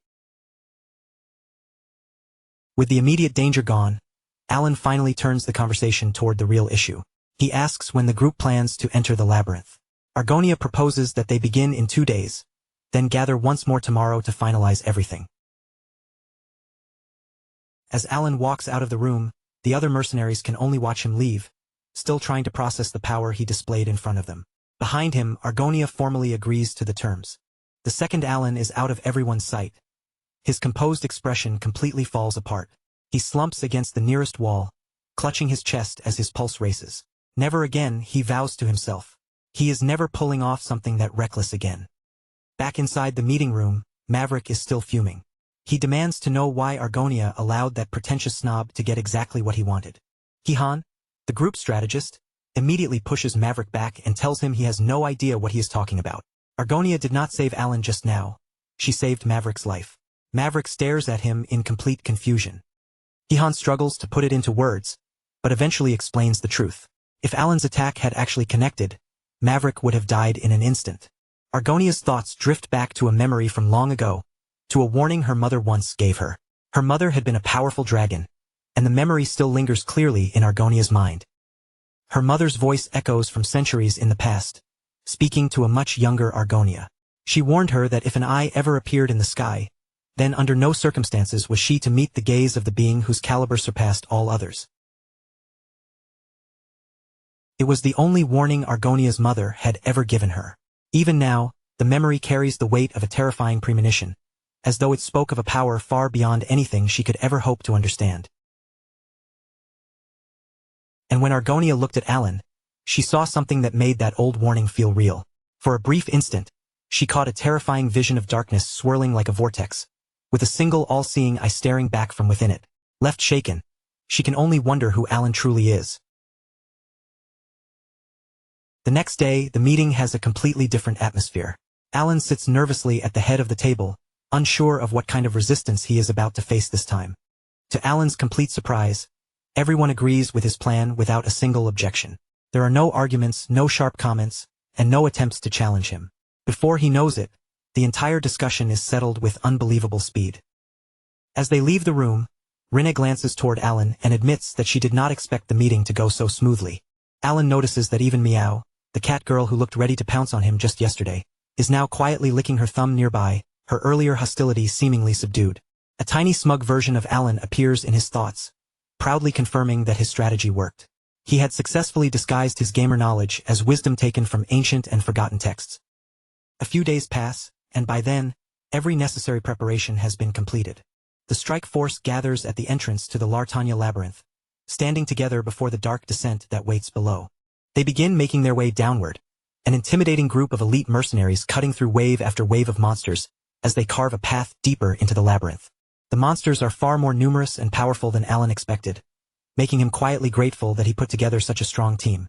If he had tried to enter this place alone, he would have been overwhelmed long ago.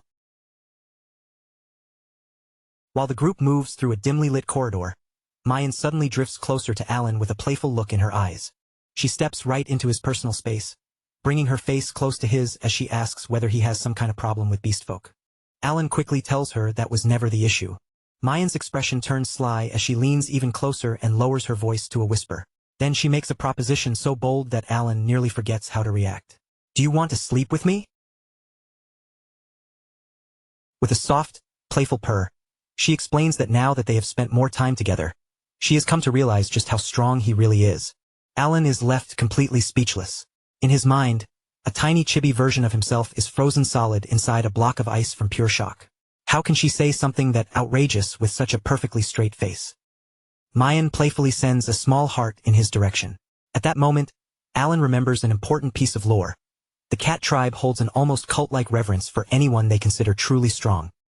Alan politely turns down her offer. Meown lets out a disappointed sigh, stretches her body with complete ease, and tells him to let her know if he ever changes his mind. Rinna sees the entire exchange, and a dark aura begins gathering around her. In a voice cold enough to chill the air, she asks her patron whether he would like her to quietly deal with that rude individual.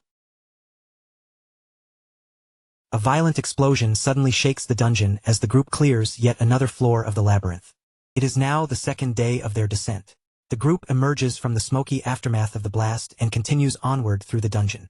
Maverick scratches his head in frustration, complaining about how exhausting it is to search every single floor from end to end. They have only reached the 4th floor, but Alan can already feel how different this world is from the game he once knew. In the game, all he had to do was defeat the boss, and a prompt would appear right away, allowing him to descend to the next level instantly. But reality is nothing like that. These floors are enormous, twisting, and painfully complicated to navigate. Sometimes, finding the way down can take them half an entire day. As the group moves forward, Hihan suddenly spots something far ahead and calls out to everyone. At the end of the corridor, a blue portal swirls quietly in the distance. Argonia confirms that it is the entrance to the 5th floor and tells the group to move out. The moment they step through the portal, the dungeon vanishes behind them. They emerge into a vast open field of green grass, surrounded by ancient white ruins beneath a bright blue sky. Rinna explains to Alan that the 5th floor is considered a safe zone, a rare peaceful space where travelers can rest from the constant danger of the labyrinth. In the game, this place functioned as a save point. Argonia gathers the mercenaries together, and everyone listens closely as she gives them their latest information. The outer god was seen on the 12th floor only a few days ago, which means the group still has time to prepare before reaching it. While the others take time to rest and get ready, Maverick watches Alan from nearby. Alan appears to be struggling just to catch his breath after the long descent. Maverick mutters to the others, clearly unimpressed. What is so great about a guy who is already out of breath after only 3 floors? Maverick's grumbling stops all at once, as if the words have been ripped right out of his throat. His body stiffens, and his eyes sharpen as he senses an enormous, wicked presence pressing down on the area. Before anyone even has time to understand what is happening, several mercenaries are cut down in an instant. Their bodies split apart under an invisible strike, falling before they can even raise their weapons. The attack comes with terrifying speed and brutality. A flash of green light tears through the air, followed immediately by sprays of crimson blood across the ruined ground. From within the shadows, a figure slowly steps into view. Green skin, pointed ears, and long white hair frame his eerie appearance as he stands calmly above the destruction he just caused. Maverick stares at him in stunned disbelief, unable to decide whether this overwhelming creature is some kind of goblin or something far worse. Nearby, Neon quickly pushes herself back to her feet, urgently asking what just happened. The outer god lifts one sharp-nailed finger and points it toward them with effortless arrogance. His voice is cold and contemptuous as he asks who gave mere insects permission to look him directly in the eyes. At that moment, Alan's ice magic shoots forward like a streak of white frost, crashing into the outer god and freezing him in place before he can move freely. Alan immediately calls out to Maverick, snapping him out of his shock and forcing his attention back to the battlefield. He tells him to pull himself together before the situation gets any worse. The outer god lets out a low, condescending laugh, completely unbothered by the ice around him. For a miserable human, he finds Alan's freezing technique surprisingly interesting. Alan's face darkens as he recognizes the enemy now standing before them. His voice turns grim as he names their new opponent, Kairos. Kairos seems genuinely intrigued that a human knows his name. The smug demon strikes a theatrical pose, clearly pleased by the attention, and calls Alan a charming little man. Meanwhile, Alan's thoughts race through everything he remembers from the game. Kairos was the Demon King, a being whose endless hunger for knowledge had brought him frighteningly close to reaching godhood through his own power alone. Cold sweat runs down Alan's face as the realization sinks in. According to the game's original timeline, Kairos was not supposed to arrive on this floor for at least 3 more days. Something has gone badly off course, and Alan has no idea why the Demon King is already here. Kairos announces that he happens to be in a good mood, and since these insects are apparently with Alan, he will show them a little mercy. His offer is simple and insulting. Leave immediately, and he will spare their lives. But Alan has no intention of retreating just because Kairos allows it. Without hesitation, he gives the command, ordering everyone to take their battle positions. The mercenaries are shaken, but they still draw their weapons and steady themselves. Argonia and Hymen also prepare to face what may be the most dangerous fight of their lives. This situation is different from the fight against Erthaltus's forces. This time, the mercenaries have come prepared, and the outer god stabilization is not yet complete. That means they still have a chance to fight back.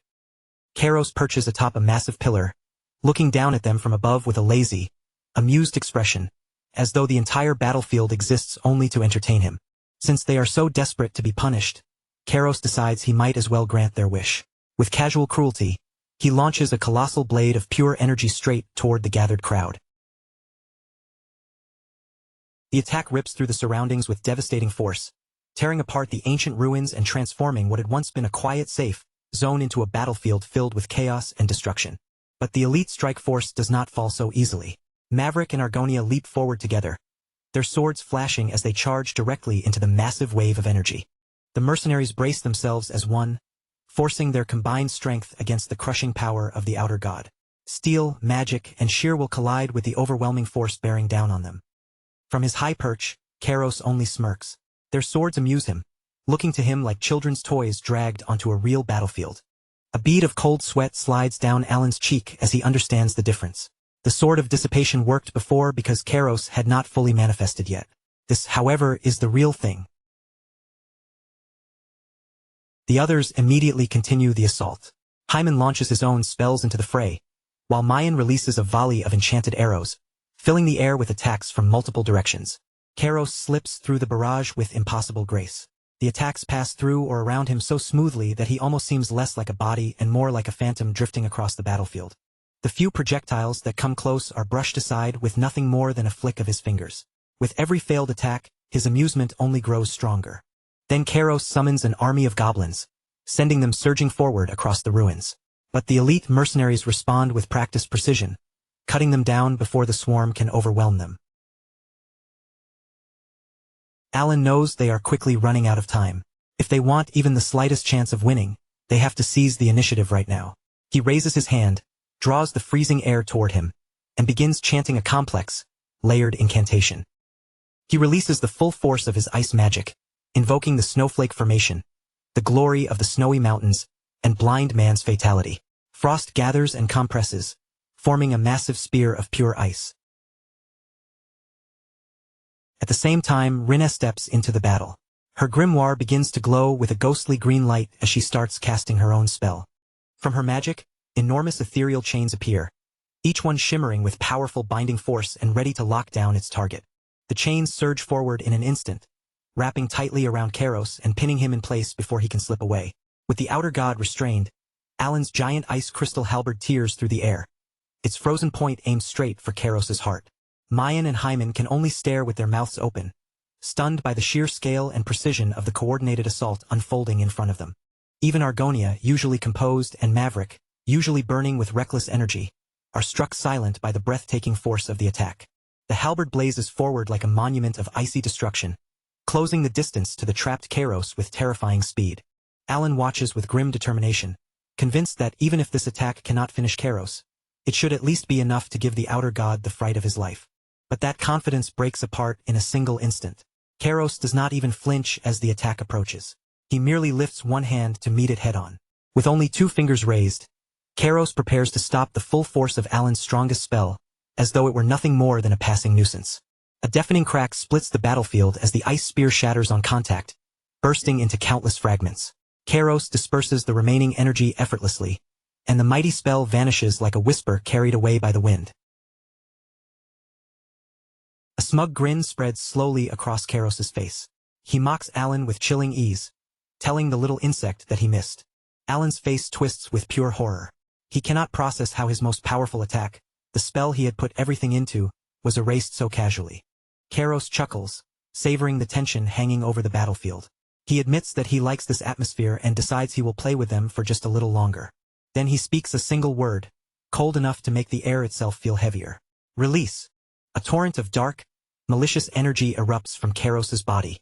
Rinne's chains shatter apart under the pressure, while shadowy tendrils whip through the air around him. A second command rolls across the battlefield like a sentence of doom. Quake. Seeing that Karos is standing still, Maverick and Argonia immediately rush forward to attack, refusing to waste the opening. At the same time, Mayan fires a desperate flaming arrow toward him. Hyman follows by unleashing a swirling vortex of shadow magic, sending the dark current spinning straight into the center of the assault. For one brief moment, Karos is caught in the full force of the strike team's combined attack, surrounded by blades, fire, and shadow. Then the third word of his spell rings out across the battlefield, heavy and absolute. Expansion. A blinding, sickly green light suddenly bursts outward, spreading in every direction until the entire safe zone is swallowed by its destructive glow. The mercenaries are hurled through the air like helpless ragdolls as the earth beneath their feet violently tears apart and collapses around them. Karos wears a cruel, satisfied grin as he finishes the final words of his incantation, releasing the horrifying technique known as the Way of the Anonymous. Then a brilliant flash erupts with enough force to feel like the end of the world itself. When the light fades, Karos stands alone at the center of a massive crater, while the once peaceful field has been reduced to a scorched wasteland. Hitamon, battered, dizzy, and barely able to steady himself, screams through the pain as he demands to know what kind of attack Karos just used. But before anyone can answer him, green light flickers in front of his eyes, and Karos suddenly appears directly before him. He-Man throws himself aside at the last possible second, narrowly avoiding a sweeping blade of energy that rips another enormous scar across the ruined land. However, he cannot recover quickly enough for the strike that follows. The second attack comes immediately after the first, cutting straight through his body before he can block it. Mayan stands frozen in horror, forced to watch as her companions are cut down one after another right in front of her. She does not even get a moment to mourn them. A massive leg suddenly closes around her face, cutting off her chance to react. Karos casually swats her away as though she is nothing more than an insect, launching her across the wreckage before she crashes brutally into the shattered ground. Then he turns his attention back to Alan, a smug and condescending smile resting on his face. Karos admits that he has high hopes for him, asking what other little tricks Alan can offer to keep him entertained.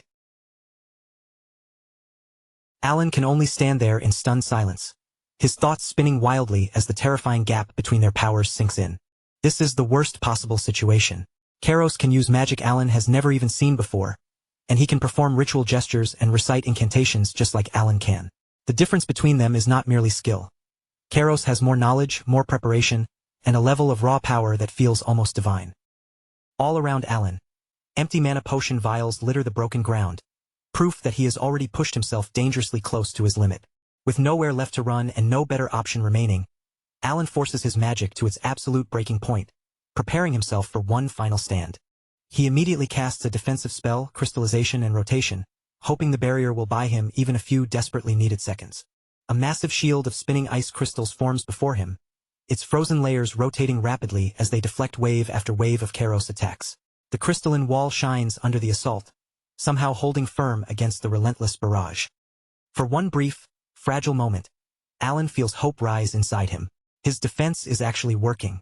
He raises his voice and calls out to his loyal ward, desperately summoning Rinne to help him. Yet even while defending himself, Alan knows the truth. Karos is not taking this seriously at all. He is simply watching Alan struggle with the detached amusement of a cat toying with a trapped mouse. Still, Alan grits his teeth and keeps defending himself again and again, refusing to let his fear make him stop. The rotating shield begins to crack under the endless punishment, groaning loudly as fractures spread through the ice. More empty potion bottles tumble from Alan's hands and scatter across the ground. He gasps for breath between attacks, forcing down one mana potion after another. He has already consumed 5, and the first signs of mana toxicity are starting to poison his body from within. Every second is becoming more dangerous, and Alan knows his time is running out. Then Karos suddenly appears right in front of him.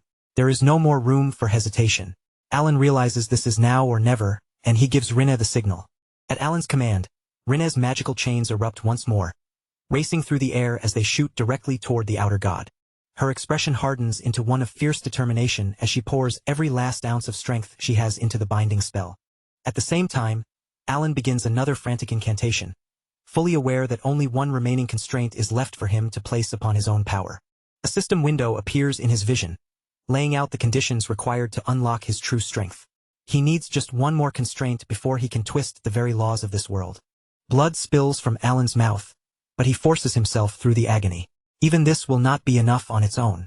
He needs a miracle, a single attack powerful enough to end everything at once. Kairos' earlier words echo in his mind, filled with contempt as the outer god told Alan that he still did not understand anything. Then Alan remembers the mysterious figure from before, the one who spoke to him about the nature of this world. Incantations, principles, and the concretization of essence. Those remembered words suddenly strike something deep inside Alan's mind. Desperate thoughts begin to race through his head as he clutches it in agony, searching every memory and every experience for a hidden clue. He forces himself beyond his limits, trying to find a path toward the next stage of power. Then, in a sudden flash of understanding, a madra comes to him. Alan finally realizes that confusion and awakening are not opposites at all, but one and the same. As though responding to that realization, a shimmering construct of ice begins forming in front of him. For the first time, Kairos' smug expression vanishes, replaced by genuine shock. Rinne sees the opening immediately, and her chains coil around the distracted outer god, binding him tightly in place. Kairos roars in frustration, his voice shaking with irritation as he shouts that Rinne is beginning to annoy him. A violent shockwave bursts from his body, instantly shattering her chains apart. But the attack he launches next is not aimed at Alan. It tears straight toward the defenseless Rinne instead. The outer god's razor-sharp claws rush toward her, stopping only inches away from her throat. In a blur of desperate movement, Alan throws himself between them and takes the full force of that devastating blow himself. His shoulder is ripped open, blood spreading across his white coat, but he succeeds in saving his ward from certain death. The instant Alan forms the madra of the wisdom fist, something unbelievable begins to happen. The enormous ice spear he created earlier starts to reform, twisting, shifting, and reshaping itself into something entirely new. An intricate key shaped like a snowflake. That frozen key slides into a gigantic invisible lock embedded in the fabric of reality itself, then turns with a deep and resounding click. And the moment the key completes its turn, Alan's true power is finally released. His ultimate spell awakens at last. Ice Crystal Halberd. A catastrophic eruption of freezing energy explodes outward the instant the key reaches the end of its turn. In a single instant, the entire battlefield is flash-frozen. The ruined fields, the shattered remains of the safe zone, and every piece of broken ground are sealed beneath ice, transforming the world into a silent, glittering glacier. Alan stares at what he has created, noticing that even his own hand has become crystalline. At last, he understands the true meaning behind the manifestation of essence. But even this absolute power can hold the outer god for only 6 seconds before the enormous glacier begins to crack, split apart, and shatter under Kairos' immense strength. Alan spits out blood and grits his teeth, knowing that he has already given this battle everything he possibly has. From the heart of the frozen ice, Kairos slowly steps out with an amused smirk instead of anger. He gracefully admits that Alan managed to defeat him, though he immediately blames the outcome on the weakness of the physical vessel he had been using. With that same arrogant expression, Kairos claims that if he had truly descended into the world in his complete form, he could have brushed aside such a simple attack with nothing more than a single gesture. Alan does not let him hide behind excuses. He tells Kairos plainly that all the ifs and buts in the world cannot change what actually happened. The outer god answers with one last condescending smile, accepting his defeat before his body breaks apart and dissolves into drifting particles of light. As the ice gradually disappears, the ruined hellscape fades away with it, and the battlefield returns to the quiet, peaceful field it once was. At long last, the devastating battle has come to an end. But that victory comes at an enormous price. Alan's body has been pushed far beyond what it can endure, and once the danger is gone, he finally collapses onto the ground. Lost in the darkness of unconsciousness, Alan hears the voice of a mysterious woman, soft and distant, promising that she will always remain by his side. Her ethereal figure reaches out toward him through the darkness, and then the last traces of Alan's awareness fade completely into black. A pounding ache fills Alan's head as he slowly begins to drift back toward the waking world. When his eyes finally open, He finds himself lying on a cot inside the strike forces camp, his entire body drained of strength. Thick bandages cover him from head to toe, and his body feels almost numb, but he still manages to force himself upright. Alan quietly tells himself that things could have ended far worse. With enough patience and time to recover, he believes he will eventually be back on his feet. Unfortunately, the mana toxicity caused by drinking so many potions has already ravaged his body. It is a dangerous condition that could leave lasting damage behind, or even take his life altogether. Just then, a familiar voice calls out his title from outside, and Rinne pulls back the curtain at the entrance to his tent. She tells him that he has been unconscious for an entire day, then quietly asks how he is feeling now that he has finally awakened. Alan learns that Mayan is recovering quickly, but Argonia, the half-dragon, is still lingering dangerously between life and death. After a brief silence, Rinne walks over and sits beside his cot, her troubled expression making it clear that something has been weighing heavily on her. At last, she asks the question she has been holding back ever since the battle. Why did Alan save her? Alan is completely caught off guard by the sudden question, staring at her as though he never expected those words to come from her.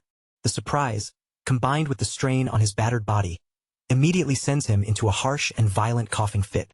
Rinne watches him with grim conviction in her eyes, but she does not back down from what she is trying to say. She tells Alan that she was useless during the fight, and that by saving her, he placed both his own life and their entire mission in danger.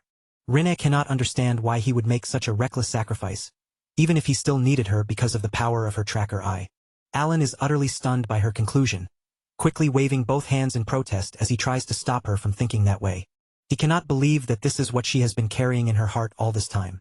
Deep down, Alan wonders in despair why everyone he saves seems convinced that he only wants to use them. Inwardly, he can only lament and wonder whether he truly has the face of some kind of villain. Turning back to Rinne with sincere frustration on his face, Alan tries to clear away the misunderstanding once and for all. He tells her directly that he never took her and the others in just so he could exploit them. To him, every one of them is family. Rinne falls completely silent, stunned by the single word that catches her off guard more than anything else. Family. Alan explains that the bond between them is not built on usefulness or selfish need, and it has never been something that only goes one way. Trying to ease the heavy mood, Alan adds that if she truly feels she owes him something, she can simply wish him a happy birthday when the day comes. Rinne says nothing for a while, keeping her hands tightly clasped in her lap as she slowly processes the warmth and sincerity in his words. There is no mistaking how genuine he is, and a new, deeper understanding gradually begins to take root inside her. Alan closes his eyes, hoping that his feelings have finally reached her, and that the fears troubling her heart can finally be put to rest. 5 days later, Alan has recovered enough strength to finally leave the tent and step outside again. He meets with Mayan, who is also able to move around a little by then, and together they remark on the strange nature of the labyrinth, where night never seems to fall and time itself feels out of place. 3 more days pass before the remaining members of the strike force finally manage to make their way out of the labyrinth. The moment they return to their base in Murd, they are greeted by an absolutely furious Evan. Even though Alan is still injured, Evan gives his master a sharp smack while angrily yelling that he did everything he could to stop them from going, only for them to come back in such a wrecked condition. As Evan keeps lecturing him, Alan can only think about how he deliberately left Evan behind because he feared that Evan's overly protective nature would ruin the entire plan. News of the strike force's supposed victory quickly begins spreading across the continent, and before long, the group prepares to leave Murd behind. As Alan and Evan are about to board the carriage, Rinne quietly approaches Evan and asks him when her patron's birthday is. Evan tells her that Alan's birthday was on the 20th day of the previous month. Rinne silently stores the date away in her mind, her face settling into a thoughtful expression filled with quiet determination. As the carriage starts to leave, Evan asks Alan whether he is already looking forward to his next birthday. With a teasing grin, Evan adds that a present from his children would surely mean more to Alan than anything else. But sitting inside the carriage, Alan is not expecting anything grand. In his mind, even a simple bottle of wine or a small artifact would be more than enough. Rinne walks away from the gates with a completely new sense of purpose guiding every step she takes. A memory returns from her past, when she lived as a blind devotee of the great moon, a being so distant and different from her that faith had simply been something she accepted without question.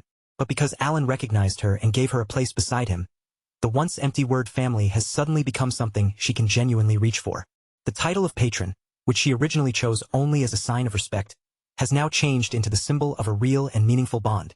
Deep in her heart, Rinne makes a quiet vow to herself. She wants to remain at Alan's side, closer to him than anyone else ever could be.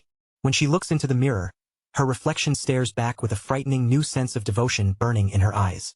She begins wondering aloud what kind of birthday present she could possibly give to the person who sees her as family.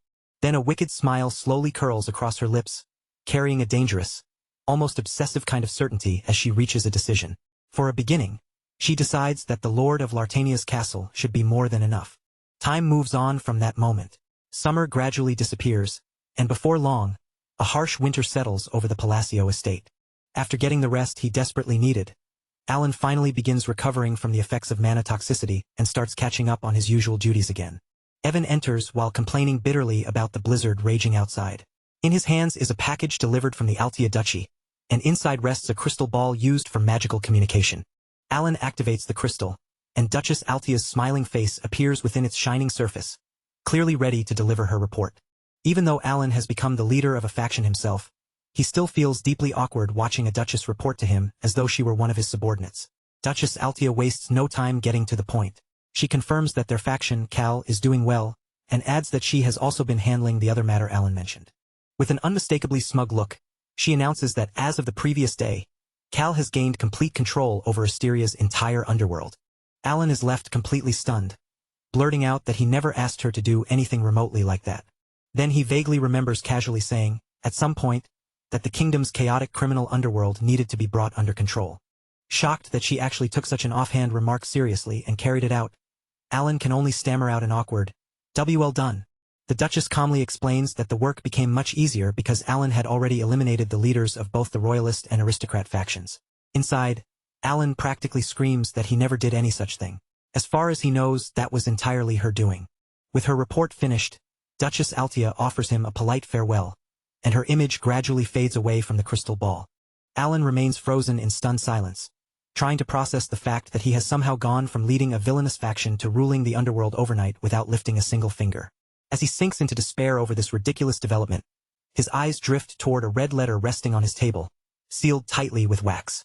It turns out to be a formal invitation to a royal banquet. The banquet is being held for the first time in 5 years, and by the Queen's own decree, Count Palacio is required to attend in person.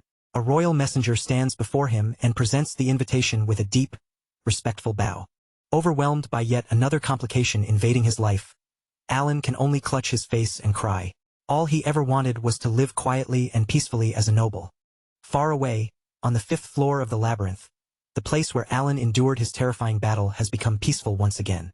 A mysterious figure wrapped in a cloak walks across the open field, their robes fluttering behind them despite the complete absence of wind. The figure stops before a massive and intricate magic circle carved directly into the ground, a lingering remnant of Alan's immense power. Clearly impressed, the cloaked stranger lets out a knowing smirk and wonders whether Alan will be able to stand his ground when they meet again. Meanwhile, back at the Palacio estate, Alan stares at the two objects that have completely ruined his peace: the communication crystal and the royal invitation. He lets out a long sigh, already suspecting that the Queen's summons is directly connected to Cal's rapidly growing influence. The ruler at the center of it all is Cyancratinia, the magnificent 8th monarch of Hysteria. As the chosen heir of the royal bloodline, she possesses a special power known as the Eye of History. That ability, called succession, allows the strength and knowledge of every previous monarch to be passed down to the next generation. In the original game, she stood as a powerful ally against the 5 sins that threatened the entire continent. But in this world, she seems far more interested in maintaining her appearance than governing the kingdom. Her lack of action has even earned her the unflattering nickname, the Sleeping Dragon. Players even created fan art celebrating the strange contrast between her laziness and her adorable demeanor. Alan, however, sees potential in the Queen's indifference. Leaning back, he begins to form a fresh plan in his mind. He intends to create a careful tug-of-war between Cal and the Queen, keeping both sides balanced so he can quietly retreat into the background. With the Queen's famously hands-off attitude, Alan starts to believe that his dream of a calm and peaceful life might actually have a chance. Elsewhere, deep within a dark forest, another scheme is already beginning to unfold. An assassin kneels beside one of his subordinates, staring down at a body whose neck has clearly been snapped twice over. The assassin rises slowly, completely bewildered, because the man had already been dead when he first discovered him. Elsewhere, a spoiled aristocrat named Carmine throws a furious tantrum, screaming over the total lack of news regarding his request to have Count Palacio eliminated. The lead assassin, a grim-faced man, is forced to endure the full force of Carmine's rage and promises to investigate immediately. Once his client stomps away, the assassin begins worrying about the consequences of this failed job. Back in the forest, the dead subordinate's body suddenly dissolves into a cloud of blue energy. The assassin immediately recognizes it as a powerful anti-decomposition spell, meant to serve as a clear and terrifying warning. His face tightens as he realizes his boss will be furious that their agency's perfect 100% success rate has finally been broken. He begins wondering whether the rumors surrounding Count Palacio's influence might actually be true. To uncover the answer, he decides to seek out the person who knows Alan better than anyone. With a sudden burst of speed, the assassin launches himself into the darkness of the night. His destination is Caliban, where he enters a vast hall washed in an eerie purple light. Waiting in the shadows ahead of him is a young man named Deus, standing there as though he had expected this encounter all along. Deus does not even flinch. With an almost casual calm, he calls out the assassin's hidden presence, making it clear that the man's attempt at stealth never fooled him for a second. The assassin's eyes widen at being exposed so easily, but his surprise lasts only a moment. He immediately surges forward, scythe raised high as he rushes in to strike. He demands that Deus reveal every detail he knows about Count Palacio. A smug grin spreads across the assassin's face as he boasts that it does not matter whether the Count is truly his benefactor or not. Once a man's life is hanging by a thread, anyone can be forced to talk. But just as he prepares to deliver one final, crushing threat, something nearly invisible flashes through the air. A razor-thin thread whips across his chest and slices straight through his clothes. The assassin freezes, then slowly lifts his head in stunned disbelief. There, suspended in front of him, a man and a woman are trapped inside a web of glowing purple threads, their bodies completely bound and unable to move. The sight makes his blood run cold. He recognizes the one responsible at once, the creator known as the Ghost Killer, a terrifyingly powerful user of cursed spirits. An ominous glow rises in Deus' eyes as he looks straight at the intruder. In the same calm tone, he asks whether this assassin is part of the agency as well. Before the assassin can answer, the purple threads begin to draw tighter, winding around his arms, legs, and neck until every limb is locked in place. All he can do is choke out painful grunts as the threads bite deeper and deeper, cutting into his flesh with every merciless pull. Then comes one final, sickening crack. The cursed spirit ends the intruder without hesitation, punishing him for daring to threaten someone precious to its master. Elsewhere, another gathering of children appears to be underway. Radon sits there clutching his head in exhaustion when a communication crystal suddenly begins to buzz. The children are already arguing loudly. Sairang once again proudly declares that she will marry Alan, only for Yusha to fire back that she and the others are his shadows. Rinne remains composed amid the argument. She calmly points out that Yusha has served the Great Moon far longer than anyone else, firmly establishing her own place in the order. Yusha and Sairang are left staring at her response. One looks openly irritated, while the other becomes flustered after being completely shut down. Meanwhile, Radon can only sit there in total confusion, watching the situation spiral into even greater chaos right in front of him. Rinne then turns her attention toward Yusha, the one currently responsible for handling every message sent to their master. Yusha raises her chin with a smug expression and asks Rinne exactly what she wants. In a string of polite but unwavering messages, Rinne insists that anything involving her should be reported directly to Alan by her own hand. Yusha immediately pushes back against that demand, but Rinne refuses to yield. Wearing a gentle smile, she adds that she also has some personal news she wishes to share with him. Radon and Sairang both go still when they see it. The normally stern and unreadable Rinne is smiling with an unexpectedly warm expression. Yusha, however, does not look impressed. She watches Rinne closely, her suspicion growing by the second.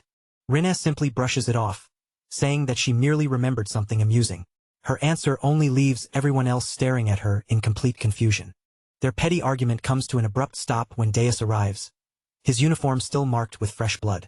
He does not waste even a second on greetings or explanations. The moment he enters, he goes straight to the real problem. An organization known as the Agency has set its sights on their master. Yusha's playful expression disappears instantly. Her face hardens as she demands to know exactly what happened. Deus reports that there were 15 agents in total, though 3 of them have already been dealt with by him. The air inside the room turns heavy and dangerous. Deus tells them that he has already managed to locate several of the remaining agents. At once, they all arrive at the same chilling conclusion. Every one of those enemies has to die, and they need to move now. Radon, always the one trying to think ahead, urges them not to rush blindly. He suggests gathering more information before they charge into battle. His reasonable suggestion is met with immediate hostility.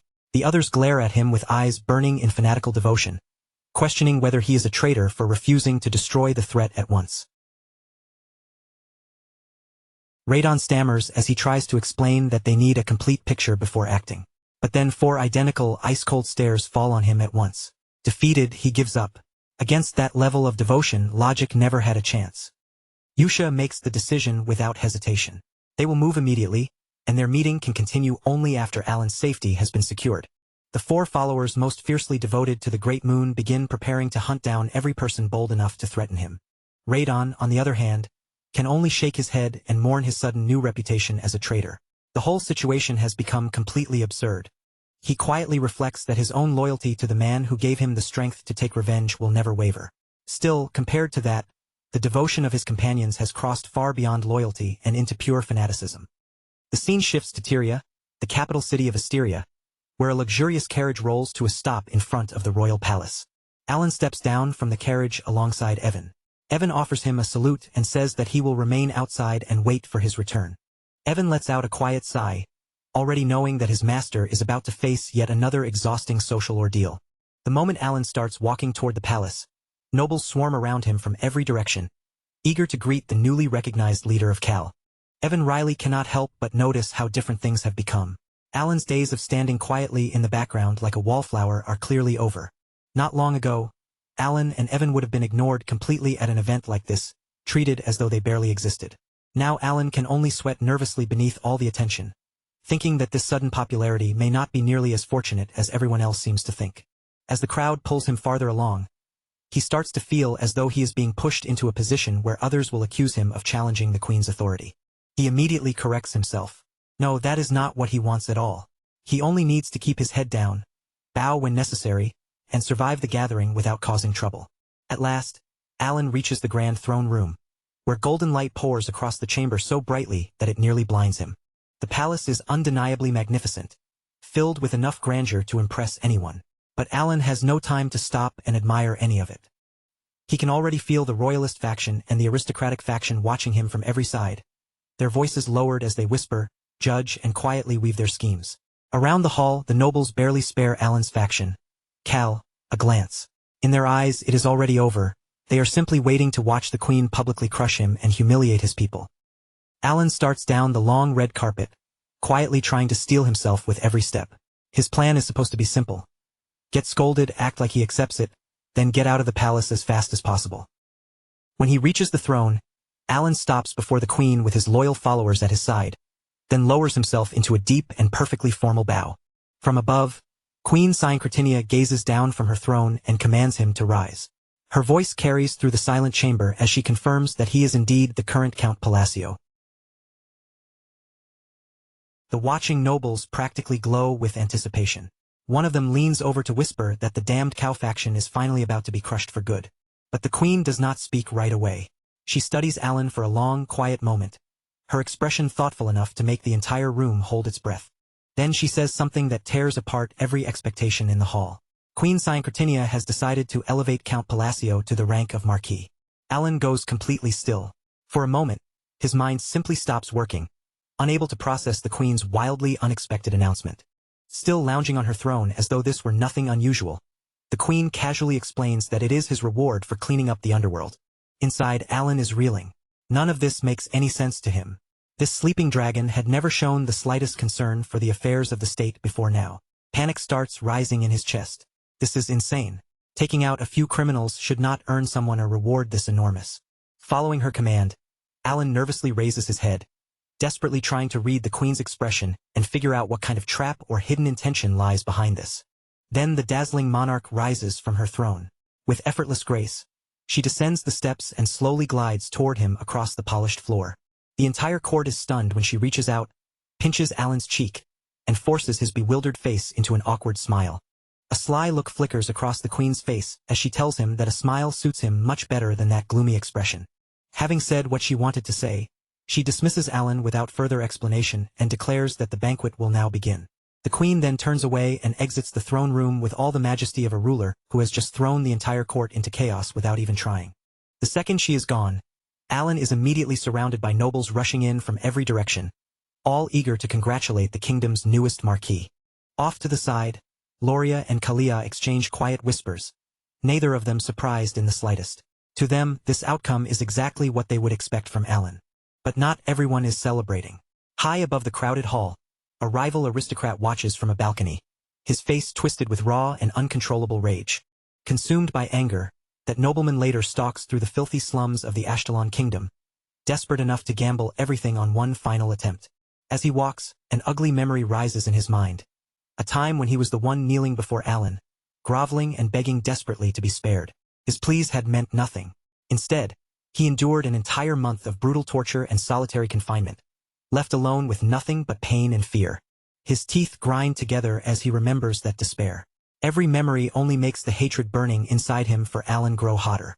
Driven by that desperation, he finally reaches a suspicious door hidden deep in the slums, the entrance to an underground organization operating in the shadows.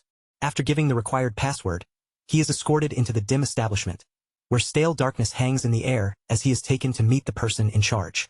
What he finds leaves him frozen.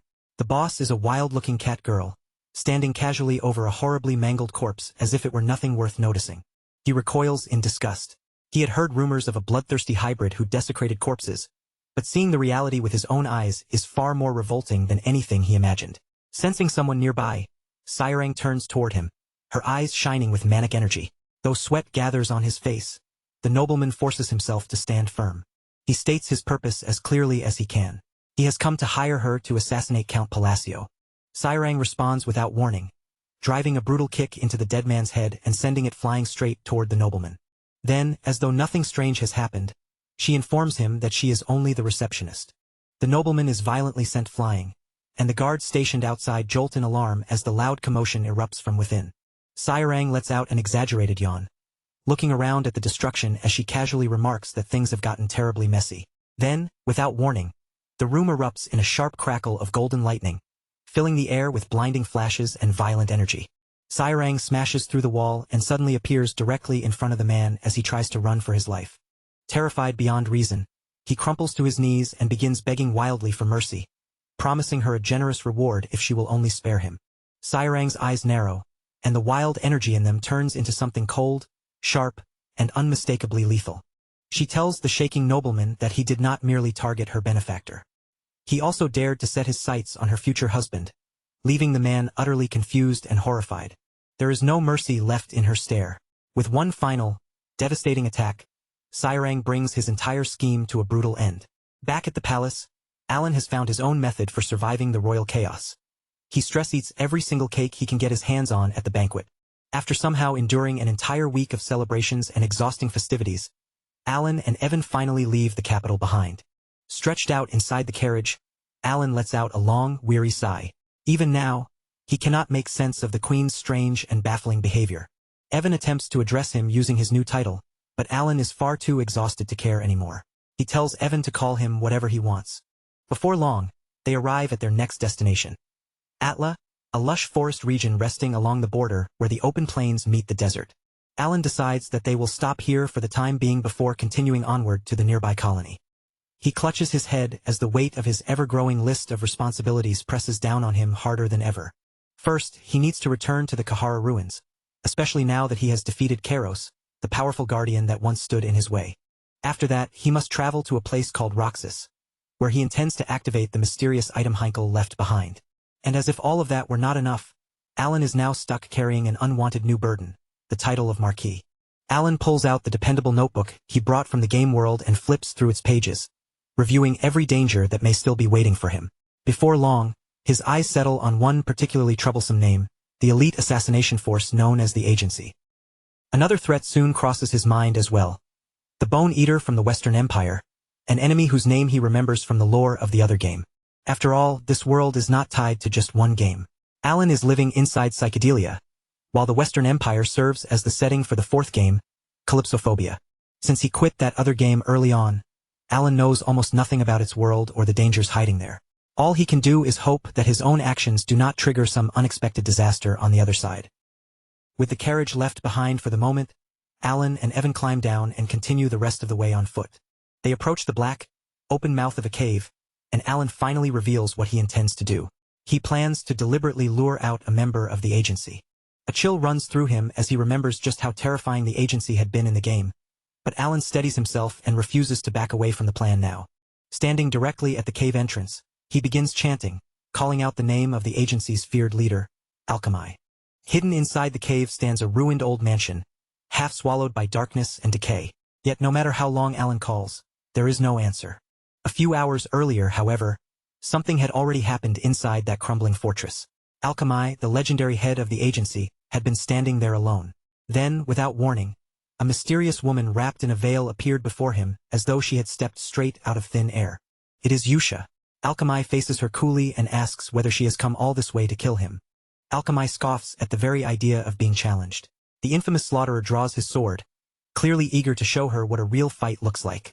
He bursts forward in an instant, moving with the terrifying speed of someone who has spent centuries perfecting the art of killing. But Yusha does not look impressed in the slightest. In a blur of red and black, she meets his sword with effortless precision. The legendary assassin's confidence cracks at once. His powerful strike has been stopped completely, as though all of his strength means nothing. Before he can even understand how his attack failed, Yusha's dark cursed power pours into his mind and swallows him whole. In an instant, he is trapped inside a nightmare of his own mind, forced to relive his deepest fears and most unbearable guilt over and over without end. Yusha's voice echoes through the darkness around him, telling him that even thinking about harming her master is a crime worthy of eternal suffering. While Alchemy screams within that mental prison, shadowy tendrils burst up from the floor in the real world and coil tightly around his physical body. He can do nothing but cry out in terror and agony as the black shadows begin tearing him apart piece by piece. His body shakes uncontrollably, and with every passing second, both his life force and his sanity drain away from him. Yusha watches without the slightest change in expression as one dark tendril remains wrapped around the man. A pitiless smirk touches her lips as she decides that such a death would be far too gentle, and then a colossal shadow beast rises from her darkness and devours him completely. Once that grim work is finished, Yusha casually sits down and opens a letter from Alan. The coldness in her face begins to soften as she reads his words. A dark, lovesick smile slowly spreads across her face when she realizes that Alan is drawing closer to her. She quietly tells herself that she must hurry, because soon she will finally be able to see her beloved master again. Back in the present, Alan and Evan stand before the silent, crumbling mansion, staring at it as though the entire place has been abandoned for years. Evan voices his doubts about entering, but Alan is focused on something even stranger. He cannot understand what could have happened to an organization as formidable as the agency. Then Evan suddenly lets out a shout of pure excitement. He has discovered a massive treasure hoard sitting there completely unguarded. When Alan does not react right away, Evan quickly asks whether this will turn out like the labyrinth, where they are not allowed to take anything. At that, a wonderfully greedy grin appears on Alan's face. He explains that an owner-binding spell only fails when its owner is dead, then immediately tells Evan to take every last thing.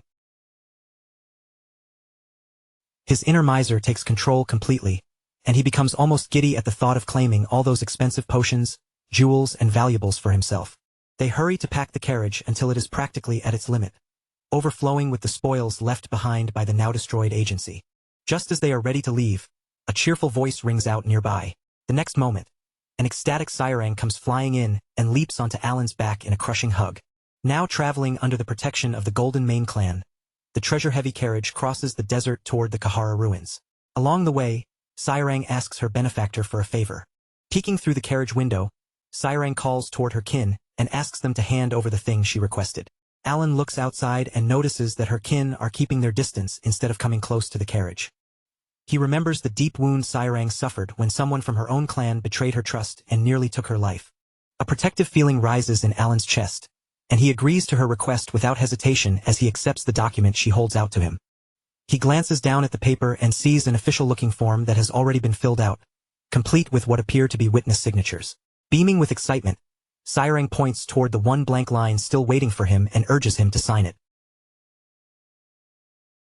Alan's blood turns cold when he finally reads the title at the top of the document. It is a marriage certificate, and his name has already been written in the husband column. With a hopeful blush spreading across her cheeks and hearts practically shining in her eyes, Sairang presents him with a pen, ready to make them family for real. Elsewhere in the Ashtalon kingdom, Seeker sits calmly reviewing a report, his expression so cold and steady that it makes the room feel even more dangerous. His subordinate delivers terrible news. The agency, their assassin guild, has been wiped out entirely, along with every possible recruit they had stationed in Asteria. Sweat runs down the underling's face as he admits that their influence in the region has now fallen to nothing. He bows and apologizes for the failure. But Seeker has no interest in hearing apologies. With a terrifying display of power, he tells the man that there is only one way to atone for such failure, with his life. A vortex of pure darkness begins swirling around the doomed subordinate, twisting through the room like a living abyss. Shadowy tendrils erupt from that darkness and crush him with brutal force, ending his life in a single instant. Seeker remains perfectly calm afterward, simply summoning his dark elf aide, Ingala, and telling her to clean up the mess he has made. As Seeker walks away from the body, his shadow stretches across the floor behind him, twisting into the monstrous silhouette of a creature with far too many limbs and hinting at what he truly is. Ingala does not react to the gruesome sight at all. Completely unfazed by the brutality, she calmly gives Seeker an update on one of their ongoing experiments. Seeker continues down the corridor, already leaving the execution behind him as his thoughts drift toward the next twisted project waiting for his attention. As they pass a containment cell, agonized screams echo through the hallway. Inside, Lord Carmine, one of their failed experiments, has lost his mind completely after being overwhelmed by the power of the abyss. Not far from him, another test subject writhes helplessly across the floor, a grim reminder of just how many victims fail to survive Seeker's horrific work. Still, not every experiment has ended in failure.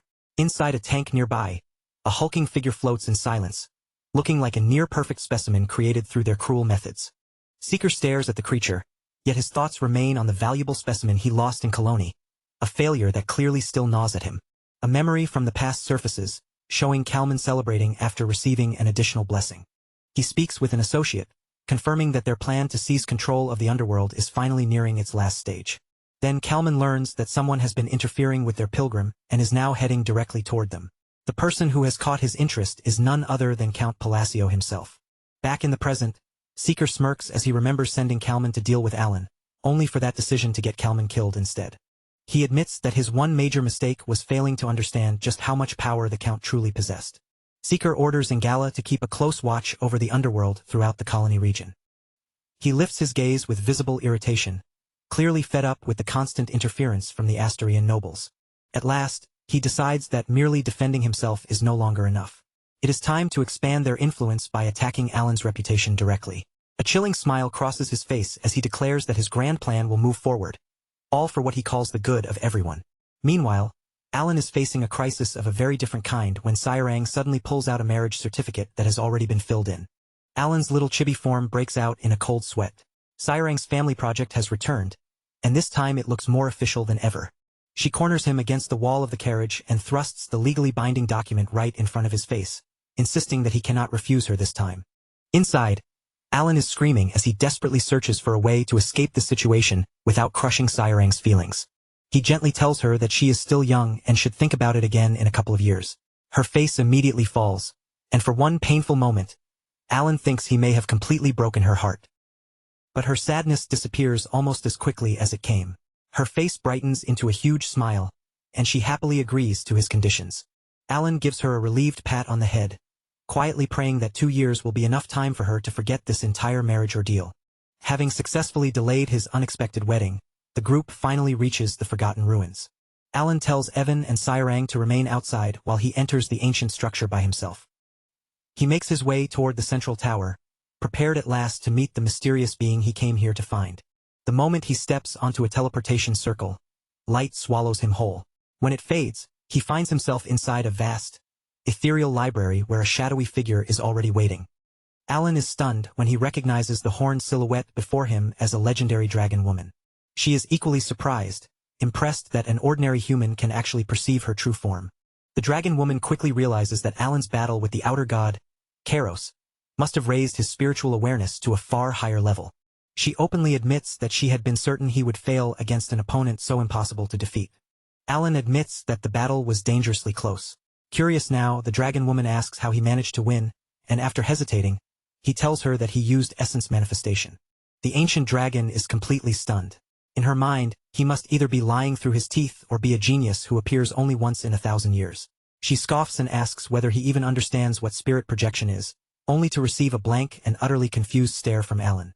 Her disbelief breaks apart into loud, uncontrollable laughter when she realizes that Alan has no idea what he is even talking about. Alan's face burns with annoyance as the ancient being continues mocking his apparent ignorance right in front of him. Still chuckling to herself, she makes him an offer. If Alan can prove that he truly used essence manifestation, then she will call him her master. His pride instantly takes a hit, and Alan accepts the bet without backing down.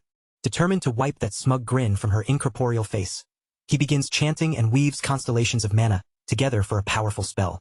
A huge wave of freezing energy gathers in front of him, filling the library with a sharp, biting cold. The dragon woman's amusement vanishes completely, replaced by a look of pure and unfiltered shock. Alan completes the chant, forming an enormous ice crystal halberd that glows with overwhelming power. With a deafening impact, the massive halberd crashes into the library floor, sending a violent tremor through the entire dimension. The dragon woman is left speechless, her mind struggling to grasp what she has just witnessed. With his point thoroughly proven, Alan calmly tells her to honor her side of the agreement. Flustered, she tries to escape the promise by arguing that it is unfair, since he did not even understand the theory behind his own magic. Alan's deadpan chibi expression tells her everything she needs to know. He has absolutely no intention of letting her get away with it. Defeated, the mighty dragon puffs out her cheeks and lets out a tiny, reluctant pout. With obvious reluctance, she finally gives in and addresses him as master. Now that their wager has been settled, the dragon woman grows serious and asks how Alan managed something so extraordinary without formal training, or even a proper understanding of magic. Alan can only explain that he followed the principles and incantations she had taught him before.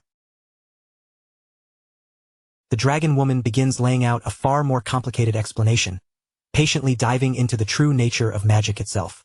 She explains that magic flows from incantations into laws, but that process requires something called spirit projection, the ability to truly bring the essence of a spell into reality. At that moment, Alan finally understands where the disconnect between them has been coming from. For an ordinary mage, understanding comes first, and that understanding makes casting possible. But for Alan, it works in the complete opposite direction. He casts the spell first, then gradually begins to understand what it truly means. That realization leaves him with a frightening question hanging over his mind. Can he ever become a real mage through self-study alone? The dragon woman is simply amazed. She can hardly believe that Alan discovered all of this through nothing more than instinct, repeated practice, and raw intuition. Alan breaks into a nervous sweat as the conversation makes him realize just how much there still is for him to learn. Then, without warning, the dragon woman's form begins to grow faint and transparent. Her time there is running out. Before she disappears completely, she gives Alan a new task. Find an artifact called Sparrow's Staff, which will allow him to properly learn incantations and magical sentences. Alan immediately asks whether Sparrow's Staff is some kind of sentient weapon. She quickly explains that it contains the personality of a mad mage who never found an heir, making it the perfect teacher and tool for someone like him.